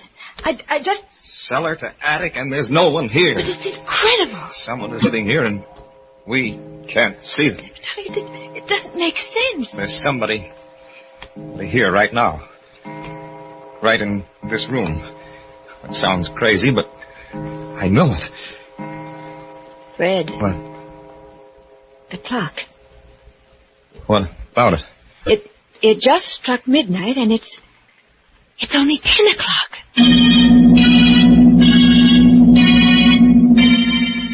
A house that is deserted, except for invisible tenants, and a clock that is running backwards. Has it just struck 12 for... Murder at midnight.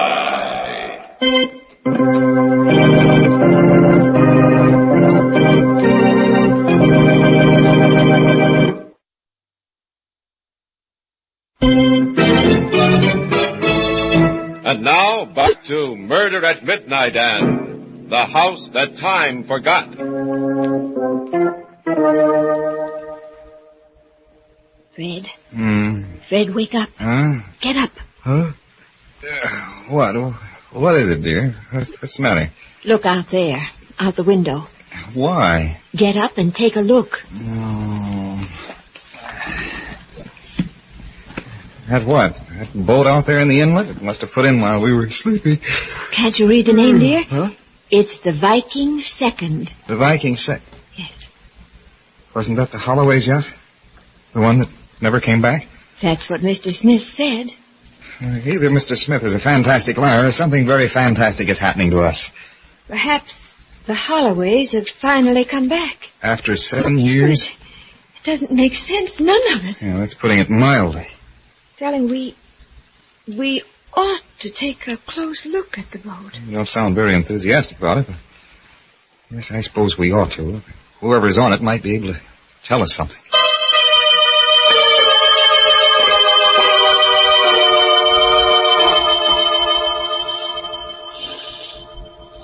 Gangplank is down. Somebody must have come off the boat. They couldn't have, dear. At least they didn't come up to the house. Well, let's go up and see. All right.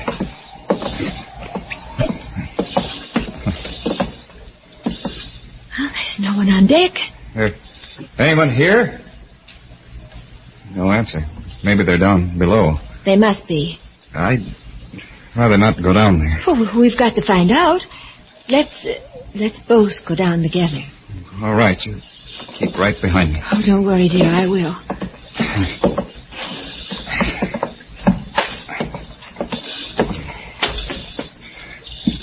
Here's the stateroom. Oh, there's nobody here either.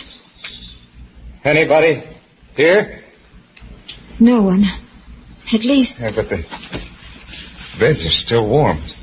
Somebody just left the stateroom a little while ago. It seems so. Let's get out of here, Eva. I've got a peculiar feeling down my spine. It is chilly. We'd better go back to the house.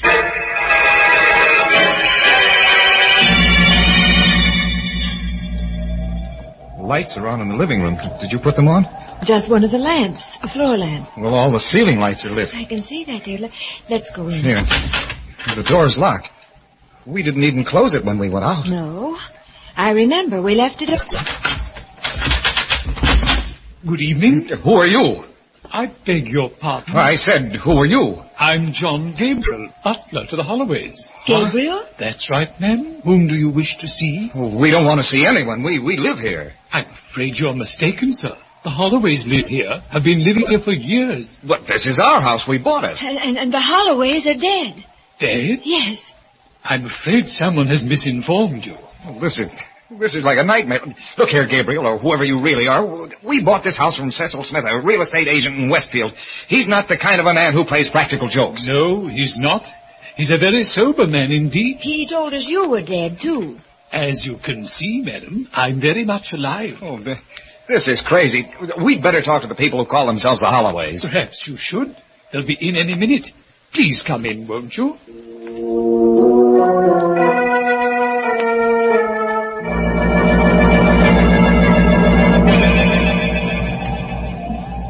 Will you excuse me if I close the windows? We're going to have a storm. Perfectly all right. Would you care for some tea? Look here, Gabriel. We've been waiting an hour for Mr. Holloway and his wife. They haven't shown up, and I don't think they will. Now, just what is your game? Would you care for some tea, Mrs. Jordan? No, thank you. Did you hear what I said? Yes, sir, I did. As soon as Mr. and Mrs. Holloway arrive, I'm sure you'll be convinced of your error. They should be here any minute since they plan to leave tonight on a cruise. Oh, this is mad. Fantastic. They've come. Just missed the storm, Gabriel. Oh, hello. I don't believe I know you. This is Mr. and Mrs. Jordan, Mr. and Mrs. Holloway. Oh, I'm glad to meet you, Mrs. Jordan. Mr. Jordan. Well, thank you. Are you Richard Holloway? Yes. I can't believe it. It's all terribly confusing, Mr. Holloway. These people claim that this is their house. What? That they bought it from Cecil Smith. They also claim that you, Mrs. Holloway, and myself are dead. Somebody's playing some kind of a joke on them. Well, I'd say it was a very unpleasant joke, Dick. We've been living here for years and years, Mr. and Mrs. Jordan. Oh, before I forget, Gabriel, get our suitcases aboard the yacht, will you?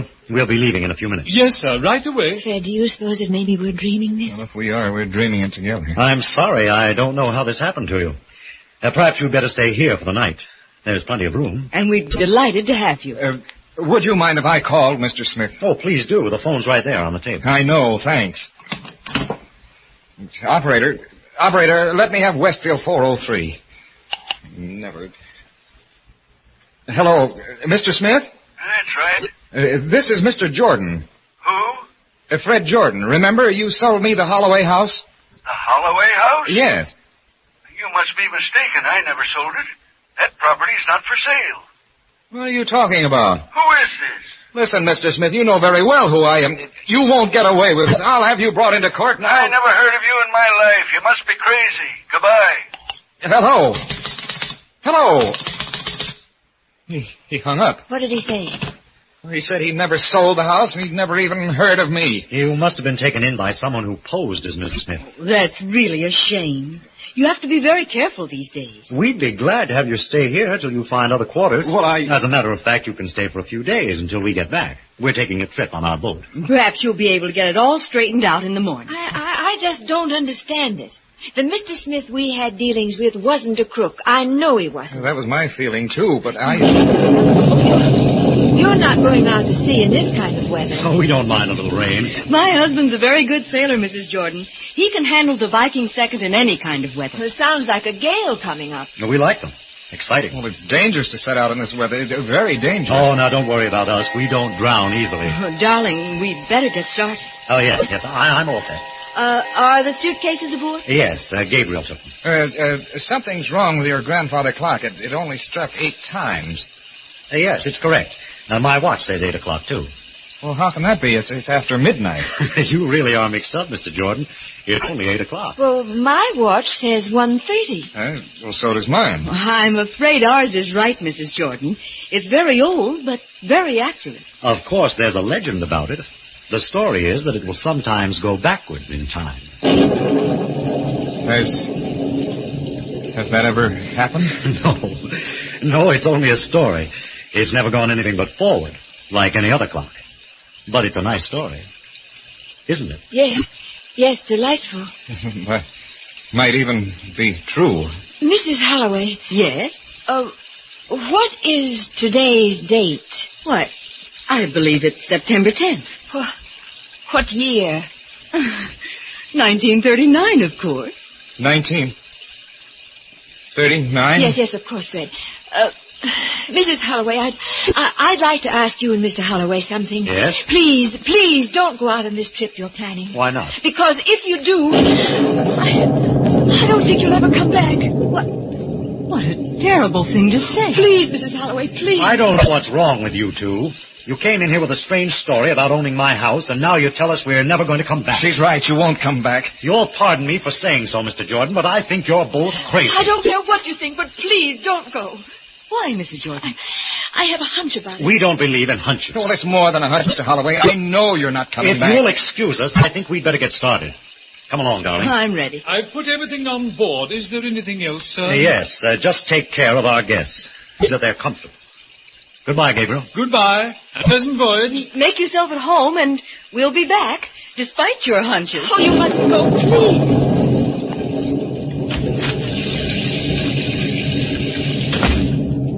Oh, they've gone. If you wish, you can occupy the master bedroom. I'll go up and make it ready for you.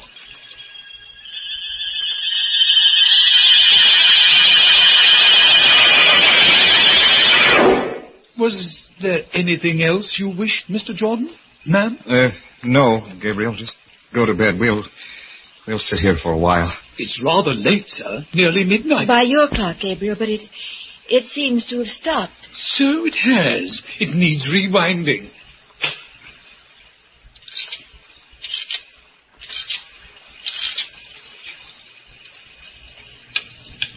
It's going now. Yes. Seems to be ticking rather fast. Something's wrong. It never did that before. Fred. Something's happening.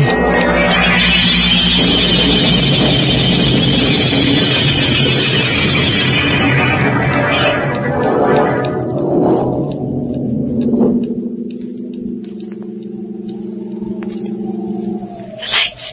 Switch them on, Fred. As soon as I find the switch. What happened? I don't know. Maybe the storm, lightning. Where's Gabriel? Oh. Gabriel. Gabriel. Never mind, dear. Can't you find the switch? Here it is. Oh. Fred! All that dust. Like the first time we saw the house. It's as if no one had been been here for years. Where's Gabriel? There is no Gabriel.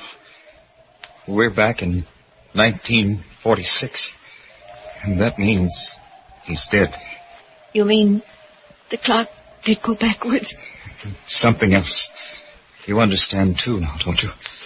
We were the friends that Mr. Smith told us about. The mysterious friends that urged the Holloways not to go on that trip. Yes. Fred. What? The clock is stopped. Well, it needs rewinding. No, don't touch it. We won't wind that clock again. Ever.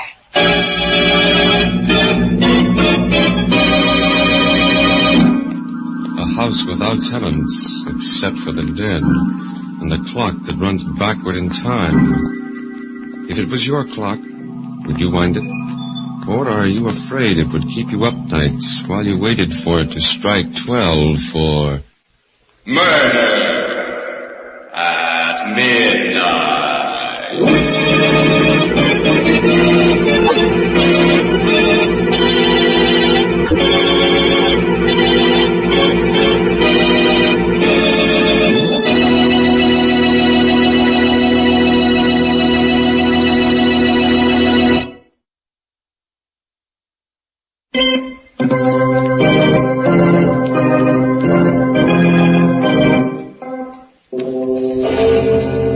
Remember to be with us again when death comes out of the past, out of time gone by, and the clocks strike 12 for... Murder at midnight.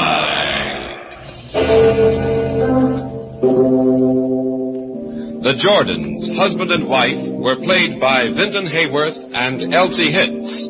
With music by Bert Berman, Murder at Midnight was directed by Anton M. Leader.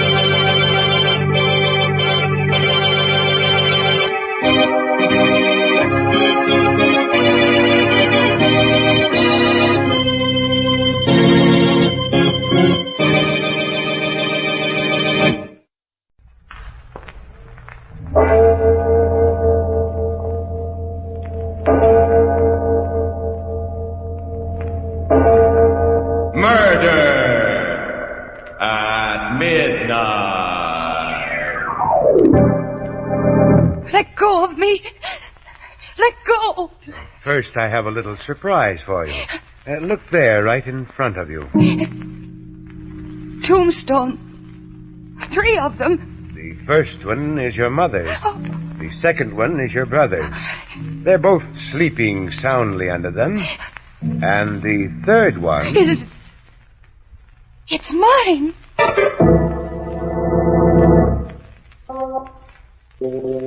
Midnight. The witching hour when the night is darkest, our fears the strongest, and our strength at its lowest ebb. Midnight, when the graves gape open and death strikes.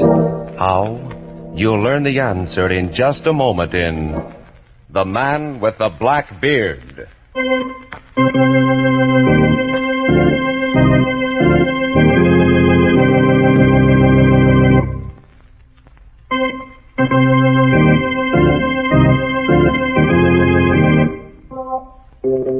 And now, Murder at Midnight, Tales of Mystery and Terror by radio's Masters of the Macabre.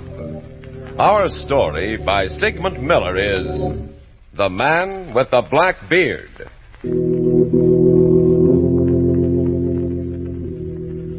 A few minutes before 12 o'clock, midnight, Charles Corbett is sleeping peacefully. But not his wife, Evelyn.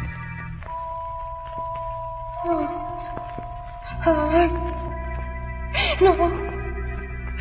No, don't touch me. There's no use running. You can't get away. Please let me alone. You mustn't be afraid, Evelyn. You. That black beard. I've seen you before. Of course you've seen me before. Everybody does. Sooner or later. No. I don't want to see you. And I won't.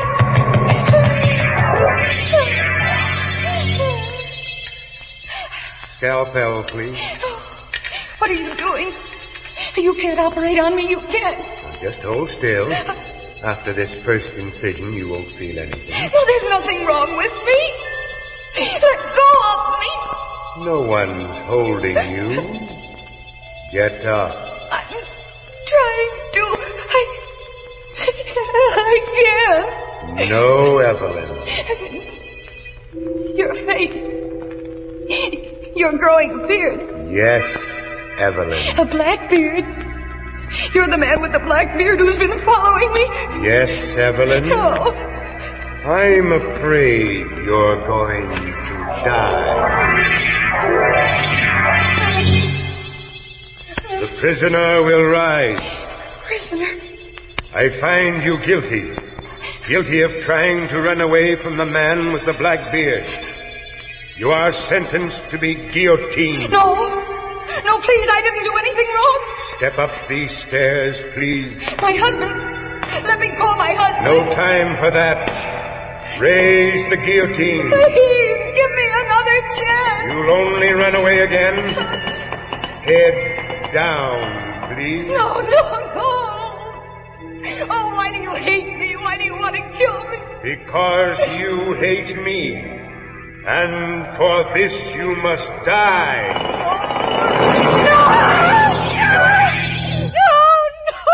Evelyn! No, Evelyn, for heaven's sake, what's the matter, darling? Charles, help me. Evelyn, stop it. Now, you're perfectly safe. Look, darling. Look, you're in bed. I'm in bed? Yes. Oh, Charles. Oh, what was it, darling? What was it? What was it a bad dream? Oh, Charles. It was the most dreadful dream I've ever had. Oh, there. There was a man with a black beard, and he was trying to kill me. No, darling. At first he was a doctor. He was going to operate on me. And then he tried to guillotine me. Evelyn. And the knife was just going down. Oh. But you... Poor darling, it's all my fault. Oh, no. Why is it your fault? I'm telling you about that latest case of mine, that murder case. No, Charles. No, I don't think it was that. No, I've dreamed about that man with the black beard before. Charles, it means something. When did you dream about him before? I don't know. It was about a month ago. Oh. Oh, yes, that was when I got my new job. That makes sense. No, Charles, there's something else. I can't help feeling it. I can't help feeling that I'm going to die. Don't say that, Evelyn. No, I feel it in my bones, Charles. I'm certain. I'm going to die. Soon.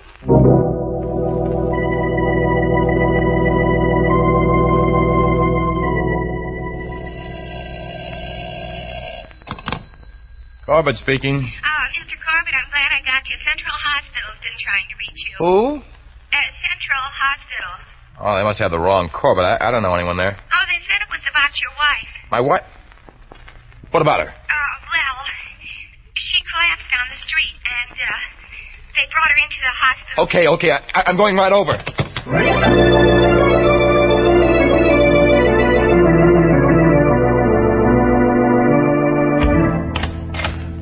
Evelyn. Hello, Charles. Oh, darling, what is this? I came right over. What is it? Charles. Oh, baby. Please, honey, don't cry. Oh, look, tell me. Charles. Huh? Charles, I saw him. You saw who? The man. What man? The man with the black beard. The one you dreamed about last night, you mean? Yes. Where? Well, he was in the street. In the street? No, I left the office. I was going out for lunch. And I was just going out of the lobby When I saw him, a man with a black beard. Oh, now, darling. I stared at him. I tried to place him. And then I realized that he was the man from my dream. He nodded to me, Charles.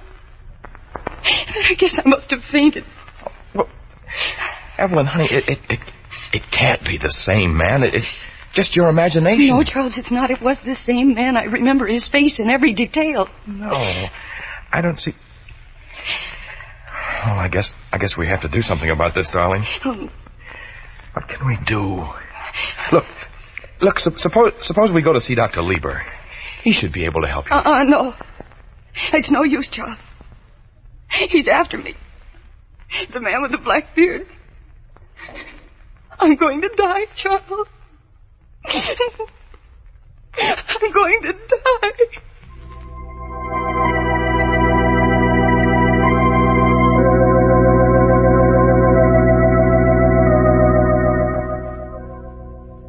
Describe the man to me, Mrs. Corbett.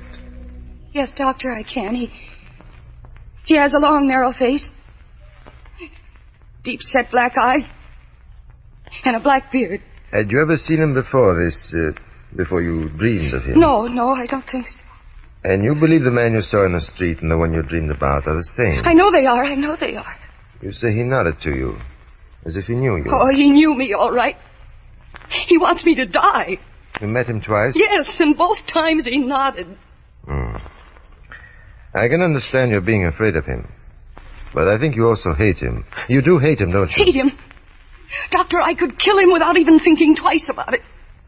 I see. What do you think, Dr. Lieber? If she did not hate him, the explanation would be simple. She might have seen this man with a black beard before she dreamed of him just passing in the street. And she could have had a nightmare about him. But hate is important.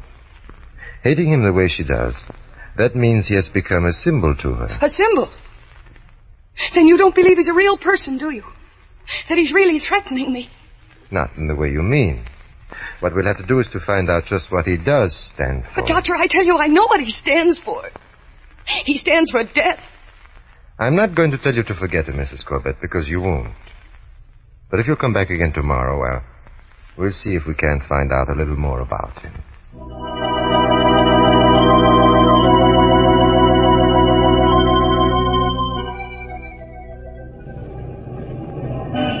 Why, Charles, what are you doing here? Waiting for you, darling.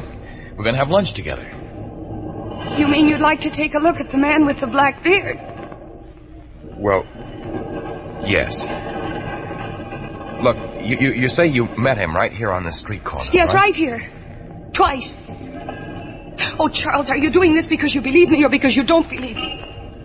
Or is it because you think I've gone mad? Oh, my dearest, what a question. Well, maybe he won't show up today. Well, then I'll try again. Yes, and maybe that I can see him, and maybe you can't. Maybe it's just a... Charles. Huh?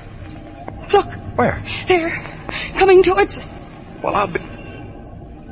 Oh, just as you described it. Then you do see him. How do you do? He spoke to me. He never did that before. He's getting into that car. Hey, you! Wait, I want to talk to you. He isn't paying any attention, Charles. He's driving away. Can't let him get away. Taxi! Come on. Yes. Taxi! Here, inside, Evelyn, quick. Right. Where to, bud? Follow that black car. We've got to see where he goes.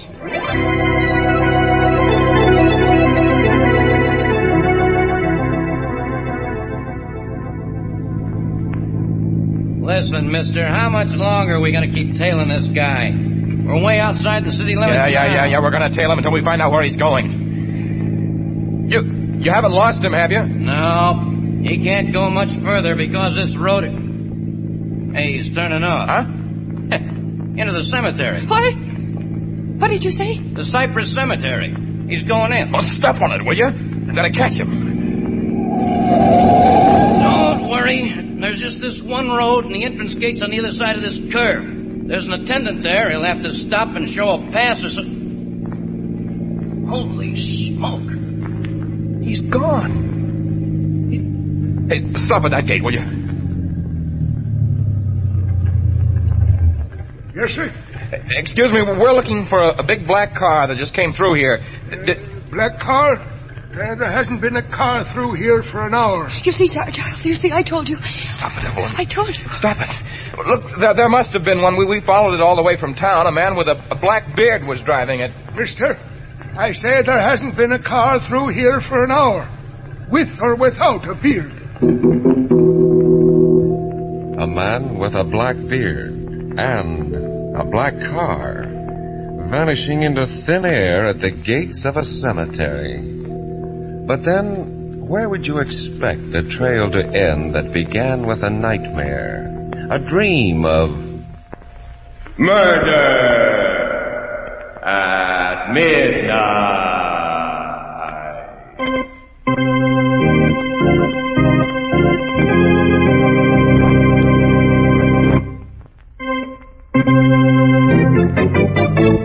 And now back to Murder at Midnight and The Man with the Black Beard.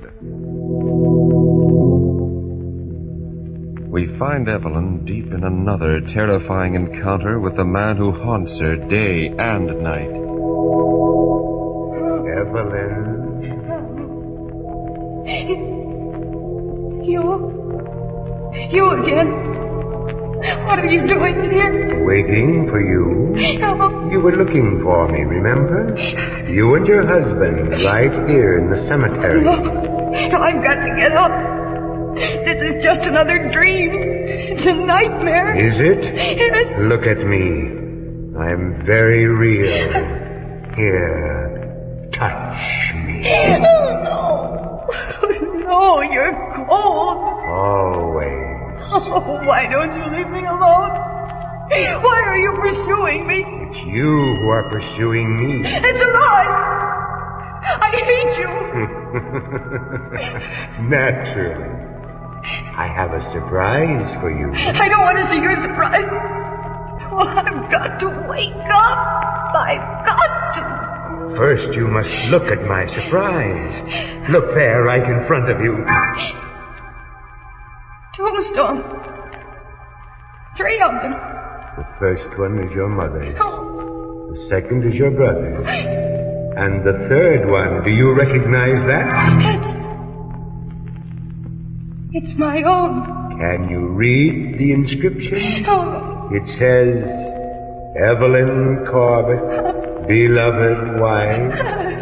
Simple, but dignified. No, it's horrible. It's horrible. Now, if you kindly step down into your grave, our business will be finished. No, I won't do it. I won't. I don't want to die. I'm afraid I must insist. No, I won't. This time you can't help yourself, even by waking up. This time in you go. Evelyn! What are you doing on the floor? What is it? Oh. Darling, what's the matter? It was he again. Who? It was the man with the black beard. He threw me into my grave. Oh, no, darling. You fell off the bed, that's all. Oh, Here, darling, let me help you up. Back on the bed. There. Oh, Charles. Oh, Charles, if this keeps up, I'll go out of my mind. I know, darling. Oh, Charles, do something. You just got to do something.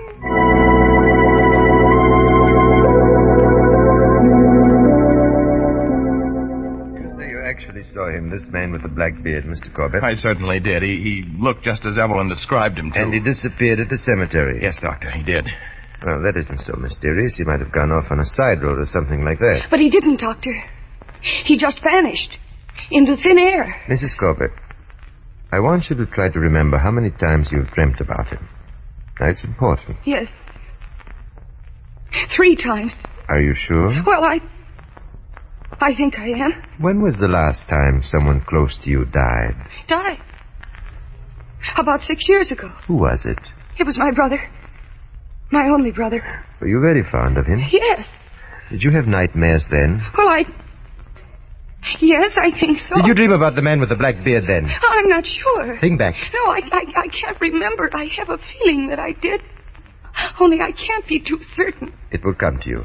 Maybe not now, maybe tomorrow, the day after. Let me know immediately when it does. I don't get this, Doctor. What has that got to do with the immediate problem? A great deal, Mr. Corbett. But the man with the beard is a real person. No, he isn't. He isn't a real person. But he was no, there. I think he's dead. Hunting for me. I see. Of course, one way we can prove he's not is to get hold of him. Talk to him. Well, I'll take that job. I'll find him. And when I do, he's going to do a lot of talking.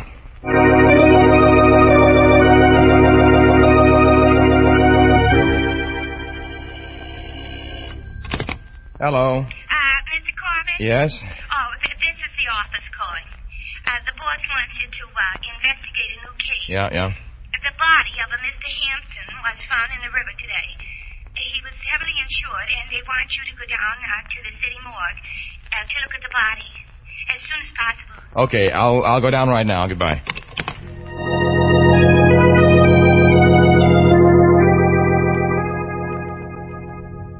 When was that body fished out of the river? Several hours ago. Uh-huh. Okay. You can put the sheet back. So what do you think? Murder, suicide, or accident? Well, I don't know yet. Hey! Hey, there he is! Here! He? Who? The man with the black beard. He just walked out of the slab room. I didn't notice. Hey, wait a minute! Oh, gone. He must have taken the elevator. I'll ring. Oh, got to find that guy. Come on. Down, car. Watch your step. Did you just take down a man with a black beard? No, sir. But you must have. He came out of here just a minute ago. Well, maybe he walked down. It's only 2 flights. Oh? Where are the stairs? Right over there. Okay, I'll see.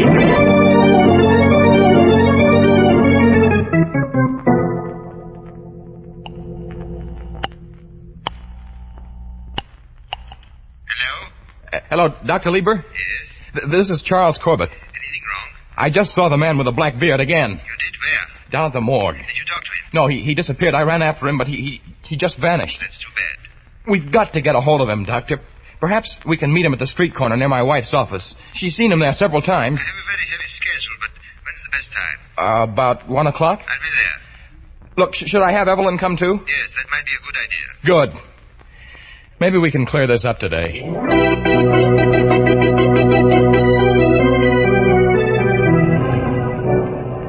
Charles, I'm afraid. There's no reason to be afraid, dear. I'm with you, and Dr. Lieber will be here any minute. Yes, well, if I see him again, I don't know what'll happen. Nothing will happen. Believe me, darling. Look, once we talk to him... Here he comes. Where, Charles? Right there. Dr. Lieber. Oh, I thought you startled me. Hello. I'm glad you could come, Doctor. And I'm terrified. Doctor, do we have to do this? It's the quickest way of getting to the bottom of it. What time have you got, Mr. Corbett? I have 5 to 1. Yes, it's just about the time he passes by. I hope he doesn't keep us waiting too long. Dr. Lieber, really, you've been wonderful about this whole thing. If it hadn't been for you and Charles, I don't... What is it, Mrs. Corbett? What's the matter? Look, over there. It's he. And he really does have a black beard. I've got to get away. I've got to get away. Stay here. Nothing's going to happen to you. He's coming over here. Good. Oh, no, don't let him touch me. Don't. Please, Mrs. Corbett. Good afternoon. How do you do, sir? I believe you're the people who are looking for me. How did you know that? The guard out at the cemetery told me. He described you and the lady perfectly. Oh, look out. I've got her. Evelyn. She's fainted. Evelyn, You better take her someplace quiet where she can... My place is just up the street there, a few doors. If it won't bother you too much, we... Of course not. Show us.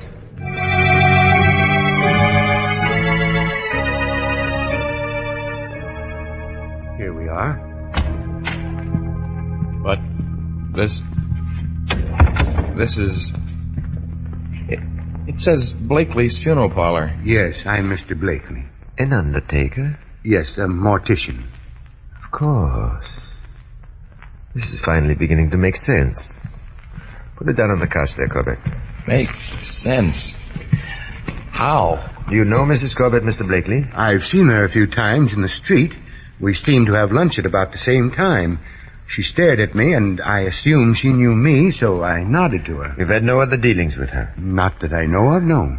What was your wife's maiden name, Corbett? Huh? Harper. Why? Would you look that name up in your files, Mr. Blakely? Why, yes, of course. Let me see. Hadley, Halton, Harper.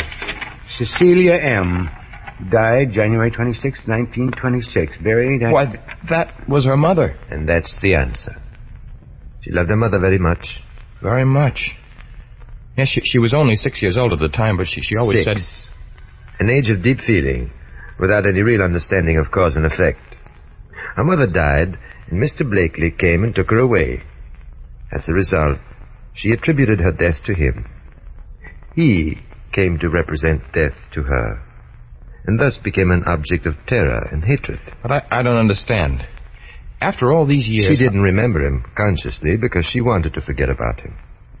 But a subconscious mind never forgives or forgets.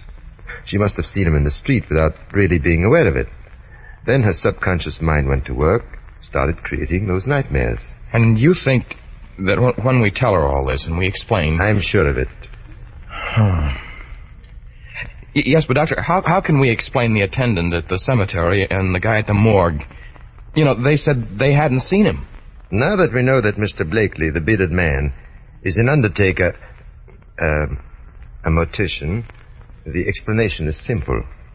He was such a familiar figure at the cemetery and the morgue that his presence did not quite register on their conscious mind.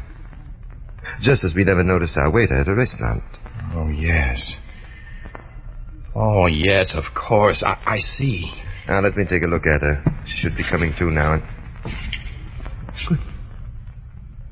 Good Lord. What is it? Doctor, what's the matter? I don't seem to find any pulse. I'm afraid. The strain and the shock. You mean... You mean... I'm afraid she is, Mr. Corbett. After all, when we believe someone to be death, they can be death.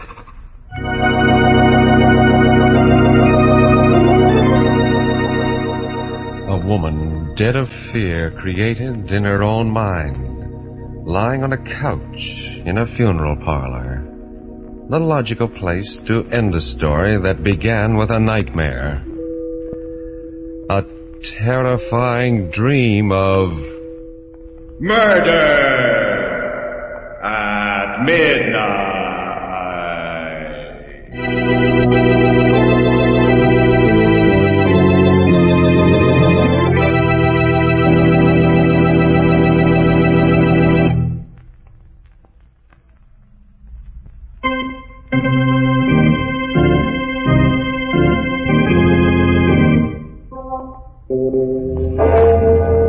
Remember to be with us again when death steps smiling from behind a tombstone and the clocks strike 12 for...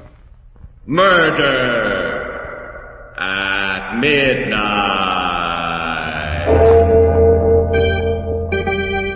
The part of Evelyn Corbett was played by Mercedes McCambridge. With music by Charles Paul, Murder at Midnight was directed by Anton M. Leader.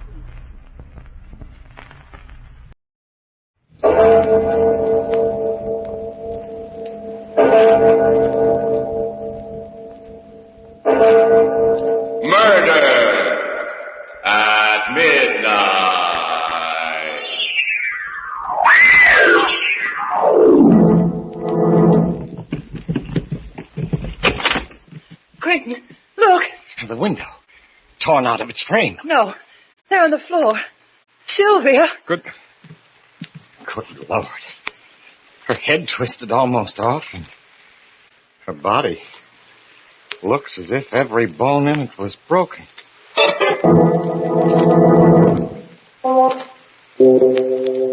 Midnight, the witching hour when the night is darkest, our fears the strongest, and our strength at its lowest ebb. Midnight, when the graves gape open and death strikes. How? You'll learn the answer in just a moment in Death's Worshipper.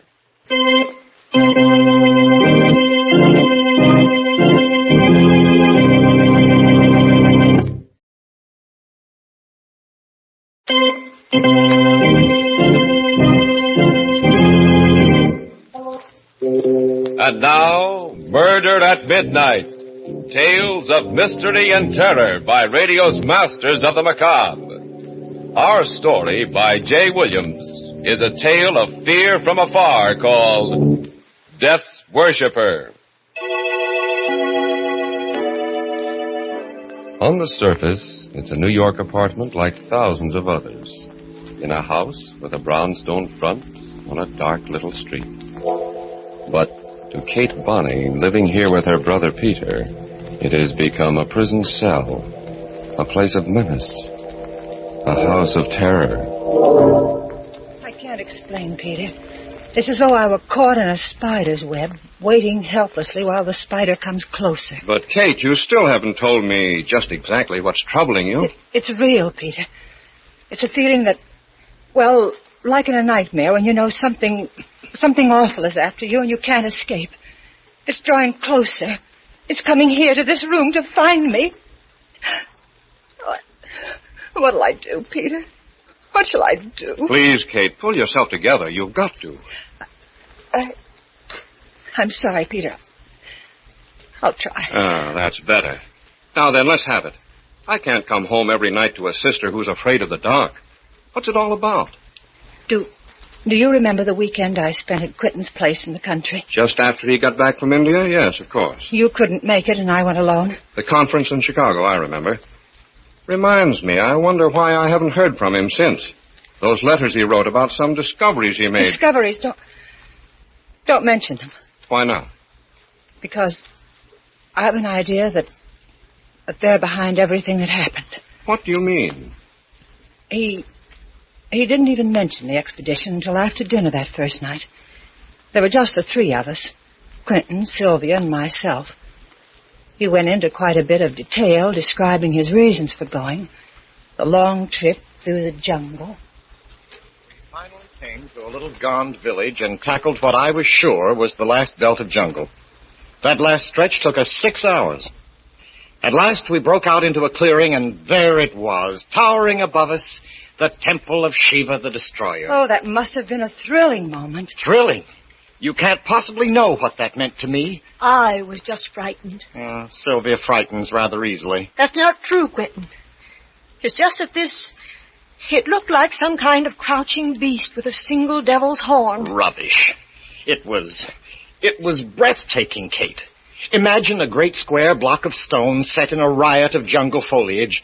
Out of it rises a tremendous three-cornered spire fully 100 feet high. Oh, that must have been magnificent. Yes, and the whole thing covered with a lace tracery of stone carving. And this was what you had set out to find? This was it. Oh. You see, the Hindu Trimurti, or Trinity, is composed of three deities. Brahma, the creator, Vishnu, the preserver, and Shiva, the destroyer. Yes. Well, in this tiny district in the hills, there had once been a local cult which worshipped only the destroyer. In a curious and perverted way, the worshippers became their god. I don't understand. When they prayed to Shiva, the god himself entered and took possession of them. They were Shiva, with all the powers and all the frightful energy of the god. But good heaven. No, not a very good heaven. For you see, the heaven of these worshippers was nothingness. Nothingness? Yes. For them, the ultimate goal of man was destruction, the merging of oneself into a kind of cosmic non-existence. Now you can understand how I felt, Kate, when I first looked at that temple. Yes. I suppose that, yes, even a greater mind than yours, Sylvia, might well shrink before the majesty of a concept like that. Well, I know I would have been frightened, too. But India is a place where just such a concept would originate. Life means nothing there. Death flourishes in 1,000 forms. I climbed the spire of the temple and looked down over the sea of jungle to the brown river in the distance and the thread of smoke that marked the village. I was a midget, an ant, crawling over the surface of a giant's house. Shiva is the giant, and humanity, we're so insignificant, so worthless. I wonder if they weren't right after all, those worshippers of the destroyer. Quentin. Perhaps death, nothingness, is the greatest goal. Stop it, Quentin. Stop it. Stop it. Do you hear? Sylvia. Oh, don't worry, Kate, and don't bother. Oh, but I don't... I'm all right. No. Sorry, Kate. I think I'd better go to bed. Yes, you're tired, Sylvia. I am tired. These wild ideas of yours. Of all this talk about Shiva, destruction. I wish you'd get those thoughts out of your head, Quentin. You haven't been the same man since... Good night, Sylvia. Sylvia, are you sure you're all right now? Yes.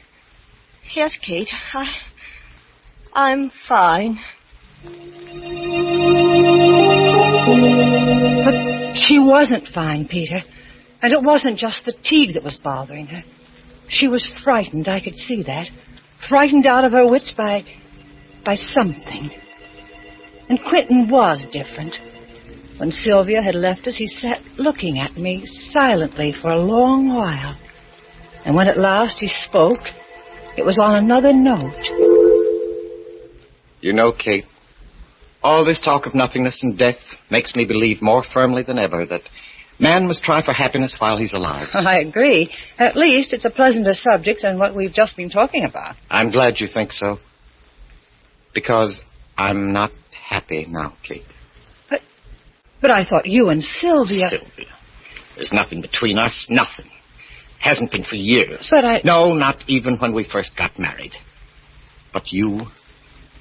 When I first met you with your brother Peter years ago, something happened to me. My heart sang. It was as though I had burst out of my shell. I knew then. Quentin, you don't know what you're saying. I do. For the first time in years, I know exactly what I'm saying. I found a philosophy I can believe in, Kate, in a troubled world.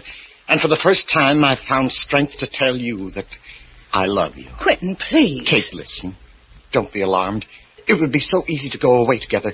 Anything is possible for me now. Anything. We will go away. It doesn't matter where. No. We'll find a new life together. The power I know can be yours, too. I love you, Kate. We can make a new world for ourselves. We can be the gods of that world. Quentin, stop.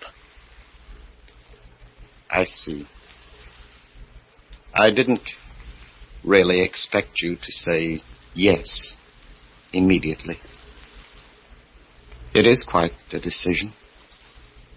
But perhaps I can get you to change your mind. Quentin, you mustn't think... You're right. I mustn't think. I must act. I knew I wouldn't be able to sleep after that. I didn't even try. I went out for a walk. And when I got back, about a half hour later, there was a light in the studio at the far end of the garden. I was curious enough to walk over and look in the window. The room within was hung with oriental tapestries, with odd, crooked Eastern swords. Quentin sat alone, staring at a figure on the table before him. I could hear him through the window. His face was set, wooden, expressionless, but his eyes seemed to shine in the candlelight like a cat's. And the figure before him, it was horrible. It was a bronze statuette with a serene but awful smile on its face, a smile of hellish triumph. A dozen arms sprang from each shoulder. It bore a club with a skull at its tip, and it seemed to dance upon the back of a crouching dwarf. And Quentin, staring at it, was speaking to it. Approach not the Raja. I didn't know what it meant. I only knew that it was awful. And in some dreadful way, Quentin was trying to make his beliefs come alive. I ran up the lawn, and the clouds that spread over the moon seemed like dark shapes rising from some infernal pit. Wings seemed to be beating about the house as the wind rose. And in my ears rang Quentin's chanting. Even in my room I could hear it, mingle with the moaning of the wind. The moon had disappeared. I couldn't see the light in the studio. I was too far to hear it. but the chanting went on. I don't know. I seemed to hear voices in the wind, many voices chanting with Quentin. Thunder growled up from the darkness. Then there was a single flash of lightning and a clap of thunder, and on the heels of the thunder...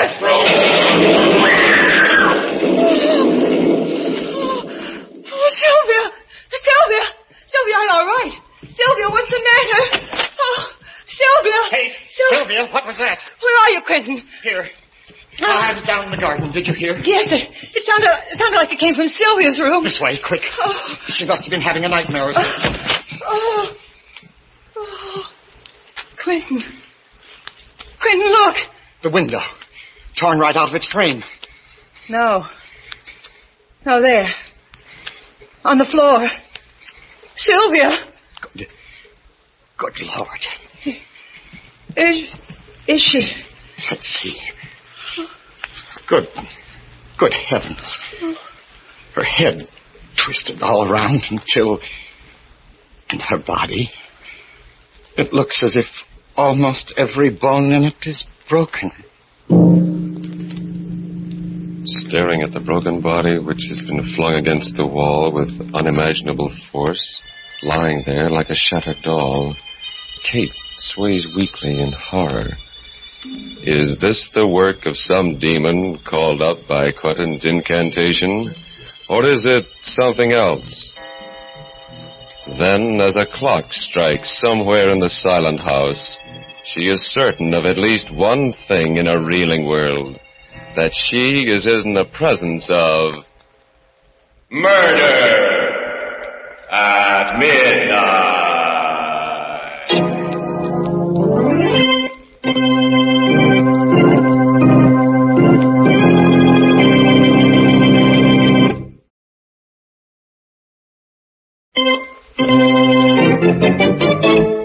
And now, back to Murder at Midnight and Death's Worshipper. Pale and shaking, Kate Bonney continues telling her story to her brother.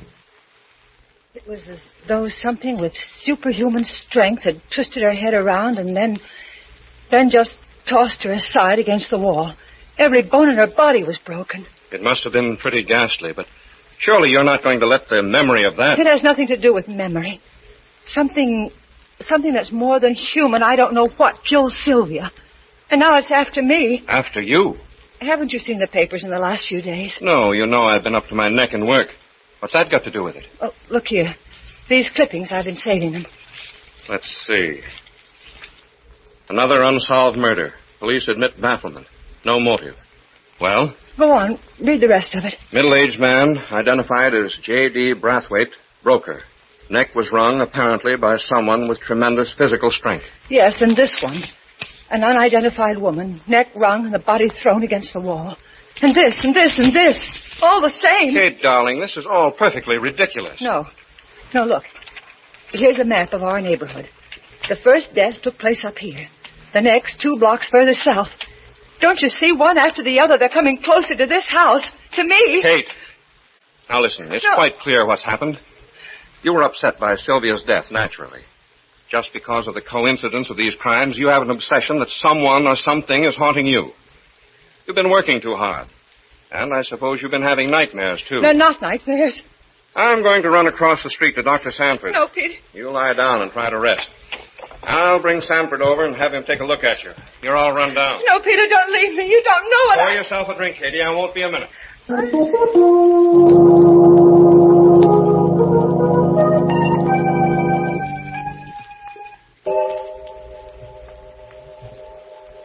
Who's that?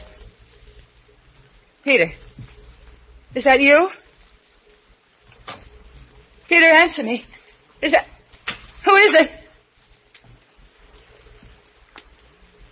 Quentin. Hello, Kate. How are you? Don't come any closer. I'll call Peter. Why, Kate? What's the matter? I suspected then when it happened. And now these last few days I know. Sylvia, you did it. You killed her, Quentin. I don't know how, but You're mistaken, Kate. It wasn't I. I was only the instrument of something greater, stronger than man. Quentin? What do you mean? Don't be afraid. He's really benign. He? Shiva the Destroyer. Oh. It is his love for mankind that allows him to bring the blessing of annihilation. Oh, no. I worshipped him, and he came. He came in a rush of wind on the thunder and took possession of me. I was Shiva. Using my body, he climbed the wall, burst the window in. He killed Sylvia. Oh, no. Yes, Kate, I became Shiva. At least I must have. I don't remember it clearly, but there were great wings, lightnings, and when I came to myself, I was seated in my studio again. And those others? You know about them? Yes, I killed others. I don't remember how many. But all life will end in nothingness, and man's highest goal is to dissolve into dust. I was conferring on them the highest possible blessing, obliteration. Quentin, you're mad. Your discovery... My discovery has made me a god. Now he's starting to come to me, now without the incantation, without my willing it. Sometimes at night I feel the great wind of his coming. I turn to ice as the god approaches to seize upon me, and... Kate, I'm afraid. But why did you come here? What do you want of me? I need you, Kate. I'm afraid. That's the truth. I'm afraid of the blackness, of the nothingness, of the inevitable end of all things. When I'm alone, I feel the horror of it, of the darkness. You can save me, Kate. You're the only one who can help me. Sylvia's gone. There's nothing to prevent... You don't know what you're saying. Come in, Doctor. Oh, Quentin. Hello. I was just... Stay where you are. Don't come any closer. A gun? Now, look, Quentin. I warn you, don't come any closer. Stand still, Peter. Kate, for the last time, will you come? Quentin, please listen to reason. Put that gun down. Quentin, easy, Peter. I wouldn't mind killing you, Peter. But if you wish to live, stay where you are. And don't follow me. Has he gone mad or what? Kate, what happened? I'm not sure. He killed Sylvia. He admitted it. And he's killed... I don't know how many others. What? It's true.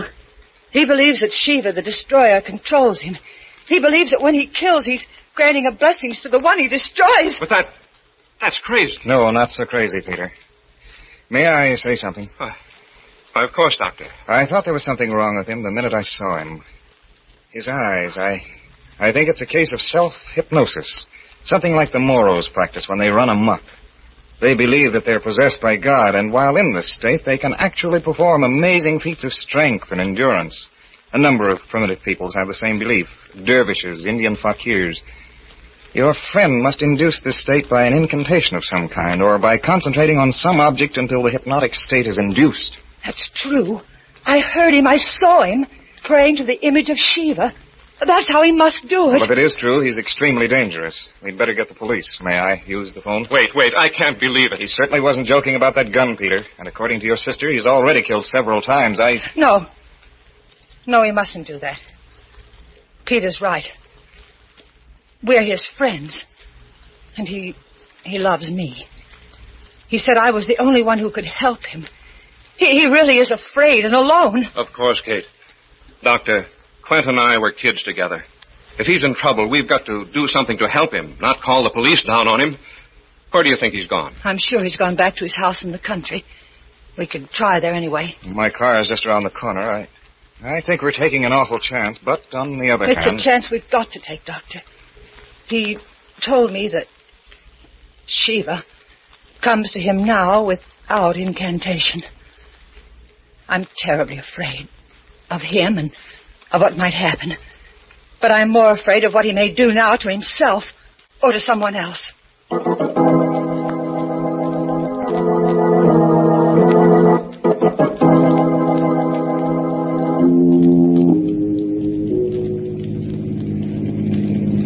We turn right here below the toll gate. That dirt road? Yes. Look, isn't that a tail light up ahead? Another car. It may be his. There's a storm coming up. If it'll just hold off for a while. A storm. Just like that first night. There, the other car's turning off. That's the driveway to Quentin's house. Step on it.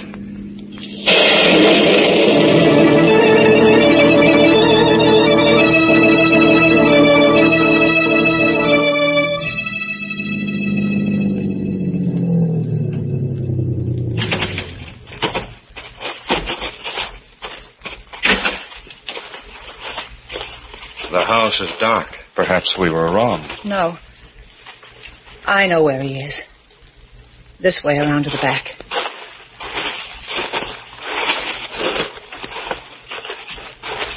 There's a light. That's the studio. Quiet. Let's have a look first.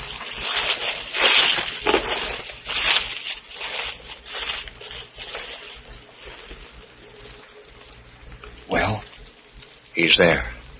Alone. Sitting behind the table with some sort of statue in front of him. The statue of Shiva. The door's open. Come on. The bright one, the happy one, Ishtadevata, Soma Divesvara. Quentin, what are you doing? The incantation. He's calling up that demon. Quentin, stop! Quentin, it's Kate. Don't you hear me? Stop it, please. Please, Quentin. Kate? Kate, is that?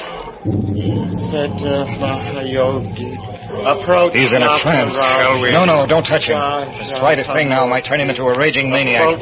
Let your sister try. Quentin, you must stop. This awful thing, it isn't you anymore. It's not what you want. You said you loved me. If that's true, you must shake this madness off. Kate, calling me? I can't.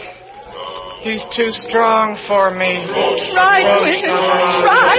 You can do it. Come back, Quentin. If you really love me, fight it. Fight it. I can't. He's coming. Coming. Can't you hear them? Get away, Kate, before he comes. Only one thing left. One thing I can possibly... the statue. Smash it and... Don't move, Peter.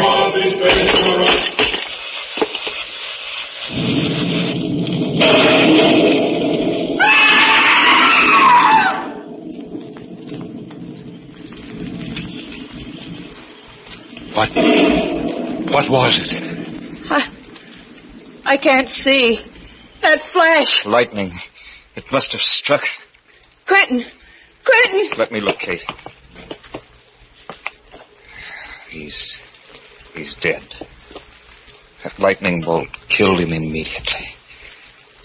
Dr. Sanford. What's that on his forehead? Burn. Lightning does curious things. Yes, but there. The head of the statue he smashed. The same mark on its brow. Like an eye. A third eye. The mark of Shiva. The vengeance of a thwarted god? Or coincidence? Kate and her brother look at each other, and then again at the contorted face with that inexplicable burn etched like the mark of Cain upon its forehead. And in the distance, from some far-off steeple, a clock begins to chime the hour. 12 strokes for... Murder at midnight.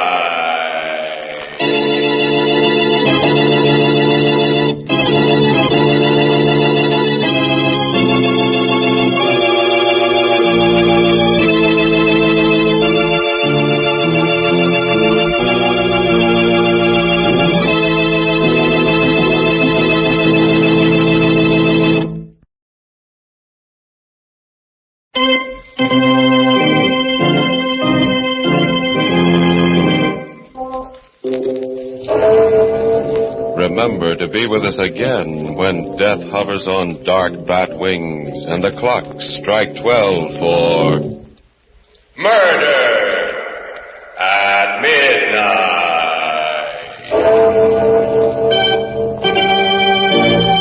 The part of Kate was played by Bess Johnson, and Carl Emery was Quentin.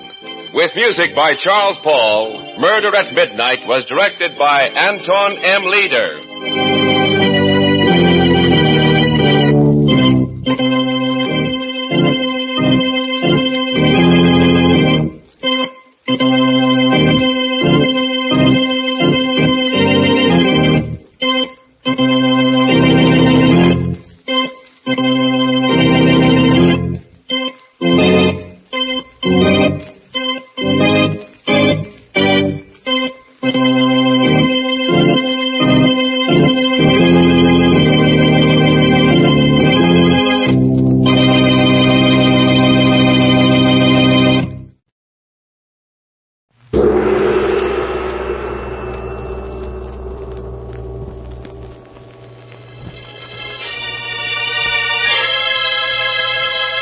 The Sealed Book.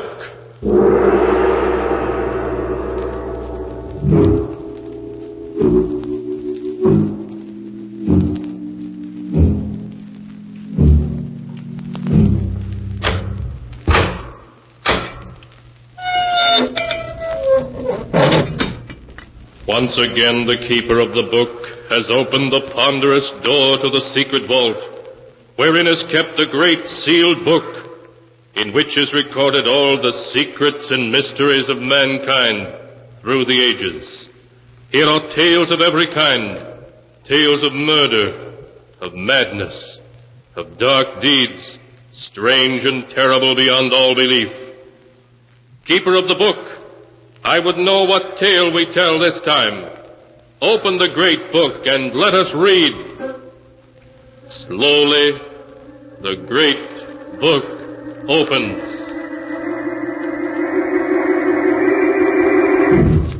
One by one, the keeper of the book turns the pages and stops. The strange story of a man who hated his wife because she loved him too much, with a love that even death could not extinguish. A tale called Till Death Do Us Part.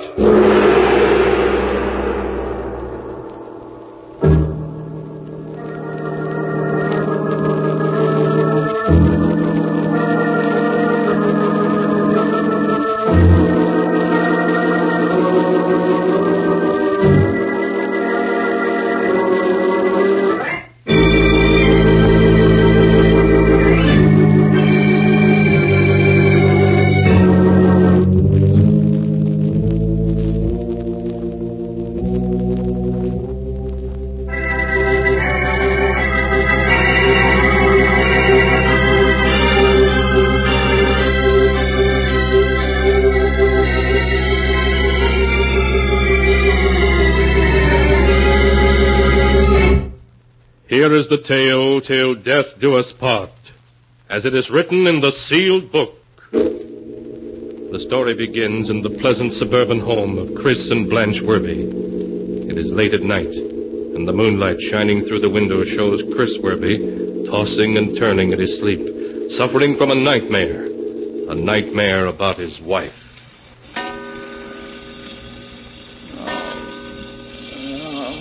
Chris, darling, you really must put on this jacket. It's getting chilly. Really, Blanche, I don't need it. All right, very well. Your wife is on the phone, Mr. Werby. Blanche, this is the 5th time you've called me this morning. Chris, your wife is waiting in your office for you. Darling, it looks like rain. I brought your raincoat. Blanche, you know there isn't a cloud in the sky. You've got to stop this coming to the office all the time. Your wife is on the phone, Mr. Werby. Blanche is waiting in your office for you, Chris. Darling, I've come to drive you home. Mrs. Werby is on the phone, sir. Chris, is there something I can do? Your wife waiting on the phone. Darling. No. Why won't you leave me alone for a while?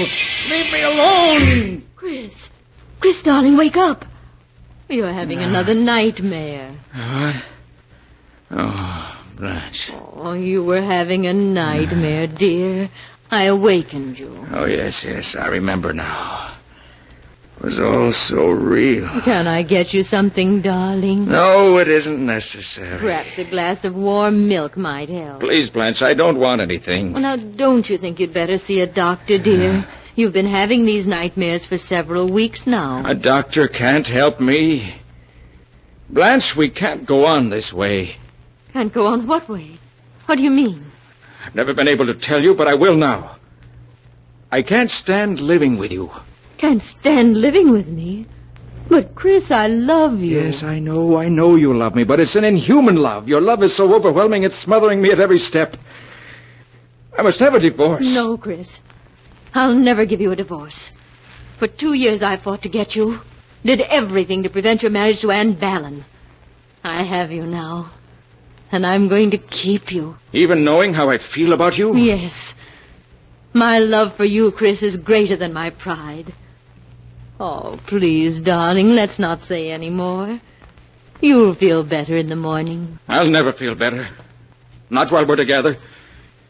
Blanche, when I get dressed, I'm going to move to a hotel. I'm leaving you. Darling, you're being ridiculous. Please go back to bed. No, I can't live with you, and I won't. I'm leaving you for good. Oh, Chris, you're funny. Oh, darling.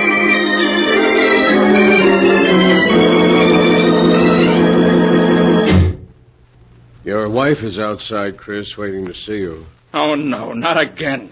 I'm afraid so, Chris. I can't go on this way. Day after day she phones every hour, comes down here to see me. Well, now, perhaps you had better see her, Chris. Maybe you can reach an amicable agreement with her. No, not with Blanche. Martin, there's only one way out for me. I must leave town, disappear. Leave town? What's your business? That doesn't matter now. Nothing matters but to be free. I'm leaving the running of the business in your hands. Yes, but where are you going? I haven't decided yet. All I know is it's going to be someplace far away. Someplace where even Blanche can't find me.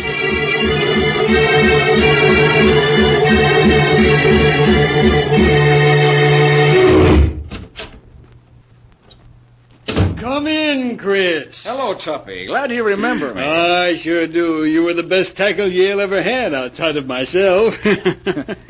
Well, what are you doing in Texas? Looking for a job? Looking for a job? Are you kidding? What about that flourishing business you've got back in New York? I've left it and everything else behind. My name is Richard Keller now. Chris, you haven't gotten into a jam. I mean, the law isn't after you, is it? No, Tuppy, the law isn't after me. It's a personal matter. Oh. Well, sit down. Tell me about it. Tuppy, I'd rather not talk about it. No, not just now. Sure, Chris, I understand. Well, can you give me a job as Richard Keller? Can I give you a job? Why, this company's dying on its feet for men like you. You're hired.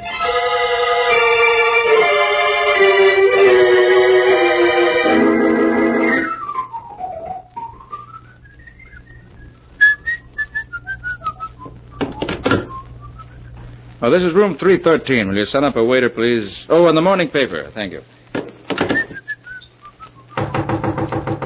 Well, it's fast service. Come in. Hello, darling.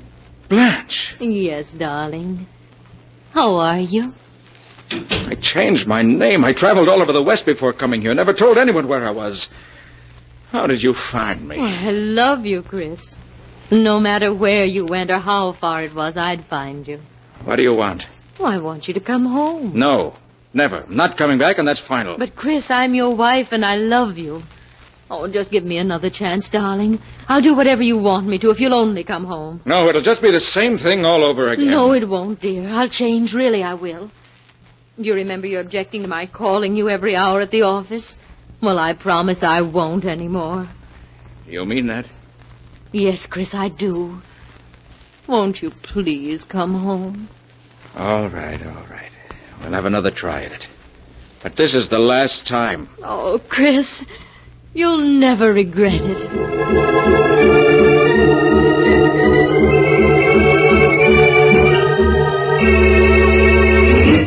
Gentlemen, this is to inform you that your order of the 25th was shipped... No, I'll answer it, Miss Nelson.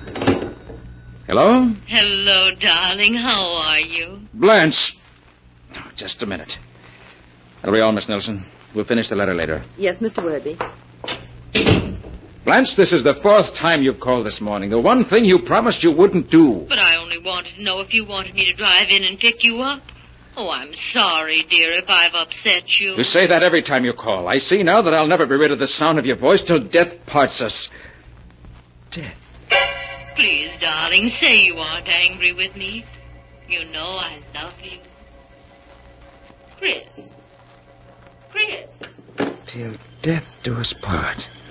She were to die, I'd be free. Free.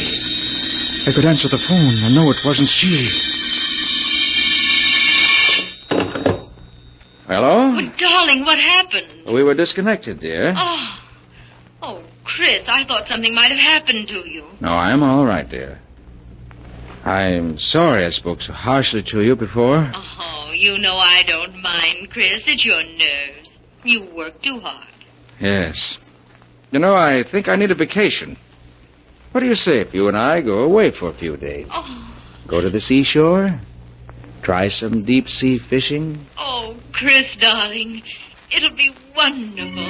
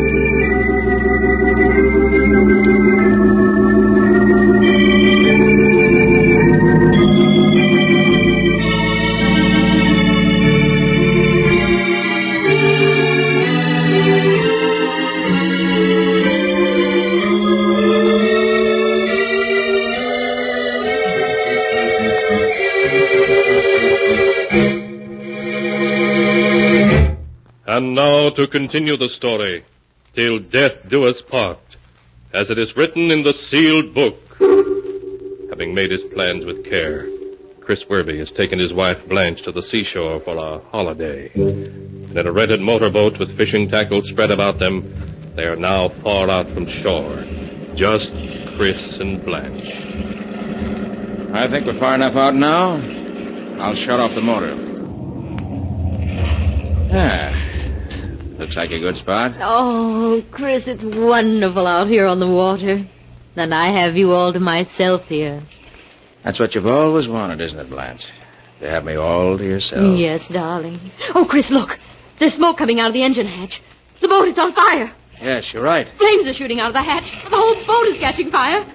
Blanche, we'll have to swim for it. Oh, the gasoline tank is liable to explode any second. But, Chris, you know I can't swim, and we're a mile from shore. I'll keep you afloat until another fishing boat comes to our rescue. I'll jump first, and then you follow. But, Chris... It's our only chance.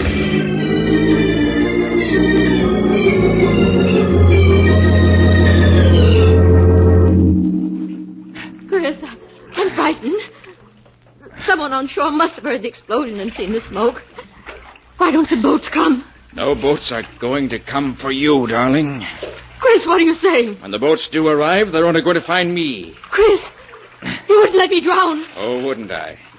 I tried to reason with you. And when that didn't work, I ran away. Oh. But you wouldn't let me alone. Well, this is the only way I'll ever be free of you. You can't do it, Chris. You can't. I love you. It's the only way I can get rid of you, so we're parting now, forever. Oh. This time you won't follow me. I won't let you go. I won't. But you will. Oh. I'll break that grip. You've been a millstone around my neck long enough.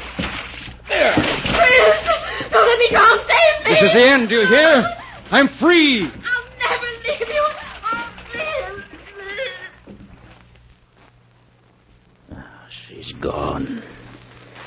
I'm free. Free at last. Forever.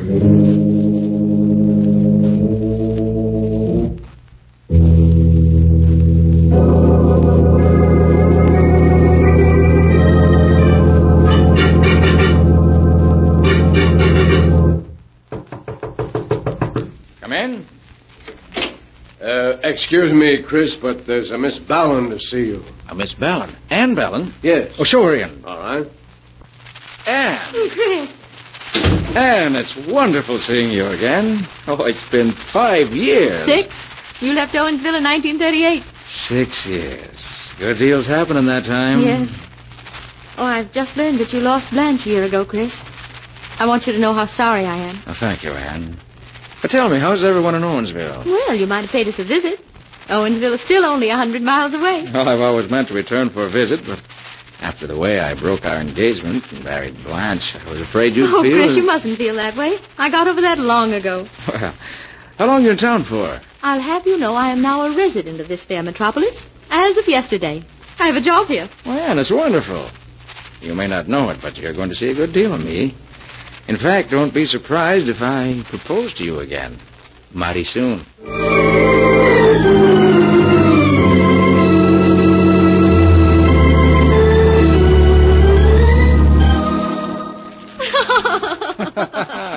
Oh, Chris, it's the most beautiful house a new bride ever had. Well, if you'll carry me across the threshold, Mrs. Worthy, you can see what it looks like inside. I should be delighted to. Hey!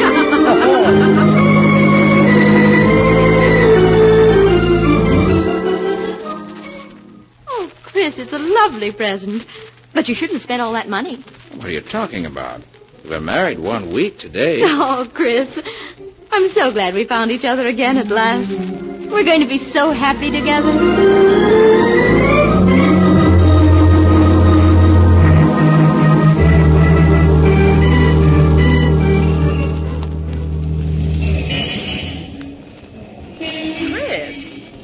Chris Worthy. Why, Sidney Rand. I thought I recognized you. How are you, Chris? Why, I haven't seen you since you left Owensville. Good to see you, Sidney. How are the folks back home? Oh, fine, just fine. I suppose you heard about Ann Ballon. What can you tell me about Ann Ballon that I don't already know? Well, I guess this will come as a shock to you, Chris, seeing you were engaged to her once. Ann died last month. What did you say? Ann Ballon died a month ago. Why, that's impossible, Sidney. You're wrong. Chris, I wouldn't joke about a thing like that. I was at the funeral myself with Sam Morris. But that couldn't be. Oh, it all happened so sudden. They never did find out what it was she died from. It certainly was a shock. Ann was so young and beautiful. Now she's dead. It couldn't be. It couldn't be. Chris, what's the matter with you? Chris, why are you so... Dead a month. But Ann came to New York just a month ago. And she married me. She's alive, beautiful, everything I've ever wanted. Oh, Sidney's wrong. They buried someone else, another Ann Ballon. Yes, that must be it. Ann's home, waiting for me, waiting for me.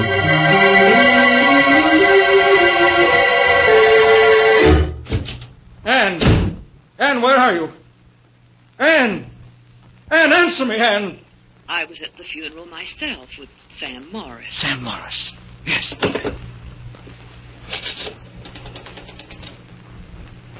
Operator, I want to put in a long-distance call to Owensville, Pennsylvania. I'd like to speak to Sam Morris. I don't know his number, but...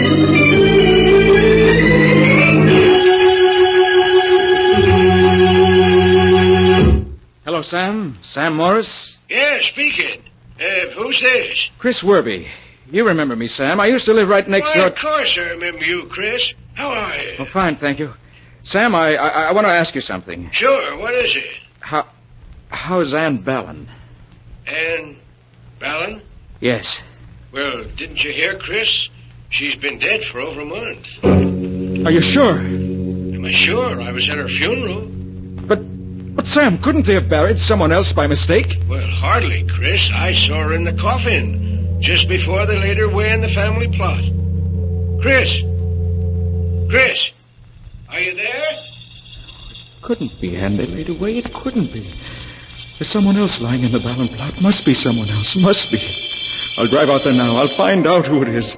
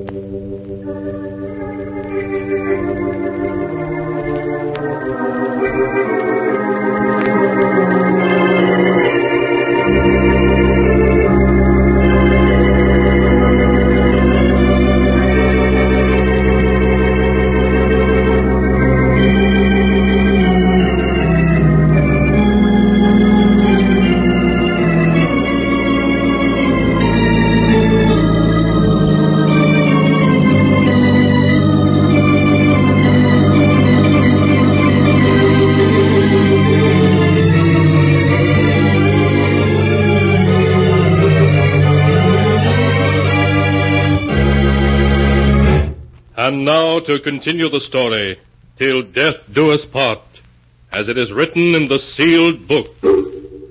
After driving frantically for hours, Chris has reached Owensville, his hometown. And on the outskirts of town, at the entrance to the ancient cemetery, he is arguing with the old caretaker, who has come to the door in nightshirt and trousers. But I tell you, I have to know tonight. Can't you understand? I only want to know if a girl by the name of Ann Ballin is buried here. Look, mister, it's almost midnight. I can't go looking through any records now. You'll have to come back in the morning. Please. I'll give you $20 if you look it up for me now. $20? All right, come in. Thank you. What'd you say that name was? Ann Ballin. Let's see. Yeah, here we are. B. And Ballin. Yeah. She's here. Buried in the Ballin family plot, interred June 26, Section 15, Plot 5. Can't be. Yeah, what'd you say? I must see that grave opened. You don't have to get a court order for that, mister. I want to see it now, tonight. I'll give you $500 to open that grave. You must be crazy, mister. It's against the law. Listen, I don't want the body. I merely want to look at it. Would $1,000 make it worth the risk? $1,000? Yes, 1,000. You'll never make it easy, 1,000. We'll be finished by dawn. Well. $1,000, huh? All right, I'll do it.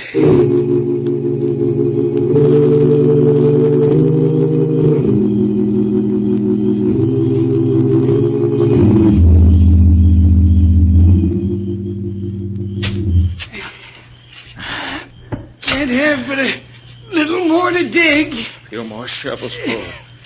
We should reach the coffin. Blast that moon. Anybody comes past this graveyard, they could see us. You don't have to worry about anyone being around at 3 a.m. Keep digging. We shouldn't be disturbing the dead. Rest in peace. That's what the minister always says. There, I've reached it. The coffin. Quick, help me clear all this earth off it so I can open the lid. All right. Anything to get this over with. Hurry up. There, that's enough. All right, now hold up the lantern. I'll open it. All right. There you are. Now go ahead. There. It's unlocked. Well, what are you waiting for? Go ahead and open it. All right. Stand back a bit.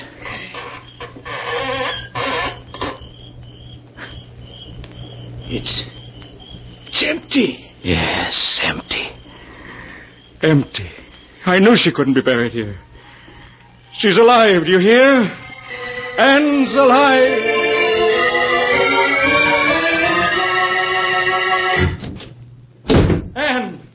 Ann, where are you? Here I am, Chris. Oh, Ann, it's good to feel you in my arms. Why, Chris, you act as though you never expected to see me again. Well, there was a moment when I thought I wouldn't. You remember Sidney Rand, don't you? Sidney Rand? Why, yes, of course. Well, last evening as I was coming out of my office building, I bumped into her. And she started telling me all the news of Owensville. And then she told me that you'd been dead a month. That I'd been dead a month? Yes. And when I got home, you weren't here. Well, darling, it was only my running out of gas that kept me from being home when you arrived. Well, I should have known it was something like that. But I got panicky. Called Sam Morris long distance, and he, too, said you were dead. Must have gone haywire after that. For I took the first train to Owensville. Chris, you didn't. Yes, I'm afraid I did. Went to the cemetery where your family's buried. And there I found your grave. Yours. Mine? Yes. The tombstone had your name on it. Ann Ballin. What did you do then? I paid the caretaker to help me dig up the coffin. And when we opened it, we found it empty. Ann, what is it? Why are you laughing like that? Ann! Chris, Ann Ballin is dead. Ann, you know what you're saying. You're Ann Ballin. No, Chris, I'm not. Look deeply into my eyes, darling. Don't you recognize me? Recognize you? Yes. Don't you know who I am, darling? Do you remember that day at sea? I told you I'd never leave you, remember? No, it can't be. You're Anne. Close your eyes, Chris. Just listen to my voice. Don't you recognize me, darling? Blanche. Yes, Blanche. Blanche in Anne's body, because mine was lost at sea. No, it can't be. But it is, Chris. I couldn't come back in my own body, so I killed Anne to get this one. You killed Anne? Yes, Chris. And then took her body. I did it so that you and I could be together again. No. Forever, darling. Together. Forever. Yes, forever. No. Oh, no, I'll never leave you, darling. Never, never, never. And that is the tale of Chris and Blanche Werby, till death do us part, as it is written in the sealed book. When Chris was sure that Blanche had indeed returned to him, even from the grave, he tried to escape by seeking death himself, throwing himself into the sea from an ocean liner. Weeks later, his body was cast up on the shore, tightly clasped in the dead arms of the body of a woman, later identified as Blanche. So they are buried now, side by side, together forever.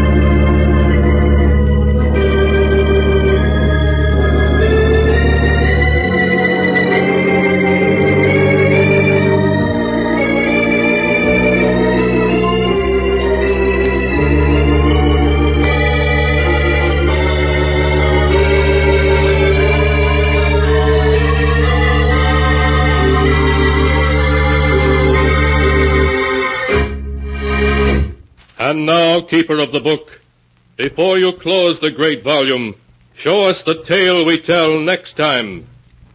This one?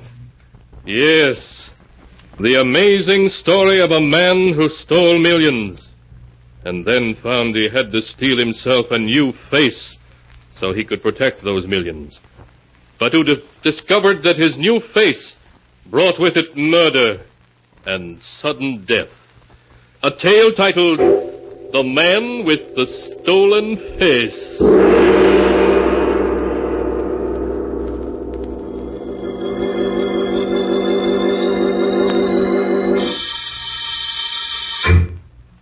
Be sure to be with us again next time, when the sound of the great gong heralds another strange and exciting tale from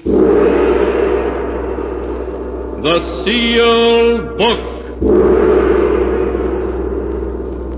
The Sealed Book, written by Bob Arthur and David Cogan, is produced and directed by Jock McGregor.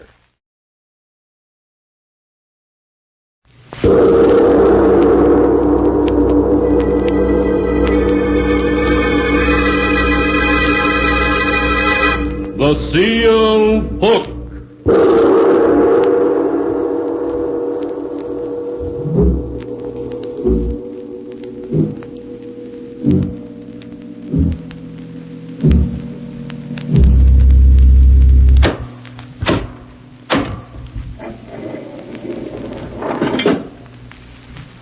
Once again, the keeper of the book has opened the ponderous door to the secret vault, wherein is kept the great sealed book, in which is recorded all the secrets and mysteries of mankind through the ages.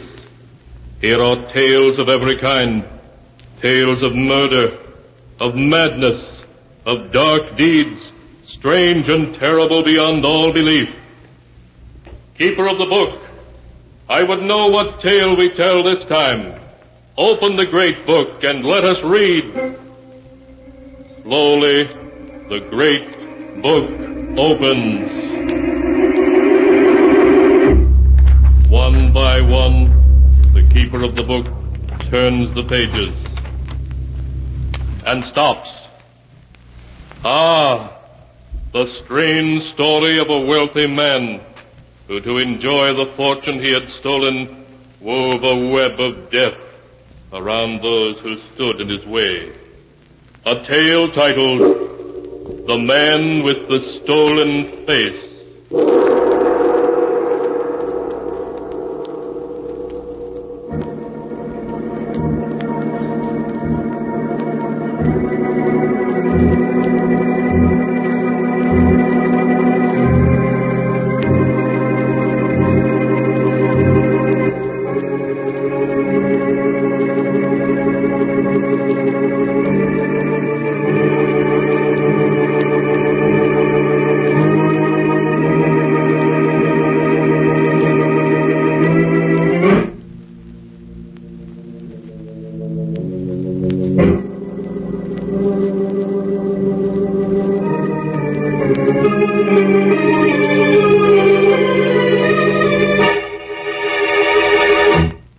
Here is the tale, The Man with the Stolen Face, as it is written in the pages of the sealed book.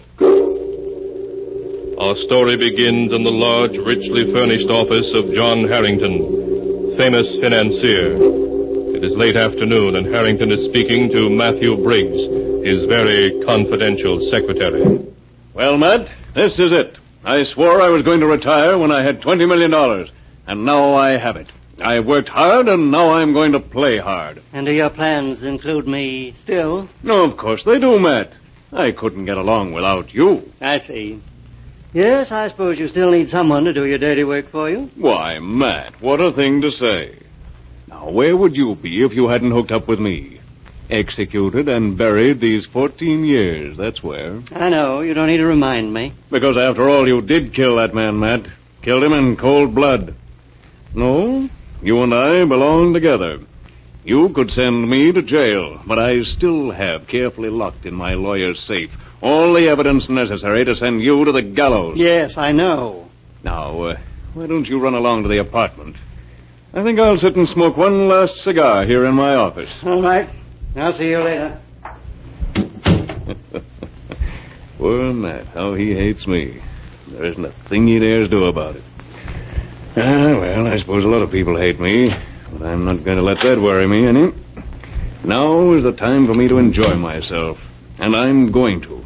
Fun. That's my program from now on. Too bad that program will have to be canceled, Harrington. Who are you? I'm Jeremiah Cole, Harrington. You don't recognize the name, I see. Why should I? I never heard of you before in my life. I dare say not. But you heard of my father, Nathan Cole. Oh. He gave you your first job 20 years ago. Well, what of it? I don't suppose you've forgotten that you got your start by cheating him out of his business. I did nothing illegal. You ruined my father after he'd befriended you and he died of a broken heart. I've spent 20 years trapping you, and now I'm ready to pull the noose tight. You're crazy. There isn't a man alive who has anything on me. I have. San Quentin. San Quentin? What are you talking about? When you were 19, a year before you came to the city and Dad gave you a job, you escaped from San Quentin. And you killed a guard doing it. Nonsense. You're crazy. Believe me, I can prove it. I've spent almost 20 years getting ready for just this moment. What do you want? I want $20 million. You can't be serious. Why, that's every cent I have in the world. You ruined my father, and I intend to ruin you. Turn over to me your entire fortune. And I'll consider that punishment enough. No, I won't do it. I have 2 detectives waiting now in the outer office. Do you want me to call them in? No, wait. All right. I'll do it. I'll give you everything. I thought that would be your decision. Very well. Just sign this paper. And then you... What are you doing?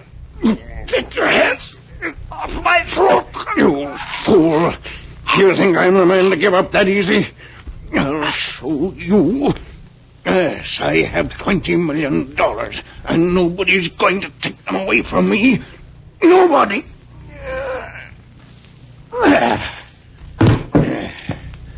Threaten me, would you? That's what happens to men who threaten John Harrington. Now I've got to get your body out of sight. Yes, of course, the vault. I haven't locked it yet. Plenty of room in it for a dead blackmailer.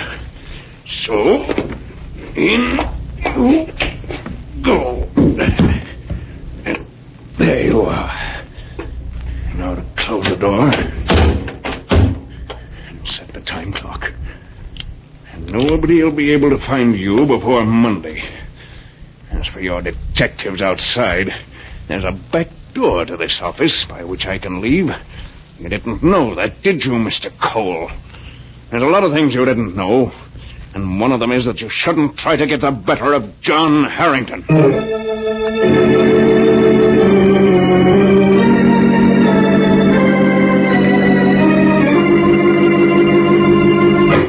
So John Harrington slipped away by means of the back door, and once safely outside, telephoned Briggs, giving Briggs instructions to meet him at his mountain lodge that night, with all the money and securities he could put his hands on.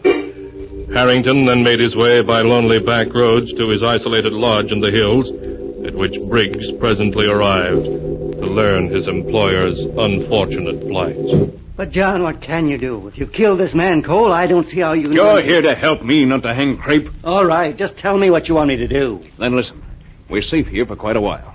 Nobody knows about this hideaway but you and me. We have plenty of food and we can stay here indefinitely. Yes, but the minute you leave here, someone will recognize you. That rugged face of yours has been in the papers and newsreels so often everybody knows it. I'm aware of that. So, I've got to have a new face. A new face? Why not? I know just the man to do it. Ludwig Muller. Muller? You mean the plastic surgery expert who was mixed up with that gang out in Chicago? That's the one. He was given 5 years for altering the features of members of the gang. Well, he must be out now. That was 6 years ago. Yes. Yes, I don't doubt he could do it, but... I have it all planned out. Now, first you've got to bring Muller here with all the necessary equipment. Then you have to find someone my age and my height who's willing to become John Harrington. Become you? That's insane. Why, even for all your money, who would trade places with you and go to the electric chair? Don't be stupid, Matt. I tell you I have that worked out, too. Now, listen. You've got to find someone my age and general build who has no wife or family, who's not wanted by the police, and has never been involved with the law in any way, who's lived an inconspicuous life and has never attracted much attention. I'll take his place and live his life. He'll take mine and become a millionaire. But, John... Don't argue. You find such a man and bring him here, and I'll guarantee to persuade him to make the exchange. When I make a plan, it doesn't go wrong.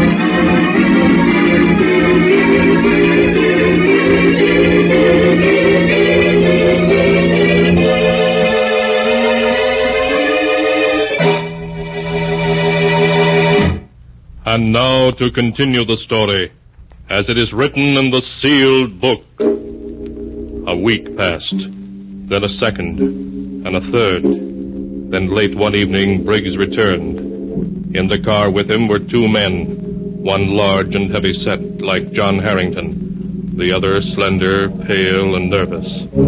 Briggs ushered them to separate rooms. Then he reported to his master. Well, Matt, who have you got to take my place? His name is Quincy. William Quincy. I have his whole life history written down for you. Here. Ah, let's see. William Quincy, 39, born in Detroit, parents dead, unmarried, no police record, college education, traveling salesman, down on his luck at the moment. He seems to fit the bill. Does anybody know you brought him here? Not a soul. Good. Bring him in. I'll put the proposition to him. All right. Come in, Quincy. John, this is William Quincy. Hello, Quincy. Sit down. Holy smoke, you're John Harrington. That's right. Now sit down, have a cigar, and we'll get down to cases. Quincy, what would you do for $1 million? $1 million? I'm ready to pay that much money for someone who'll spend 10 years, maybe less, in jail in my place. What kind of a trick are you trying to pull? Briggs told me you're wanted for 2 murders. I'm not trying to pull any trick. I'm innocent of the California murder, and the worst I could get for killing that fellow in my office is manslaughter.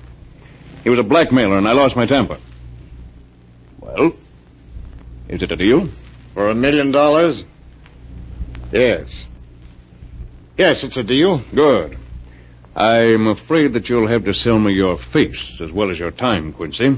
Sell you my face? Oh, that's a hot one. What's so funny about it? Excuse me, Mr. Harrington. I've always heard that a man's face was his fortune, but I never knew mine had any market value before. Well, it has. $1 million. Okay. You've bought it. Of course, you have to take my face in exchange. Oh, sure. Sure, I understand. Good.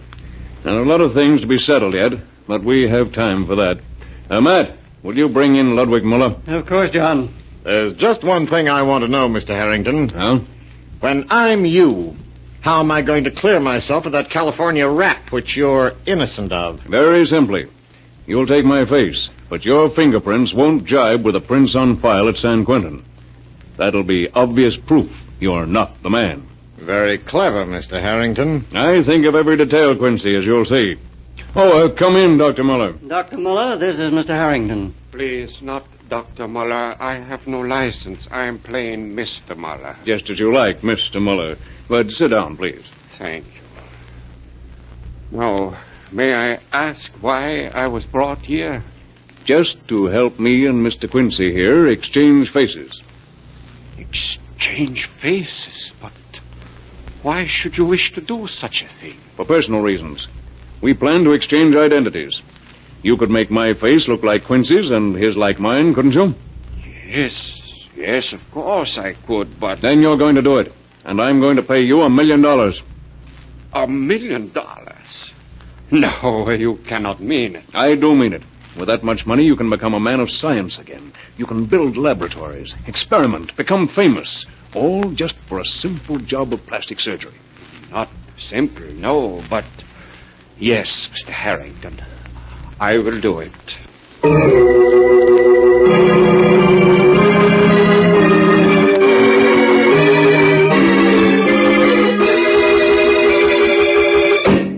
Muller began work upon the 2 men. Day after day he worked, patiently with skilled fingers, changing their features, making the face of one into the face of the other. It was a long and difficult job, but as the time for the removal of the final bandages came closer, John Harrington was in excellent spirits. Well, Quincy, do you feel ready to take over the role of John Harrington, millionaire? Anytime. I've practiced your walk, your signature. I even know what you like to eat. What are you going to do after you become William Quincy, Esquire? I don't suppose you'll be going back to my old hometown, Detroit, will you? No, I hadn't planned to. Well, take a tip from me. Don't. What do you mean? Why not? Well, there are people there who don't like me. I thought Briggs said you had a perfectly clear record. No, I have, but I quarreled with 1 or 2 people. Huh? Nothing legal, but, well, you wouldn't know who my friends were and who were my enemies, so on the whole, it'd be simpler just to give Detroit a wide berth. You're talking very strangely, Quincy. What's behind it? Not a thing. I'm just worked up, I guess. Because tomorrow we're going to see what we look like as each other.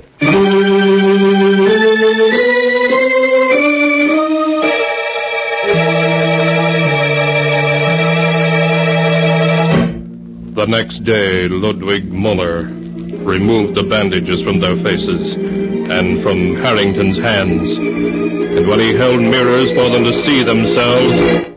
Good heavens. You do not recognize yourself, Mr. Harrington? I should say not. Why, I'm almost tempted to say hello, Quincy, when I look in the mirror. It is my finest job. I'll say it is.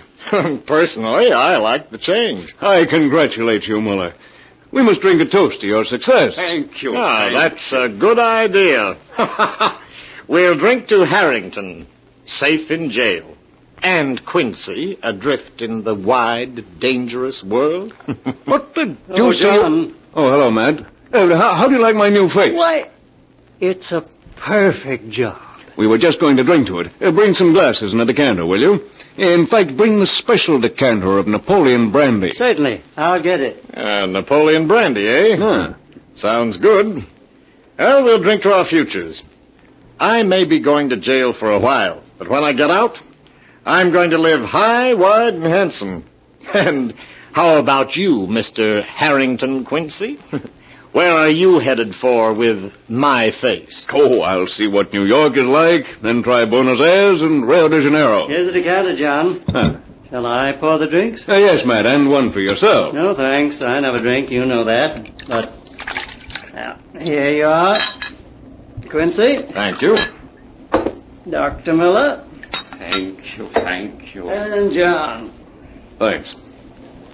Gentlemen, I propose a toast to our collective futures. I'll drink to that.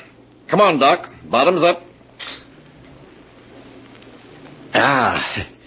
That's smooth stuff. Oh, very good indeed, Mr. Harrington. I'm glad you liked it. And now, if you'll excuse me, I have some business to talk over with Matt. But keep the decanter and help yourself. Today is a day to cut loose. And I'm going to cut. Pour us both another, Doc. Sure. Come along into my office, Matt. Yes, John. Now sit down and let's see where we are. I've taken care of everything I can think of. All transfers of money and stocks have been finished, except for, well, a couple of million. I'm afraid we'll have to let those last few millions go. Too much danger trying to transfer them.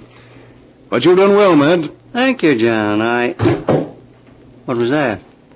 Sounded like somebody falling. There it is again. I rather imagine it was Quincy and Muller, Quincy. Matt. The poison I put in that brandy yesterday works fast. Poison? Of course. I only pretended to drink mine. You mean you... Exactly. I couldn't let them live. They knew too much. Have you no human feelings whatever? Not where my own skin is concerned. I propose to start my new life as William Quincy with a clean slate and no witnesses left behind me. Oh. Does that include me too, John?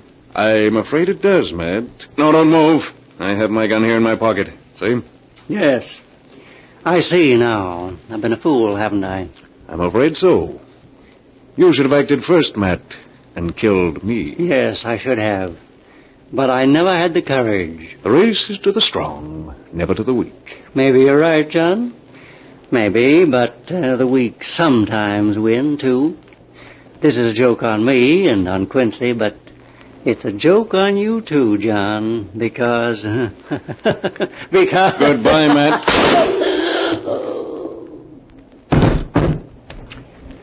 Yeah, that's that. When the police find you, Matt, together with my body, the story of John Harrington will be over for good and all.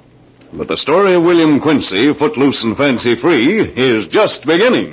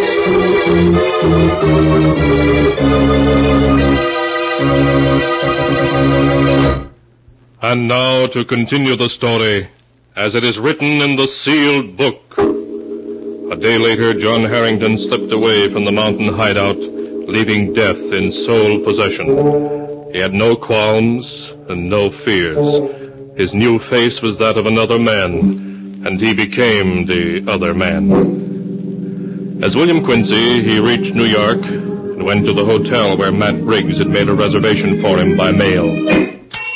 Yes, sir. Can I help you? My name's Quincy, William Quincy. You're holding a suite for me. Oh, yes, sir. 17E. If you'll just register. Certainly.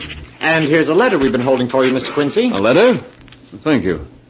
Why, it's in Matt's handwriting. And there were two gentlemen asking for you yesterday. Two gentlemen? Yes, sir. What did you tell them? That you hadn't checked in yet, sir. If they ask for me again, tell them I've canceled my reservations. I'm here for a vacation, and I don't want to be disturbed by anyone.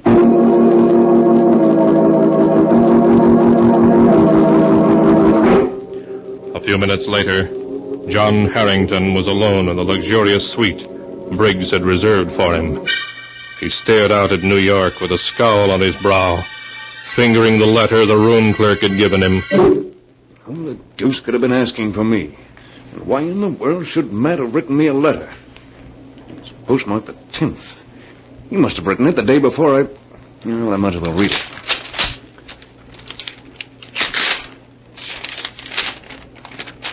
Dear John, you'll get this letter when you reach New York. By then you will be William Quincy for good and all, and Quincy will be John Harrington. I've talked with him, and he has agreed as his first act to ask your lawyer for the evidence you've been holding over my head all these years. He will destroy it. Then, at last, I will be free of you forever.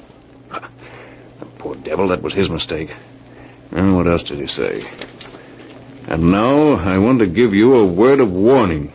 The worm has turned after all these years. I have outsmarted you at last with your own help. What in thunder does he mean?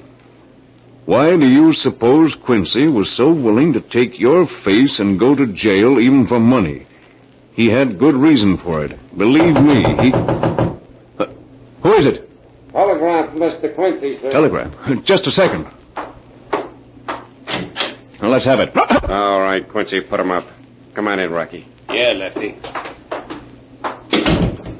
Well, Quincy, old pal, you don't seem very glad to see us.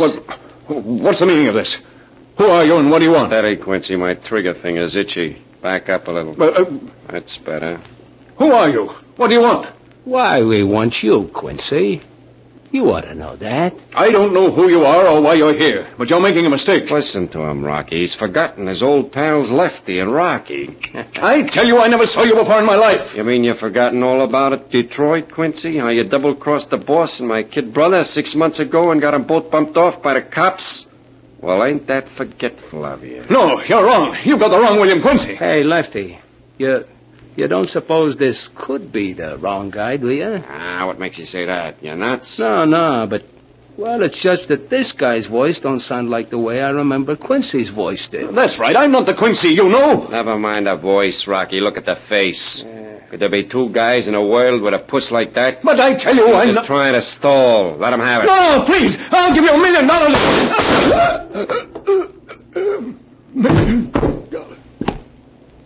Well, that takes care of that. Yeah. That pays off for the boss and your kid brother. He should have known we'd keep looking for him till we found him. Did you hear that stuff about $1 million? He must have been nuts to think we'd listen to guff like that from a cheap dope peddler like Bill Quincy. Yeah. But, you know, Lefty, I'd still kind of like to know who sent us that letter, tipping us off we'd find him here at the Clark House in New York.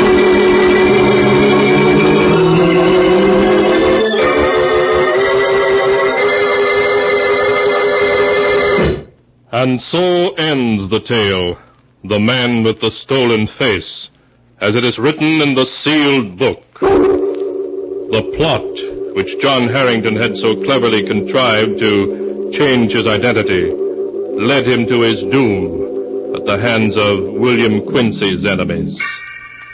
Twisted indeed are the strands of fate in which destiny entangles mere mortals.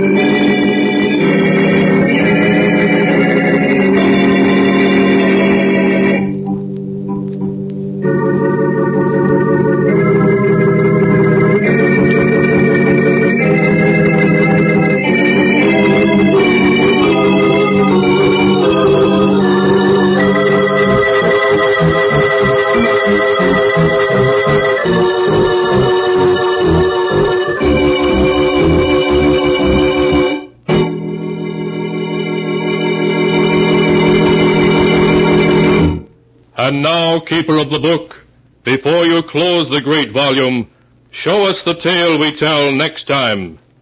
This one. Ah, yes.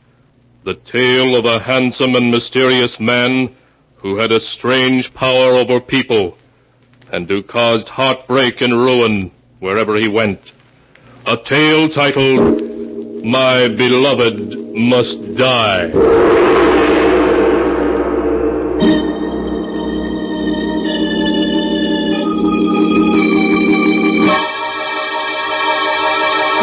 Be sure to be with us again next time, when the sound of the great gong heralds another strange and exciting tale from The Sealed Book. The Sealed Book, written by Bob Arthur and David Cogan, is produced and directed by Jock McGregor.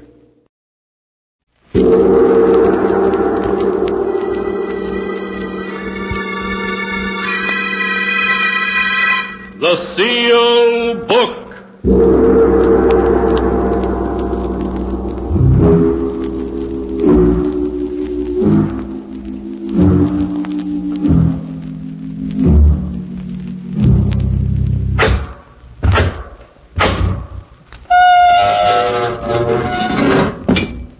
Once again, the keeper of the book has opened the ponderous door to the secret vault, wherein is kept a great sealed book, in which is recorded all the secrets and mysteries of mankind through the ages. Here are tales of every kind, tales of murder, of madness, of dark deeds, strange and terrible beyond all belief. Keeper of the book, I would know what tale we tell this time. Open the great book and let us read. Slowly, the great book opens. One by one, the keeper of the book turns the pages and stops. Ah, the strange story of a handsome and mysterious man who, wherever he went, caused fear and grief. A tale titled, My Beloved Must Die.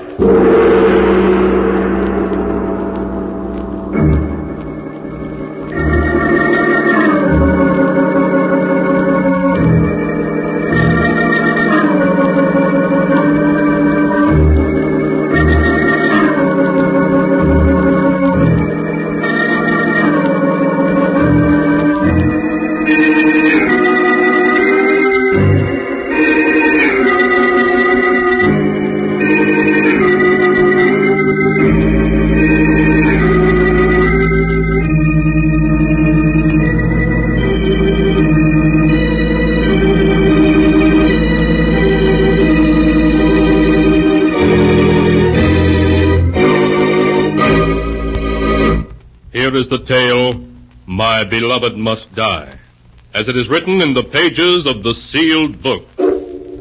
Our story begins in a large, smartly furnished apartment. Beautiful Joan Sanders sits at a desk, a pen in her hand. Her face is white and tense as she begins to write.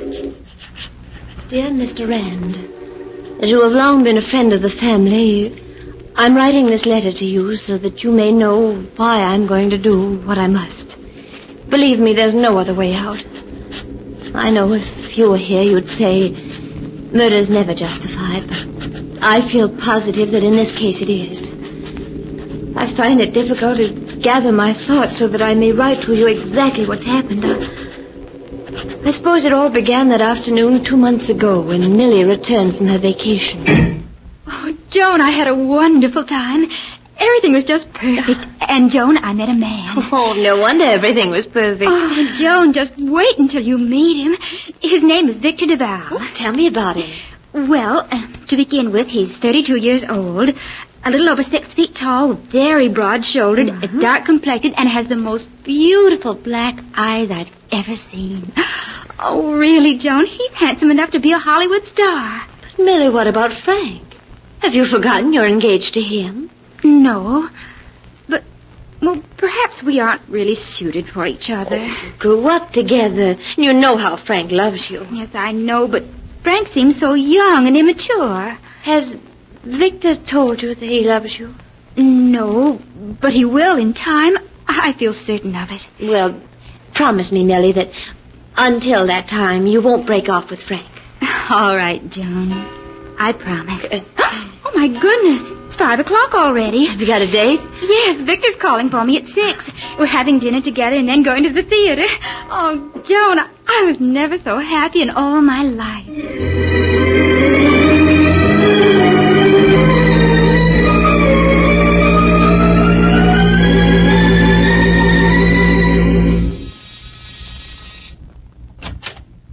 Good evening. You must be Joan, Millie's sister. Yes. And, of course, you're Victor. Come in, won't you? Thank you. Millie isn't quite finished dressing.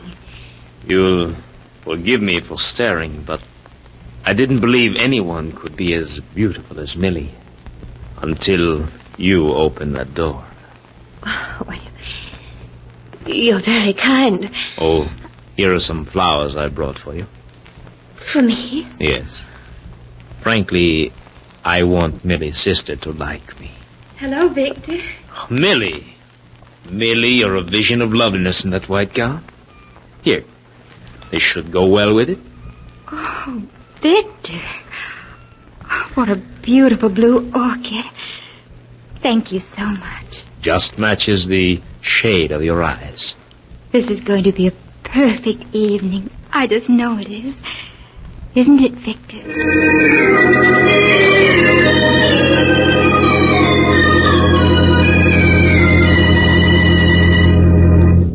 Millie hadn't exaggerated in her description of Victor. There was something about him that set him apart from other men. It was more than his looks, his voice. Perhaps it was his extraordinary eyes. They were very large, deep, black eyes. When he looked at you, they seemed to exert a hidden power, an almost hypnotic power. Whatever it was that set Victor apart from other men, you sensed it the moment you saw him. Later that evening, the doorbell rang. I opened the door to find Frank there. Hello, Frank. Can I see Millie a moment, Joan? Well, she isn't here. She's gone out for the evening. Gone out? With Duval? Why, yes. So that's why she refused to see me tonight. Might have known it. What do you think of Duval? Well, I only saw him for a few minutes. He seems very nice. You women are all alike. We're all taken in by his good looks and his fine manners. But I tell you, he's not to be trusted. Something strange about him. Strange about him? Well, what do you mean? It's hard to put into words. Wherever Duval goes, trouble seems to follow. But Duval apparently has nothing to do with it. Somehow I always have a feeling he's behind it. Oh, Frank, aren't you letting your imagination run away with you? All right, I may be wrong. But I want you to promise me one thing. You'll, keep a close watch on Millie. I don't want to see anything happen to her that she'll regret.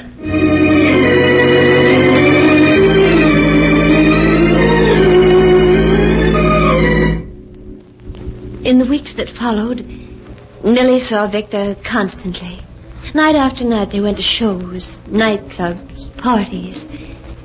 Millie was rarely home before dawn.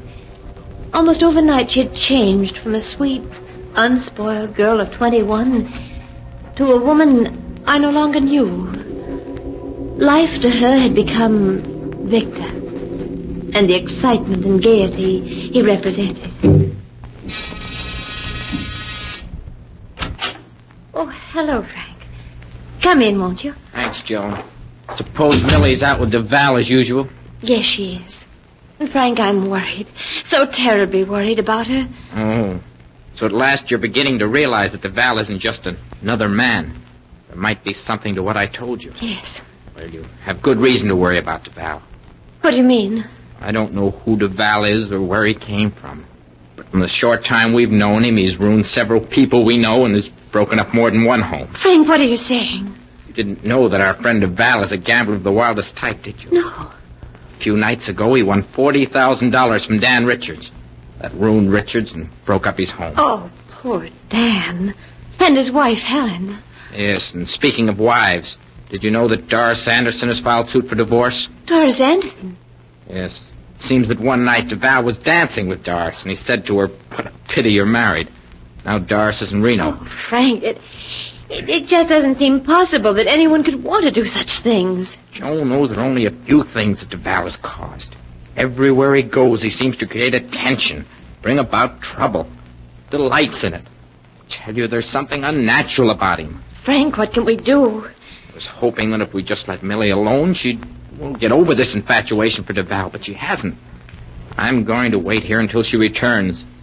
Then we're going to have it out, once and for all.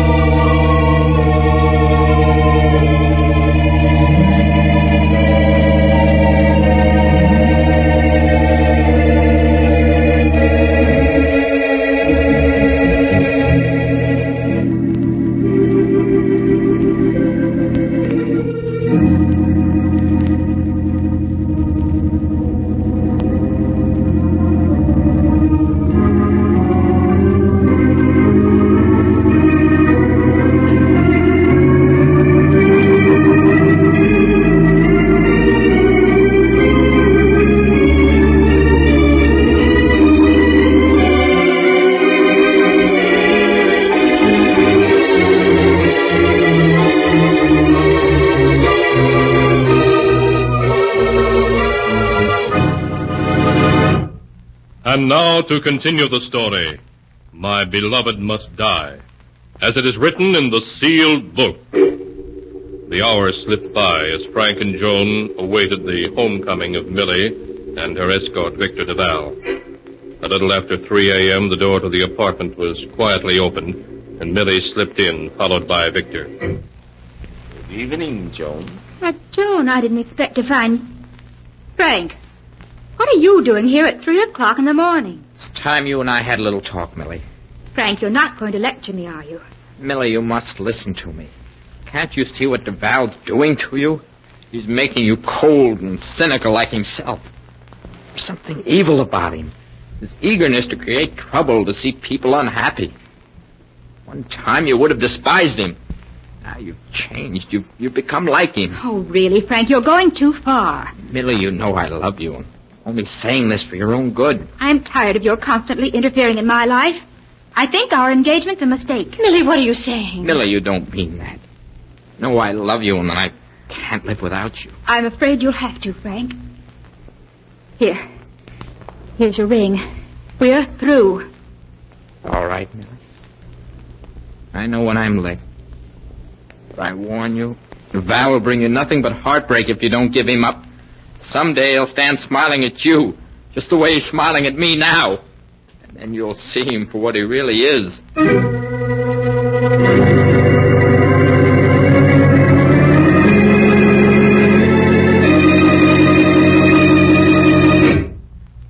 Morning, Joan. Anything in the morning, please? Joan, what's wrong? You're so pale. Millie, Frank was killed early this morning while driving home. Killed? Yes. The paper says he ran off the road while traveling at a fast speed and hit a telephone pole. Oh, it's dreadful. He's so young. Joan, why are you looking at me like that? You think it was my fault that he was speeding and ran off the road, don't you? Go ahead, say it. Your fault? I don't know. Somehow I keep thinking it was Victor's fault. We were all so happy, contented until he ended our lives. You haven't any right to talk about Victor like that. You know I love him. Oh, he's cast a spell over you as he has over so many others. And in the end, it can only lead to disaster for you as it has for Frank. Victor's evil, I know that now. Stop saying that, do you hear? Stop saying that. He isn't evil, and I'll never give him up.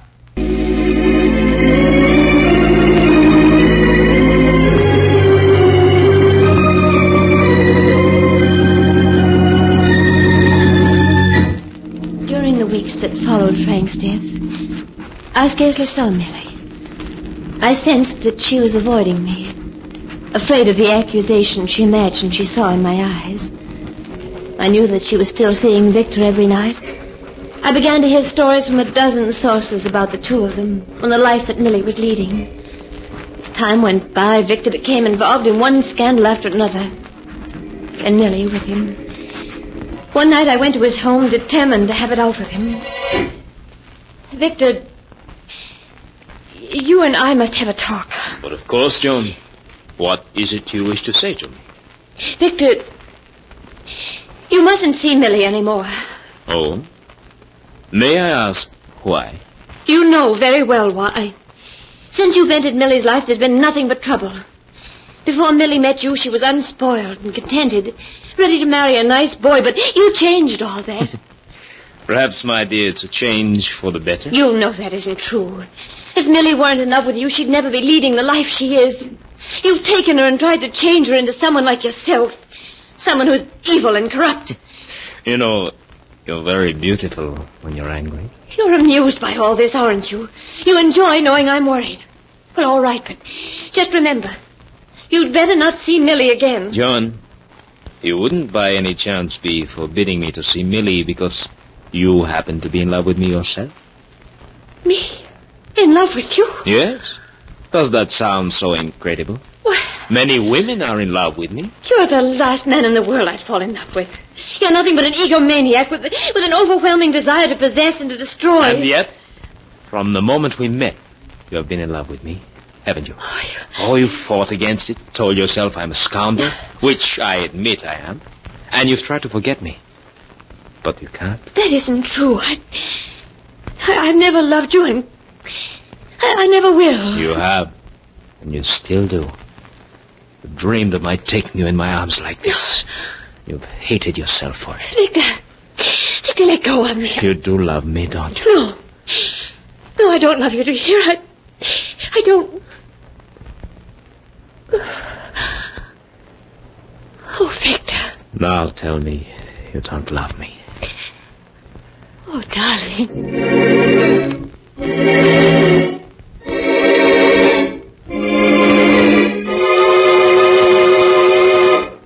Even now, a month after that night that Victor took me into his arms, I'm confused. How can a person hate Victor as I do and yet love him at the same time? I know he's evil, that he's ruined the lives of many people. Millie's, Frank's, perhaps my own. Yet in spite of that, when I'm with him, it doesn't seem to matter. When he called at the apartment a few nights later, I was happy to see him. Victor. Good evening, John. May I come in? Yes, of course. Thank you.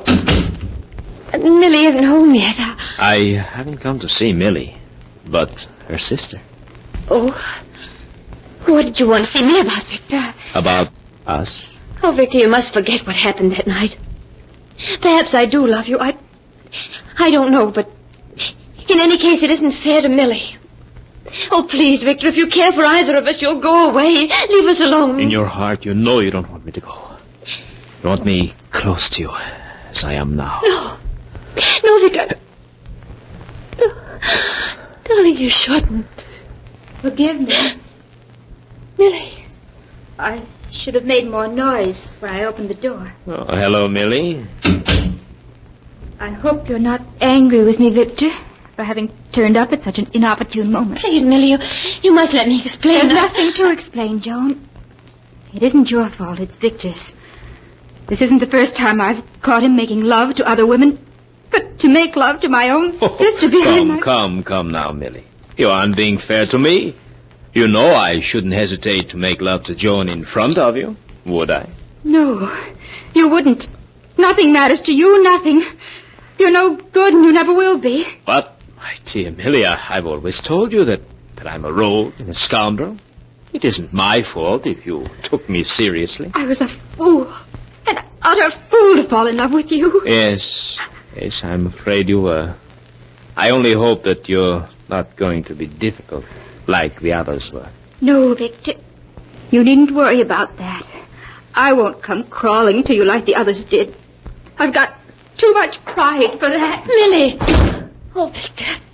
Victor, let go of me. I must go to her. No. Stay here. She'll get over it. How could you speak to her like that? Haven't you any heart? No, my dear. None at all, I'm afraid. Oh, I hate you. Do you hear me? I hate you. You only think you do, darling. But you don't. Oh, let go of me. I'm going to her. All right, Joan. Though I don't think it'll be much use. Millie. Oh, Millie. Oh, darling, what's wrong? That bottle. Millie, what have you done? Victor, come quickly. Yes, Joan? What is it? Millie's taken poison. Taken poison? You don't say. Oh, don't just stand there. We've got to do something. Joan, it burns so. Oh, you're going to be all right, darling. Victor, get a doctor. I'm afraid it's too late, Joan. I've seen this happen before. You and Frank were right, Joan. He is evil. I came to realize it too late. Oh! Millie! I'm afraid you're wasting your time. She's dead.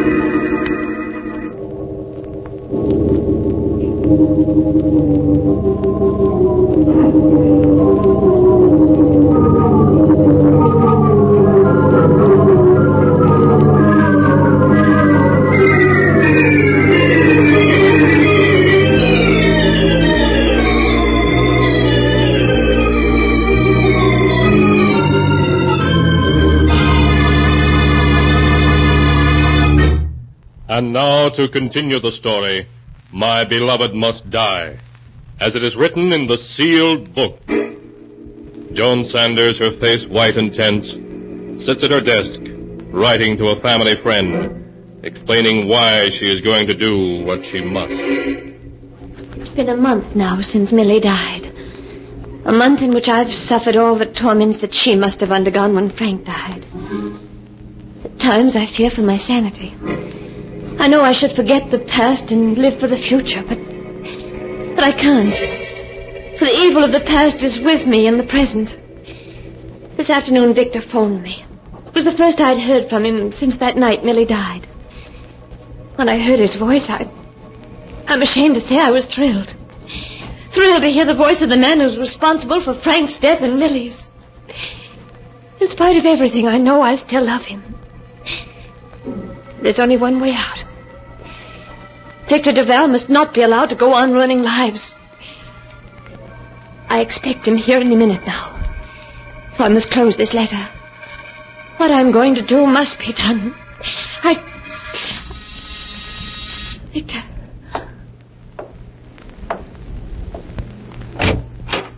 Hello, Joan. Victor. Come in, won't you? Thank you. You're not looking very well, Joan. Have you been ill?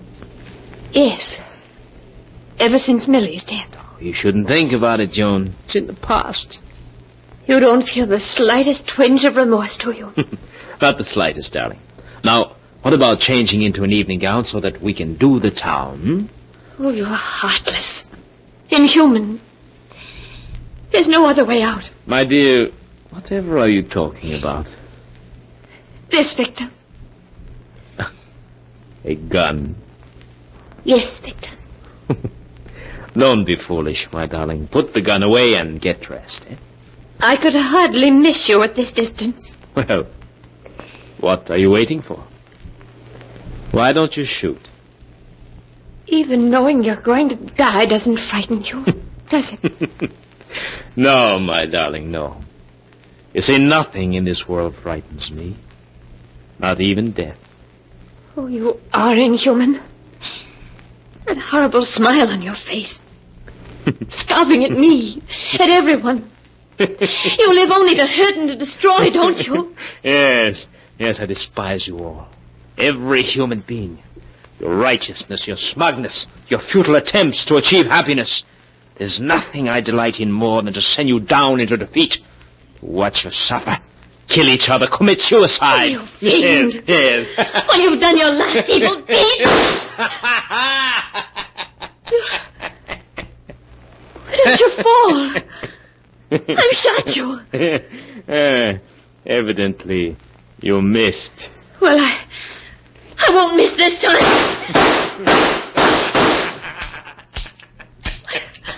Why don't you fall? Your gun seems to be empty. Oh, I couldn't have missed you. I couldn't have. No, you didn't miss me.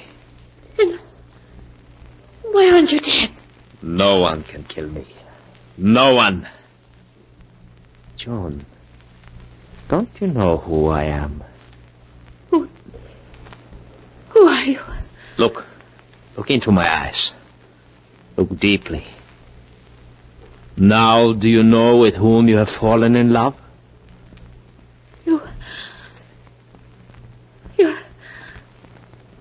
You're the devil. Yes, darling. The devil himself. Oh, no. No, I won't be in love with you. I won't be. Oh, but you will, darling. You will. Even though you know who I am.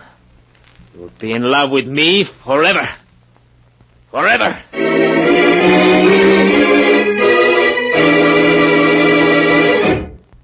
And so end the tale.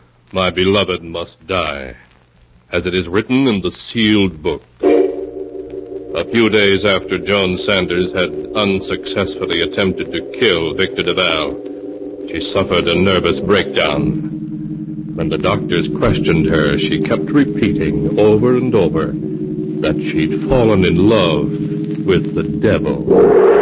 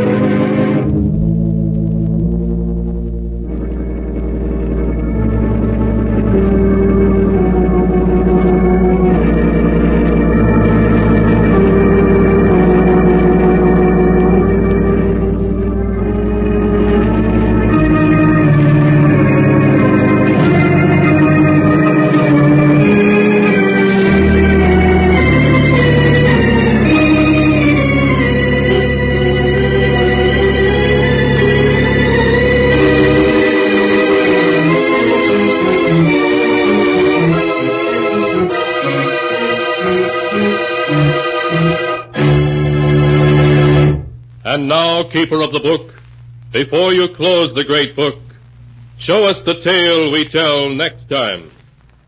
This one. Ah, yes. The tale of a scientist who ventured into the unknown and whose experiment brought disaster into his laboratory. A tale titled Beware of Tomorrow.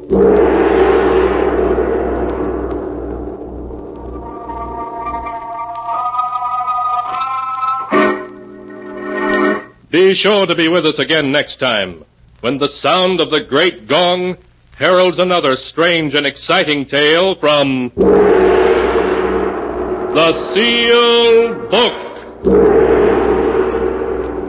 The Sealed Book, written by Bob Arthur and David Cogan, is produced and directed by Jock McGregor. Tired of the everyday routine? Ever dream of a life of romantic adventure? Want to get away from it all? We offer you Escape! Escape, designed to free you from the four walls of today for a half hour of high adventure. Tonight, we escape to a lonely lighthouse off the steaming jungle coast of French Guiana, and a nightmare world of terror and violence, as we bring you again, in response to hundreds of requests, Three Skeleton Key, starring Vincent Price.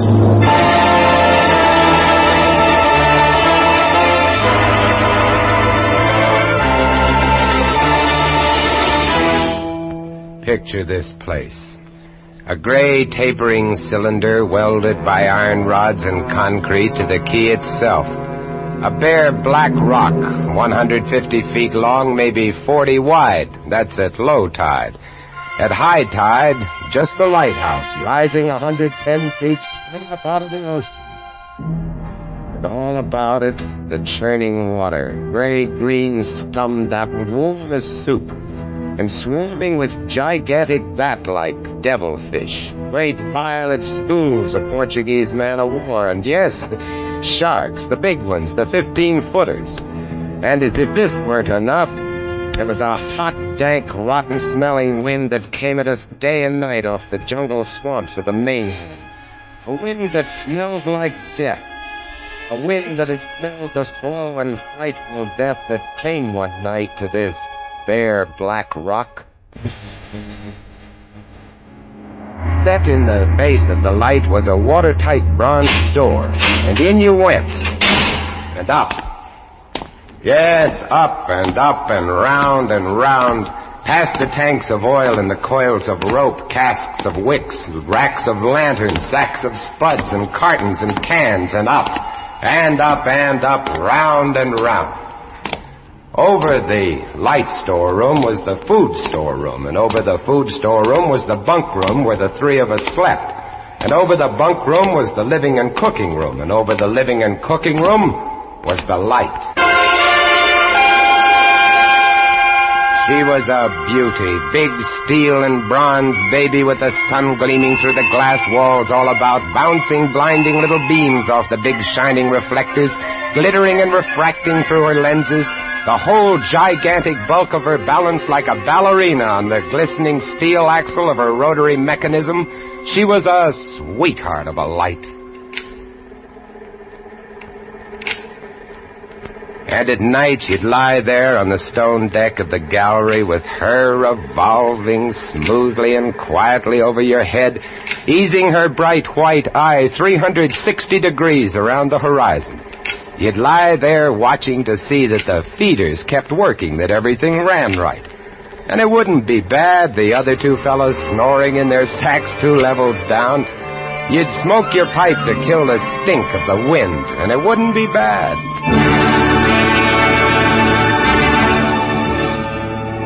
About those other two, Louis and Auguste. What a pair. Louis, he was head man, was a big fellow from the Basque country, black beard, little hard black eyes, and a pair of arms that I tell you, those arms were as big around as my legs. Yes, head man he was, and what word he let go was law. A silent fellow, and although I spent my first 2 weeks trying to strike up a real conversation, the most I could ever get out of him was... John, I took up this profession because I don't like people. They want to talk too much. It's quiet work, light tending. Let's keep it that way. You're getting to be as bad as Auguste.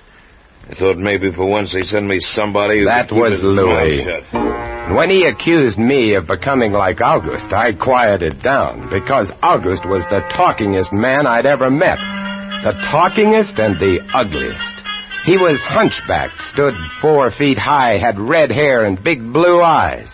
It seems he'd been an actor in Paris. Yes, indeed. Played in over 200 different productions, dear boy, at the Grand Guignol. Oh, but it was monstrous horrible, the way we used to scare the audiences. I was hated. Yes, they used to throw things and hiss and bare their teeth at me. Finally, it got too bad. I couldn't stand it any longer. I gave up the theater. My nerves, you understand. Yes, gave it up completely. I really did. Couldn't stand it any longer.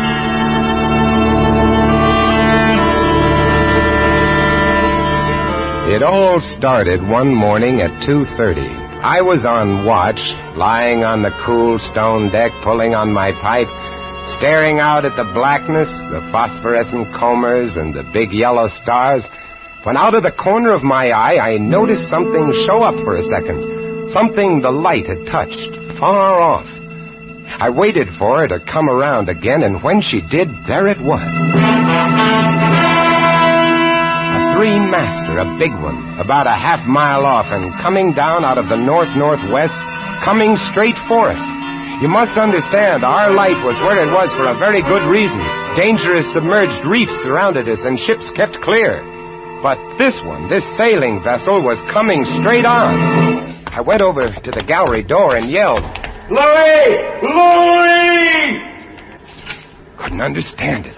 I waited for the light to come around again. Quiet there! Ship headed for the reef! Hurry right up! I had the glasses out now. I couldn't read her name, but I could see her quite plainly. All sails set, the foam creaming away under her bow, her beautiful lines. A Dutch ship, I guessed her. But why didn't she turn? Every time it passed, our light hit her with the glare of day. Ship? Where? Northwest. The light will touch her in a moment. Can't they see? Look at her. She just keeps coming on. Yeah, the squarehead. What is it? What is it? Watch northwest. I know what it is. Huh? What? The Dutchman, the Flying Dutchman. We did a play about her once. Oh, what a performance. You ghastly galleon, hag-ridden, curse-driven, must on. Shut up, will you? She's luffing. Yes. Sloppy way to come about. She's derelict, that's it. Derelict? Abandoned. The crew left her for some reason or other. But instead of sinking, she's gone on, running before every wind. She'll not run long. Not with these reefs to break her up. A beautiful ship. Now, why would men leave a beautiful ship like that? She didn't ram us, although we all expected it. But as we waited for the crash, she luffed again, caught some odd gust, and went about. We watched her the rest of those black hours, heeling and rocking, pushed and pulled by every stray wind, every freak current. Watched her until the dawn came, till the sea turned from black to a pearly gray. And on she came again, heading for us. We all had our glasses trained on her now. August, you can kill the light. Right, Chief? She doesn't look so good by daylight. Think she'll ground this time? What? I say, do you think she'll ground this time? Huh? This is impossible. Absolutely impossible. What? Here, take my glasses. They're better than yours. All right. And what is it you're... I had to focus, and then my breath froze in my throat. The decks were swarming with a dark brown carpet that looked like a gigantic fungus, but undulating. And on the masts and yards, the guys and all were hundreds, no thousands, I don't know, an endless number of enormous rats. See them? Yes, I see them. Now we know why she's derelict. Yes, now we know. What are you two doing? Here, give me a look. Yes, give him the glasses. Take a good look, chatterbox. Give you something to talk about. She's still heading for us. Yes. She's going to turn. She better turn soon. Suppose she doesn't. You mean suppose she piles up on the key? It's low tide. Yes. Yes, it is. Where's all the conversation, August, huh? Here, want the glasses again? Want another look? No. She's still coming on. Go away! Go away! Turn, will you? Turn, I say, I pray you! Turn! She's climbing up.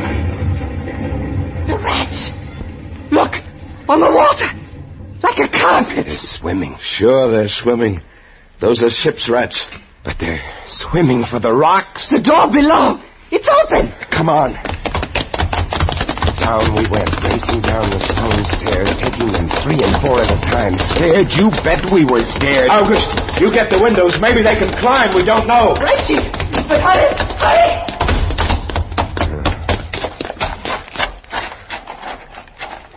Look. See them? No. Oh, yes, I do. Up at the other end of the rock. Look at the millions. They smell us. Here they come. Close the door. Can't it? Here. Let me. Oh, move. You move. Heave. Made it. Holy. That was close. One got in. Look, there. Get it. Watch it. He's kicking. He was as big as a tomcat, bigger. And his eyes were wild and red, his teeth long and sharp and yellow. He went for us, starving, ravenous, and we fought him, fought that one rat all over the room. It was, oh, believe me, I do not exaggerate, it was like fighting a panther. Got him. We better get aloft. As we ran up the winding staircase, we passed the tiny windows of the various levels, and at every one was a thick, wriggling, screaming curtain of brown fur. I was ahead of Louis, and I dreaded each successive level. Suppose they had found a way in. Look at them! Will you look at them? It's a nightmare. Will you look at them? The air of the gallery was thick and fetid with the stink of them. The light was dim, brown, filtered through the crawling mass that swarmed over the glass all about us. We could not see the sky. Nothing but them. Their red eyes, their claws, their wriggling, hairy snouts, and their teeth. The rats. They screamed and howled and threw themselves against the glass. They were starving. And we three, we stood very quietly. Oh, very quietly in the center of the glass room under our beautiful light. And we waited. What can we do? What can we do, Chief? Take it easy, old man. Take it easy. I just can't. It won't do. Won't do any good to stand here and shake. That's right. Anybody who want a cigarette? Yes, I'll have one, thank you. Good boy. We've got to keep calm about this thing. Here's a light. They don't light the fire, do they? Guess not. Give me another match. You don't like that much, do you? Don't rile them, August. Give me some more matches. I'll strike them until they get scared and go away. They won't go away. Not until... Finish it, Chief. Not until what? Not until they've been fed.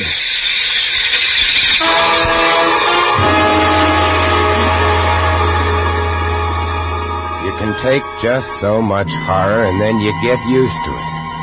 And they were interesting to watch, you know. They couldn't understand the glass. They could see us and they could rush at us, but that thin, invisible barrier held them off, stopped them. From time to time, we caught a glimpse of the rocks below. More rats down there, swarming brown velvet in the bright tropical sunlight. And then the tide began to rise. If only it had drowned some of them. Ship's rats don't drown. No, sir, you cannot drown one of them. They're all climbing up the tower. This bunch around us is getting thicker. Say, what's the time? 6:15. You've got first watch, John. Right. Wake me at 10. I will. Come along, Aldous. It was getting dark. One side of the room was lit a soft, filtered red. Sunset through the rats. Oh, very pretty. I set the wicks, checked my fuel, and then lit the lamp. It caught them. Lit them in their gigantic wriggling web of pale, hairless bellies, twitching red tails, bright eyes. Then I started the rotary motor. The light drove them mad as she swung slowly and smoothly about. She blinded them in the fierce, stabbing bar of light, moving continually about, of a turning, of a touching, of a moving around and around, and they twitching and shuddering, eyes flaming when they were struck by the light. The bright light moving, and behind on the dark side of the room, so close, I dared not turn my back, but you cannot help turning your back when you're in a room made of glass. On the dark side of the room, you could not see them, but only their eyes. Thousands of points of blank red light, blinking and twinkling like the stars of hell.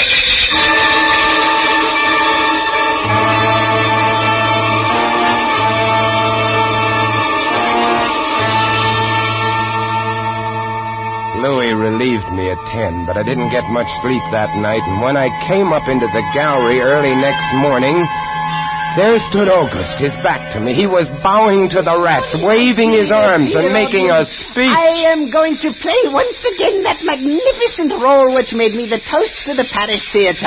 Prelate, the evil genius of the medieval underworld. I am he who did guide the dark soul of the Maréchal into the nether path.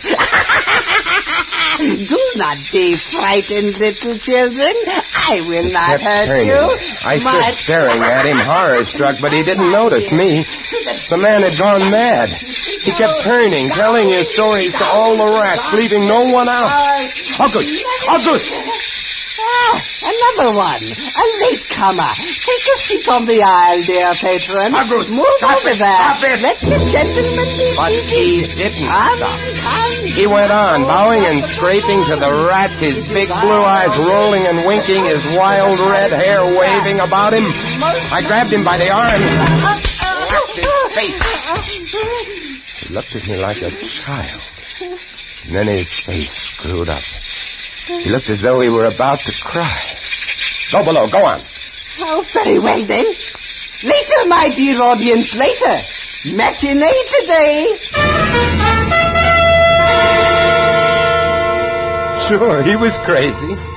But I guess we all were. A few hours later, he came back up and caught Louis and me teasing the rats. Yes, sounds horrible.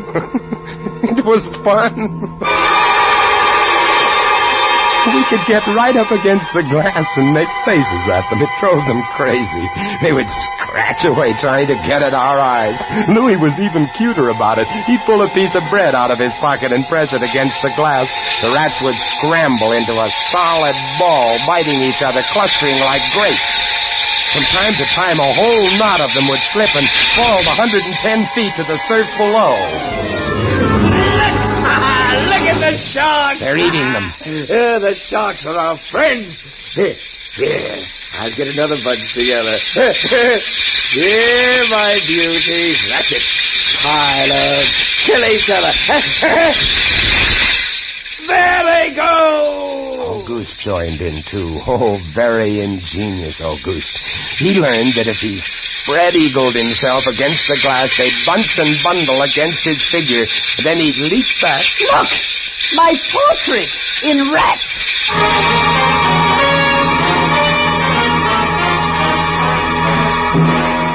It went on all day, and then I was lying in bed. It was about midnight. I was very tired, and I was just beginning to fall off to sleep when I became conscious of a new sound.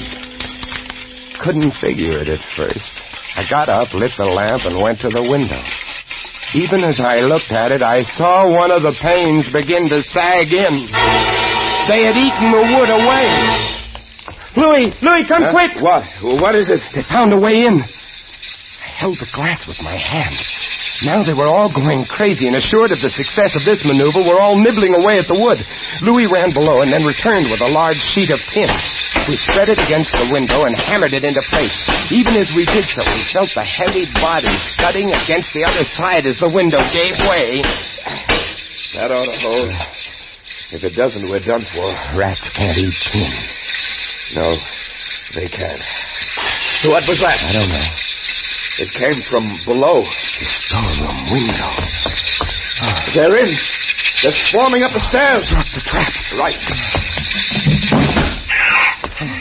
Two of them got in. Let's go after them. We didn't have to go after them. They came at us. I leaped to one side and grabbed a marlin spike, swung, and smashed one in midair. No! I whirled to see Louis with the other. It had ripped his hand open, and the blood was pouring all over the place. He held his hand aloft and kicked at the snarling rat. I stepped and swung and got him. My hand! He got my hand! That's both of them, Louis. I'll get you something to tie that up. Blood!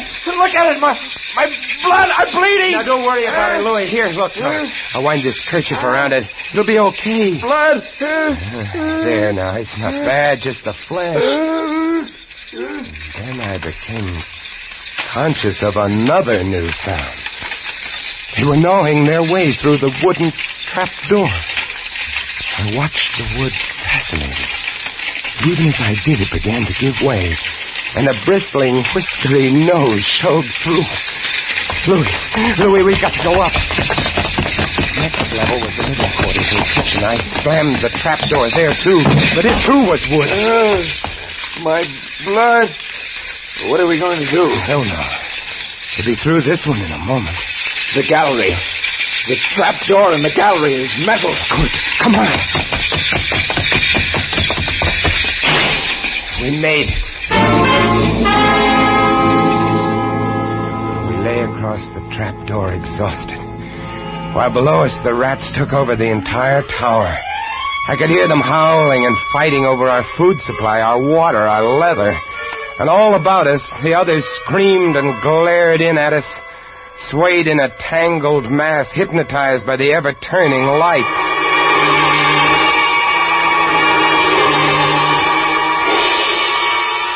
By morning, the air in the little room was horrible. Until now, we'd been getting air from the tower below. Now that was sealed off, and so was all our food and water. We lay exhausted, panting, waiting. The hours crawled on. I was almost dozing from fatigue when I saw a sight that brought me too fast. Would you like to come in, my beauties? Would you? I hold the powers of life and death, and I can let you in, you know. August was standing by the glass, and in one hand he held a wrench. He was tapping the glass gently, not quite hard enough to break it. I eased myself to my feet and slowly, very slowly, tiptoed toward him. All I have to do is tap just a little harder. I found a coil of wire in the toolkit, and I trussed him up, fastened him to a stanchion in the center of the room. Louis was of no help. He lay on his side, looking at his bloody hand, weak and sick as a baby. So there I was, a lunatic and a coward for company, and all about watching our little drama, the rats.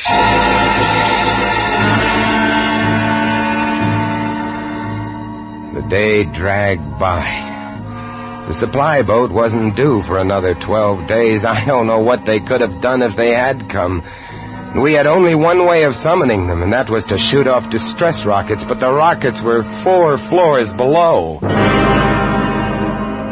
And even if they'd been right there in the gallery, I couldn't have opened a window to fire them. That night I tended the light, but its flame was devouring our oxygen. The following day we lay, thirst-tormented, starving, waiting, and the following night I again tended the light, but the small supply of spare wicking we kept in the gallery had become exhausted, and quite suddenly, about midnight, the light went out. There was nothing I could do. Wicks were stored 3 levels below. Nothing I could do. Nothing. From time to time, I'd strike a match to see the clock. When I did, it lit up the million red eyes about us. All about us. Watching. Waiting. Below, it had grown quiet. They'd cleaned us out, and now they, too, were waiting. All waiting. And then the rats, quite suddenly, were silent. And then I heard it.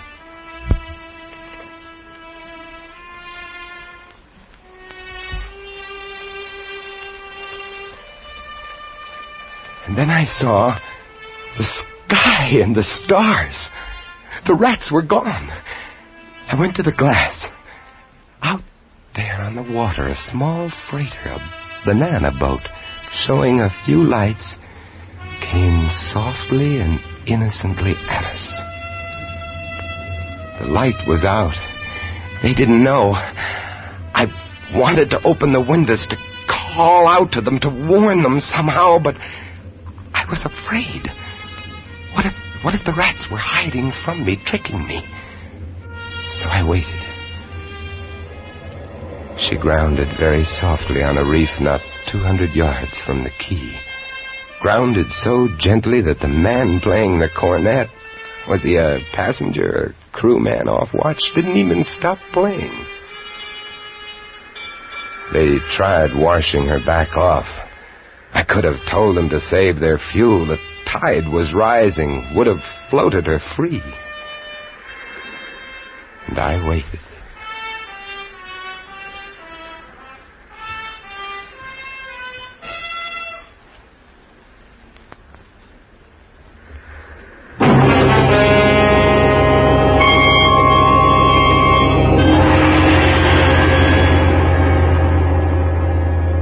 That's all.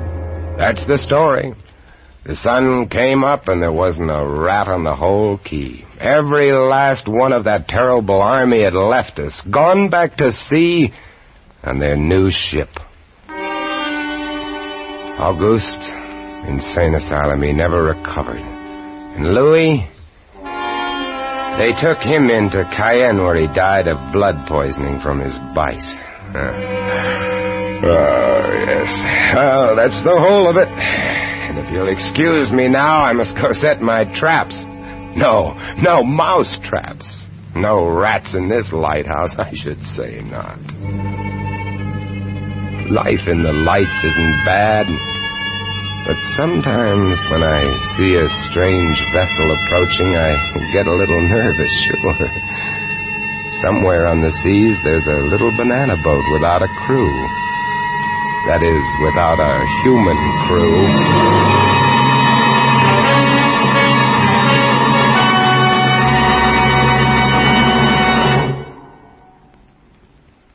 Escape is produced and directed by William N. Robeson.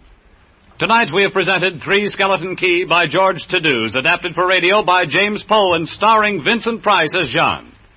Supporting Mr. Price were Harry Bartell as August and Jeff Corey as Louis.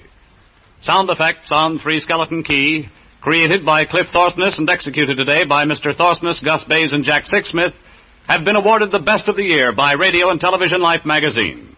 Harry Essman was at the control panel, and special music was arranged and conducted by Del Castillo. Next week... You are swimming for your life in the dangerous waters off the Florida Gulf Coast, about to be smashed by a launch carrying a vicious criminal who must kill you or die himself. And on shore 500 yards away, the police are waiting to arrest you for murder, and there can be no escape. Next week, we escape with an exciting tale of temptation and death on the Gulf Coast of Florida, as John and Gwen Bagney tell it in Danger at Matagumba. Goodbye, then, until the same time next week when once again we offer you Escape.